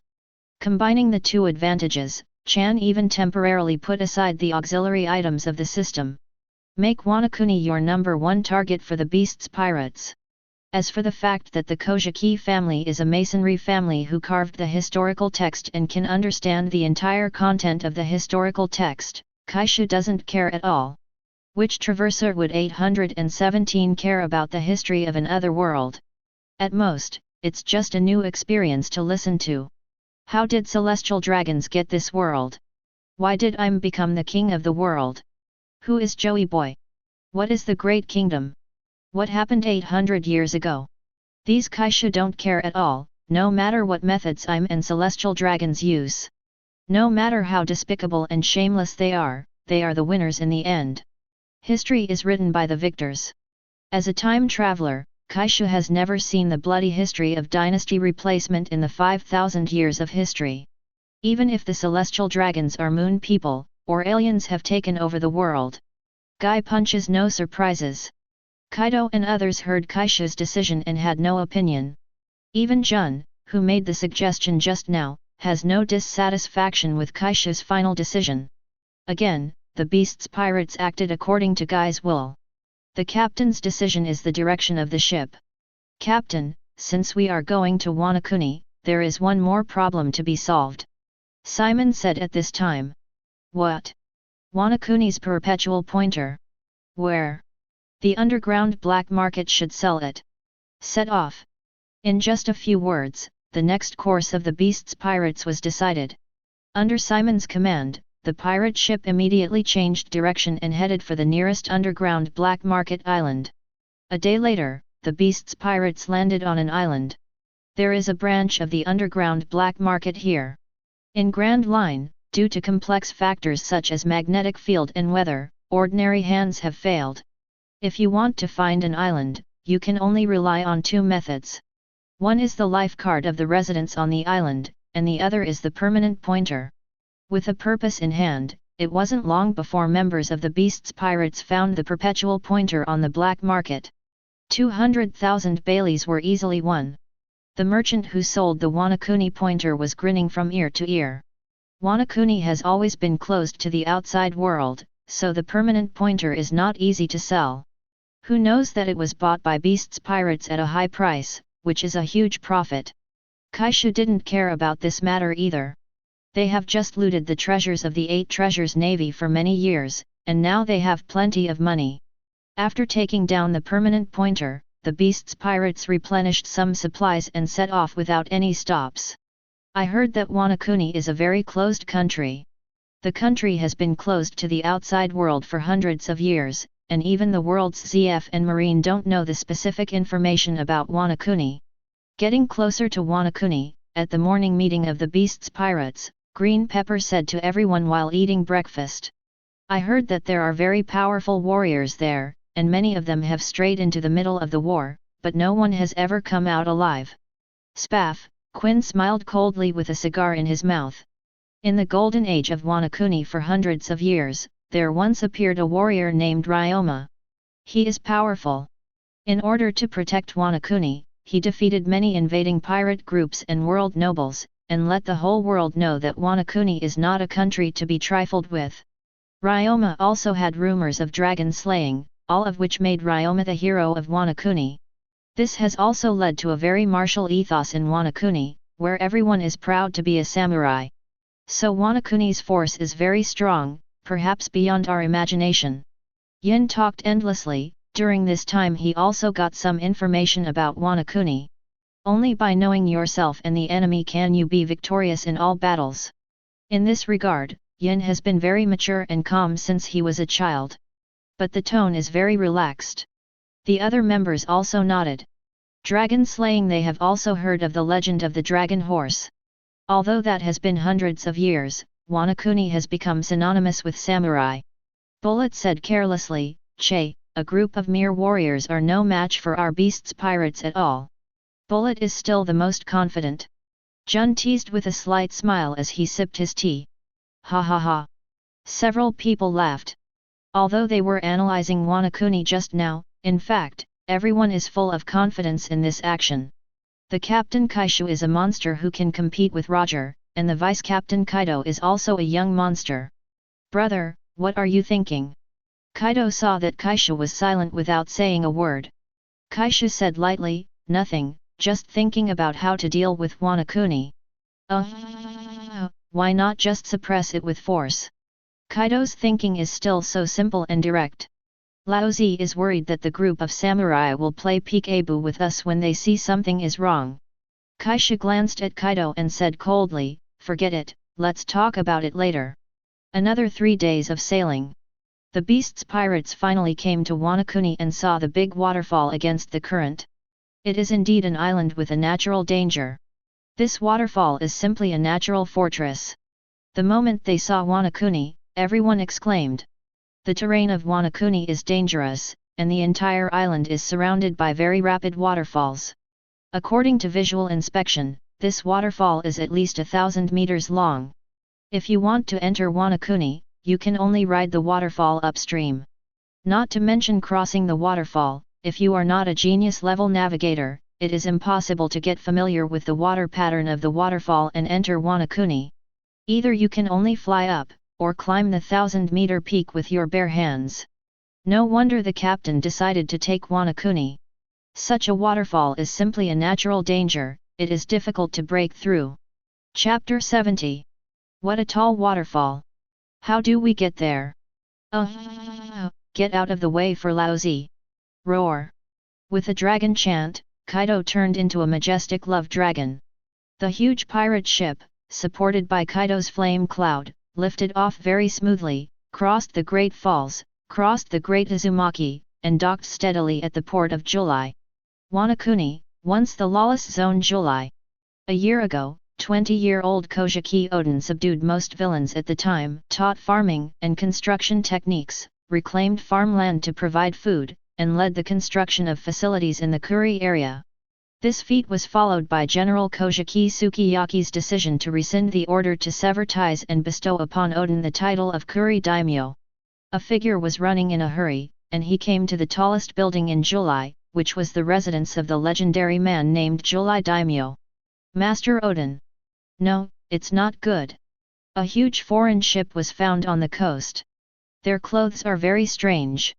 Do you want to expel them? The man who came to report hadn't finished speaking.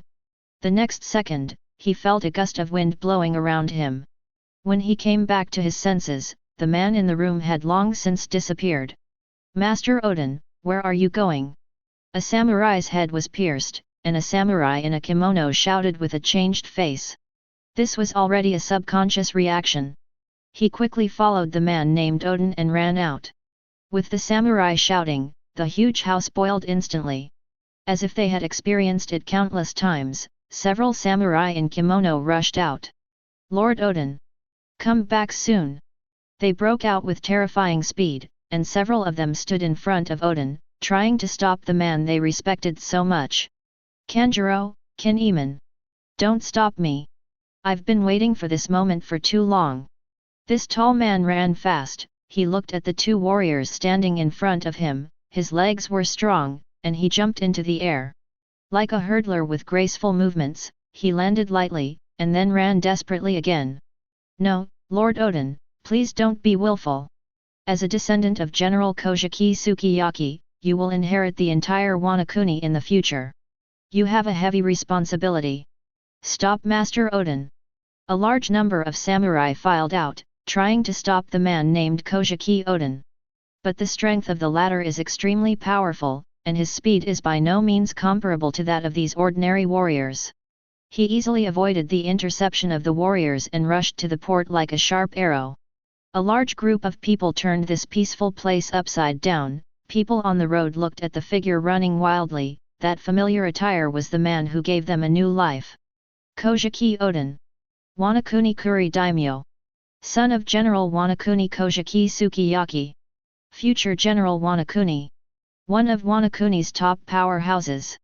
With one's own strength, transform the hell-like July into a paradise for people's lives.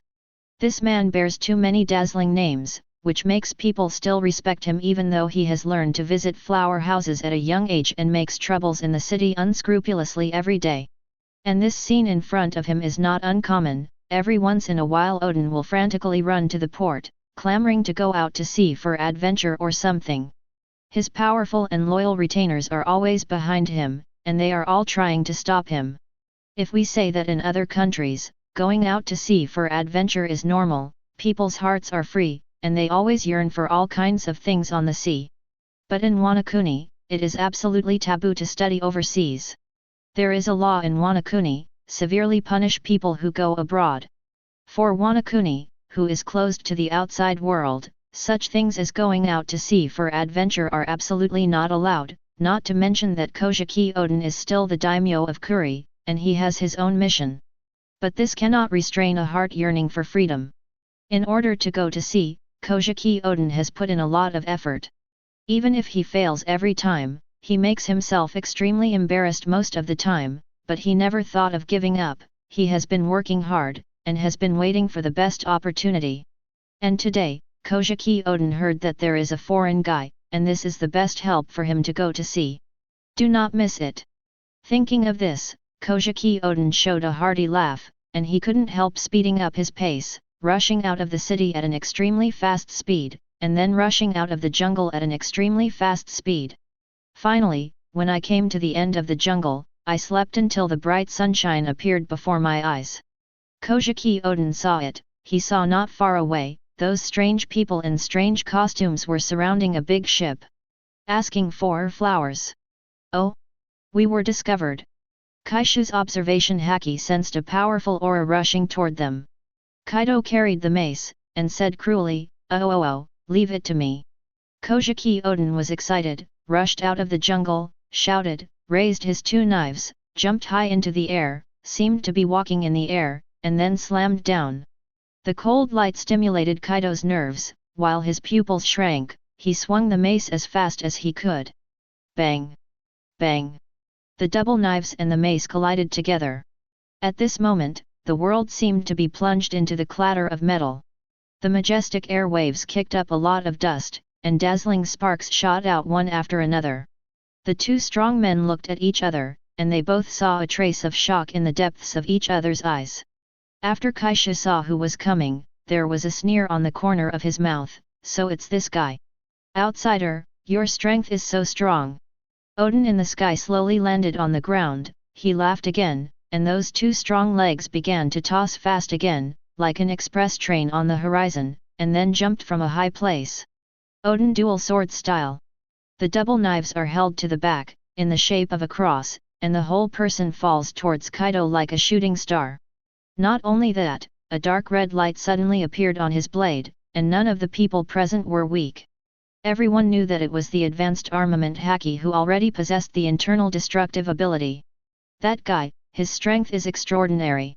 Jun narrowed his eyes, watched Kojaki Odin's fierce attack, and said seriously.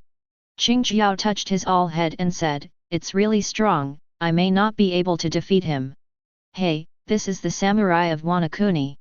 My uncle just developed a new weapon." Quinn was smoking a cigar and holding his hands up, as if doing some kind of strange dance. Yin and Bullet stared at the front without blinking, and sighed, "That's so amazing." Odin swooped down, the extremely fast speed made his face a little hideous, and then he roared and swung his two knives. Dawen Shirataki. Kaido who crossed his swords and approached the ground straight. Interesting. Facing the menacing Odin, Kaido's eyes flashed coldly, and under everyone's watchful eyes, he waved the lightning-flashing mace. Thunder 8 trigrams. Sun. Chapter 71. Boom. Clang __***. A huge roar resounded through the port, and the ground under his feet shattered layer by layer, and the atmosphere centered on the two of them, rippling out terrifying air waves. The sparks splashed and the piercing sound made the eardrums feel uncomfortable. Wow! After a stalemate, Kojaki Odin was dripping with sweat, and the green peppers on his arms were raised.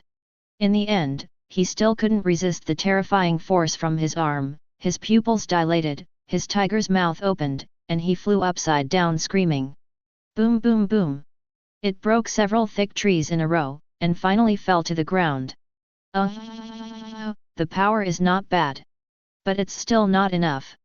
Kaido didn't take a step back, he took back his mace and put it on his shoulders, laughing proudly.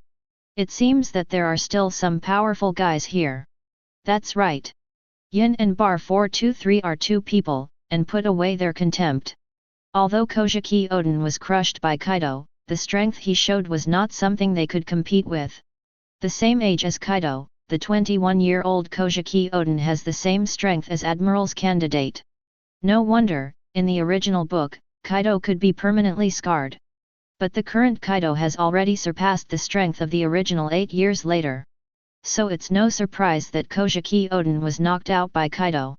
I personally think that when Kaido and Kojaki Odin fought for the first time, Kaido was not at the level of a general at that time, but his physique was too strong. You can see the gap between the general level and the admiral candidate when Roger kills Kojaki Odin instantly still big. Ha ha ha. That's amazing, outsider, I've been waiting for someone like you. Kojaki Odin, who was bleeding from the corner of his mouth, didn't seem to feel any pain, so he ran over with a big smile on his face. Looking at the tall and burly Kaido with scorching eyes, his eyes are full of desire for freedom. Although I don't know who you are, but, no matter what, please let me board your boat and take me out to sea together. Ah! Kojaki Odin's words stunned Kaido, a reckless man. Jun, Quinn, and Yin looked at this man with flamboyant behavior as if they were looking at a fool. Even Kaishu, who knew the character of Kojaki Odin, was in a black line when he saw this scene. Hey, do you want to join us? A wicked smile hung on Kaishu's face, his tall body stepped forward, and the shadow directly covered Kojaki Odin. Yes. Please let me go to sea with everyone. Kojaki Odin bowed with a sincere face. No problem. However, we are pirates, if we want to join Laozi's pirate group, we must have a nomination certificate. Kaishu said slowly with teasing eyes. When Kojaki Odin heard that Kaishu agreed to take him out to sea, his face immediately beamed with joy, and he agreed, no problem, what certificate do I need? Ha ha ha ha. Kaishu pointed at Kuri, his pupils were scarlet with desire, and said. Laozi has taken a fancy to this country, take down Wanukuni and give it to Laozi, that's your vote to join the beast's pirates. What? The happy expression on Kojaki Odin's face instantly froze, his eye sockets could not help but enlarge, and he stared blankly with a grin, like the guy fist of a blood-devouring beast. At this moment, Kaishu's aura made him startled. That devil-like body, handsome and rough face, give people a kind of boundless domineering like a god and a devil. Your Excellency, please stop joking. Wanukuni is my family. Only then did Kojaki Oden realize why the eyes of those people were so strange just now. Pulling out a slightly stiff smile, he said to Kaishu nervously. Oh? You don't want to? Then you just said you'd join the beast's pirates, were you kidding Laozi? The terrifying conquerors spewed out with Kaishu's icy words. The atmosphere seemed to stagnate in an instant, a powerful momentum filled every inch of the world, the clouds rolled rumbling, and the turbulent waterfall was suppressed. This, abominable! Kojaki Oden was sweating coldly on his forehead, he could feel the strength of this conqueror's haki. But at this time, there was no room for him to retreat. Now that the other party has made it clear that he has no good intentions towards Wanukuni, he can't let the other party do whatever they want. The pupils shrank, and a strong conquerors came out through the body. Two powerful auras collided in the middle, the purple-black lightning kept shrinking, and the atmosphere wailed. Damn! Kojaki Oden gritted his teeth, clearly feeling his conquerors being pushed back. Conqueror's haki is no match. Kojaki Oden immediately drew his swords again and chose to strike first. Oden dual sword style. Kojaki Oden danced with two knives in his hands, his eyes fixed on the tall Kaishu in front of him, and the muscles on his arms swelled violently. 10 punches from Daowen. Swing out the two swords, slash guy's punch without hesitation. Court death. Kaishu's eyes were contemptuous, and his huge fist, like a cannonball, came down without even covering any of haki. The black and red blade collided with the fist, and the terrifying air wave exploded at this moment. The ground under the two people's feet cracked instantly, one layer after another, like a spider's web. How can it be? Kojaki could not believe his eyes watching Kaishu catch the extremely sharp double knives wrapped around haki by himself without any haki, with just a pair of flesh fists. But before he could be shocked, Kojaki Oden's face changed instantly at the moment the fist collided. Power, the pain from his two knives to his arm told him that the power of this behemoth was stronger than that guy just now. Now Kojaki Oden only feels that what he is facing with his swords is not a fist, but an island. No, ordinary islands will be slightly affected under the attack of his two knives. But Kaishu remained motionless, the island was as hard as it was made of 3.2 diamonds. Kneel down for Laozi. Kaishu's fierce pupils stared, and he roared sharply. The height difference between the two made Miyu's effectiveness against his fist like a weightlifting. Under the suppression of absolute power, all the techniques look so ridiculous. Guy's fist was hard again, but how could the proud Kojaki Oden bend his legs? He gritted his teeth and held on, even though the corners of his mouth and the tiger's mouth holding the knife were already oozing blood, he didn't care. The two were in a stalemate, Kaishu's fist became heavier and heavier, and Kojaki Oden's mouth was bleeding more and more. He didn't want to kneel down, and he didn't want to go back to the ground. Kaishu's growing strength was transmitted from Oden's body to the ground. Finally, a critical point was reached, and the ground beneath Kojaki Oden's feet crumbled and he was pressed out of a huge crater. His whole body was like a nail, he was smashed into the ground by Kaishu abruptly. Chapter 72. Lord Oden. A few samurai who came late saw Kojaki Oden who had been nailed into the ground. The samurai were furious and looked at the tall Kaishu with anger. Without any hesitation, they drew out the samurai swords on their waists one after another, one sword style, two sword style, and other sword skills that belonged to them. One sword flow slaying ghosts. Foxfire flow flame crack. Remnant snow scythe. All the samurai did their best, roaring for Kaishu to let go of Kojaki Oden, and charged at breakneck speed. Court death. Don't disturb the captain. Go away Laozi. Seeing this scene, Qingqiao, Jun, Qin, Yin, and Bullet shot angrily. A mere group of warriors dared to face their king with blades, and did not know whether to live or die. Not good. Meet the enemy. The leading samurai, that is, Qin Iman holding a pair of knives, looked at the spinning cone head and his face changed drastically. 21 Quinn even transformed into a huge ultimate brachiosaurus in an instant, truly showing the full beast form for the first time. With a height of 30 meters and a tail of more than 20 meters in length, the huge body is covered with metal, and the aura it exudes makes people feel fear from the heart. Bang bang bang! Boom boom boom! The two gangs fought together very quickly. Given the huge difference in size, the weapons in the hands of these warriors were like toothpicks. Even if they attacked Quinn, it would be difficult to cause any damage to him. What's more, with their strength, they can't break through the defense of Quinn's digital metal.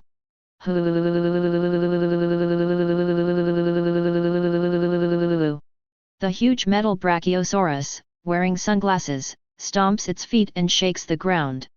Clang!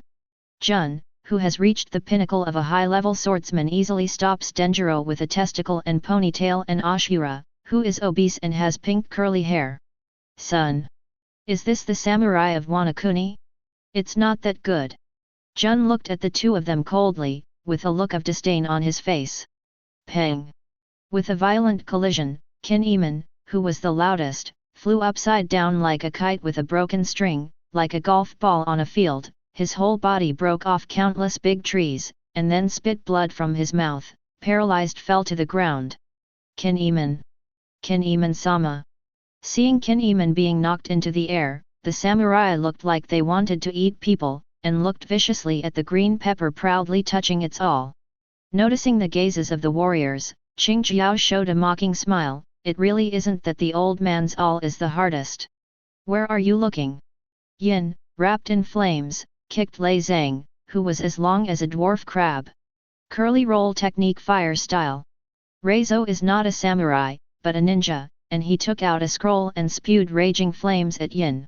How dare you attack Lord Odin? I will not show mercy just because you are a brat. Looking at Yin, who was unable to dodge and was engulfed by flames, Lei Zhang bit the scroll, posed a ninja pose, and said proudly. Just when Lei Zhang was about to help other warriors. It's unpalatable. It's the first time I've eaten such an unpalatable flame. Do all ninja flames taste like this? Yin complained from the flames. What? Lei Zhang's expression changed, and he turned around to look, only to see a figure appearing in the flames, and the raging flames were all sucked into his belly. Eating the flames? How could such a thing happen? Lei Zhangjing's nose flowed out. Eat it and the power will come out. The roar of the fire dragon. Hi! A golden storm of flames spewed out from Yin's mouth, and the scorching heat distorted the air along the way. Damn it, what the hell is going on with this brat? Ninja smoke escape technique. Lei Zhang looked at Yin, who was spitting out flames in disbelief, and reacted quite quickly, covering his body with smoke mist shinobi, and quickly hid aside. Too weak, you are worthy of approaching the captain. Bullet turned into a 5-meter-tall white bear, rampaging among several warriors. These samurai are not even sword masters, their blades cut on Bullet's god, and it doesn't hurt at all.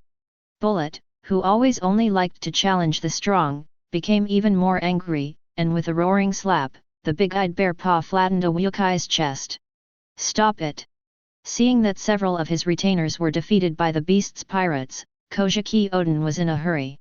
After jumping out of the pothole regardless of his injuries, he wanted to rescue Kinemon and the others. Did you not take Laozi seriously? Kaishu struck with a punch, and Kojaki Odin, who was resisting with crossed blades, retreated with his feet plowing a long furrow on the ground. Wow! Kojaki Odin still couldn't resist the terrifying force, the whole person flew out and hit a thick tree trunk heavily. Kaishu withdrew his fist and said coldly, "Trash! Lord Odin! Master Odin! Damn outsiders, how dare you insult Master Odin! Unforgivable!" Seeing this scene, Japanese Takeda immediately became furious. In their hearts, Kojaki Odin is not only the man who gave them rebirth, but also the wise king they should follow for a lifetime. Many of them survived because of Kojaki Odin. For them, their own adults are the most important. As loyal samurai, they already have the belief of dedicating their lives to the great Kojaki clan. It is absolutely unacceptable for the family head to be humiliated. It's so noisy. 490. The shouting of the warriors was interrupted by an angry shout. They were stunned, and then looked at the tall man. I saw that Gai Quan was staring at them with scarlet eyes at this moment. At some point, two fangs protruded from his lips, and an inexplicable red luster appeared on the ghost horns on the top of his head. The whole person exudes a tyrannical breath, which makes their souls feel deeply uneasy. Shua! Without waiting for these warriors to react, Kaishu grabbed one of them instantly, opened his fangs, and bit his neck. Gudong gudong! Kaishu sucked the fresh blood greedily, his green eyes were gloomy and cold, and he exuded a deadly breath. It's a monster! He's sucking blood. These outsiders are demons. Seeing their partner turning into a mummy at a speed visible to the naked eye, all the warriors felt their scalps tingling. Such a terrifying scene is almost like a demon in a legendary ghost story.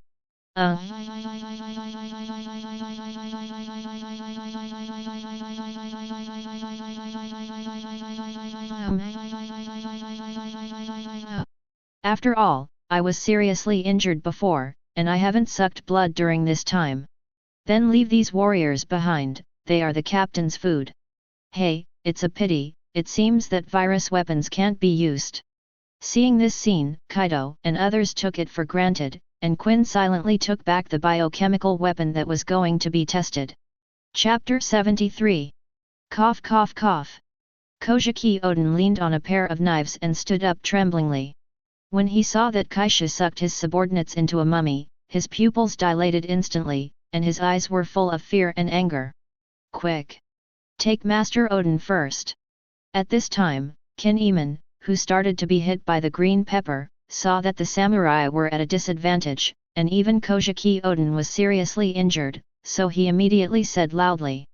The strength of this group of outsiders is too strong, they are not opponents at all. Nothing will happen to Lord Oden. As long as you save Lord Oden and gather Wanukuni's samurai later, you will be able to defeat these guys with vengeance. No, you go first, I'll stop them. Kojaki Oden naturally would not abandon his retainers, and stepped forward with firm eyes.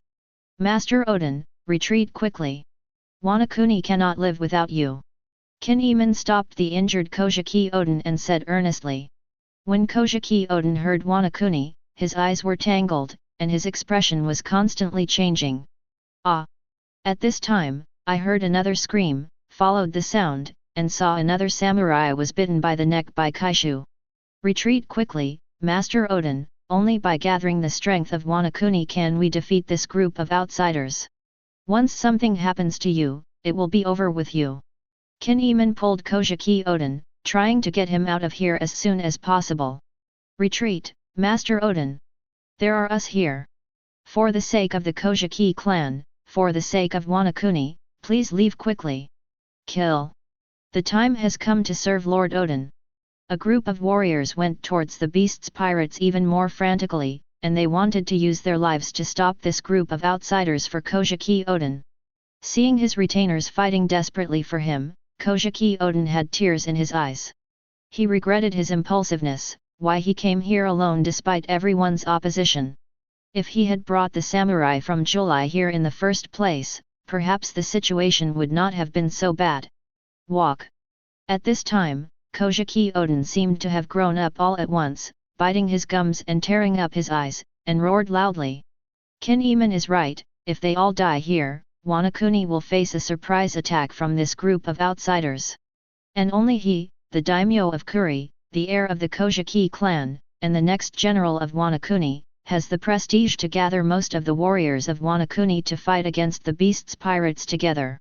Kojaki Oden turned around and ran away quickly.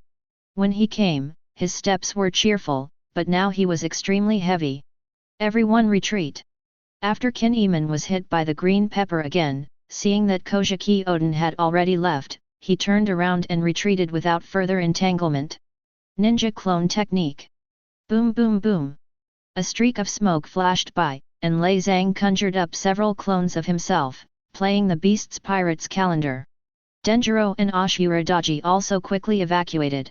As for the other dozen or so warriors, none of them ran away, and all of them were left behind. Captain, why let them go? Jun wiped the bloodline off the blade, put the knife back into its sheath, and asked suspiciously.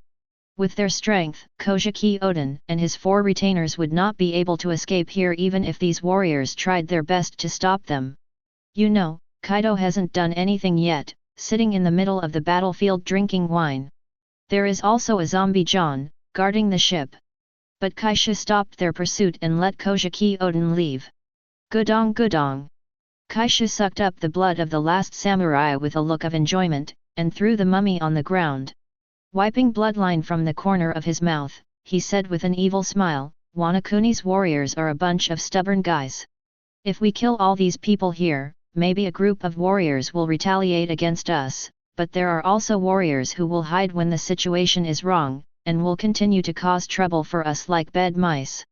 The guy they call Odin is very prestigious in Wanukuni, and he can help us gather all the warriors in Wanukuni. In this way, it will save you trouble later on. We can. The corner of Kaishu's mouth showed an exaggerated width, and his eyes were full of murderous intent, and he said, one battle will determine the universe. Kaishu wants to break Wanukuni's bones completely, leaving them no seeds of hope. In the original book, the people of Wanukuni still have hope for the Kojaki clan, especially when Kojaki left behind. The world is dark and the moon is like a ching, guarding the crippled and waiting for the day. The prophecy made the warriors endure and hide for 20 years. Kaishu doesn't want a group of rats with ulterior motives to come out of his future territory to disgust people. So he wants to let all the people of Wanukuni know that even if the Kojaki clan gathers all the warriors, Shiveo is no match for the beast's pirates. Let them give up completely, and wipe out the stubborn warriors. Woo woo woo woo. Holding the wine gourd, Kaido burst into tears and said, Samurai of Wanukuni, what a pity. I'm crying when I'm drunk today. Qingjiao and Jun shook their heads and sighed. It's all because you are too weak to defend Wanukuni. Kaido stopped his tears suddenly, and roared ferociously. This time it's anger. Quinn and the 2 little ghosts hurried away from Kaido. When Kaido is drunk and angry, he will beat everyone around him except Kaishu. No kidding, the kind that beats you to death. Qingjiao smiled kindly again, and said with a smile, Captain, what are we doing now? Eat. Only when you are full will you have the strength to fight. Kaishu looked in the direction of curry, with a hint of expectation hanging from the corner of his mouth. Don't make me wait too long. Kojaki Odin. Wanukuni, July. Everyone was stunned when they saw Kojaki Odin, Kinemon and others came back with blood on their clothes. What's the matter? How did Master Odin get hurt? What happened? Who hurt Master Odin? Hateful. Seeing Kojaki Odin like this, the civilians were filled with righteous indignation and the warriors even threatened to avenge Lord Odin. No matter who hurt Lord Odin, they will never let it go. Zhao Hao. Inside the residence of Kuri Daimyo. Kojaki Odin, who simply bandaged his wound, gathered with several retainers, including Kanjuro, who was just dealing with things. Master Odin, Tao is this? Kanjuro and a few remaining samurai looked at Kojaki Odin sitting at the top with concern. There are beasts pirates coming from the outside world, and they want to take this country. Kojaki Odin's astonishing words shocked everyone present. Even Kinemon and the others don't know that the target of those outsiders is the entire Wanukuni. Notify my father immediately that there are other daimyos. The opponent is very strong, we must unite to defeat them. Kojaki Odin didn't have time to explain, and gave the order urgently. Yes. A group of retainers immediately used snails, Wanukuni's unique means of communication, to spread the news to several other areas of Wanukuni. No one noticed that Kanjuro, who bowed his head to take orders, had an inexplicable look in his eyes. Chapter 74. The Capital of Flowers, the General's Mansion. What? An alien pirate group wants to take Wanukuni. Odin went to stop them and was wounded instead. I was happily drinking sake and enjoying Kojaki Sukiyaki while enjoying the wonderful singing and dancing. Hearing the hasty report from the retainers, he let out a dumbfounded sound. Yes, Lord General. Lord Odin said that the beast's pirates are very powerful. He hopes to send warriors to support them immediately. The retainer wiped the sweat off his face and said quickly. Kojaki immediately stood up and ordered loudly, then what are you waiting for? Order all the samurai to gather, and the old man will personally lead people to meet the beast's pirates. Let those foreign pirates know that Wanukuni is not a place for them to run wild. Soon, following the general's order, thousands of samurai and ninja gathered together. All the samurai that can be assembled are here. I heard that this time it is a pirate group from outside, and they are going to attack Kuri. No, my aunt's cousin's sister is a maid in the general's mansion. I heard that they are a pirate group called 100 Beasts, who want to seize the entire Wanukuni. A mere pirate group outside, where does the courage come from? It's just some idiots, just let them see how powerful our warriors are. Yamada-kun is right. The leaders are full of confidence, gathering the top combat power of most of the flower capital. Any foreign pirate group can't be their opponents of 43B. Meanwhile, Nozomi, the daimyo Fuzuki Yuja also gathered 500 warriors to support Kuri. After the bell, daimyo Shimatsuki Ushimaru gathered 300 samurai and went to support. White Dance. Daimyo Shimatsuki Yasui gathered 500 samurai and ninjas and headed to Kuri for support. The residence of Shimatsuki Yasui. Burly with a large head and mouth, 16-year-old Kurozumai quietly hid in his room after Shimatsuki Yasui left with the samurai. In order to avenge the Kojaki family, Kurozumai Orakai became a courtier of the Kojaki family at a very young age and currently plays for Shimatsuki Yasui. Kurozumai Orakai picked up a hidden escargot, and Kanjuro's voice came from inside, "Master Orakai." "Mhahaha, Kurozumai Kanjuro." An evil light flashed in Kurozumai Orakai's eyes, and he laughed inexplicably. Calling Kurozumai Kanjuro is to remind the other party that he is also a member of the Kurozumai clan that was exterminated by the Kojaki family. "Master Orakai, this is our chance." Kanjuro's respectful voice came from the snail. Could it be that Kurozumai asked with a serious expression on his face, "Spal, is the beast pirate can really that strong? Can it withstand the counter-attack of the Gwangyang clan?" "Master Orakai, according to Kojaki Oden, the beast's pirates are very powerful. In just a brief fight, Kojaki Oden was seriously injured. Except for 4 retainers, all other warriors died." Kanjuro analyzed affirmatively. With the pride of Kojaki Oden, it would not be so easy to ask for help. For him to do this, it proves that the outsider this time is very terrifying. Kurozumai Orakai's gaze shifted, his expression sometimes hated and sometimes distorted. He turned his head and asked, "Semimaru, what do you think?"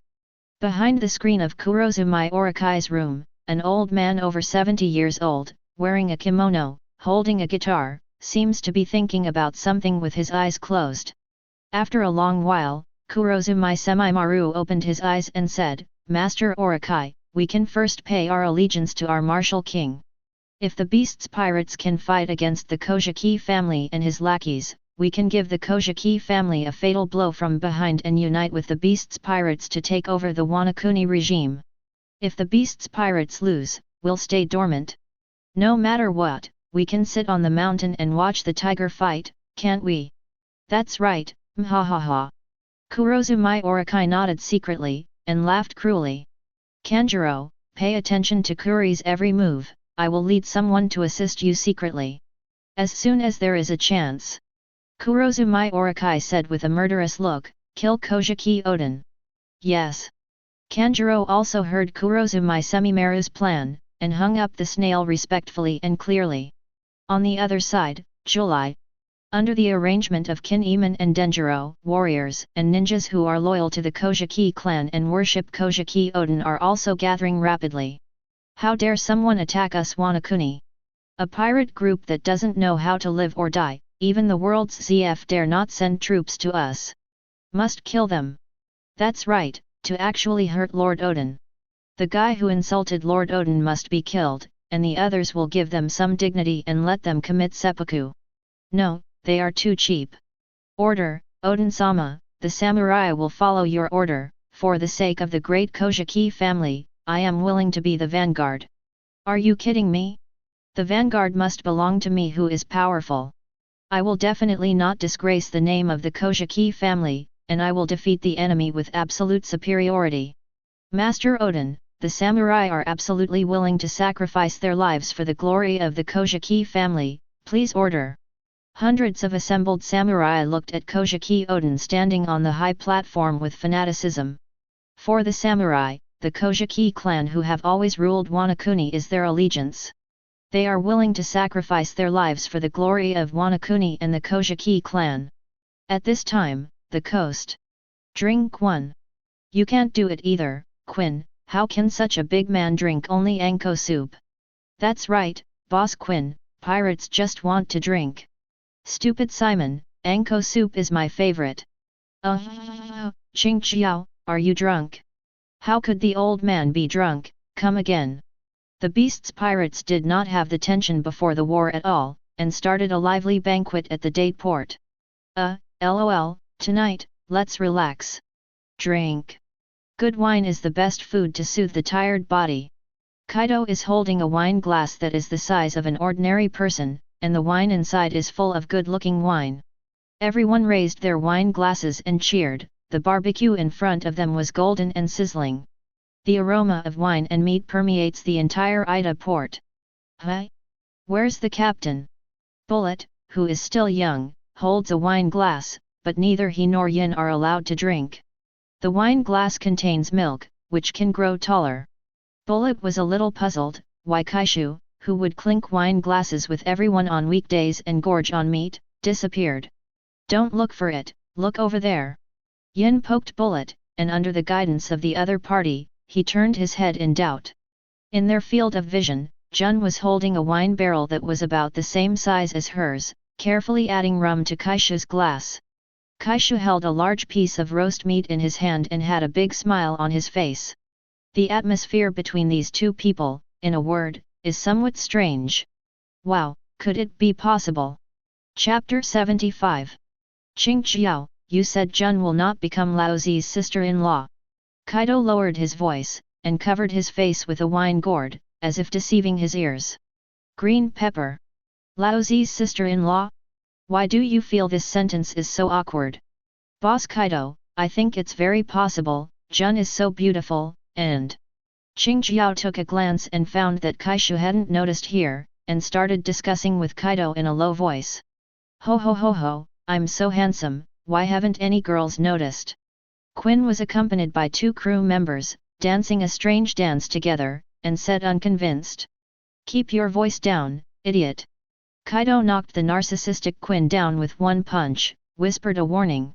How sharp is Kaishu's senses? Naturally noticing the change in the surrounding atmosphere, he turned his head with some doubts. It was the pair of slightly hasty eyes that met him. The guys who were looking at Guy lowered their heads in an instant when they looked at him, more or less, seeming a little guilty. Just as Kaishu opened his mouth to ask something, a ray of light suddenly appeared in the distant forest. This time the light seemed to be some kind of signal, and countless torches suddenly lit up, illuminating the entire night like day. Kaishu noticed the murderous cold light refracted under the firelight. Here we come. I thought I had to wait until tomorrow, but I didn't expect it to be so fast. It's really great. Kaishu's observation haki unfolded, and found dense samurai attacking here. They want to launch a sneak attack. There was a satisfied smile on the corner of Kaishu's mouth, and a bloodthirsty light flashed in his eyes. Kill. For the sake of the Kojaki family, in the name of the samurai, kill all these outsiders. The shame must be washed away with blood. Stupid beasts pirates, repent for insulting Lord Oden. Numerous warriors wearing Wanukuni's unique costumes and holding torches came out of the woods, roaring and rushing towards the beasts pirates with killing intent on their faces.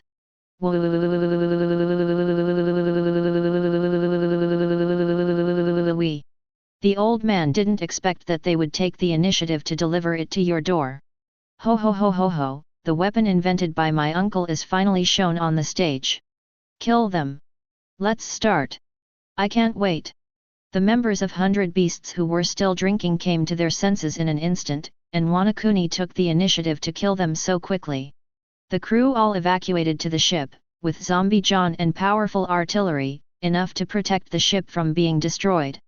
You must know that the Erebus has firepower comparable to that of Buster Call. In addition, In the rear, it is necessary to break through Kaishu and others to attack the ships behind. Kaishu laughed back angrily. For fools, sometimes, the power of absolute cruelty is more useful than the so-called kindness. Give them a strong sense of despair so that they will not buzz around. Brothers, kill them all for Laozi. Oh. Kaido and the others were also full of murderous intent, their eyes flickered fiercely, and their expressions were even a little excited. Every cell showed their murderous intent at the moment. Roar! Kaido uttered a dragon chant and transformed into a green dragon stretching 100 meters long. Standing proudly between heaven and earth. The situation is throbbing. Thunder and lightning. That is, a dragon. It's really, a dragon. Could it be that dragon-slaying warrior Ryoma, the dragon that was killed 100 years ago, is resurrected? My God! There really are dragons in this world.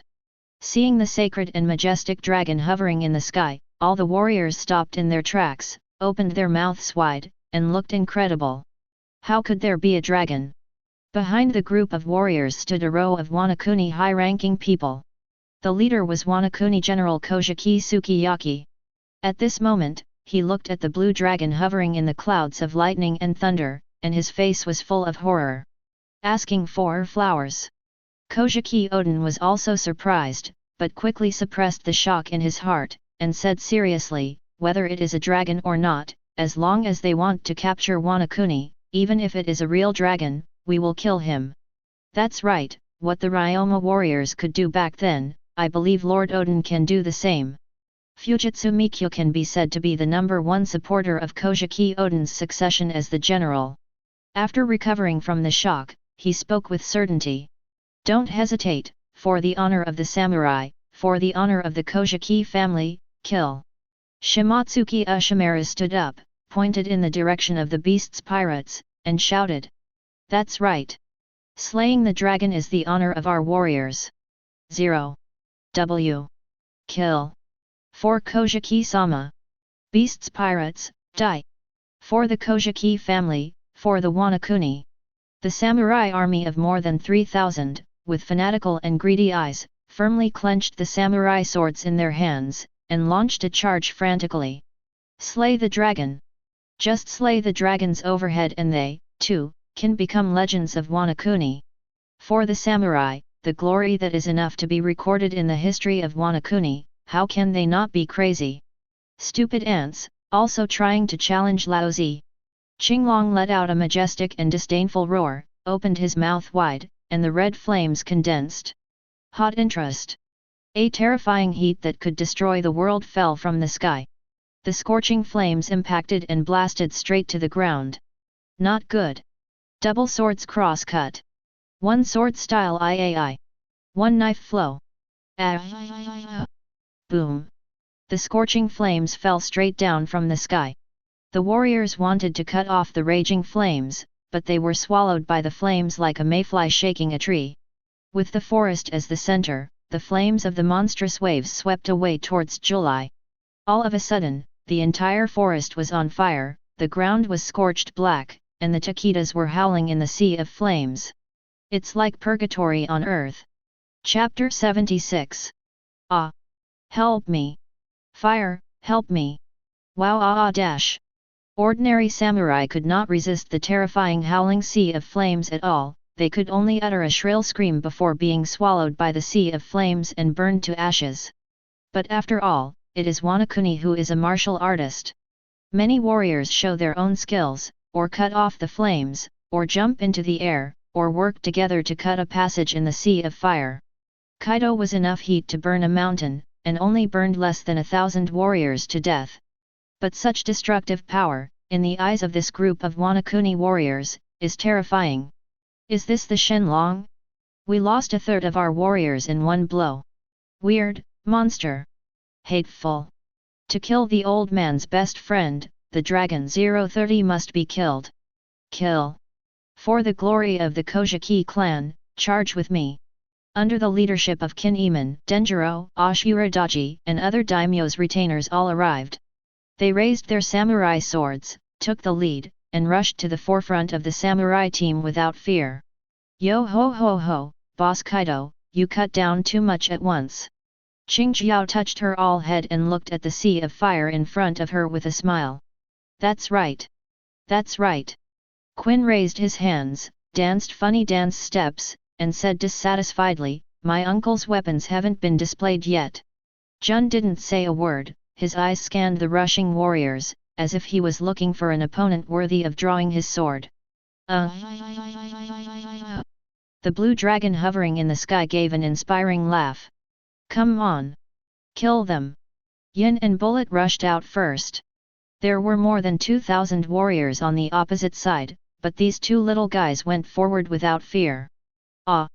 While running, Bullet turned into a 6-meter tall white bear. The fruit development has improved again, revealing his dense white fang and roaring sharply. Yin's body is entwined with raging flames, like a burning man, which is daunting. Die!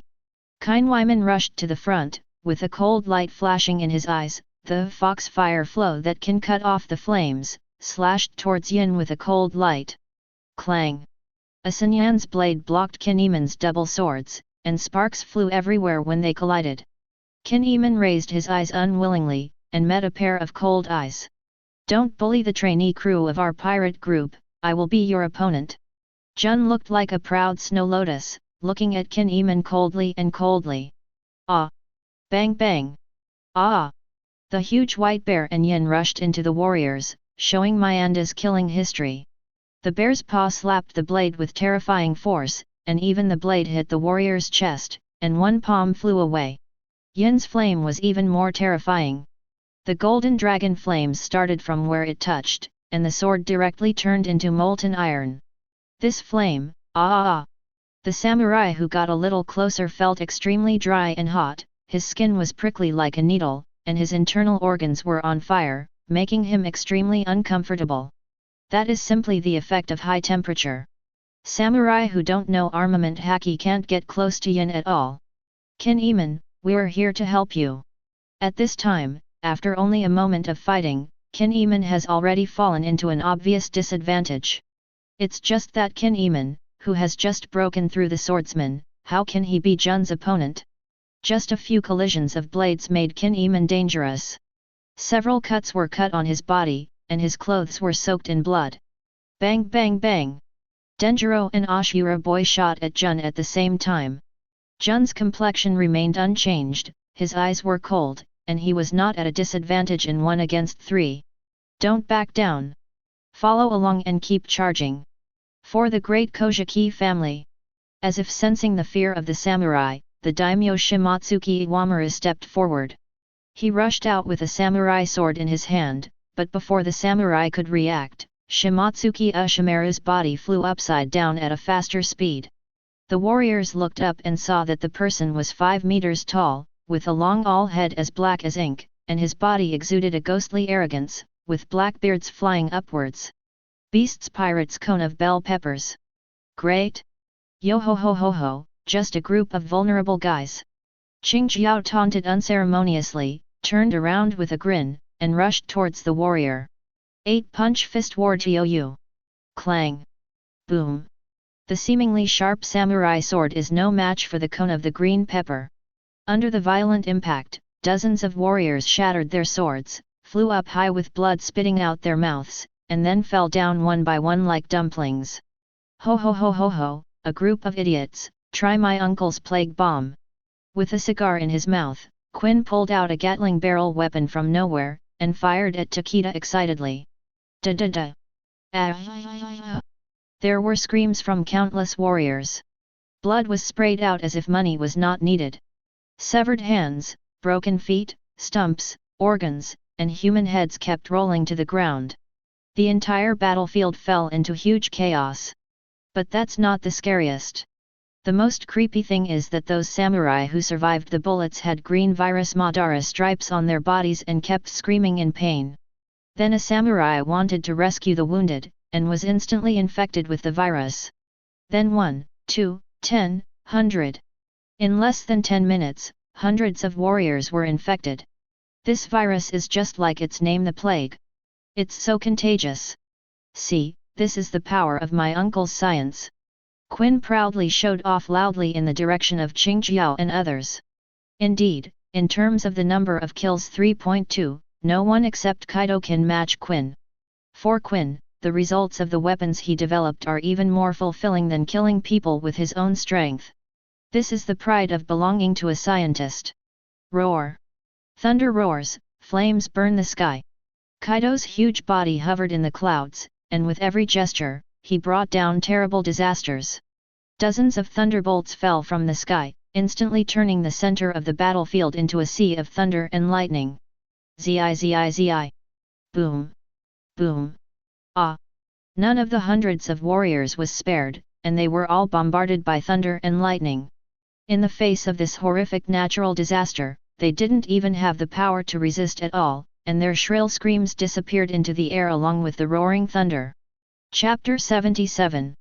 In the dark night, the little stars and the bright moonlight give this land the only light. However, tonight's Wanukuni seems to be more than that, and the July Ida port is full of flames. Accompanied by the ear-piercing sound of metal and iron clanging, wave after wave shocked the minds of the common people. The remains of trees are everywhere, and the corpses of warriors can be seen everywhere. No. Seeing that Wanukuni's samurai and retainers were being slaughtered, Kojaki Oden couldn't bear it anymore. Clang! Pull out the double knives and rush into the dilapidated battlefield. Oden dual sword style samurai great soul. Kojaki Oden's goal is the blue dragon that is descending unscrupulously from the sky with flames and thunder. Boom! But a huge shadow in the moonlight completely covered him. A gust of wind and waves blew up from the pitch-black fist, directly hitting Kojaki Oden's swords. Boom! Kojaki Oden just felt like he was hit by a meteor, his eye sockets were widened to the maximum, and his eyeballs were almost protruding. Spit out a mouthful of blood in the air, smashing into the broken ground like a heavy artillery. Oden, my lord! Master 21 Oden! Protect Lord Oden! Damn pirate, don't even think about hurting Oden-sama! Samurai, it's time to serve the Kojaki family, ah! Watching Kojaki Oden fell to the ground by Guy's punch, the samurai were completely outraged. Holding a shining silver katana, he fearlessly killed Kaishu back to the ground. The samurai of Wanukuni are different from those soldiers of ZF countries in the normal world. Leaving aside the strength of these warriors, their almost foolish loyalty belief alone made the killing intent in the opponent's eyes even stronger. Southern Sichuan Protector. 2 Swords Style Ken Shuizhan. 1 Sword Style Kapari. Ninja Stealth Technique. Ninja Shuriken Technique. Crash! Crash! Dozens of people teamed up to erupt with powerful force. They took the lead and blocked Kaishu's progress. Go away! Get out of the way! Kaishu just swung a punch, and a shock wave visible to the naked eye shot out, instantly dissipating all the attacks. The unabated fist wind blasted away the dozens of warriors and ninjas who got in the way. Die! Damn pirate! At this time, a fat and burly figure came in surprise attack like a ghost. Flower sword flow worship in wrath. There was an unknown flame on the blade that swept out, cutting towards Kaishu's neck from behind. Obviously, he had planned this sneak attack for a long time. With such quick speed, tricky position, and right timing, Kaishu is unavoidable. Just in this figure, there was a triumphant and excited light in his eyes. Clang! Metal clattering, sparks flying. The incomparably sharp blade slashed at the back of Kaishu's neck, and it only cut through the skin, but was tightly clamped by the muscles, making it difficult to cut it down. How can it be? The man with the knife widened his eyes, and his tone was unbelievable. That's it. Kaishu slapped the sneak-attacking figure to the ground with a backhand slap, making a big hole. Hyagoro-sama! At this time, Kojaki Oden stood up and shouted with concern.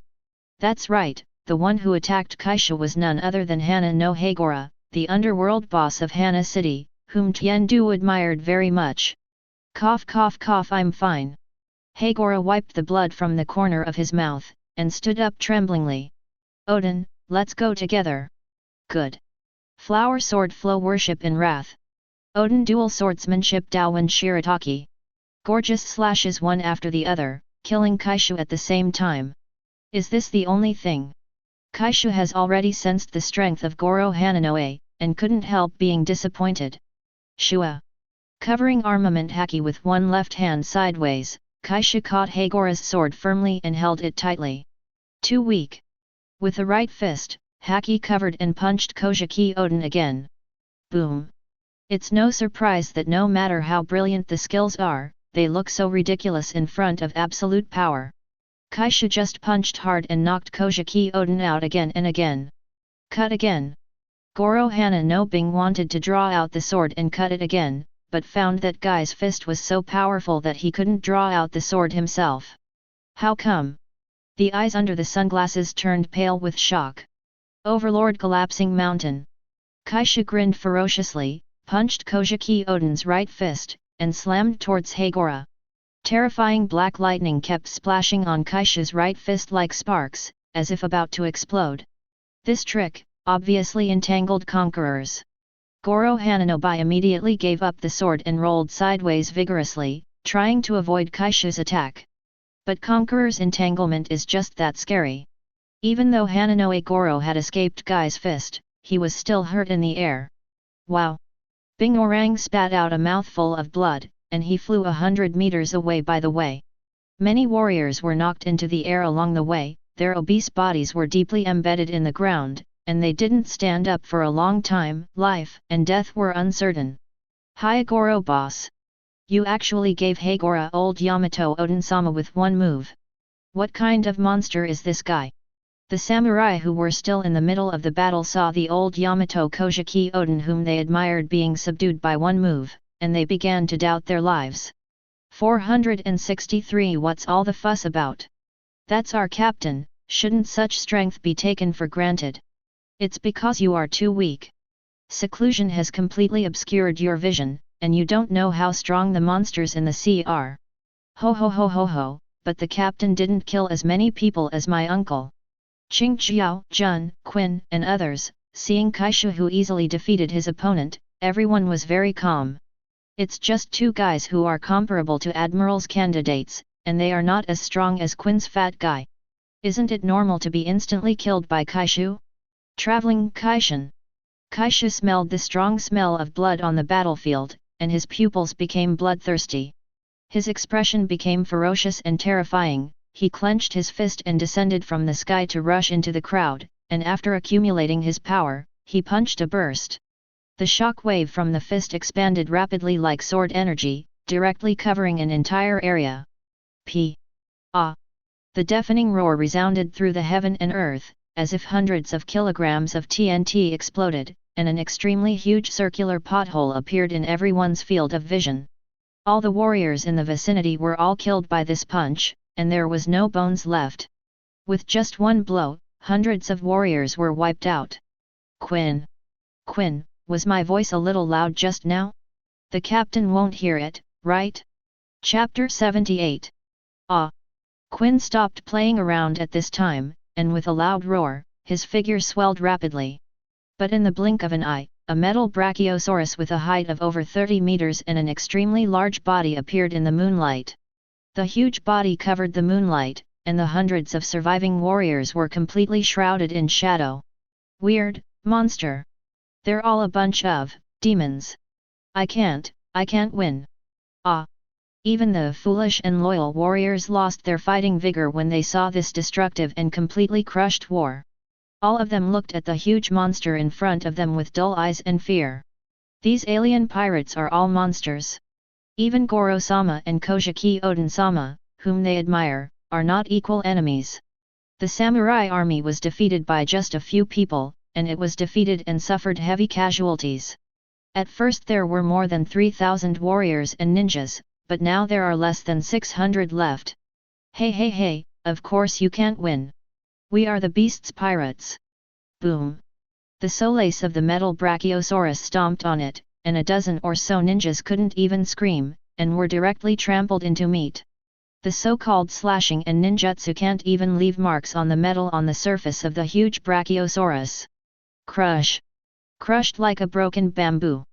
Wanukuni, who seems to have a large number of people and martial arts, is so vulnerable in front of the beast's pirates. This is the disadvantage of closing the country. Vision, heart, and strength are all restricted. They are still immersed in the glorious period brought by the dragon-slaying warrior Ryoma. I don't even know how terrifying the powerhouses in the sea are today. Monsters like Kaishu, Roger, Whitebeard, etc. destroy a country, but it is a breeze. It's not good, Your Royal Highness, please leave now. Sensing that the situation was not good, several confidants of Hikari Sukiyaki hurried to persuade him. But, I can't ignore these warriors. Kojaki Sukiyaki looks very dignified. Never thought a beast's pirates could be so scary. The samurai army he was proud of was no match at all. The samurai of Wanukuni are now suffering heavy casualties. Looking at the corpses of these dead warriors, Kojaki Sukiyaki's heart is bleeding. Damn pirates! Why invade Wanukuni? Wanukuni never messed with you pirates.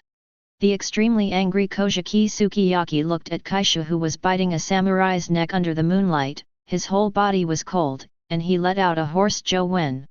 If eyes could kill, Kaishu would have been killed by Kojaki dozens of times. Living in this sea, don't you even know such a simple truth? Weakness is a sin in itself. Satisfied, Kaishu threw down the shriveled corpse of the warrior, and the lotus body exuded a cold, terrifying and lonely aura. Looking at the unwilling and angry Kojaki Sukiyaki, he said with mocking disdain. Damn! Damn! Kaishu's contemptuous attitude deeply hurt the self-esteem of Hikari Sukiyaki. As the general of Wanukuni, he has always been respected. When did the Kojaki family suffer such a great humiliation? You still say Wanukuni is weak? Clang! Kojaki Sukiyaki draws out his samurai sword, and is about to step forward and fight these villains. Your Highness, General! Don't mess around. You are the king of a country, you must not be arrogant. If it falls into the hands of those pirates, I'm afraid my life will be lost, Your Highness. Please leave here immediately, the enemy will be blocked by us. The subordinate said earnestly, with tears in his eyes.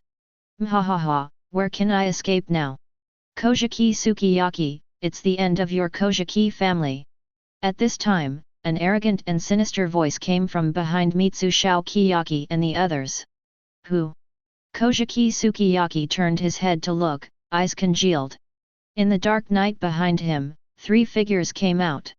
In the middle is Kurozumai Orakai with a big head and mouth, on the left is Kurozumai Semimaru holding a lute, and on the right is Kurozumai Higurashi who looks like a witch. Behind the 3, there are more than 100 menacing warriors. Big Snake. Kojaki Sukiyaki is instantly recognizable, this is Shimatsuki Yasui's Big Snake. Mhahaha, Your Excellency General, once again I would like to introduce myself to Zyahei Tanyin Snake. Kurozumai Orakai's eyes shone coldly, showing an evil smile, and said word by word. Kojaki's pupils dilated instantly, and he stared at Kurozumai with an ugly face. Kurozumai.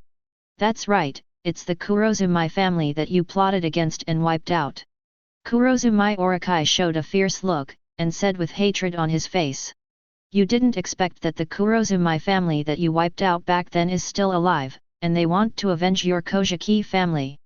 Kojaki Sukiyaki heard the screams of samurai from the port direction, and looked at Kurozumai Orakai with a face of hatred, feeling more and more uneasy in his heart.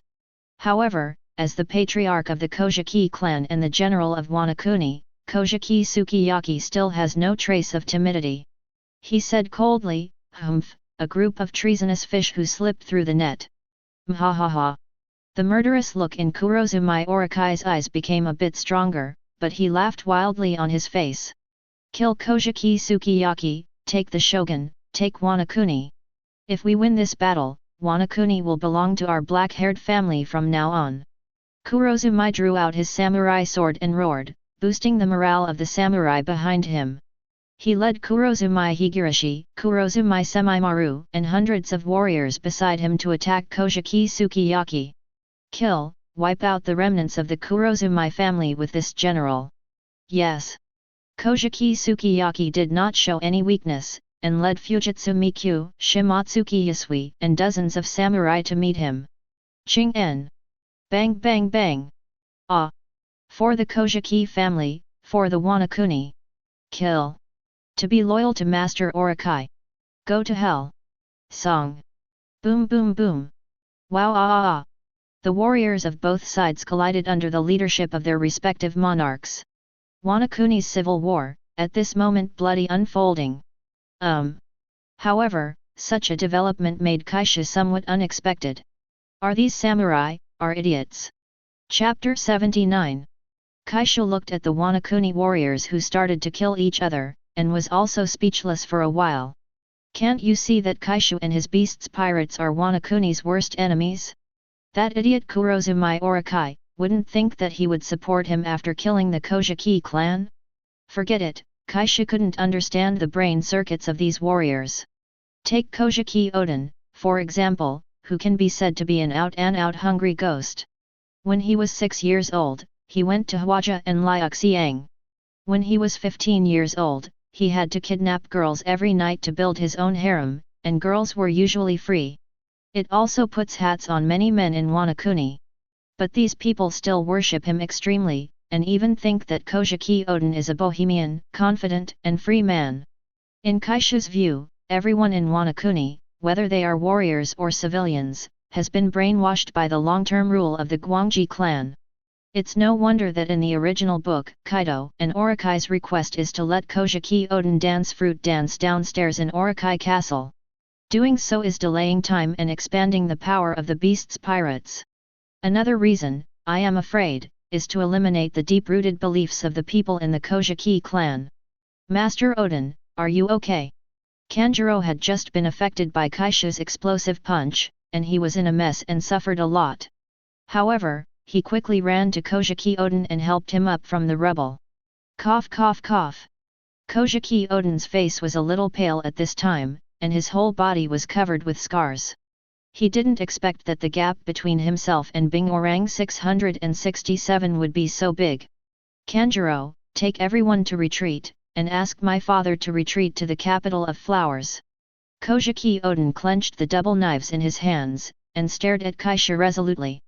But Lord Odin, so you bag melons. Kanjuro looked anxiously at Kojaki Odin, who was about to fight to the death, with tears on his face. Don't be sad Kanjuro, take everyone away. Kojaki Odin gave Kanjuro a handsome back, stepped forward with 2 swords in hand, and said firmly. Protect my lord father from leaving, he is the general of Wanukuni, he must not be heavy. For Wanukuni, please. Hagora also stood up again at this time, and when he heard what Kojaki Odin said, he smiled boldly and said, we samurai, we haven't lost yet. Kojaki cheats life liberation. Kojaki Odin let out a loud shout, the wounds all over his body healed quickly, his whole body was flushed hot, and reddish steam came out. Oh? Is it the secret technique of burning vitality? Looking at Kojaki Odin, who was steaming all over his body and constantly raising his momentum, Kaishu smiled calmly. This method, Kaishu has seen too many. Like Marine's 6 styles life return can achieve the same effect, and Luffy's second gear in the original book.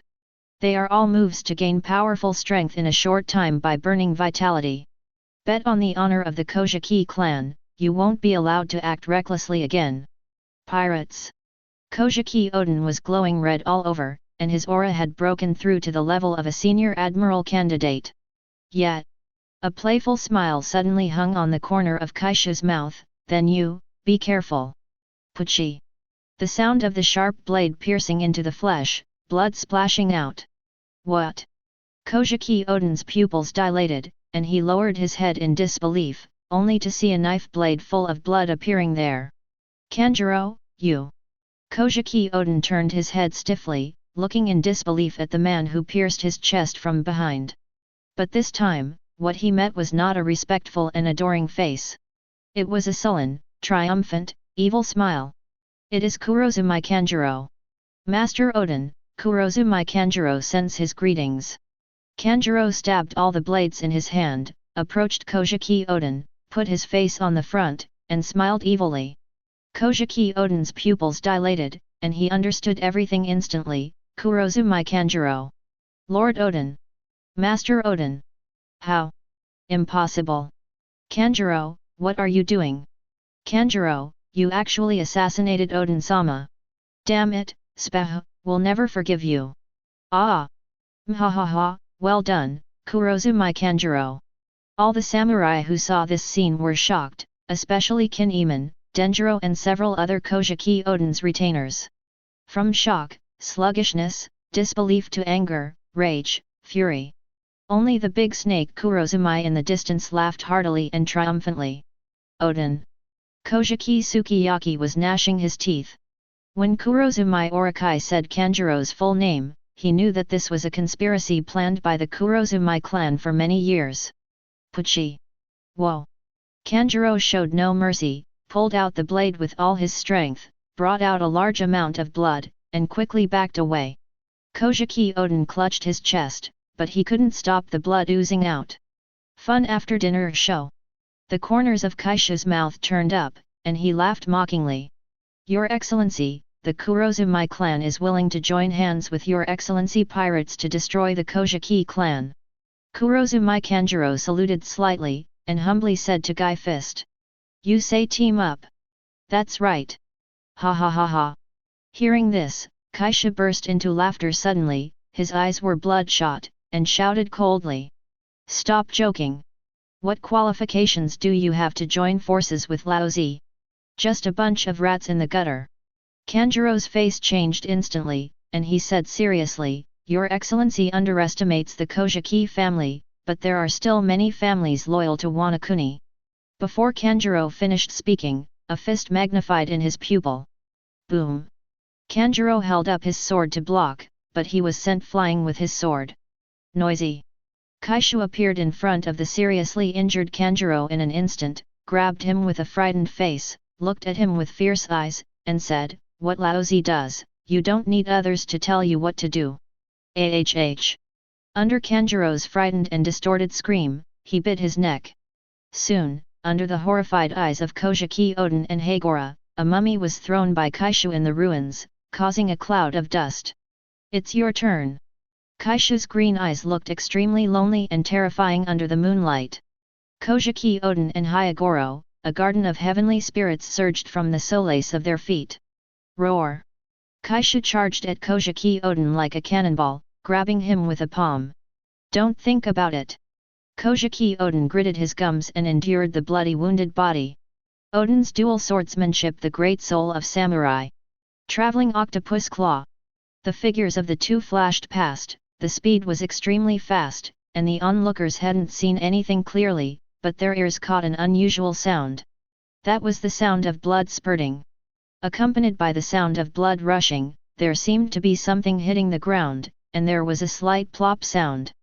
Borrowing the moonlight, the warriors looked over suspiciously, but the scene that caught their eyes shocked them wildly. It was the Oden Celestial with the chest ripped open, exposing the bones and viscera inside. Chapter 80. Oden, my lord. No. It can't be, Master Yu Tian. Lord Oden. No. How could this happen? Even Master Oden. Seeing Kojaki Oden lying on the ground, seriously injured and dying, the samurai felt a burst of despair. Damn! Let me go, Oden! At this time, seeing Kaishu grab Kojaki Oden whose chest was bleeding profusely, Hagora became anxious immediately, and rushed over quickly regardless of the injury from being hit hard by the bully. The cold light shines and moves forward. Haki emission shines with samurai glory, Kojaki glory so far. Flower sword flow worship in wrath. This slash was a full-strength blow by Goro the Hana no soldier, throwing away all defenses, vowing to save Kojaki Oden from Kaishu. Is that the only way? Kaishu grabs Kojaki Oden with one hand, makes a fist with the other, armament haki covers, and then adds. Overlord collapsing mountain. Boom! Boom! Boom! Boom! The black fist completely split the surrounding atmosphere, and a force of destruction spread out. The ground exploded under the impact, smoke and dust soared into the sky, and the terrifying power caused a huge circular crater to appear on the ground. Wow! Ah! Hagora's blade couldn't touch Guy's fist at all, and only collided with the black haki in front of the fist, and the black lightning kept flashing. After a stalemate for a long time, Bingorang was trembling all over, and the corners of his mouth and body continued to overflow with blood. Finally, at a certain moment, the haki on the blade was wiped out, and cracks appeared on the blade. Boom! As the strength of the fist intensified, the long knife in Hagora's hand broke, and then he was smashed into the ground of the ruins by a huge fist. Puff! Bing Orang was bleeding from 7 holes, spit out blood with pieces of internal organs, and lay powerlessly in the ruins of the eaves. Oh! You still want to resist, what a good experience! Suddenly, Kaishu's eyes turned to the captured Kojaki Odin, who was clearly dying at this moment, but he still wanted to swing the knife. Kaishu showed a pair of cold zombie teeth, biting Guanjiu Odin's neck. No! Lord Odin! Odin! Go away! Yo ho ho ho, that can't be done! Ho ho ho ho ho ho, if my uncle lets you pass, the captain will have to suck me dry. No matter how Kinemon, Denjiro, and the other samurais' eyes were tearing apart, they couldn't break through Qingjiao and others. Not to mention saving Kojaki Odin, even they themselves are in trouble. All of them were wounded and panting in the battle. In contrast, the members of the Beast's pirates, except for the 2 imps who were injured, the others were almost intact. Quinn in the form of a full beast didn't even have any damaged clothes. Don't ask me why the clothes are still there when I changed from 5 meters to 30 meters. Just ask me that the clothes are temporarily hidden just like the blue dragon incarnated by Kaido in the original book. Gudong gudong. Under the moonlight and in the dark night, Kaishu sucked in blood, his pale green eyes became deeper and deeper. Hateful. It's not that Kojaki Odin didn't resist, but he couldn't get rid of Kaishu's claws at all. Gradually, the consciousness became more and more blurred, the vision gradually became dim, and the body began to feel cold. Until... boom! Boom! The Yan Mon Tian Yu Zhan in his hands fell off weakly and fell to the ground. Whoa! Lord Odin! Under the disbelieving, tearful eyes of the surviving samurai, Kojaki Odin's body quickly withered and turned into a mummified corpse. Snapped! In the end, it was thrown on the ground by Kaishu like garbage. The hope of the Kojaki clan, the daimyo of Kuri, the heir of General Wanukuni, just lost his breath. Ha ha ha ha, it's almost there. Suddenly, Kaishu's excited laughter sounded, mixed with excitement and expectation. Bloodthirsty eyes looked at Hagora who couldn't even stand up. Roar! No no! Hagora's eyes showed despair. Kaishu grabbed him, and pierced his neck with 2 sharp zombie teeth. Gudong gudong! His pale green eyes gradually turned emerald green. Brother's breath! At this time, only Kaido hovering above the sky can feel the change of Kaishu. Stronger! Roar! The moment Kaishu's eyes turned completely emerald green, he couldn't help roaring up to the sky. Ask for flowers! The moonlight seems to gather on him, looking gloomy, cold and terrifying. The corpses of Hagora and Kojaki Odin decayed quickly, and with Kaishu at the center, a wave of death quickly spread. Wow, something is wrong! Quinn let out a strange cry, but an excited expression appeared on his face. You 2 little devils, quickly climb onto my body. The massive metal Brachiosaurus was always by Yin and Bullet's side. Otherwise, in such a war, even if the 2 little devils are not weak now, they will not be able to withstand the siege of the warriors. No. Yin and Bullet didn't try to be brave either. At this moment, both of them had serious injuries, and their physical strength was even more exhausted. That invisible dead breath, even if they don't have observation haki, still has a kind of creepy feeling. 0. Without the slightest hesitation, he quickly crawled onto Quinn's body. Ah, what is that? The corpses are all rotten and turned into bones. How could this be? Ah! What's wrong? What's wrong with you? Help me! Cough cough cough! What's this? Help me! Whoa! I only see where the dead air passes, the trees, flowers and plants wither and wither quickly. All the snakes, insects, rats and ants died, and the corpses on the ground quickly rotted. The warriors only felt that their bodies were weak for a while, and their vitality was rapidly disappearing. The skin was aging rapidly, and life seemed to be swallowed, and finally fell powerlessly to the ground, rotting and turning into white bones. All the essence of the flesh and blood seemed to be stripped away, only the dry bones, like dry wood, without a little luster. The surrounding area has completely turned into a dead area. Oh, can't say exactly either. People with armament hacky defense, or already strong physique, are not afraid of this deadly plunder. Like the members of the Beast's pirates, and a dozen or so warriors. That's right, the first 3,000 samurai, except for the dozens around Kojaki Sukiyaki, there are less than 20 samurai left. The combat power of the entire Wanukuni can be said to have been wiped out in 7s and 80s. Chapter 81. Dead Silence. All things withered, a dead silence. Kojaki Sukiyaki and Kurozumai Orakai also stopped at this time, and all the surviving samurai looked at Kaishu under the moonlight in panic. At this moment, he gave people a feeling of great terror and incomparable ominousness. The bones of the dead in that place are like the death place of hell, which makes people feel a kind of chilling and frightening. Roar! Ha ha ha ha! Boom boom boom! Kaishu clenched his fists, a maniacal smile appeared on the corner of his mouth, his whole body trembled, and his feet stomped down. The rumbling ground shook the mountains, the ruins around the body exploded violently, the rocks exploded, the bones shattered, and the waterfall in the distance exploded with huge waves, surging and rolling. Brother? This is... Kaido, who had turned into a human form again from 883, came to Kaishu and asked curiously. The development of the fruit has gone a step further, and its strength has improved a lot. Kaishu smiled and patted Kaido on the shoulder happily. So heavy, this is. Kaido's shoulders dropped sharply, and he looked at the smiling Kaishu in surprise.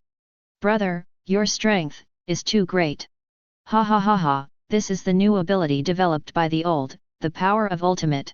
After all, Kaishu still couldn't help the joy in his heart, put his arms around his younger brother's shoulders, and laughed loudly. That's right. As Kaishu sucked a lot of blood these months, the fruit ability was developed little by little. To this day, after sucking Kojaki Oden and Goro Hananobe, he has developed yet another ability. Ultimate power.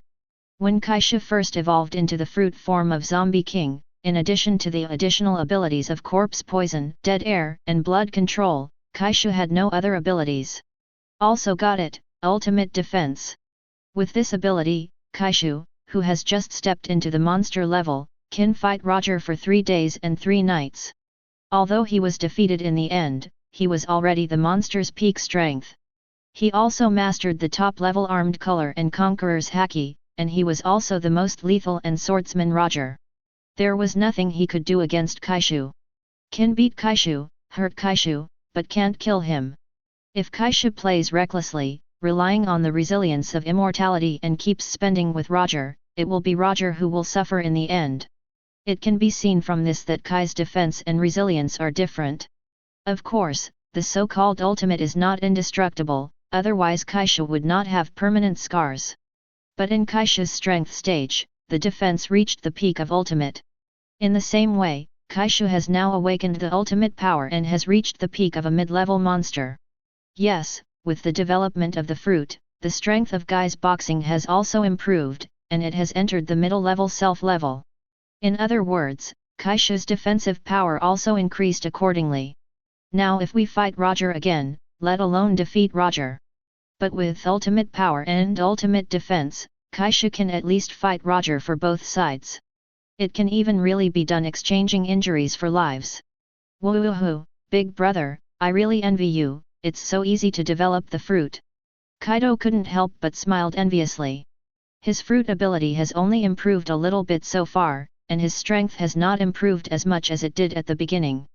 However, Kaishu has already stepped into the middle-level General Emperor level, and it can be said that the gap has widened. You must know that strength is more difficult to improve as you go to the back. Otherwise, there would not be so many people in the sea. After reaching the strength of Vice Admiral, it would be difficult to make further progress, and they would not even be able to step into the Admiral alternate for a lifetime. The level of General Emperor is like a moat, lying in front of all the geniuses. But there is no way, as long as Kaishu sucks blood, the fruit can develop by itself. Of course, this requires fresh blood from different powerhouses.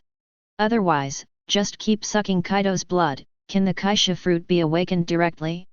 Kaishu is already immune to Kaido's blood, and no matter how much he ingests, it will only restore his physical strength, and it will not have much effect on fruit development. This is why Kaishu chooses to suck these people up directly, instead of staying and doing and bag. If we continue to develop, it should be ultimate speed. Kaishu showed his white teeth, thinking secretly. Yo ho ho ho, the captain has become stronger, it seems that the old man can't slack off.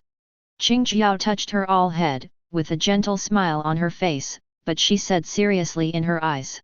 Quinn was in the huge form of the ultimate Brachiosaurus, smoking a cigar, and said enviously, the captain is really a monster. I'll keep up. Jun clenched the knife in his hand, with a serious face. Yin's eyes filled with admiration, as expected of the captain. Just get stronger. Bullet looked at his scarred body, gritted his teeth and said firmly. Kaishu's progress not only makes the crew happy, but also makes them more urgent to improve their own strength. You can't be left far behind by the captain, then you won't be qualified to follow the captain all the time. Take them all down. Hanako Begoro and Kojaki Oden are both dead. Wanukuni's shogun and several other daimyo are here, along with Kurozumai and his samurai. Kaishu's goal of fighting to determine the universe has basically been achieved, so naturally he doesn't want to waste any more time. Yo ho ho ho ho, leave it all to the old man. Qingjiao, make a quick decision. My uncle is also here to help. Quinn, don't use virus 0.9, these people are all captured alive, their blood is still useful. That's right. That's right. Except for Gai Quan and Kaido, the others all rushed to the rest of Wuchang for medical treatment. Damn it, this old man is Wanukuni's general, it won't be so easy, ahh. Kojaki Sukiyaki, before he could finish his sentence, he was slapped by the green pepper and fainted. Bang bang bang. Wow, ah. I surrender. No, do not want. The samurai were not opponents at all, it was almost a unilateral massacre. It's just that these people were lucky, and most of them were seriously injured. Only one warrior was accidentally trampled to death by Quinn. Chapter 82. Wait a minute, the Kurozumai Orokai, who just dealt with Kojaki's family together, is here to cooperate with you. Just because you are worthy of cooperating with us? You are too presumptuous. Kurozumai Orokai saw the beast's pirates, and wanted to make friends with them, but was rejected by Jun. Master Orokai, be careful. Just when Jun's blade was about to hit the Kurozumai snake, a green transparent barrier blocked Kurozumai's front. Clang! Jun's eyes froze, her slash was actually blocked by the barrier, and it didn't seem to cause any damage. I saw Kurozumai Semimaru overlapping his middle finger and index finger, and appeared beside Kurozumai Orokai indifferently. Mhahaha, if you can't break through this barrier harder than diamonds, you should join hands with me to take down Wanukuni. Seeing that Jun's slash had no effect, Kurozumai laughed arrogantly again. Barrier. A voice sounded from behind Jun. Captain. The coldness on Jun's face disappeared immediately, and a gentle smile bloomed. 27. The tall figure of Kaishu came over, and the powerful aura exuded made Kurozumai feel uneasy. The arrogant smile just now has completely disappeared, and the sweat is pouring down on his forehead. This lord. I just want to cooperate with you, together. Kurozumai looked obsequiously at Guy punching, and stammered. But Kaishu didn't listen at all, but showed a slight smile and said, just right, let's see if this barrier can block Laozi's current strength. What? Kurozumai Orokai immediately turned pale with panic, and even Kurozumai Semimaru, who had always been indifferent, couldn't help swallowing at this moment. Kaishu raises his right hand, without using any haki, makes a fist, and smashes down. Boom! Kaka! The buzzing sound exploded, rolling up a terrifying air wave. The ground cracked, a spider web of fissures appeared. The green transparent barrier was cracked by a punch, and the cracks continued to spread. No, it's impossible, this is an invincible barrier, how could it be? Kurozumai Orokai instantly turned pale with fright, looking at the cracks spreading on the barrier in disbelief. You know, in the original book, even Kojaki Oden, who came back from the sea, could not break the barrier of Kurozumai Semimaru. At that time, Kojaki Oden was not weaker than Kaido. Of course, it is also possible that Kurozumai Semimaru's current ability development is not so strong. But with only fists, without any haki or ability blessing, Kaishu broke through the barrier known as the strongest defense. One can imagine how powerful Kaishu is now. Oh! It's still not broken. Such a strong defense. Kaishu showed a surprised expression. His current fist, even if Kaido doesn't use haki's defense, can't resist it. This shriveled-looking old man actually blocked it with only his fruit ability. Pfft! At this moment, blood oozed from the corner of Kurozumai Semimaru's mouth. Obviously hurt. Come again. Seeing Kurozumai Semimaru sweating profusely and expending a lot of energy to rebuild a new barrier, Kaishu roared proudly. Boom! Kaishu's right arm was bulging with blue veins, and his arm swelled in a circle, with a fierce look in his eyes, and he punched hard without any skill. More violent air waves smashed mountains and seas around, rocks shattered, and the atmosphere trembled and wailed. Kurozumai Semimaru spat out a big mouthful of blood, and the ears and nose were also bleeding, and his ferocious face was like a ghost. After a moment of stalemate, there was only a sound of bang and the barrier broke. Boom! The undiminished fist continued to hit down, and Kurozumai's heart was broken in an instant, but he couldn't stop Guy's fist. After a violent roar, Guy's fist blasted out an abyss. As for Kurozumai Orokai and Kurozumai Semimaru, there is no trace left. The blown fist was directly blasted into slag. Ha ha ha ha, happy! Kaishu laughed with satisfaction. The battle on the other side was over very quickly. With the fighting power of these surviving warriors, they were no match for Qingjiao and the others, and they all lost their fighting power in less than 2 minutes. Let's go and see our first territory. With a big wave of his hand, Kaishu led the excited crew towards the interior of Wanukuni. The general and several daimyos went to fight against the foreign pirates. Of course the people of Wanukuni knew about such a big battle. Especially such a terrifying battle, and the dragon that can be seen from afar. It made the civilians in the nearest Julai and some areas feel anxious all the time. Secretly praying for the general's victory. There is no movement, is the battle over? Did you win? I must have won.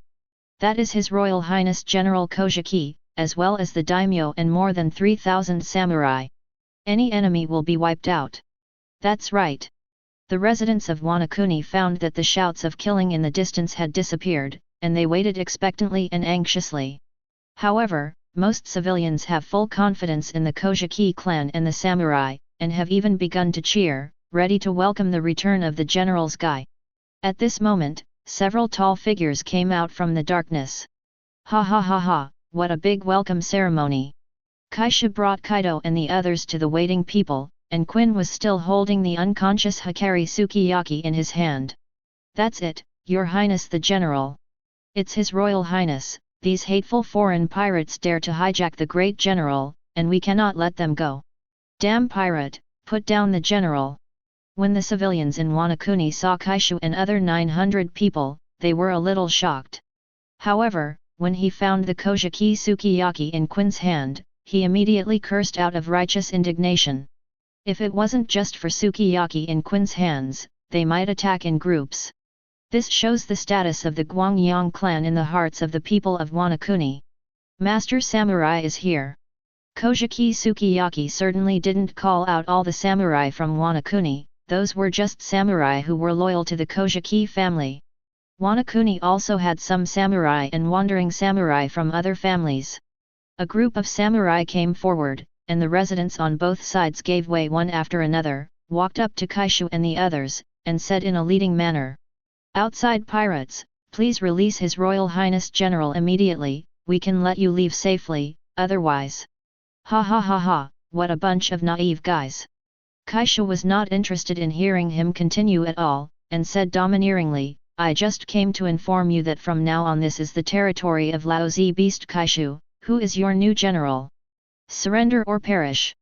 A mere outsider wants us to surrender. Stop kidding, we're Wanukuni here. Green Pepper and Quinn are handed over to you. I don't want it before the sun rises tomorrow. There are still voices of opposition here. Kaishu smiled coldly, with a deep and beautiful tone. Leave it to us, Captain. Ho ho ho ho ho, the little ones are here. Chapter 83. The next day, the morning sun was shining on Wanukuni again, and the strong smell of blood still lingered in the air. On this day, Wanukuni also attracted their new general Kaishu. The capital of flowers, the general's mansion. Captain, Wanukuni has been cleaned all over, and there is basically no voice of resistance. Now this place is our territory. Good job, but that's not all. There are still some small reptiles on this island. Let's solve it as soon as possible during this period. 11. Clear. Kaishu sat high on the general's seat, and the most beautiful Warren in the capital of flowers was pouring wine for him carefully. Wanukuni has basically won. However, there are still some wandering warriors and gangsters who rebel against the beast's pirates.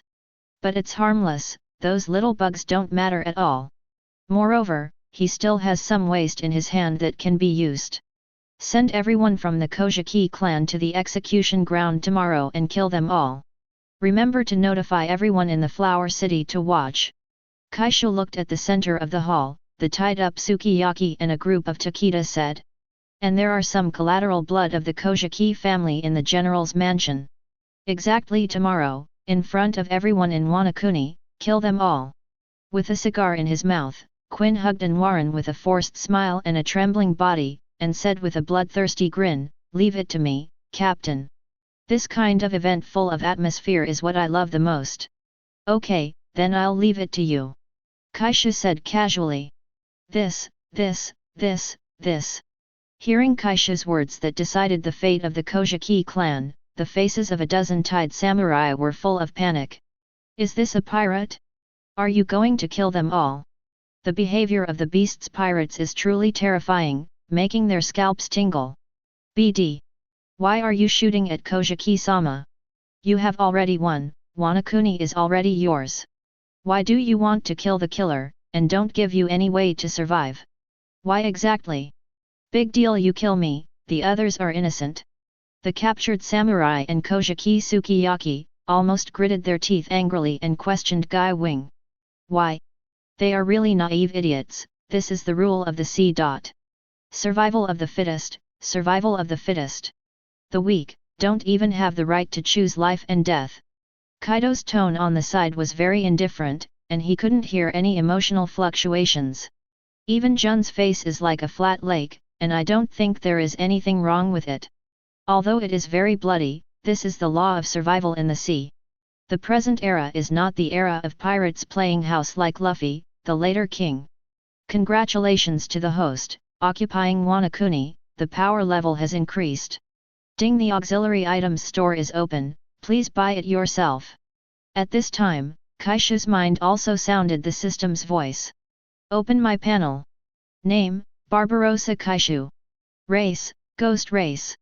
Identity, Captain of Beasts Pirates. Talent, Reinforced in Iron Bones, Body of a Ghost Race, Immortal King Kong, Immortality. Devil Fruit, Zoan Human Fruit Super Phantom Beast Zombie King Form, Plus. Haki, Conquerors, Advanced, Armed Color, Top, Knowledge Color, Top. Captain's Exclusive Ability, Mind Pupil, Commander. Influence Level, 1. Evolution Source, 3. When the evolution source subdued Green Pepper and Quinn, each of them rewarded 3 points. After helping them evolve into Phantom Beast fruits respectively, plus the remaining 1 point before, now there are 3 points left. The color of knowledge has been promoted to the top level, and Kaishu can foresee the future for a short time. Although Conquerors has not improved, he has learned to wrap this advanced technique. P.S. Domineering, Armed Color Winding, Hardening, Internal Destruction, External Release, these are just skills, not Haki level. In the end, the power level was raised to level 1.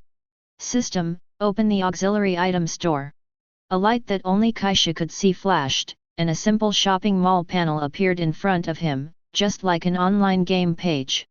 The most important thing is that there are only 2 types of props on the mall panel. That's right, there are only two kinds of auxiliary props for level 1 forces. The first is the gravity bracelet that Kaishu is very familiar with, each pair of 100 million Baileys. Another kind of props, like small red pills, is called physical strength pill, each one is 10 million Baileys. Stamina pill, a one-time auxiliary item that can restore 20% of stamina without any side effects, and the effect is the same for anyone who uses it. Friendly reminder, you can take up to 5 capsules per day. Kaishu's eyes lit up when he saw the stamina pill and the gravity bracelet. Although Kaishu's strongest force auxiliary system cannot directly improve strength, judging from these two auxiliary items, it is still very useful. Cultivation, especially physical fitness, consumes the most energy. Often need a lot of time to eat and rest, used to restore physical strength. The gravity bracelet is a tool to improve the body, and the stamina pill is a recovery tool. With 5 physical strength pills per day, you will have twice as much physical strength training time as others. You know, if you are physically exhausted, it doesn't mean that you can recover with full energy after eating the meat of sea kings and resting. The body has a slow process. But the physical strength pill can let you cultivate with full blood immediately without any side effects. And it's not just about cultivation, the stamina potion can even reverse the situation of a battle. Kaishu immediately bought 5 pairs of gravity bracelets and 30 physical strength pills. As for Bailey, the system will automatically deduct from the wealth earned by Guy. Okay, let's all go down. With Kaishu's waving signal, the Warren and the group of bound warriors were all taken out by members of the Beast's pirates. Captain, what are you doing? Quinn, who was flirting with the Warren just now, was not happy. There's something good for you. Kaishu didn't even look at the fat man with a look, and said calmly. Under the curious gazes of several people, Guy took out the gravity bracelet and stamina pill. Brother, do you still have this gravity bracelet? Kaido said in surprise. He didn't know the physical strength pill, but he recognized the gravity bracelet at a glance. This thing is really very useful for the cultivation of physique and physique. Not to mention Kaido, Jun, and the others looked at the gravity bracelet with fiery eyes. Their loyalty is 100%, how could Kaishu hide the gravity bracelet from them? The two little guys always begged Kaishu and Kaido for it. You all know the gravity bracelet, I won't say more, 1 pair for each person. Really, thank you Captain. As soon as Kaishu finished speaking, Bullet couldn't wait to run forward, good Li Zhao, and took a pair happily. In addition, Kaishu picked up the stamina pill and introduced it to them. This thing is called the stamina pill, as the name suggests. It can restore 20% of the stamina without any side effects. However, you can only eat up to 5 pills a day, and you can practice with a gravity bracelet. When Kaishu said this, everyone including Kaido was shocked. Captain, is what you said true? It can restore physical strength? And there are no side effects. That's right. My God, how did this come about? Captain, you must take it to me for research. As a scientist, Quinn is full of curiosity about both the stamina pill and the gravity bracelet. Research is fine, but don't eat the experimental products you made yourself. I know, don't worry Captain. Quinn looked like he was licking a dog, and stared at the stamina beans on the table with burning eyes. 5 per person, take it. Thank you Captain. Long live the Captain. Ha ha ha ha. Chapter 84. Kaishu is also happy to see the excited people. With these 2 auxiliary props, Beast's pirates can develop more rapidly. To take the simplest example, Yin and Bullet can grow up at the fastest speed. What does a genius need before becoming a strong man? It's resources. Still the same sentence, no matter in any world, being poor and rich is an invariable law. Except for funny and everyday world. In One Piece world, the so-called resources can be nutritious food, medical treatment, cultivation methods, exercise props, even sea stone, teachers, and so on. In worlds like fantasy and prehistoric, the resources may be exercises, weapons, treasures of heaven and earth, adventures, spirit stones, and the like. Why can the ZF of the world rule the sea for 800 years? It is because they have countless resources, and they can create batches of strong men for them to experience. Why do the world's franchised countries pay celestial dragons the heavenly gold every year? Is it really just for the celestial dragons to have fun? No. This is actually a way for celestial dragons to control the world, integrating resources from all over the world. Now, beasts pirates also have the resources to grow up quickly. 333 Night falls. The general's mansion in the capital of flowers is full of singing and dancing, full of laughter. Elsewhere, however, gloom looms. Flower capital, civilian area. No one would have imagined that this would be the headquarters of the largest gang in the capital of flowers. Now Goro, the flower soldier, is dead, and the underworld in the capital is taken over by the second-in-command Sagi. Especially after the massacre of the beasts pirates last night, many wandering warriors from Wanukuni who rebelled against the beasts pirates were accepted here. In the depths of a dark alley, in the underground area of a gambling house. Dozens of samurai gathered here, including gangsters from several other areas of Wanukuni, and everyone had grimaces on their faces. Boss Sagi, many of our brothers were killed by those bastards from the beasts pirates.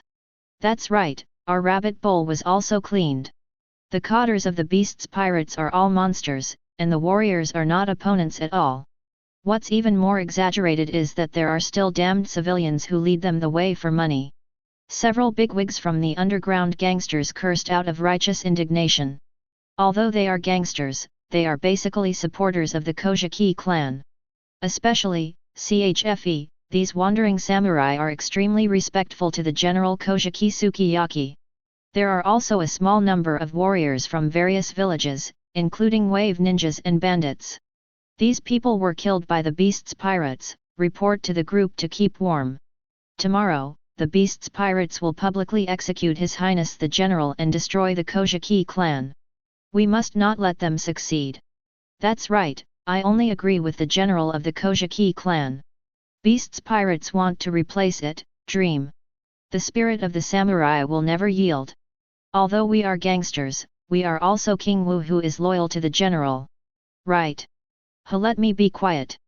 Zhou sat on the steps of the door, smoking a cigarette puff after gulp, his expression became more and more gloomy and angry. There is no way to stop the execution.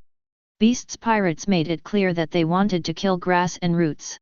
Apart from robbing the prison, Zhou couldn't think of any other way, but doing so might be in the hands of the enemy. The purpose of this public execution is most likely to lure them to take action, and then catch them all. After a long time, Zhou raised his head, his voice extremely hoarse. Everyone, are you ready to die? Several gang bosses looked at each other with determination. All the samurai also straightened their faces, with samurai swords placed in front of their knees, bowed their heads firmly and said, "Allegiance to His Majesty the General." Okay, even if we risk our lives and the honor of a warrior tomorrow, we must rescue His Royal Highness the General. As long as His Majesty the General is alive, one day the Kojaki clan will be recovered and Wanukuni's rule will be restored. Zhou raised the wine glass on the table and drank it down. Everyone drank the wine one after another.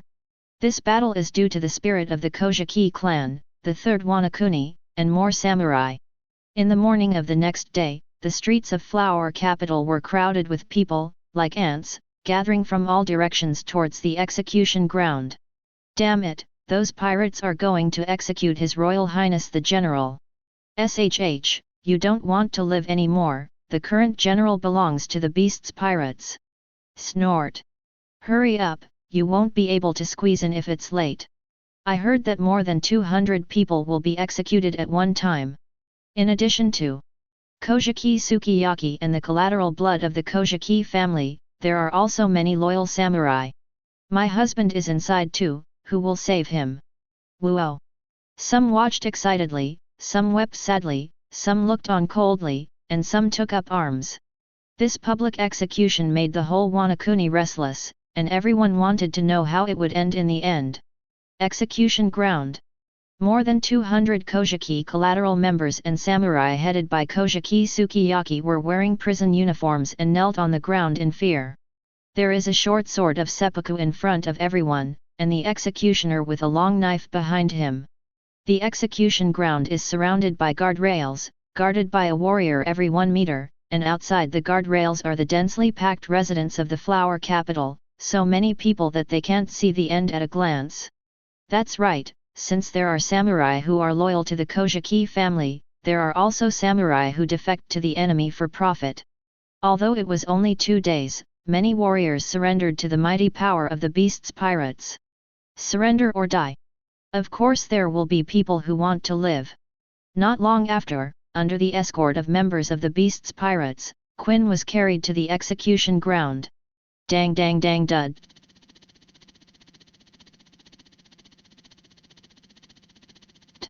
The dynamic music sounded, and Quinn walked briskly with his short legs, followed by his 2 little brothers, and came to the center of the execution platform. Oh! Lord Quinn! Master Quinn! The beast's crew and some warriors and civilians showed a lot of face and shouted Quinn's name loudly. However, most of the civilians remained silent, looking at the Kojaki Sukiyaki on the execution platform with sad faces. I don't want to lose weight because I am afraid that losing weight will be too popular, this is my pho style. Quinn and his 2 younger brothers danced a dynamic dance. With the hard work of Beast's Pirates members and some commoner warriors, the atmosphere is very hot. This time, only Quinn came with Bullet and Yin for the execution. Bullet, who was standing behind the execution platform, looked at Quinn who was still dancing, covering his face with embarrassment. Next time, I will never stay with him again. Is that guy an idiot? Jin Gao coldly crossed his arms and looked at Quinn's chubby body with disgust. If it weren't for the 2 of them not being Quinn's opponents, I really wanted to go up and punch him. Chapter 85. The wonderful funk is over, now the most exciting show begins. The music stopped, Quinn bold and grandiose took the main seat, and immediately the younger brother brought anko soup. It's almost time, let's start the execution.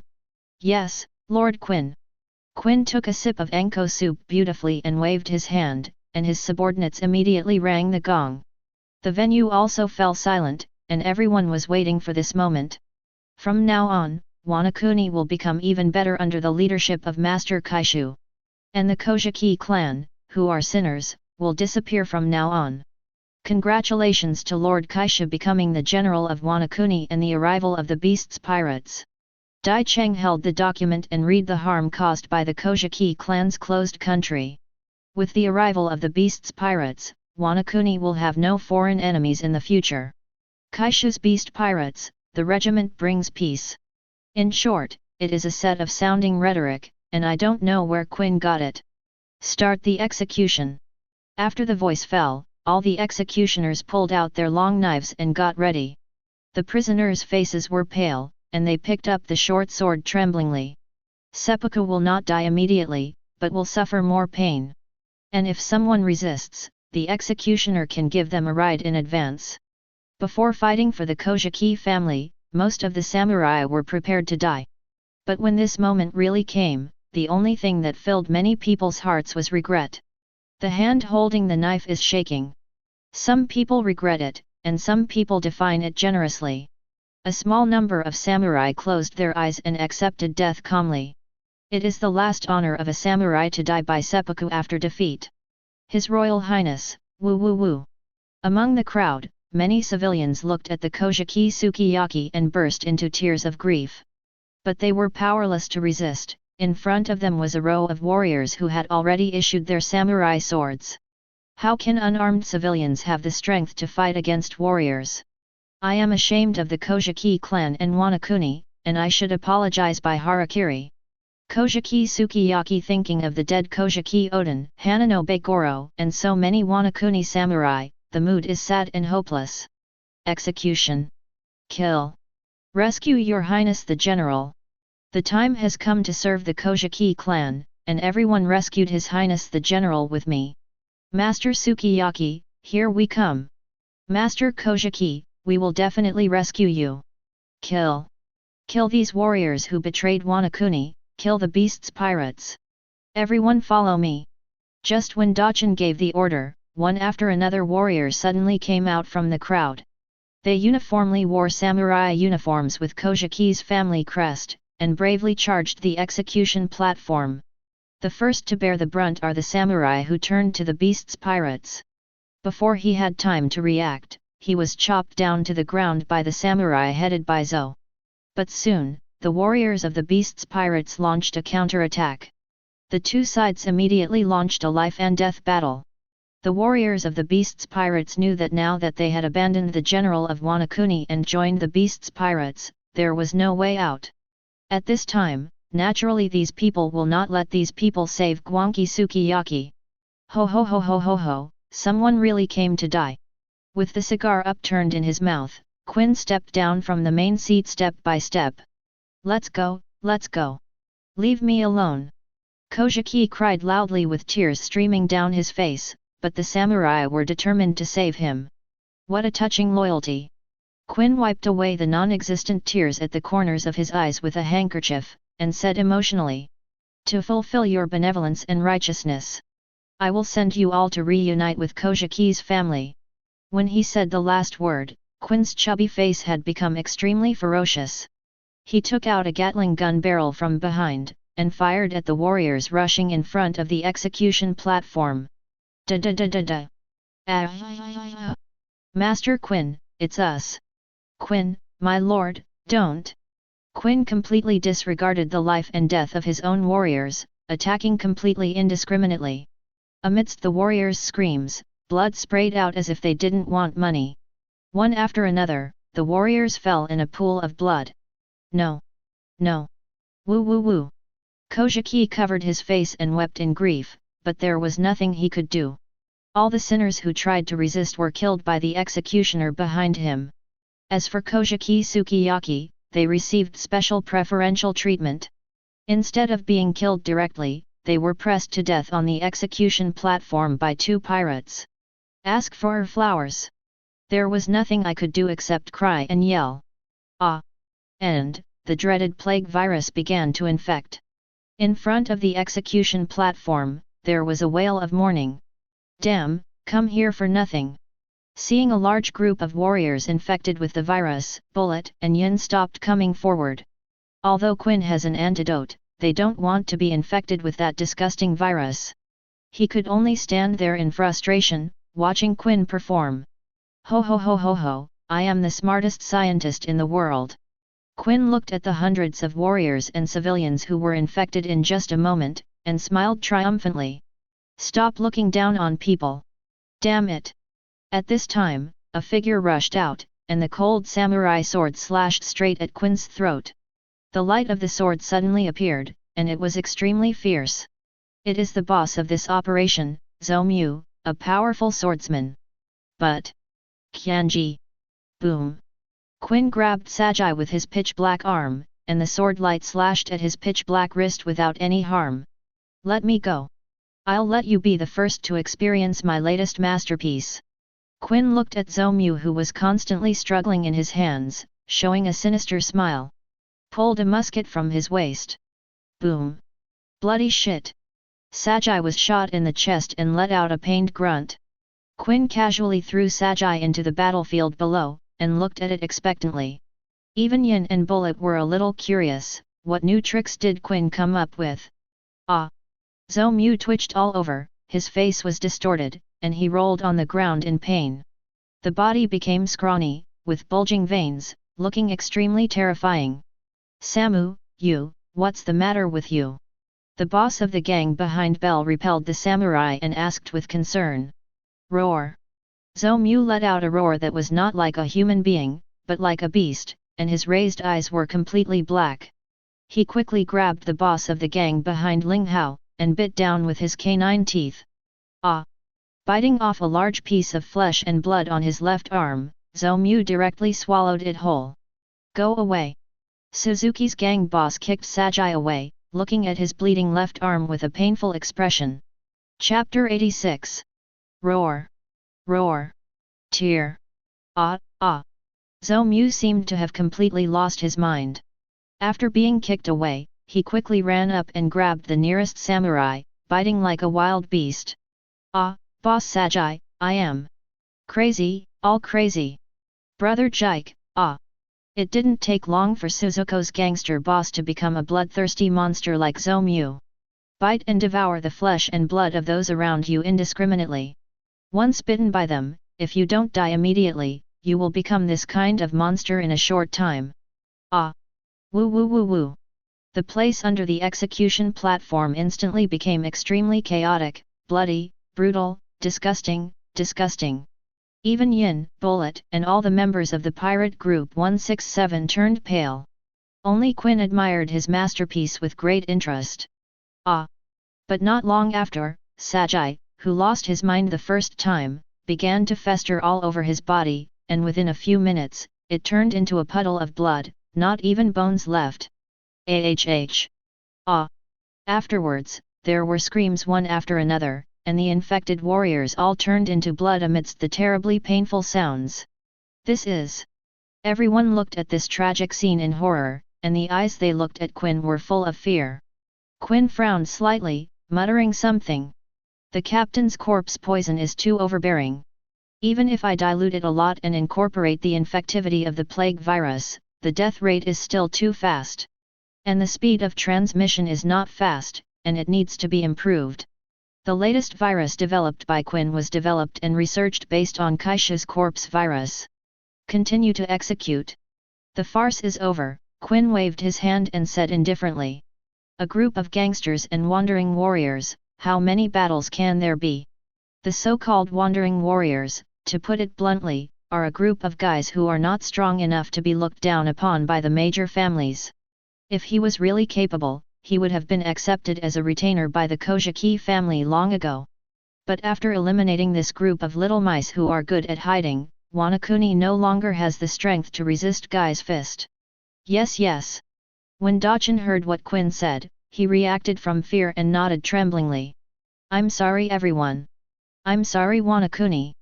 Kojaki Sukiyaki looked at the picture of purgatory on earth below, picked up the short sword in grief, and stabbed it into his abdomen. Then the handle of the knife was cut, and a wound was cut across the abdomen, and the blood flow continued. Kojaki's Sukiyaki pain face distorts, and gradually loses vitality in the pain. General. His Royal Highness. Master Sukiyaki, woo woo woo. Your Highness General, I am here now, and I will always follow you. Ah! One after another screams sounded, and the strong smell of blood spread. With the death of Kojaki Sukiyaki, one samurai after another chose seppuku. As for those Kojaki offshoots who still wanted to escape, they were mercilessly hacked to death.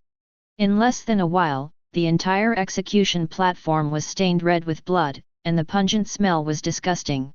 Ho ho ho ho ho. Here today, in addition to the execution of the rebels of the Kojaki family, the general ordered me to issue an order. Quinn said loudly to the Wanukuni people hiding in the distance. From today, except for members of the Beast's pirates, anyone in Wanukuni is forbidden to wear weapons when traveling, and it is forbidden to hide weapons at home. All existing weapons must be handed in. Violators shall be punished as felonies. Quiet. Everyone in Wanukuni was stunned when they heard the decree announced by Quinn. As a country that prides itself on warriors and respects martial arts, it actually wants to implement knife ban. The sword is the soul of the samurai and the most important partner of the samurai. A samurai without a sword is just a joke. And, this is just the beginning. Because it is impossible for the warriors to put down the sword in their hands easily, which means they chose to surrender. The process of implementing the ban on knives will inevitably be filled with blood. Kaishu is going to completely break Wanukuni's spine, its will.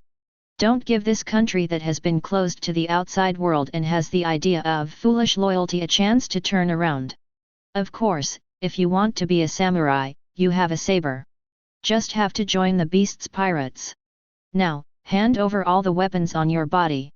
Quinn exuded a cold murderous aura all over his body, threatening the bone piercingly, and said. Otherwise, I will let you taste the power of my uncle's scientific achievements. The civilians of Wanukuni couldn't help but look at the audience, seeing the puddles of foul-smelling blood. Gudong gudong. Trembling all over, he swallowed his saliva in fear. No one wants to become that kind of disgusting monster and die in pain in the end. The big deal is not to be a samurai. The civilians who wore weapons with such an idea handed over their weapons obediently every day. From this moment on, the samurai's spine is broken. A few days later, the Beast's Pirates base camp, Ghost Island. Go down a little more, and Bullet raises his hand up a little more. Jin, support Laozi. You can't bear the weight of half a ton? Are you a waste? Quinn, Laozi said that these two brats didn't talk about you, did they? Your physical strength is already stronger than others, with a mere 2 tons of weight, grit your teeth and hold on to Laozi. Qing Xiao, why are you laughing? A woman in Jun is harder than you, and her strength will soon catch up with you, you idiot. The tall Kaishu held a long wooden stick and looked at the 23 guys in front of him with a majestic expression. Under normal circumstances, with a load of half a ton or 2 tons, Yin and Quinn would naturally have no problem. But what about 5 times, 10 times the gravity? Quinn only felt that he was carrying a mountain on his back, and he might be crushed at any time. The sweat under the feet has merged into a stream. But none of them dared to be lazy, because Quinn wanted to drink Anko soup just because he was lazy. Gai Quan directly gave him a training set. Warm up for running 50,000 meters with a load. Body core strength training with tons of weight. Standing still and being used as a punching bag, Kaido's practicing armament haki special training. Blindfolded, try to dodge the Kaishu sticks for observation haki training. Put on the sea stone, leapfrog with weight. Quinn felt that he had lost a lot of weight in the past few days. Chapter 87. Another week passed. Under the aggressive style of Beast's Pirates, 6 areas of Wanukuni were cleaned inside and out, up and down. Almost all weapons have been confiscated by the Beast's Pirates. In addition to making farm tools and kitchen knives, the blacksmith shop can only make weapons for members of Beasts in the future. After this week, Beast's Pirates can also be said to have gained a lot. The income of Bailey and Kaido alone exceeded tens of billions. You must know that this is the accumulation of the Kojaki family for many years, plus the treasures of several other daimyos. These are all cash treasures found in the treasury, not counting the fixed properties of those families. Plus, it's famous Kojaki Odin's-inma and Amazono, as well as the enshrined national treasure Black Sword Autumn Water and Demon Sword 2nd generation Onitoru. In addition, there are several good knives, all kinds of extremely sharp treasured knives. There are countless good weapons in Wanukuni, because there are the best swordsmiths here. However, currently there are no other swordsmen in Beast's Pirates besides Jun. These famous knives can only be used as a collection in Beast's Pirates for the time being. Oh no! Yin is very interested in Kendo, and has shown good talent in Kendo. Now he spends time practicing Kendo every day, and when he becomes a master swordsman, Kaishu promises Yin that he can choose a famous sword he likes. Finally, the Beast's Pirates found a devil fruit in the Kojaki clan and daimyo's treasure house. And it's all Zoan. They are Dragon Fruit Ancient Species Spinosaurus form. Dragon Fruit Ancient Species Triceratops form. Spider Fruit Ancient Species Ancient Tarantula Gerard Rose form. That's right, all 3 are the fruits of the Flying 6 cells in the original book. I think Kaido got it after occupying Wanukuni in the original book. That night, the Beast's Pirates had their long-lost banquet. Yo-ho-ho! Sincerely, guests. Facing the wind and the storm. My favorite flag is flying under the clear sky. Looking into the distance together. Yo-ho! Sincerely, Binks. One's midnight. Drunk and dreaming about the past time. Ah ha ha ha, drink. Cheers. Congratulations on capturing Wanukuni. It's amazing here. With this base camp, you don't have to worry about sneak attacks by people without eyes anymore. Jump up, brothers. The atmosphere of the banquet was lively and noisy, and everyone vented their joy after victory. With a dangerous island like Wanukuni, the safety of the rear is basically guaranteed. Plus Wanukuni's rich sea stone resources. Beast's Pirates can be regarded as occupying an inexhaustible and endless gold mine, and they have gained a firm foothold in the world of pirates. Little ones, raise your glasses. We have gained a lot this time, each of us can get 10 million Baileys. Enjoy yourself. Oh oh oh. Thank you, Captain. Excellent, thank you Captain. Everyone toast the Captain. Cheers. Kaishu raised the wine glass, everyone raised the wine glass together, everyone drank it down, so happy. The banquet has been held for 7 days and 7 nights, and the banquet is not over until all the beasts pirates have enjoyed themselves. Captain, why do you look a little unhappy, is there something on your mind? After Jun finished practicing, he looked at Gixi curiously. I finally managed to take over Wanukuni, so I should be happy now. Seeing that it was Jun, Kaishu said, I found that there are too few people in our pirate team. Wanukuni has a lot of resources to develop, and most of it is very hard physical work.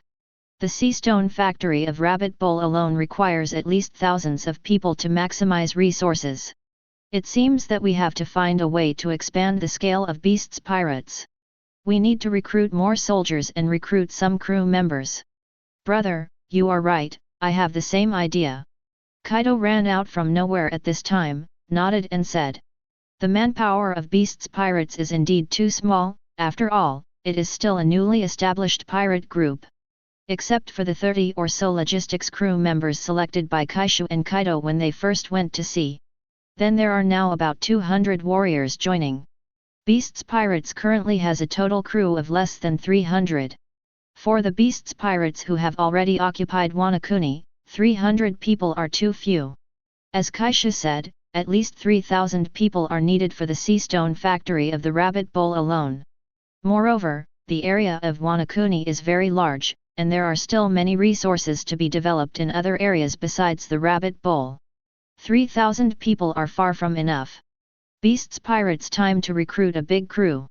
Brother, I'll go to the pirate black market now and ask them to release the recruitment information of Beasts Pirates. Work. Kaido picked up the phone bug, ready to dial the phone bug in the underground black market. In addition to the sale of weapons, intelligence, sea charts, devil fruit, and slaves, the underground black market also sells goods. As long as you pay a certain amount, you can also help spread the news. Naval Headquarters. In the Marshal's office, Kong Kong slowly put down the phone bug in his hand, his brows were tightly wrinkled, as if he was thinking about the information he just got. D. Kong suddenly let out a long sigh, and rubbed his brows with a headache. Sure enough, the remnants of the Rocks pirate are a bunch of restless guys. Whitebeard and Golden Lion are already noisy enough in New World, especially Golden Lion, who has the ambition to roam the world and swallow the world. Charlotte Linlin, that crazy woman, hasn't made any noise recently, but according to the report of the CP spy members who were placed in the Big Mom pirate group, Linlin seems to want to occupy the Tato Land Sea area at 50 o'clock. Now, the brat Kaishu, the beast, finally showed his fangs. Captured the Wanukuni who has been reluctant to join the world's ZF countries. Now, they are recruiting with great fanfare, and their strong ambitions are undoubtedly exposed. The most important thing is, the battle between Beasts Pirates and Roger Pirates a few days ago. Roger's strength is probably about the same as Garp's. But this brat was able to fight Roger for 3 days and 3 nights, and finally retreated. How could his strength improve so quickly? Kong Sora's brain fell into thinking. A few months ago, Kaishu's strength could not even defeat Zephyr, and was even suppressed by Zephyr for a time. How long has it been since now? Not only was he able to escape from Garp, but he even fought Roger for 3 days. Escaping from Garp can be said to be a lack of intelligence, not knowing that Guy Fist is already a capable person. Coupled with Kaido's green dragon fruit, it is understandable to make waves and run away from the sea. Maybe fight Roger for 3 days and 3 nights, this is not a little bit of moisture. That young kid has already stepped into the level of a monster. Moreover, it is still a powerful monster. Thinking of this, Kong Kong no longer hesitated, he quickly summoned some generals to prepare for a meeting about Kaishu and the Beasts Pirates, and at the same time, he had to make some changes to his reward order. Chapter 88. Sabayati Archipelago. Have you heard? The Beasts Pirates are hiring. This has long been spread in the New World. I also heard that if you are strong enough, you can even become a cotter directly. Really? I really want to join. The Captain Kaishu and the Deputy Captain Kaido of Beasts Pirates are 2 big pirates with a reward of more than 1 billion. And they are still so young, they will definitely become Tien Haley in the future. Yeah, I really want to be a part of the Beast's pirates. Stop dreaming, relying on your strength, who will want you? What do you mean? Laozi is Jack who offered a reward of 3 million Baileys. Ha ha ha, don't laugh so hard, group rent. The Beast's pirates trainee crew, Madman Bullet, is offering a reward of 30 million Baileys. 3 million? Ha ha ha.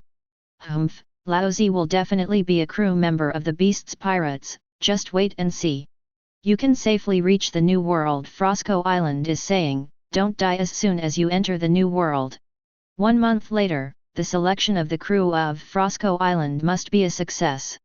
Oh, off to sea, to be part of the Beast's pirates. Little ones, follow Master Kaishu with me. 273. Laozi is a Zoan-capable user, Beast's pirates recruits all Zoan-capable users.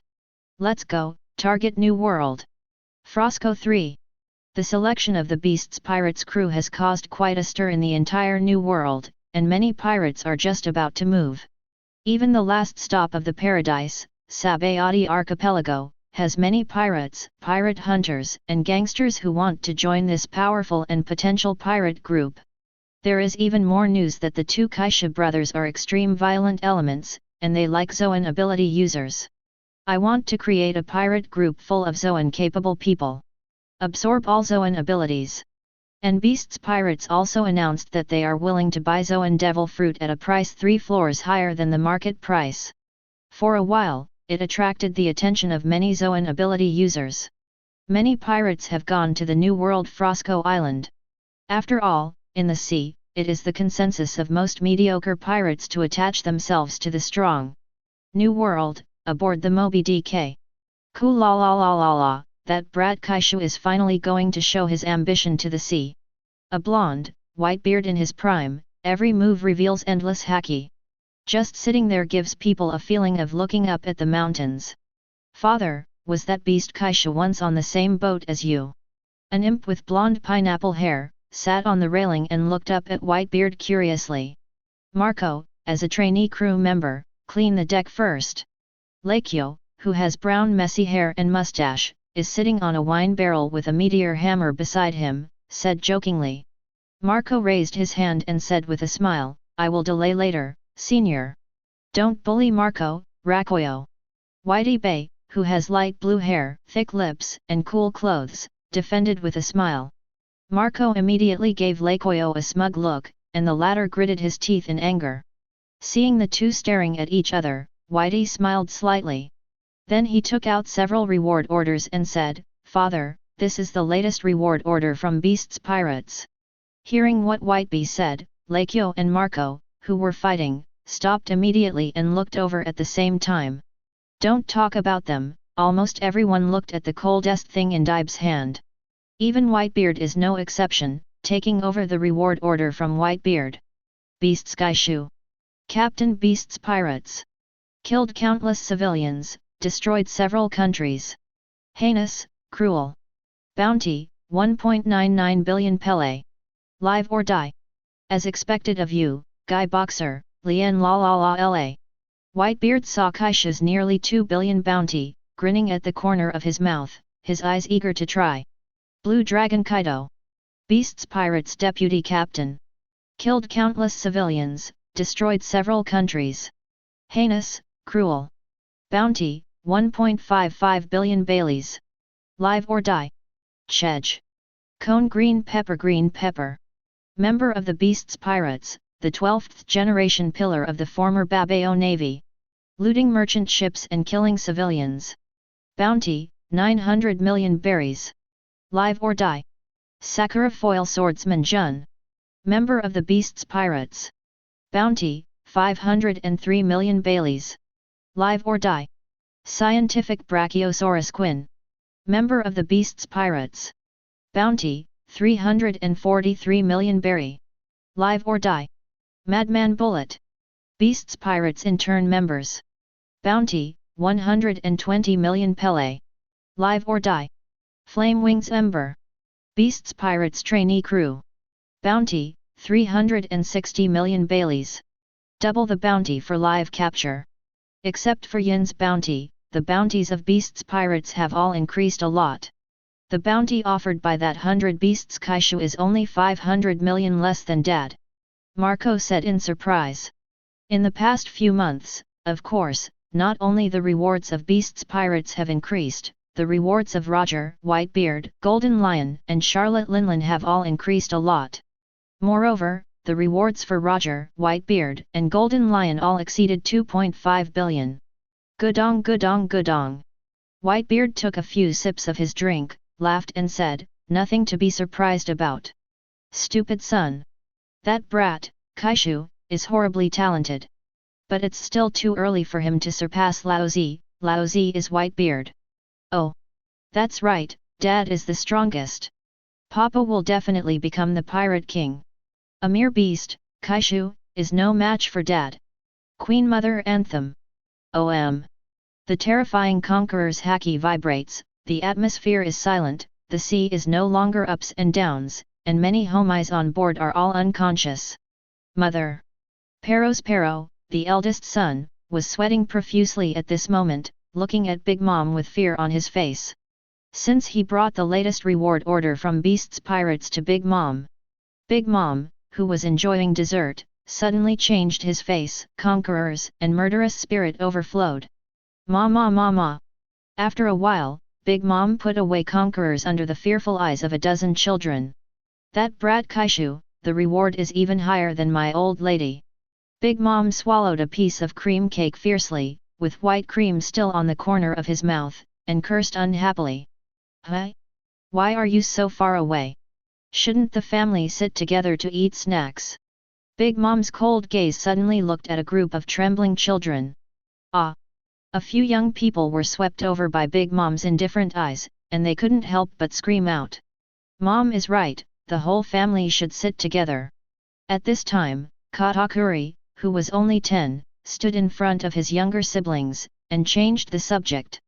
And we're about to reach the Torrent Sea area, as long as we win there, Mom's bounty will definitely increase. Ma, you are right. 0.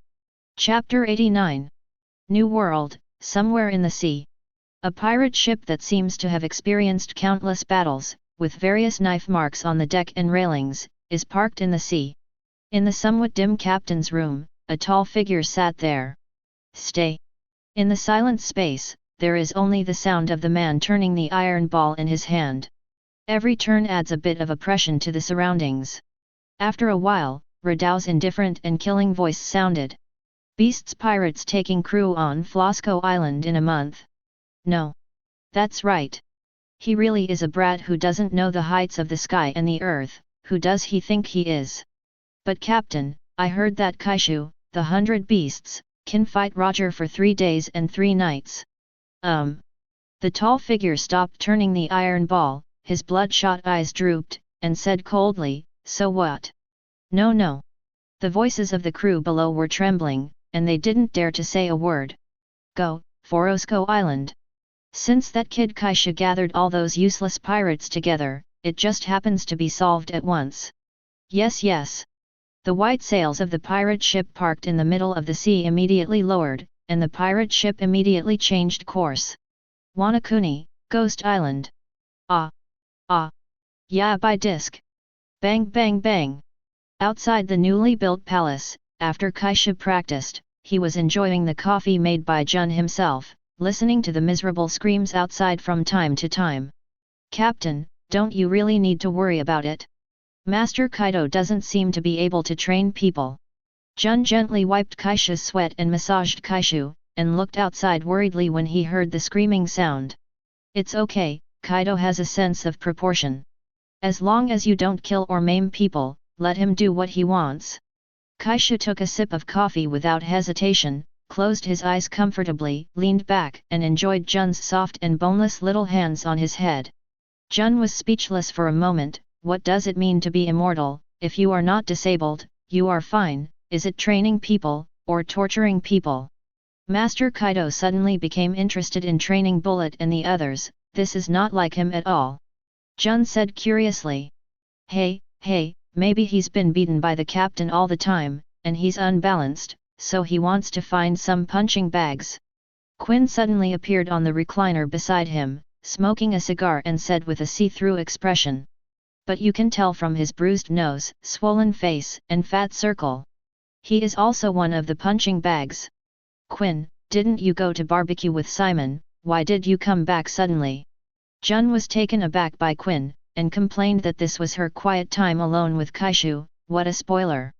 They went to gamble, and my uncle has no interest in that.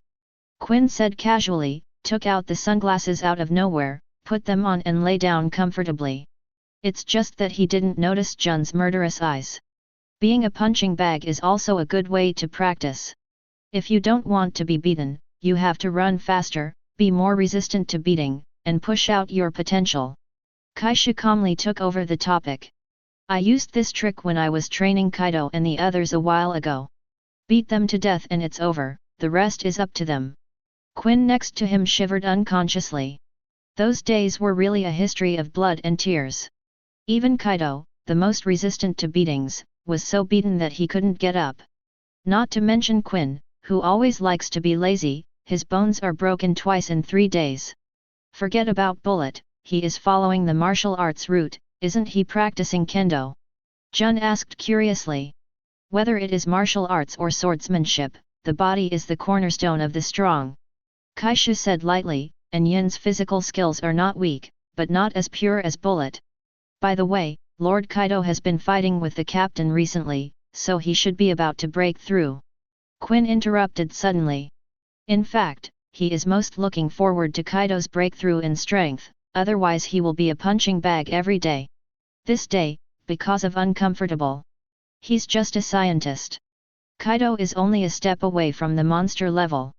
Breakthrough may occur at any time, but he himself is too anxious. Kaishu naturally knew why Kaido was anxious. But Kaido is only 21 years old now, and has far exceeded the growth rate in the original book. You must know that according to the performance of the original book, after Roger became One Piece, when Kojaki Oden returned to Wanukuni, Kaido probably hadn't been a monster yet. Perhaps it was after the battle with Kojaki Oden that he really stepped into the threshold of monsters. The current Kaido, because of Kaishu's relationship, has been practicing since he was a child, and has experienced more combat training. There are also gravity bracelets and various resources. But the distance from becoming a real monster is still close. However, now Kaido not only has all kinds of resources provided by Kaishu, but the most important thing is the evolution of Devil Fruit, which makes his talent even higher. Potential and talent will increase accordingly. Even tomorrow Kaido will suddenly step into the monster level, Kaishu will not be surprised. Ask for flowers. At this moment, a powerful conqueror's haki suddenly spread. Woohoo! Lao Zi finally succeeded. Kaido's excited roar spread throughout Oni Island. Congratulations, Master Kaido! As expected of the vice-captain. Then, 2 hoarse and flattering voices came over. Kaishu was taken aback. Did I open my mouth? Quinn and Jun were also surprised, and then looked outside happily. Shua! Shua! The 3 of them appeared in the potholed practice field very quickly. I saw that Kaido's momentum was astonishing at the moment, and he was happily transforming into an orc form, looking up to the sky and roaring. The atmosphere was shaking and humming, the sea was turbulent, and the forest roared one after another, all of which seemed to be celebrating the birth of a monster. 0-0. On the other side, Yin and Bullet, with bruised noses and bruised faces, were patting Kaido's A with tears in their eyes. It's hard to imagine that Yin, who is always cold and arrogant, and Bullet, who is defiant, will show such flattering faces. It seems that Kaido's education is quite successful. Brother, I succeeded. Seeing the arrival of the 3, Kaido excitedly showed off to Kaishu. Quinn immediately praised, Boss Kaido, I'm afraid he is the youngest monster.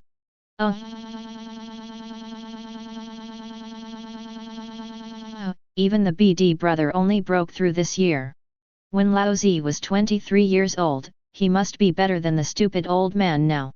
Kaido got a little carried away, and laughed happily with his hands on his hips. Jun and Quinn were taken aback when they heard this, then looked at Kaishu's face, and took 2 steps back indistinctly. Really? Boom. AHH. It's amazing, isn't it, Laozi? Let's see what you have improved. Ah, BD, I'm angry. Angry? Show Laozi when you are angry. Ah! Brother, I was wrong, lightly, painfully. Joy begets grief, and Kaido, who hadn't played for a long time, was beaten mercilessly. Hit! Hit! Hit him! Bullet squinted his panda eyes and flashed a happy expression. Finally someone avenged him. God knows how many fights he and Jin have endured during this period of time. But it's not completely ineffective, at least observation hacky, the two of them seem to have touched the threshold. 6. Chapter 90. A month later, Flosco Island. This is a deserted island near the edge of 8 Wall, about 3 days sailing from Wanukuni. At this time, this deserted island, which was originally deserted, can be said to be full of people and countless figures today. Dozens of ships are docked around the island. Even on the sea some distance away from Flosco Island, there are many spies from various forces. Either wait and see, or want to fish in troubled waters, or have their own goals. Why aren't you here yet, beasts pirates? It's not about making fun of us. What's the rush? Isn't it too early? I came all the way from paradise all the way to join Mr. Guy Yi's beasts pirates. Laozi will definitely succeed in 367 and join Lord Kaishu's command. Snort. It must be me. Laozi has a reward of more than 200 million Baileys. That's right. These pirates looked around with expressions of disdain and confidence. For them, the heart is very arrogant. The reason is very simple, they are all very confident, they can definitely join the beasts pirates, as for the others? Just a bunch of rubbish. Of course. This idea is the idea of all the pirates present, each of them is like this. It is even said that some people have gradually begun to have friction, and even conflicts. However, these things still need to be restrained a little bit for the time being. At least, now is not the time to make a fuss. Because of this, these pirates are restraining themselves. But for these crazy guys, their so-called restraint is actually looking for opportunities. A hole. Do you believe that Laozi killed you? It's just rubbish, don't talk so much nonsense, get away from Laozi, the circle doesn't mean to put you in the eyes. A hole. Ah. The pirates looked at each other one by one, and the terrifying killing intent was almost about to burst out all of a sudden. But just at this time, clatter, clatter. An extremely huge pirate ship sails slowly, a skeleton flag with ghost horns and fangs flutters in the wind. All of a sudden, the atmosphere on the island became a little weird. The pirates who were about to start a war, all closed their breaths and stared at the moment. Although these guys want to join the beasts pirates one by one. But when we are about to face the beasts pirates, apart from excitement, there is more fear in my heart. Everyone can feel the terrifying aura emanating from that huge ship. Even the surging waves just now calmed down. The sea breeze is also much quieter, it seems that everything around is overwhelmed by the domineering momentum on the ship. Gudong. Many pirates already had sweaty palms, twinkling eyes, and swallowed dry saliva. Come, come. That's the Beasts Pirates' main ship, Beasts Erebus. I'll be seeing Master Kaishu soon. And Master Blue Dragon Kaido. Must join the Beasts Pirates. After a short period of awe, all the pirates became excited, their eyes burning. For them, the benefits of joining the Beasts Pirates are enormous. Not only will there be fame and protection, but the most important thing is that there will be more opportunities to obtain wealth. Because of this, everyone is gearing up and getting ready. Looking at the bustling pirates on the island, Kaido laughed heartily and said, "Brother, based on the number of people, there should be tens of thousands of people, right?" "Ah." Kaishu said casually, "Although there are a lot, it's not a strange thing, after all, in the dangerous new world, most pirates need a strong shelter." The captain is right. Hearing Kaishu's words, everyone nodded in agreement. After all, today's 100 beasts Kaishu, no matter in terms of reputation or reward amount, is only under the 4 overlords. Whitebeard, Roger, Golden Lion, Red Earl. Plus he's so young and has an equally monstrous love dragon Kaido. Pirates who want to follow or seek refuge must flock to them. What's more, there are also spies of greater power among them. For example, Marine, World ZF. Boom, boom, boom. With the sound of heavy footsteps hitting the deck, Kaishu's tall figure appeared at the bow. Handsome face, tall and burly figure, exuding demon-like arrogance all over his body, giving people a sense of contradiction between being handsome and wild. An overlord's aura that shakes the world, without anger and prestige, makes people dare not look directly at it. With a height of more than 7 meters, it gives people an unattainable aura. Beast's Kaishu. Kaido, who is also burly and strong, stands beside him. It's just that compared to Kaishu, Kaido is less extravagant and more heroic. The unintentional aura even more frightening than Kaishu. However, everyone's eyes were on Kaishu first, and then on Kaido. Because that arrogance that looks down on everything is not what Kaido possesses today. Hello. Trash. Kaishu stood at the bow of the boat, looking down at the people on the island, grinning at the corner of his mouth, and said ferociously, "Shut up, lousy." 2.2. Moment. The battlefield became extremely silent, and everyone was silently watching Guy Creek. A cold light flashed in Kaishu's eyes, and he said casually, "I won't tell you some hot-blooded opening remarks, since I'm a pirate, let's get straight to the point. Do you all want to join Laozi's Beasts Pirates?" Oh. Of course. Master Kaishu, please let me join. Master Kaishu, I will always be loyal to you. Willing to sacrifice my life for Lord Kaishu. Kaishu naturally wouldn't believe the so-called loyalty of these pirates, but he didn't care what purpose these people had. All he needs is a strong enough crew, nothing more. Chapter 91. Shut up. Quiet. The island became quiet again in an instant, and everyone looked at Kaishu expectantly. You have too many people, Laozi only needs 5,000 people, so. Speaking of this, Kaishu's eyes showed a fierce look, and the cold murderous aura caused the surrounding temperature to drop sharply. Sinyan said loudly. Let's fight. Only the guy who emerges from the kill deserves Laozi's boat. Gudong. Almost everyone swallowed their saliva.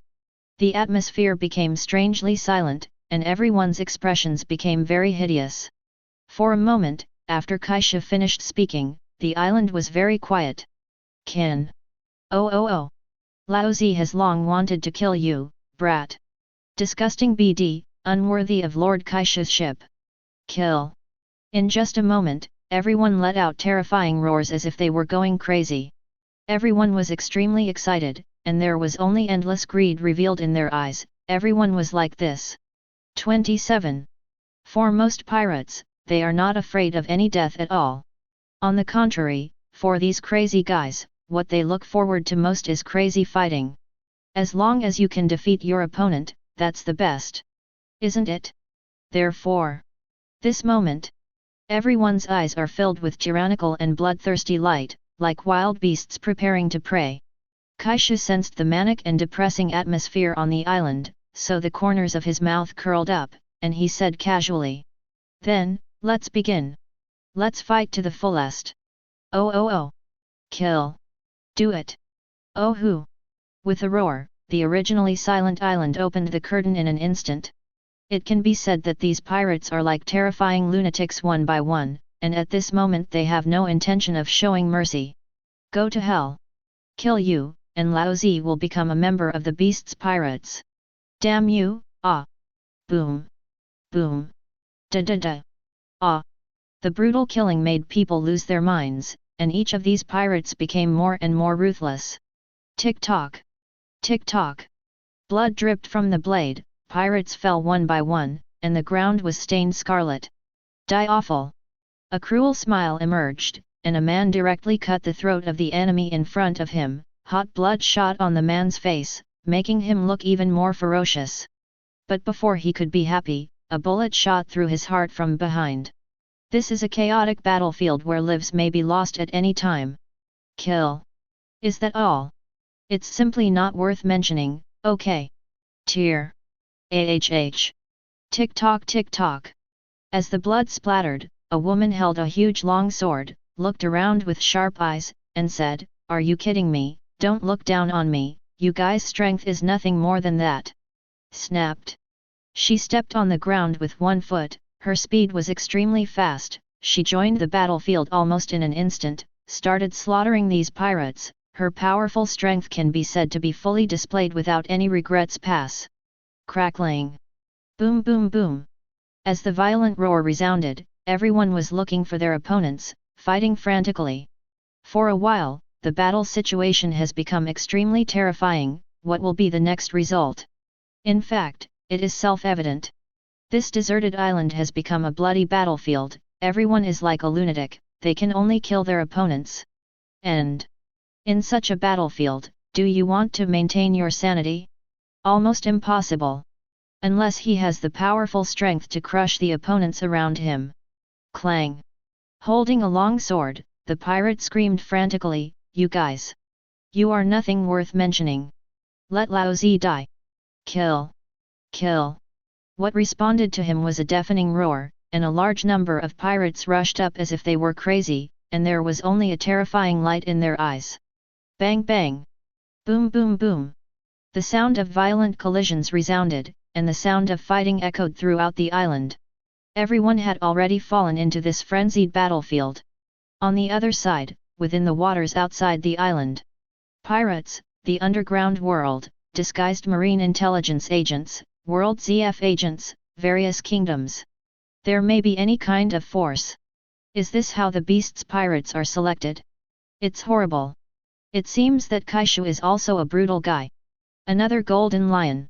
With these crew members joining the beast's pirates, their strength will directly catch up with the three overlords of the new world. I'm afraid even the Big Mom pirates can't compare to the beast's pirates. The first pirate group under the three overlords. Beast's pirates have big ambitions. Besides, 100 Beasts Kaishu and Blue Dragon Kaido are still so young, maybe they will be a new overlord of the sea in a few years. Quick, report these messages to 420 days. Notice to go on. Even though they were so far apart, they could still smell the strong smell of blood coming from the island. All of these people stared wide-eyed, looking at the battlefield and the beast's pirates with fear in their hearts. One piece of intelligence and analysis about the beast's pirates was delivered to the hands of the major forces through the phone bug. There is also a secret monitoring phone bug, which directly broadcasts the scene of the fighting on the island live. Aboard the Beast Erebus. Quinn looked at the bloody battlefield where pirates died every second like a meat grinder, and with a cigar in his mouth, he said in a regretful tone, "Captain, why don't you give these people to me for experiments? It's too wasteful. I think they would rather die than experiment with your virus." Ji Yuan complained from the side with a chill. On the contrary, Quinn said proudly, "Ho ho ho ho ho ho, I just take it that you are approving of my uncle's scientific research ability." "No." Jun said with disgust. "Is this the appeal of the captain today?" Bullet looked at the fierce battlefield, his blood was boiling, looking forward to Kaishu's tall back. "Yo ho ho ho ho, of course, the captain is offering a reward of nearly 2 billion big pirates." Qingjiao folded her hands on her chest and said with a smile. At this moment, Kaishu and Kaido frowned at the same time. Chapter 92. Chirp. There was a violent sound of breaking through the air, and a black shadow galloped across the sea. It turned out to be a huge round cannonball. Snort. Kaido snorted coldly, stepped on his foot, and his figure suddenly appeared on the coast of the deserted island 100 meters away. Thunder 8 trigrams. Kaido's gaze was fixed, and he swung his lightning-flashing mace. The electric current sizzled, the powerful critical strike caused the atmosphere to burst, and the terrifying force blasted a gully on the sea surface, facing the galloping shells. Chirp boom! Boom, boom, boom! Crash!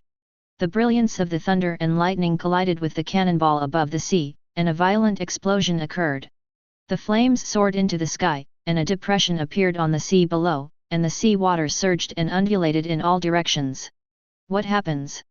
The pirates on the island, who were in a frenzy of slaughter, were all awakened by the huge noise, and stopped their hands one by one. "Ah! What exactly is it? Quick, furl the sails and turn the rudder to port to steady the boat. The waves are coming. Ships on the sea area were all affected, and the huge waves caused by the explosion were affected. On the contrary, the nearest Erebus, because of its huge size, this level of waves only made it bump a few times. Look! What is that? At this time, someone with a solemn expression pointed to the direction where the shell was shot just now. There, a medium-sized pirate ship was heading towards the island at a fast speed without fear of wind and waves. That flag is the Waldo Pirates. Oh my god, it's that madman, world destroyer Burndy Waldo. Quick, get out of here, that lunatic will attack all ships that appear in front of him. Why is Valdo's mad dog here? Don't worry about it so much, run. Go, or we will all be killed by him. After seeing the skull flag on the pirate ship clearly, no matter if it is a ship of pirates, dark forces, marine espionage and other forces, all of them panicked. Many pirate ships put down their sails again and left here at the fastest speed after the ship was not stable. It seems that I am afraid that if it is later, I will be buried in the sea. There's a reason they're so scared. Waldo Pirates, Captain, Nady Waldo. Known as the World Destroyer by the world, because this guy is a complete lunatic. As long as it is a ship that he touches, whether it is a pirate, a marine, a world ZF, or even a celestial dragons, this guy will sink it without hesitation. Is an extremist destroyer. Waldo, what does this guy want? Kaishu narrowed his eyes slightly, and looked at the approaching pirate ship coldly. Waldo, are you here to make trouble? Kaido is carrying a mace, looking at the pirate ship that is getting closer and closer, he can already see the figure standing on it. Waldo stood at the bow of the boat, looking close to 4 meters tall, with green hair and beard, a scar on his left eye, fierce eyes, and the aura of destroying everything. Verolololo, it's really lively. Just 2 brats can attract so many pirates, what a bunch of useless bastards. It's just right, I'll get rid of you all at once. Burndy Waldo's fierce eyes swept over Kaishu and Kaido, and then looked at the deserted island full of households. Looking at the group of bloody pirates who were still standing there was a cold murderous look in their eyes. Oh, Waldo, what are you doing? Seeing that Waldo ignored his question, Kaido smiled angrily, and Han's killing intent came out. Then he raised his head and roared, and in an instant when the clouds were thick, he turned into a majestic and hacky green dragon, high in the sky. Looking for death. Hot interest. The terrifying red flames swirled and sprayed out, and the high temperature and heat wave instantly changed Waldo's expression. That is Master Blue Dragon Kaido. A Zoan Phantom Beast fruit ability that is even rarer than Logia. It's so scary, just standing here, you can feel the terrifying coercion of Master Kaido. Master Kaido is only the vice captain. Is this our future pirate group? At the same time, looking up at Kaido exuding strong coercion at that moment, Haki's sacred dragon body. All the pirates on the island have an impulse to worship, and their eyes are worshipful and fiery. The desire to join the beast's pirates just got stronger. This brat. Waldo's pupils shrank, and his expression instantly became more dignified. Quickly raised the main cannon on the bow with both hands, and roared with a grin. Momo tenfold cannon. Chirp. A cannonball shot out, expanding continuously on the way, about 1,000 times as large as before. Boom. Bear. The deafening explosion sounded again, and the dazzling flames illuminated everyone's faces. The air waves generated by the explosion raged against the sea surface, and waves surged one after another. However, Kaido's heat output is obviously a continuous output, although a large section of flames in front of him are all blown to pieces. But the swirling flames in the back broke through the sea of explosion flames and roared towards Waldo's ship. Momo tenfold slash. Waldo raised a long knife, the blade was long in the wind. Soon Waldo needed to hold the hilt of the knife with both hands, and slashed fiercely at the rotating pillar of fire attacking from the front. Boom! The pillar of fire was split in two by Sanyan's blade, and flowed from both sides of Waldo's ship to the rear. I don't know if it's because of the high temperature or because the confrontation just now was weak, Li Qian's, Waldo's forehead was dripping with sweat. The eyes also changed from the tyranny and contempt at the beginning to seriousness and fear. However, the ferocious aura on his body has not diminished in the slightest. Blue Dragon Kaido, you kid has such power. Marine's trash, still underestimated you. Waldo looked up at the divine dragon that covered the sky and covered the sun, and said Chin with a ferocious expression. Tell me your purpose, Waldo. Kaido looked down at Waldo, and said in a condescending tone. Obviously, Kaido also didn't take Waldo seriously. It should be said that apart from Kaishu, Kaido didn't take anyone seriously. Then needless to say, Waldo showed a ferocious smile, grinned and said. Of course, thank you for bringing so many pirates together. Give me a chance. Kill you all. Chapter 93. What a big talk, Waldo. Just because of you, you want to act recklessly in front of Laozi, you're too self-righteous. Kaido hovered in the sky, and the body of the dragon was even more oppressive amidst the dense clouds. The leader looked down, and his disdainful tone resounded throughout the sea. Let all pirates and intelligence personnel from various forces see Kaido's dominance. Even Burndy Waldo, who has been famous for a long time, it can be said that he became famous in the Rocks era, Beast's pirates still did not take it seriously. Kaido, I must be so lucky, you brat. Waldo's eyes were bloodshot when he heard Kaido's contemptuous words, and the brutal murderous aura filled his surroundings. Momo 10 times speed. Waldo's speed increased instantly, and he appeared in front of the green dragon in the air like a teleportation. Go to hell, brat. Armament Haki's covered fist thumped towards King Long's head. Boom. But when Waldo's fist was still a few centimeters away from the green dragon, the fist was firmly grasped by the dragon's claws, and he couldn't move. The distance of a few centimeters was like a natural moat, preventing Waldo from taking a step forward. Is that the only way? Bad wind. 160 Qinglong opened his mouth mockingly, and blasted a series of wind blades on Waldo's chest. Fortunately, Waldo covered his chest with rich armament haki in time, but he was still sent flying, almost falling into the sea. Waldo flashed several times in mid-air, landed on the shore, wiped the blood from the corner of his mouth, and looked at the blue dragon in the air with hatred. He didn't expect that a kid who used to be a rocks pirate would have such strength. It's not that Waldo is conceited, but that Kaido's strength has far exceeded the scope of his age. Because everyone in the sea has a consensus, whether it is physical skills, sword skills, or devil fruit, the foundation of these abilities is physical fitness. And the body needs the most time to polish and exercise. Even Zoan, who has the greatest physical enhancement, cannot open a large distance at once. As for genius? Among the pirates who can get along in the New World, which one is not a genius? Trafalgar Law in the original book, 26 years old, is not strong in Shishibukai. Doflamingo, 41 years old, who has developed the fruit to awaken, Chat, is at best the strength of Admiral's candidate. And Kaido is only 21 years old now, and he is in the growth stage of developing bones and polishing his body. But he could easily repel Waldo, who was at his peak. This is no longer genius, but a total monster. A monster that completely breaks the perception of the sea. World destroyer? It's nothing more than that. Kaido's sarcasm skills are directly full, and I don't know if he learned the venomous tongue from Kaishu. Boy, don't get carried away. Waldo glared at Kaido, grabbed a handful of stones, and shouted angrily, Laozi will kill you. Momo 100 times speed. Juju. The stone was shot at Kaido at an extremely fast speed, so fast that ordinary people with knowledge could not react at all. Boom. Of course, Kaido's knowledgeable color can definitely capture the speed of fire of the stone, but he doesn't dodge or avoid it at all. The stone hit the blue dragon's scales, causing a loud roar, but Kaido remained unmoved, circling and looking down at Waldo. How come? Waldo couldn't believe that Kaido was unscathed. One must know that even if Admiral didn't use iron body or haki, he couldn't stop this difficulty without injury. Are you tickling Laozi?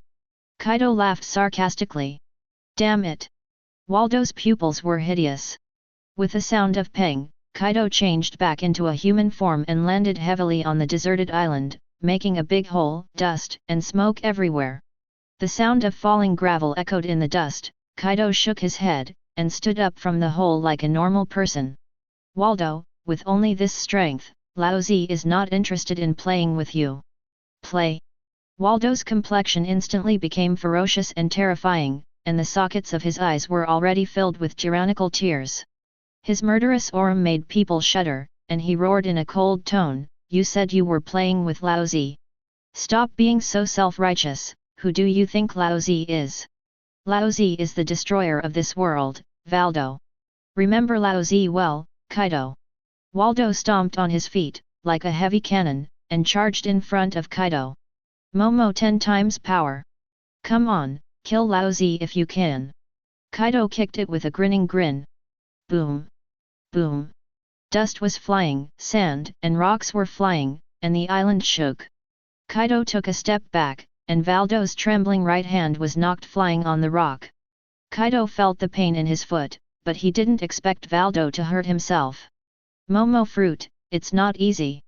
With Waldo's strength plus 10 times the strength, it is not much weaker than Garp's iron fist, but Waldo was also bleeding from the tiger's mouth after the shock. It's not over yet. Waldo gritted his teeth and stood up, exuding a fierce aura, and pulled out the musket at his waist. Momo 10 times faster. Bang bang bang. Waldo fired several shots, his expression frantic. Speed is power. The fire rate of the musket itself, coupled with the blessing of Waldo's ability, is not just a stone thrown casually. Bang bang bang. Even the Kaido, covered in a layer of haki, stops those bullets. Kaido. Waldo ran out of bullets, discarded the pistol casually, and rushed out. Kaido showed no sign of weakness, clenched his fist with his right hand, and slammed it hard at Waldo. Bang! Boom! The fists of the two collided together with a roar, and the ground under their feet was cracked inch by inch. With the two at the center, a powerful wave of air raged around. Flying sand and rocks, trees breaking, and the sea set off huge waves. At this time, the tops of their heads were suddenly shrouded in shadows, and the sun was completely blocked. Chapter 94. Then, what is that? A huge shadow enveloped the island, like a layer of black cloth slowly covering it. Oh! Even he came to join in the fun. Kaishu looked up at the sky, a cold smile appeared on the corner of his mouth. Island. It's an island. The island is falling. How could an island fall from the sky? Quick, run. It's over, those who can't escape, we will all die here. The pirates on the deserted island finally saw the shadow above their heads clearly. It turned out to be an island that fell from the sky. The faces of all the pirates changed drastically, feeling the oppression of the falling, a shadow of death shrouded everyone's hearts. There is only one person in the sea who can do this kind of thing. Golden Lion. Shiki.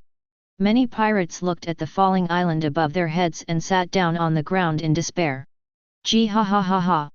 As if responding to everyone's speculation, the sky suddenly burst into outrageous and wild laughter. A pirate ship with a yellow golden lion head decoration on the bow and rows of oars on both sides of the ship appeared in the sky. It's really him, the flying Admiral Golden Lion Shiki. Why is he here? On the surface of the turbulent sea, the intelligence personnel of the major forces stared at the sky in horror. With golden hair like a lion's mane, the lotus body exudes the temperament of a hero. Everything proclaims this man who is determined to swallow the world, and the lion roars around the world, Golden Lion. Boat, Captain. This is the ability of the Golden Lion. It's too exaggerated. Not to mention those ordinary pirates, even Bullet and Yin were stunned, looking at the falling island in shock. The cigar that Quinn was holding in his mouth had already fallen off. Really, this guy, Golden Lion, still greets you in such an old-fashioned way. Kaishu calmly watched the island getting closer and faster, and complained helplessly. Captain, do you care about saying hello? Bullet pointed upwards and said stiffly. Shua. The corners of Kaishu's mouth turned up, his right hand was clenched into a fist, his veins were bulging one by one, and the pitch-black air gradually enveloped his entire arm. Step on your feet, and rushed to the sky like an arrow from the string. Traveling Beiji cracking mountains. Dark red liquid lightning raged out of Guy's fist. Haki's angry waves vowed to split mountains and seas, bursting fists and going forward indomitably. Blast through, smash, and be unstoppable. Boom. Boom. Pon dash. Kaishu hit the center of the island like a blow from a meteorite. Immediately, the world sounded like the humming of an ancient bell, which was deafening and resounded throughout the entire sea area. Bang bang! Under everyone's disbelieving eyes, the center of the island shattered. The sun shines on the deserted island from the broken cracks. The pirates who were still panicking, with ashes on their faces, waiting to die, looked at the tall figure under the light. Like a god. Kaka. In the center of the fallen island, the cracks are still spreading, and the light shining through the gaps is getting denser and denser. Next second. The entire fallen island shattered, and then the rock fragments rained down. And because of the ravages of the fist wind, some fragments fell to the big Poseidon. Even if a huge stone fell on the deserted island, it was smashed by the joint efforts of these pirates. Oh! Live, survive! Master Kaishu! Long live Master Kaishu! 100 Beasts Kaishu is simply a monster.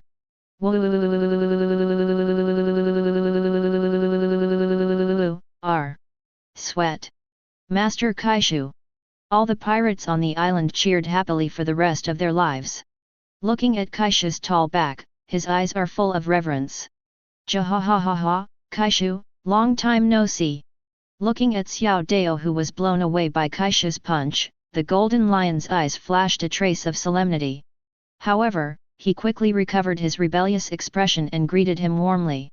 Ask for flowers. Shiki, tell me directly, what is the business of coming to Laozi? Kaishu was not polite at all, and asked directly. With the control of Golden Lion, his pirate ship also fell to the sea on the edge of the deserted island.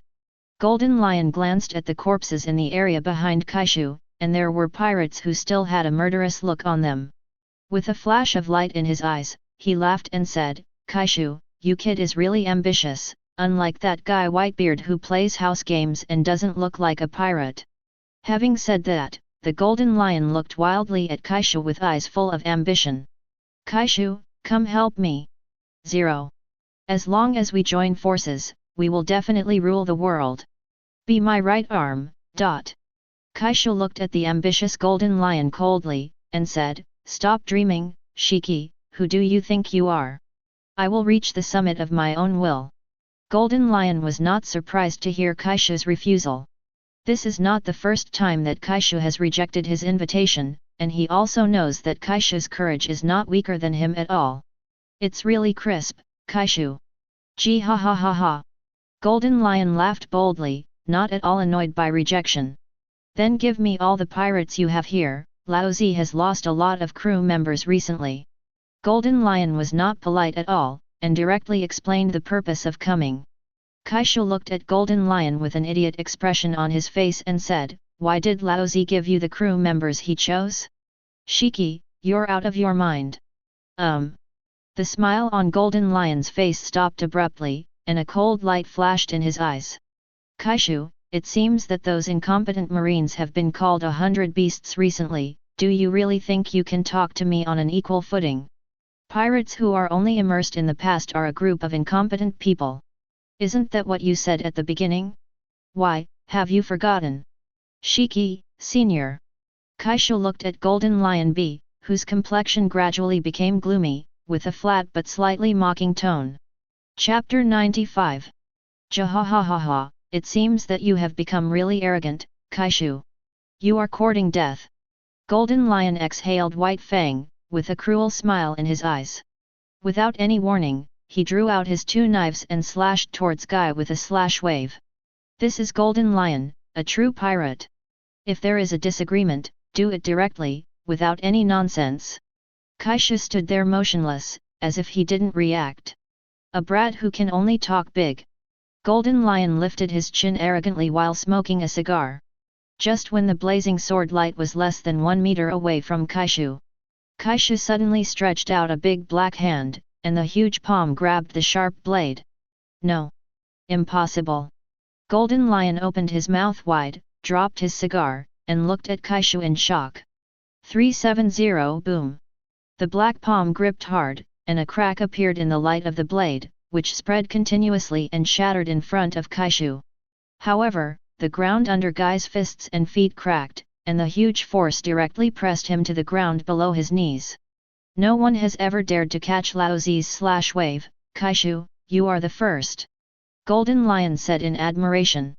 Although Golden Lion is a lion fruit-capable person, his strongest skills are swordsmanship and haki.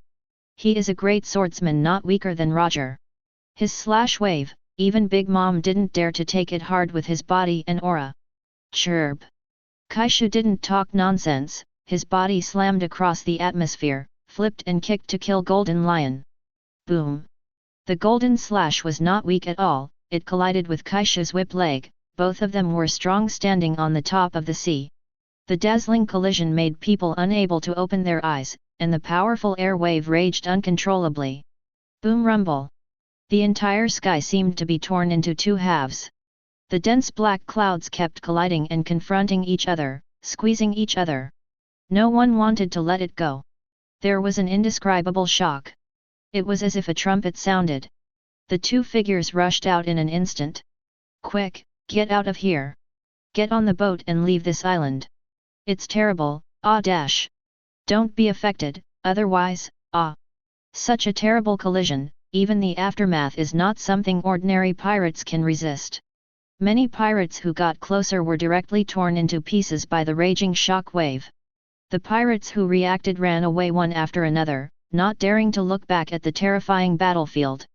Golden Lion, Kaishu, those two bastards. Waldo pulled out another pistol from his waist, and cursed fiercely, go to death.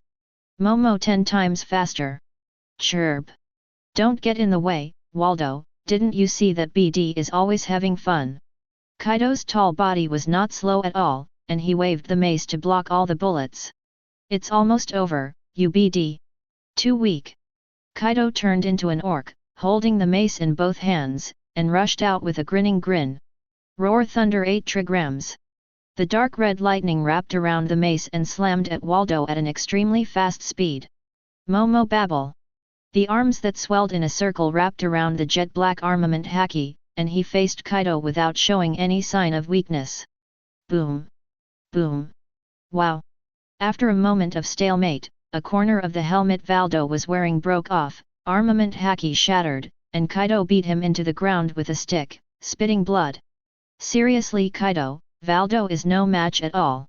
Not to mention Kaido who has entered the monster level now, even Kaido a month ago, Waldo is not an opponent. Lion Majesty, Earth coiling. The surrounding ground suddenly surged like sea water, forming 4 huge lion heads to surround Kaishu. Following the movement of the golden lion clenching its fist, the lion heads made of rocks all around roared towards Kaishu in the middle. Beiji Broken Mountain. Kaishu's eyes were cold, his feet crushed the ground, and his fist smashed the lion's head like a mountain. With brute force, he rushed out of the churning rock. Clang! Kaishu didn't stop, rushing towards the golden lion like a heavy artillery. Guy fist, Lao Zi admits you. Boom! Clang _. The sharp double knives collided with Guy's fist. Kaishu flipped over, covered Haki's right leg and kicked out violently, kicking the golden lion's knee hard. The golden lion immediately relied on its flying ability to float backwards, and the dead tree stabbed Kaishu's throat at a tricky angle. He knew that Kaishu's physical defense was amazing, and now he focused on the most vulnerable part of his body. It has to be said that these pirates who have fought half their lives at sea have extremely rich combat experience. The fiery linear slash wave bursts through the atmosphere, extremely dangerous. The pitch-black solace swept out directly. Clang! Chirp! The powerful kick scattered the straight-cutting blade, kicking towards the golden lion unabated. Crackling! Boom! Terrifying red lightning intertwined around the golden lion, completely berserk, and with a terrifying impact force, Kaishu, who was covered in haki, was blasted away. The dilapidated ground seemed to have been plowed again, forming an exaggerated huge pit, which was shocking. Kaishu, you are really not simple. Golden Lion's eyes were concentrated, and at this moment he already regarded Kaishu as an opponent of the same level as him. Ha ha ha, Shiki, is that the only way? Don't talk big, boy, be careful Lao Zi kills you. If you can do it, just try it. The eyes of the two who were also full of killing intent collided with each other, and their icy aura kept colliding. Kla-la-la-la. ZZ 2.1. The dark red field was shrouded, and the dust in the sky rolled countless gravels, forming a strong storm, all crushing towards the Gai jar. Chirp! The sharp sword light tore the earth apart. Kaishu's face was cold, and his powerful knowledge-colored crystal energy locked onto the figure of the Golden Lion. He swung his heavy fists one after another, showing no mercy at all. Gudong! It's terrible, it's like two monsters. The scene like the end of the world, the incomparable momentum, makes people have a sense of oppression that can't breathe. Golden Lion, your conqueror's haki, compared to that guy Roger, is still a bit behind. The corner of Kaishu's mouth curled up, and Uzumaki tore through the sky with a terrifying dead air, blasting away the black storm. What did you say? Chapter 96. Kaishu, say your words again. Golden Lion's bright eyes were full of bloodthirsty killing intent, and he looked at Kaishu coldly. Ha ha ha ha ha. Kaishu was not at all afraid of Golden Lion's extremely strong murderous aura, because he said with a smile, say it again and again, it will be the same. Your conqueror's is not as good as Roger's, that is to say, Shiki, your spirit is not enough. Boy, you really pd off Lao Zi. Brush. In the next moment, blood flashed. The golden figure rushed in front of Kaishu in an instant, Sakura 10 and dead tree slashed down. Clang _. The two knives slashed on Kaishu's chest, and there was a sound of iron clanging. Flames splatter. However, Kaishu, who did not cover haki in time, was cut with a cross wound. In terms of attack power, Golden Lion, the top swordsman, is undoubtedly better. However, such a wound healed at a speed visible to the naked eye, almost in the blink of an eye. What a monster! Seeing Kaishu's fast healing wound, Golden Lion sighed with a frown. Boom! The dark red lightning danced wildly, and the formed field could not stop crushing and wreaking havoc, and the Golden Lion was knocked back a few steps. In the next instant, Kaishu's frightened and violent attack came oncoming. Boom! The sharp dark green nails waved out claws, weaving into a huge and dense claw net, covering the Golden Lion's whole body. While Golden Lion's pupils shrank sharply, his expression couldn't help but change color. The speed displayed by Kaishu is as fast as lightning, no less than him. Boom! Boom! Boom boom boom! Lion, Thousand Slice Valley! The double knives in Golden Lion's hands turned into after-images, and the terrifying slashing blades swayed out, constantly colliding with the claws. The atmosphere is like a rag, twisted and torn, making one's scalp tingle. On the devastated land, huge and exaggerated cracks and sword marks kept appearing and spreading. Hiss! Many places were torn apart by the dark green claws, and white smoke came out, and the rocks were corroded at a speed visible to the naked eye. Seeing this scene, Golden Lion couldn't help closing his pupils, and his expression became more serious. The Golden Lion's cutting blade blatantly tore through the terrifying claw light. I have to admit, Kaishu, you are indeed a terrifying monster. When Lao Zi was your age, he had to retreat when he encountered an elite vice-admiral. Under the violent offensive of Gai's fist regardless of consumption, Golden Lion said with a solemn face, and in his words, he acknowledged Kaishu's strength. Ha ha ha, Shiki, when Lao Zi is your age, he won't be such a waste. Kaishu's hands were cut with more than a dozen neat wounds, but he laughed indifferently. A stinky brat with a sharp mouth, it's time for an old man. The Golden Lion was like a ghost, appearing beside Kaishu, piercing through the air and screaming loudly. The sharp double knives pierced through the atmosphere mercilessly, turning into black after-images one after another, piercing Kaishu's vital parts. Boom! Boom! The whole deserted island was shaking and whining. The two figures were still fighting to the death, with the needle pointing at the wheat awning. The dilapidated earth was constantly being cut and split, and the huge cracks in all directions made one's heart tremble. Boom! boom, crackling, crack. Two strands of dark red lightning shrouded the vast battlefield, constantly impacting and wreaking havoc. The two figures were fighting crazily, neither of them willing to give in half a point. There was no fancy, simple, pure speed, strength, and the collision of swordsmanship. Kaishu's huge fist, covered with rich haki, blasted towards the head of Golden Lion. The atmosphere was directly pierced, and the powerful fist wind made the scalp tingle, but was directly blocked by Golden Lion. Golden Lion took advantage of Kaishu's lack of time, and crossed his swords in his hands to slash out. Clang! Boom! Although Kaishu blocked the blade with his pitch-black sharp claws, he was kicked in the abdomen by Golden Lion's fierce kick. Wow! Kaishu's face was distorted, and he couldn't help vomiting blood, and flew straight upside down, smashing into the ruined wall. Boom! The ground trembled, the sky was filled with sand and dust, and rocks splashed. Jahahaha, Kaishu, you are not the old man's opponent. The Golden Lion, who also looked a bit embarrassed, but far better than Kaishu, held a pair of knives and spoke proudly. Kaishu is obviously not the opponent of Golden Lion, but with his strong physique, he is on par with Golden Lion. Although most of the time, it is Kaishu who resists Golden Lion's slash wave. However, Golden Lion didn't dare to block Guy's fist. That unreasonable and arrogant strength simply surpassed the giants known for their strength. Here we are talking about giants at the same level of strength, don't compare them with giants at the Marine Vice Admiral level. The Golden Lion's double knives turned into after-images again and continued to slash towards Kaishu. Kaishu showed no sign of weakness, and Bloodline Madara's fist collided with the knife in the process of slashing and healing. Boom! Boom! Bang! Bang! The dust is flying, the earth is sinking, and the abyss is vertical and horizontal. Kaishu's prehistoric beast-like body stood there, full of a terrible sense of oppression, raging unceasingly with an incomparably ferocious aura. Standing with a knife in hand, the Golden Lion's aura of choosing and devouring people is intimidating, and his domineering aura overwhelms everything. Gee ha ha ha, you tough brat, let's save our fight for next time. Golden Lion suddenly sheathed the knife and lit a cigar again.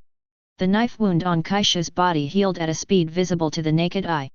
Glancing at Golden Lion, he grinned loudly, Shiki, you are really strong, but next time we meet, you will definitely not be Laozi's opponent, ha ha ha ha. Golden Lion is one of the three overlords of the sea, a top swordsman, and has a powerful conqueror's haki, which is indeed much stronger than Kaishu, who is only an intermediate monster. 300. But it can only cut Kaishu. Like Roger before, it is very difficult to leave permanent scars or serious injuries.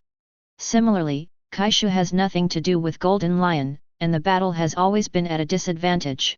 As a lion fruit-capable person, Golden Lion is not afraid of a war of attrition, but he doesn't use his abilities very much. The deserted island under his feet can be controlled by Golden Lion at any time, and he can even fly away directly. The two have been fighting so far and have tested each other's strength. Since no one can do anything to anyone, and there are many people from the major forces around, there is no need to fight anymore. Golden Lion did not bring any crew this time, and fought Kaishu for 3 days and 3 nights like Roger did, insisting on a winner. In case of being missed by someone, especially Marine, the loss outweighs the gain. Don't talk big, boy, you are still far behind if you want to catch up with Laozi. Golden Lion said coldly with an ugly face. Although he also had to admit in his heart that the monster Kaishu's strength improved at an incredible rate. In just a few months, he has already stepped into the monster level. You must know that a few months ago, Kaishu couldn't even beat that crazy woman from Big Mom. But he, the Golden Lion, is the man who wants to rule the sea from the sky, and he will never be weaker than anyone else. This is the confidence that belongs to the strong in the sea. After speaking, Golden Lion controlled his pirate ship to lift off, and he also flew into the sky, stepped on the pirate ship and left. Chapter 97. Not, is it over? Who's winning? It must be the Golden Lion, that is Lord Golden Lion Shiki, one of the 3 overlords of the sea. No. No. The old man thinks that Master Kaishu, the 100 Beasts, won. I think so too. With Golden Lion's brutal personality, if he wins, he will definitely kill Kaishu. And the purpose of his coming here is not to subdue those pirates, he just left now. You know what a fart, it must be the Golden Lion who recognized Guy's strength. Yes. Anyway, I don't believe that Golden Lion will lose to a young pirate. But anyway, this is big news. That's right. Just because 100 Beasts Kaishu can fight like that with Golden Lion Shiki, the Beasts pirates are extraordinary. 100 Beasts Kaishu, another terrifying monster. Seeing the sudden stop of the fighting on the island and the departure of the Golden Lion, the intelligence agents of the major forces in the distance seemed to be exploding and chattering. Many people have already picked up the phone bug, wanting to send the news here as soon as possible. I thought it was just a crew selection for the Beasts pirates, and they came to meet Kaishu and Kaido. By the way, let's see which pirates will join Beasts pirates, and to what extent the power of Beasts will increase. But unexpectedly, a world destroyer Devardo popped up halfway. Let them see the power of the Beasts pirates vice-captain, Blue Dragon Kaido. Valdo, who was feared by all major forces, was completely crushed by Kaido. In the end, Kaido actually used the tyrannical entanglement, which is rare even in New World, to directly kill Waldo in an instant.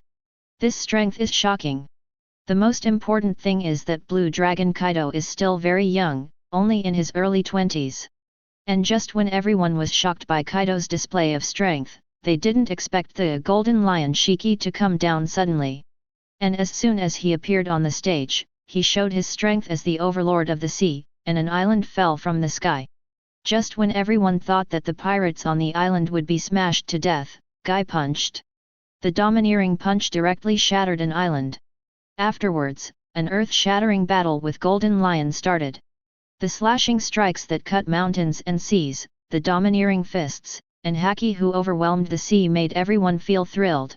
Even after the aftermath of the battle, they dare not approach. Although I don't know how the final outcome will be. But just because the Golden Lion left and Kaishu stood on the deserted island intact is enough to explain a lot of problems. Golden Lion can't help Kaishu. Otherwise, with Golden Lion's cruel character, he would never show mercy. This makes everyone have to face up to Kaishu, after all Kaishu is also very young. Will he surpass the original rocks? One by one, the information was passed to the hands of the major forces. Almost all forces analyzed Kaishu and Beasts pirates immediately. The other side. Seeing Golden Lion leave, Kaido brought Waldo covered in blood to Kaishu. Boom! Throwing Waldo on the ground casually, he asked, "Brother, what should we do with this guy?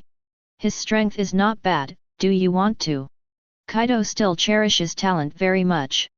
"Burndy Waldo. The wounds on Kaishu's body have all healed, and he is completely fine now.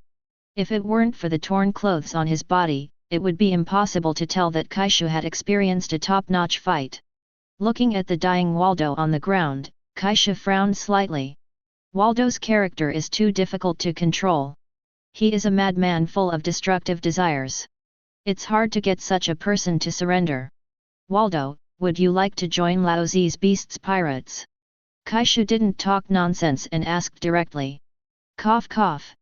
Waldo coughed up 2 mouthfuls of blood, stared at Kaishu with ferocious eyes, and said coldly, "Are you kidding me?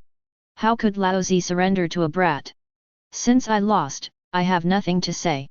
Take Laozi's life." The corners of Waldo's mouth turned up, revealing his teeth stained red with blood, and there was no trace of fear in his eyes. A true man of the sea, no matter how cruel his character is, he is never afraid of death. Kaishu looked at Waldo's unruly eyes without any surprise. It is almost impossible for this lunatic to surrender. A trace of green flashed in Kaishu's pupils, he grabbed Waldo by the throat, and 2 sharp zombie teeth protruded. "In this case, Laozi will leave you a full amount." As he spoke, Kaishu opened his mouth wide and bit Waldo's neck. "Please, wait, please stop." At this time, a weak voice carrying Yuan Chu came from not far away. Zombie Fang stopped less than 1 centimeter away from Waldo's neck, and Kaishu looked up. "I saw a short man, leaning on a salt water infusion pole, walking over from the coast with difficulty. There were 3 more people behind him, 2 men and 1 woman. Brother, you go. Seeing the appearance of Bajak and the others, Waldo's calm expression changed instantly. Bajak led 3 crew members and knelt in front of Kaishu and Kaido, pleading, "Master Kaishu, please spare Waldo's life. We are willing to gamble all our treasures. 4. Please." The 4 of them bowed their heads together and saluted the Kaishu brothers. "Oh? Want me to release your captain?" Kaishu pinched Waldo with one hand, narrowed his eyes, and smiled coldly, "Do you think it's possible? The rule of the sea, the winner gets everything, the loser has nothing to say. As for your treasure, I'll kill you all, and the treasure of your pirate group will naturally belong to Laozi." Kaishu's words made Bajak and the 3 crew members behind him tremble all over, dripping with sweat. "Kaishu, the matter of killing me if you want to kill me has not been properly handled by them." Valdir looked at Kaishu weakly and said, "You are not qualified to negotiate terms with Laozi now. You.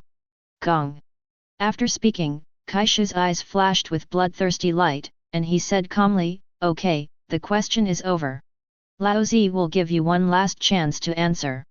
Will you surrender or be buried in the sea? I asked several times but the same thing happened. Laozi would never add." "Waldo." Waldo was about to refuse when he was interrupted loudly by Mr. Bajak. Couple Bajak asked Waldo, "Waldo, have you forgotten how we promised everyone?" Waldo's tall body trembled a little, and he lowered his eyes slightly and said, "Stay alive. Revenge. Yes, you must survive to get revenge. Have you forgotten everyone's hatred?" Mr. Bajak said in a low tone. "I don't." Waldo said weakly and loudly, looking at Mr. Jack with firm and fierce eyes. Chapter 98. Then how do we take revenge when we die? Do we have the strength to stop the subsequent revenge? Bajak looked at Valdir and asked continuously. "This? Then you are sure this kid can help us?" Waldo glanced at Kaishu and his tone was still a bit unconvinced, but there were no more brats. "What do you think?" Bajak asked rhetorically. "Humph." Waldo snorted softly, but still looked at Kaishu and said, "Kaishu, we can join your pirate group, but..." Speaking of this, Waldo said in a tone full of hatred, "I must kill someone, and for this, I will offend a behemoth that you can never afford to offend. Are you sure you want to mess with us? Does it matter?" "Oh, interesting. Who?" Kaishu asked with interest. Waldo said word by word, "I want to kill the celestial dragons Roswald St. It will provoke the pursuit of the world's ZF, and even the group of celestial dragons who are superior." "Ha ha ha ha, Waldo, what are you talking about? Since the first day Laozi went to sea, he has already made enemies with celestial dragons and the world ZF. Do you think Laozi will be afraid?" Kaishu laughed wildly and said in a domineering and fierce tone. "Celestial dragons, it's not like we haven't killed them before." Kaido was carrying a mace, and said casually with a disdainful expression. "The original Lock 780 pirates never put the so-called world nobles in their eyes. Looting gold from the sky, killing celestial dragons, they've done it. What's more, during the battle in the Valley of Gods, Kaido killed several celestial dragons by himself. The so-called nobles of the world may be able to scare others, but in the eyes of Kaishu and Kaido, they are just a bunch of trash.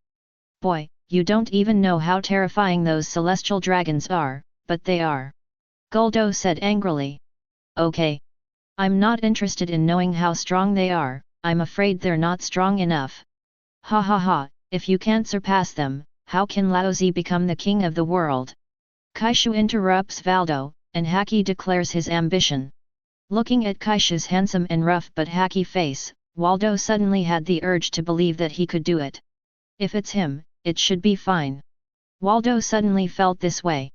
Staring at Kaishu for a long time, Valdo closed his eyes, then suddenly opened them again and said to Kaishu, "In this case, Laozi will save his life and join your pirate group. However, if you dare not become an enemy of the world, I will disembark without hesitation." "Okay. Don't worry about carrying Laozi's flag, let's have fun on the sea."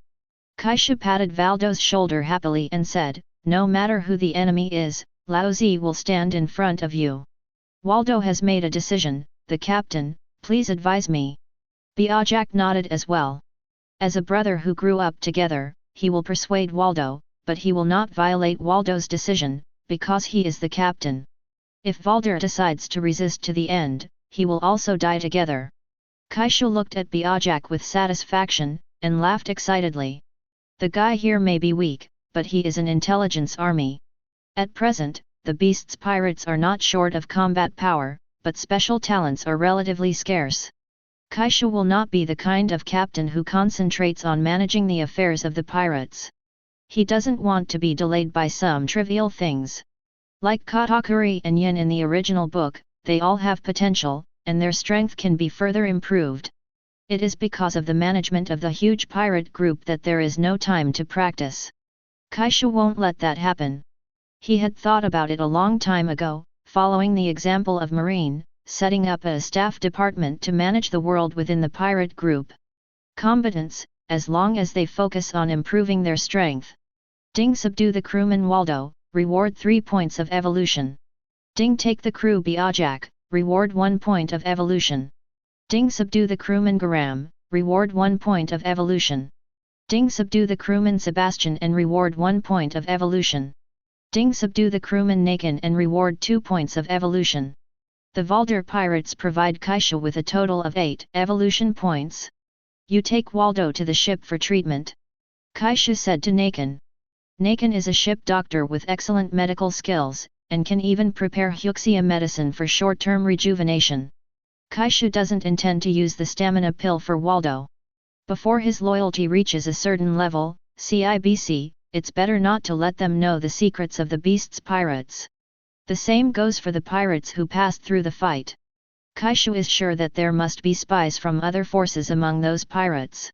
At least the spies of the CP organization definitely exist. Aboard the Beast Erebus. Yahahaha. Welcome to the Beast's Pirates. Everyone, eat and drink today. After eating and drinking enough, tomorrow is the Cotter knockout match. Kaishu raised the barrel and laughed. Everyone is treated equally, the strong are respected. The winner becomes a Cotter. The loser is speechless. Ha ha ha, with Lao Zi's strength, he will definitely become a Cotter. Lao Zi won't lose. I will definitely follow Master Kaishu and become a Cotter of the Beast's Pirates. So today, join us in the Beast's Pirates, cheers! Cheers! Let's sing, dance, let's have a party! Oh oh oh! Qing Xiao, Jun, Quinn, Bullet and Yin are all fighting, and they will also participate in this Cotter elimination kill. If you don't show your strength and only rely on your qualifications, how will you convince the public in the future?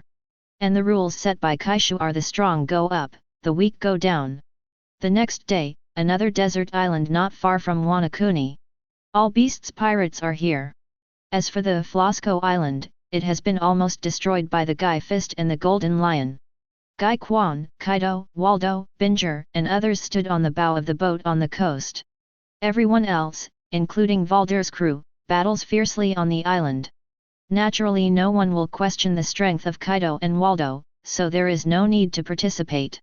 Kojaki is not a fighter, including Simon and others, these are special talents outside of the battle sequence. Boom! Bang bang bang! Kaka kaka! I heard that you are a Cotter of the Beast's Pirates, Lao Zi wants your position. Hey, you are no match for me. Kill! Lao Zi must become a Cotter. Boom! A fierce battle took place on the island, and Guy Yi wanted to select the mainstay of the beasts in the future. His expectations are very high, and he would rather be deficient than excessive, at least he needs the strength of Vice Admiral to be competent for the position of Cotter.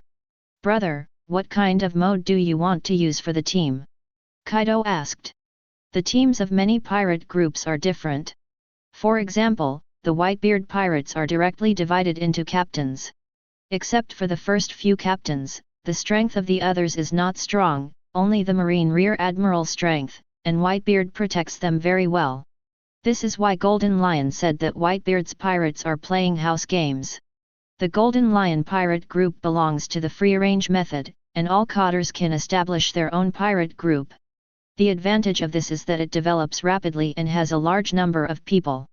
The disadvantage is that loyalty cannot be guaranteed, and it is easy to breed tigers, but Golden Lion has the ability and confidence to suppress all dissatisfied voices. Of course, there are also pirate groups like the Roger Pirates, where there are only dry trainers, ordinary crew members, and trainee crew members. Chapter 99. Kaishu turned around, looked at the people on the boat and said slowly, "Under the captain, Kaido is the deputy captain. Everyone must obey orders. Kaido's orders are my orders. First of all, Kaishu is to determine the status of Kaido, and does not allow anyone to question Kaido except himself. When the strength reaches Admiral, it is the highest cadre of the Beast's pirates, called Disaster. Strength reaches Admiral's alternate, called Catastrophe. 3 disasters and 9 tribulations is Kaishu's current arrangement for the combat power of the Beast's pirates. Because of the ability to evolve Zoan Devil Fruit, Kaishu believes that there should be many cadres who can reach Admiral candidates, so he simply set up 9 positions. As for the monster-level disaster, it cannot be determined by a single fruit. Heart, body, and skills are all indispensable. Of course, it would be better if more cadres could reach the monster level. Kaishu also does not stipulate that there must be 3 disasters. There is also the persistent power of the pirates. The strength must be Vice Admiral's strength is called Real Fight. The captain and the deputy captain are followed by Disaster, Catastrophe, and Real Fight. It's a good idea.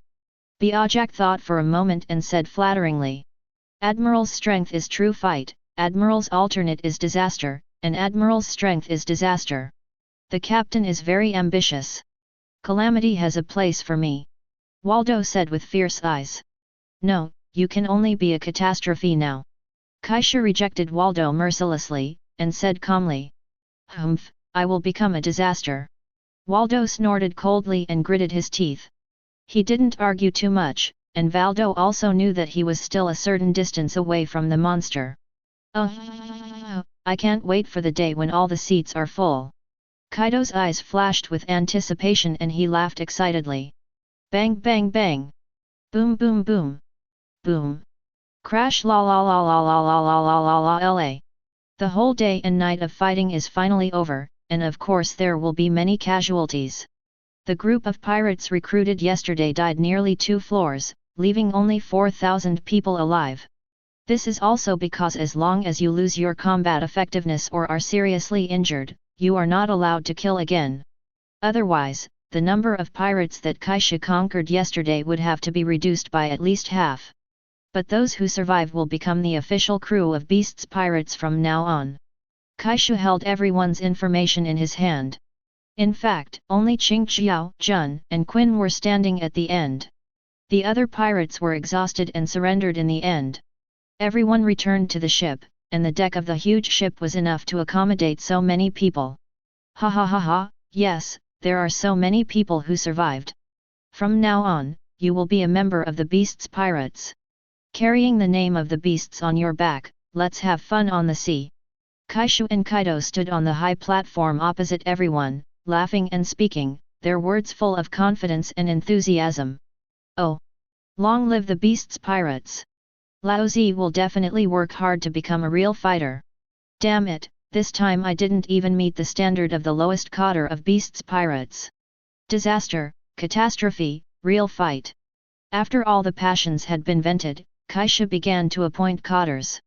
Everyone already knows the rules for cadre composition of Beast's pirates. Now let's start the appointment. Kaido holds the position of deputy captain, and his status is second only to Laozi. Everyone, including the top cadre Calamity, must obey his orders. When Laozi is not in the pirate group, the orders of the deputy captain shall prevail. The top cadre Calamity can have his own title, which is temporarily vacant. There are 9 temporary positions for Disaster, only under Disaster, and they can refuse the order of Disaster. Currently, there are only 9 tribulations in Beast's pirates, namely, Waldo, Jun, Qingqiao, and Quinn. The last is the real fight role, which are Unanimous, Nakin, Garam, Sebastian, Gaspard, and the Big Bear King. None of the cadres announced by Kaishu are unconvinced, because these cadres have all been promoted by their own strength. Needless to say, the 9 tribulations are second only to monsters in strength, beyond the reach of everyone. Waldo's 3 crew members, Nakin, Garam, and Sebastian. Although they don't look very good in the original work, they were already very old when they appeared. Nakin is 80 years old, but she can still fight with the Empress. Asking for flowers. The three people who are now at their peak all possess Vice Admiral level strength, otherwise they would not be able to follow Waldo all the time. Wu Nan is also a big shot in the New World. He was born in East Blue and is known as the Gold Thief. He owns about 1/3 of the world's gold. Yes, he is the Paramecia Gold Fruit power user before the Golden Emperor. The elite Vice Admiral is currently the strongest in the real fight. Originally, with his strength and ability, there was no need to join any pirate group. But wealth is attractive, and if you have a lot of wealth, but don't have enough strength, sooner or later you will be eaten by a pack of wolves and no bones will be left. Vunan naturally understands this truth. 0. The Golden Emperor T0 in the original book relied on wealth to maintain relationships with the celestial dragons, so that he could take advantage of both black and white.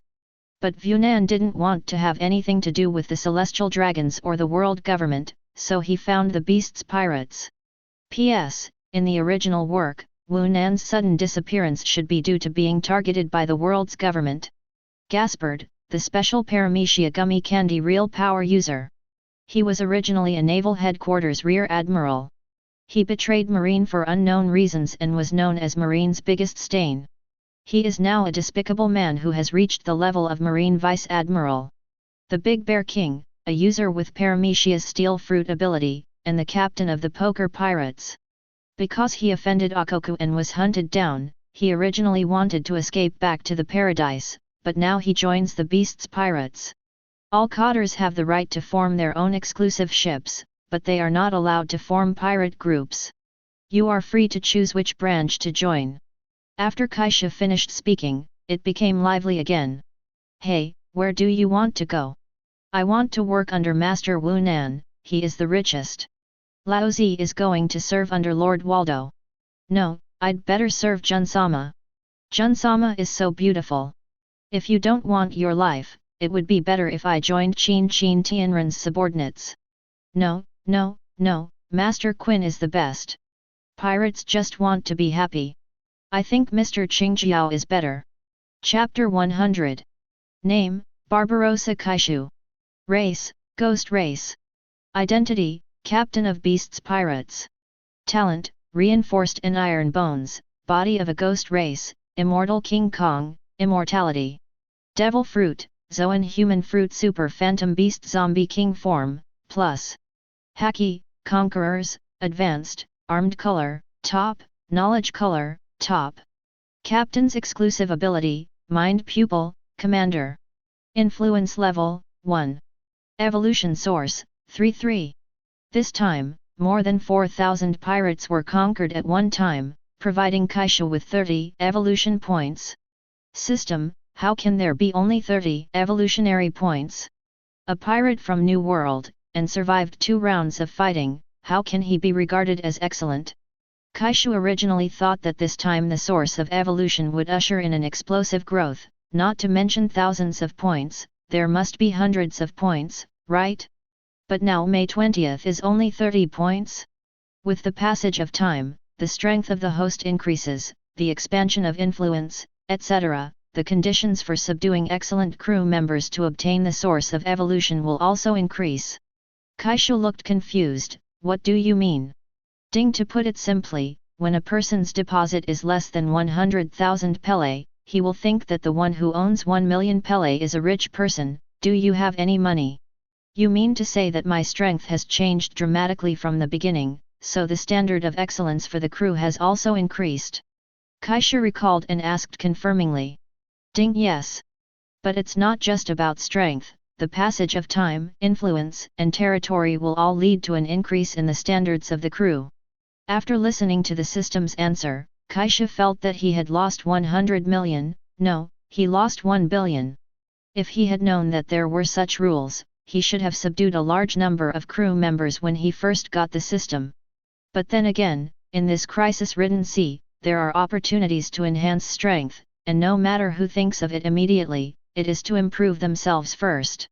Besides, If he didn't have monster-level strength, it would be impossible for him to have such a high bounty. Naturally, there is no such a big appeal to gather so many pirates. And if he doesn't have the strength, let alone whether he can subdue these pirates, if the Golden Lion and Waldo come like this time, he can't deal with it. So, it seems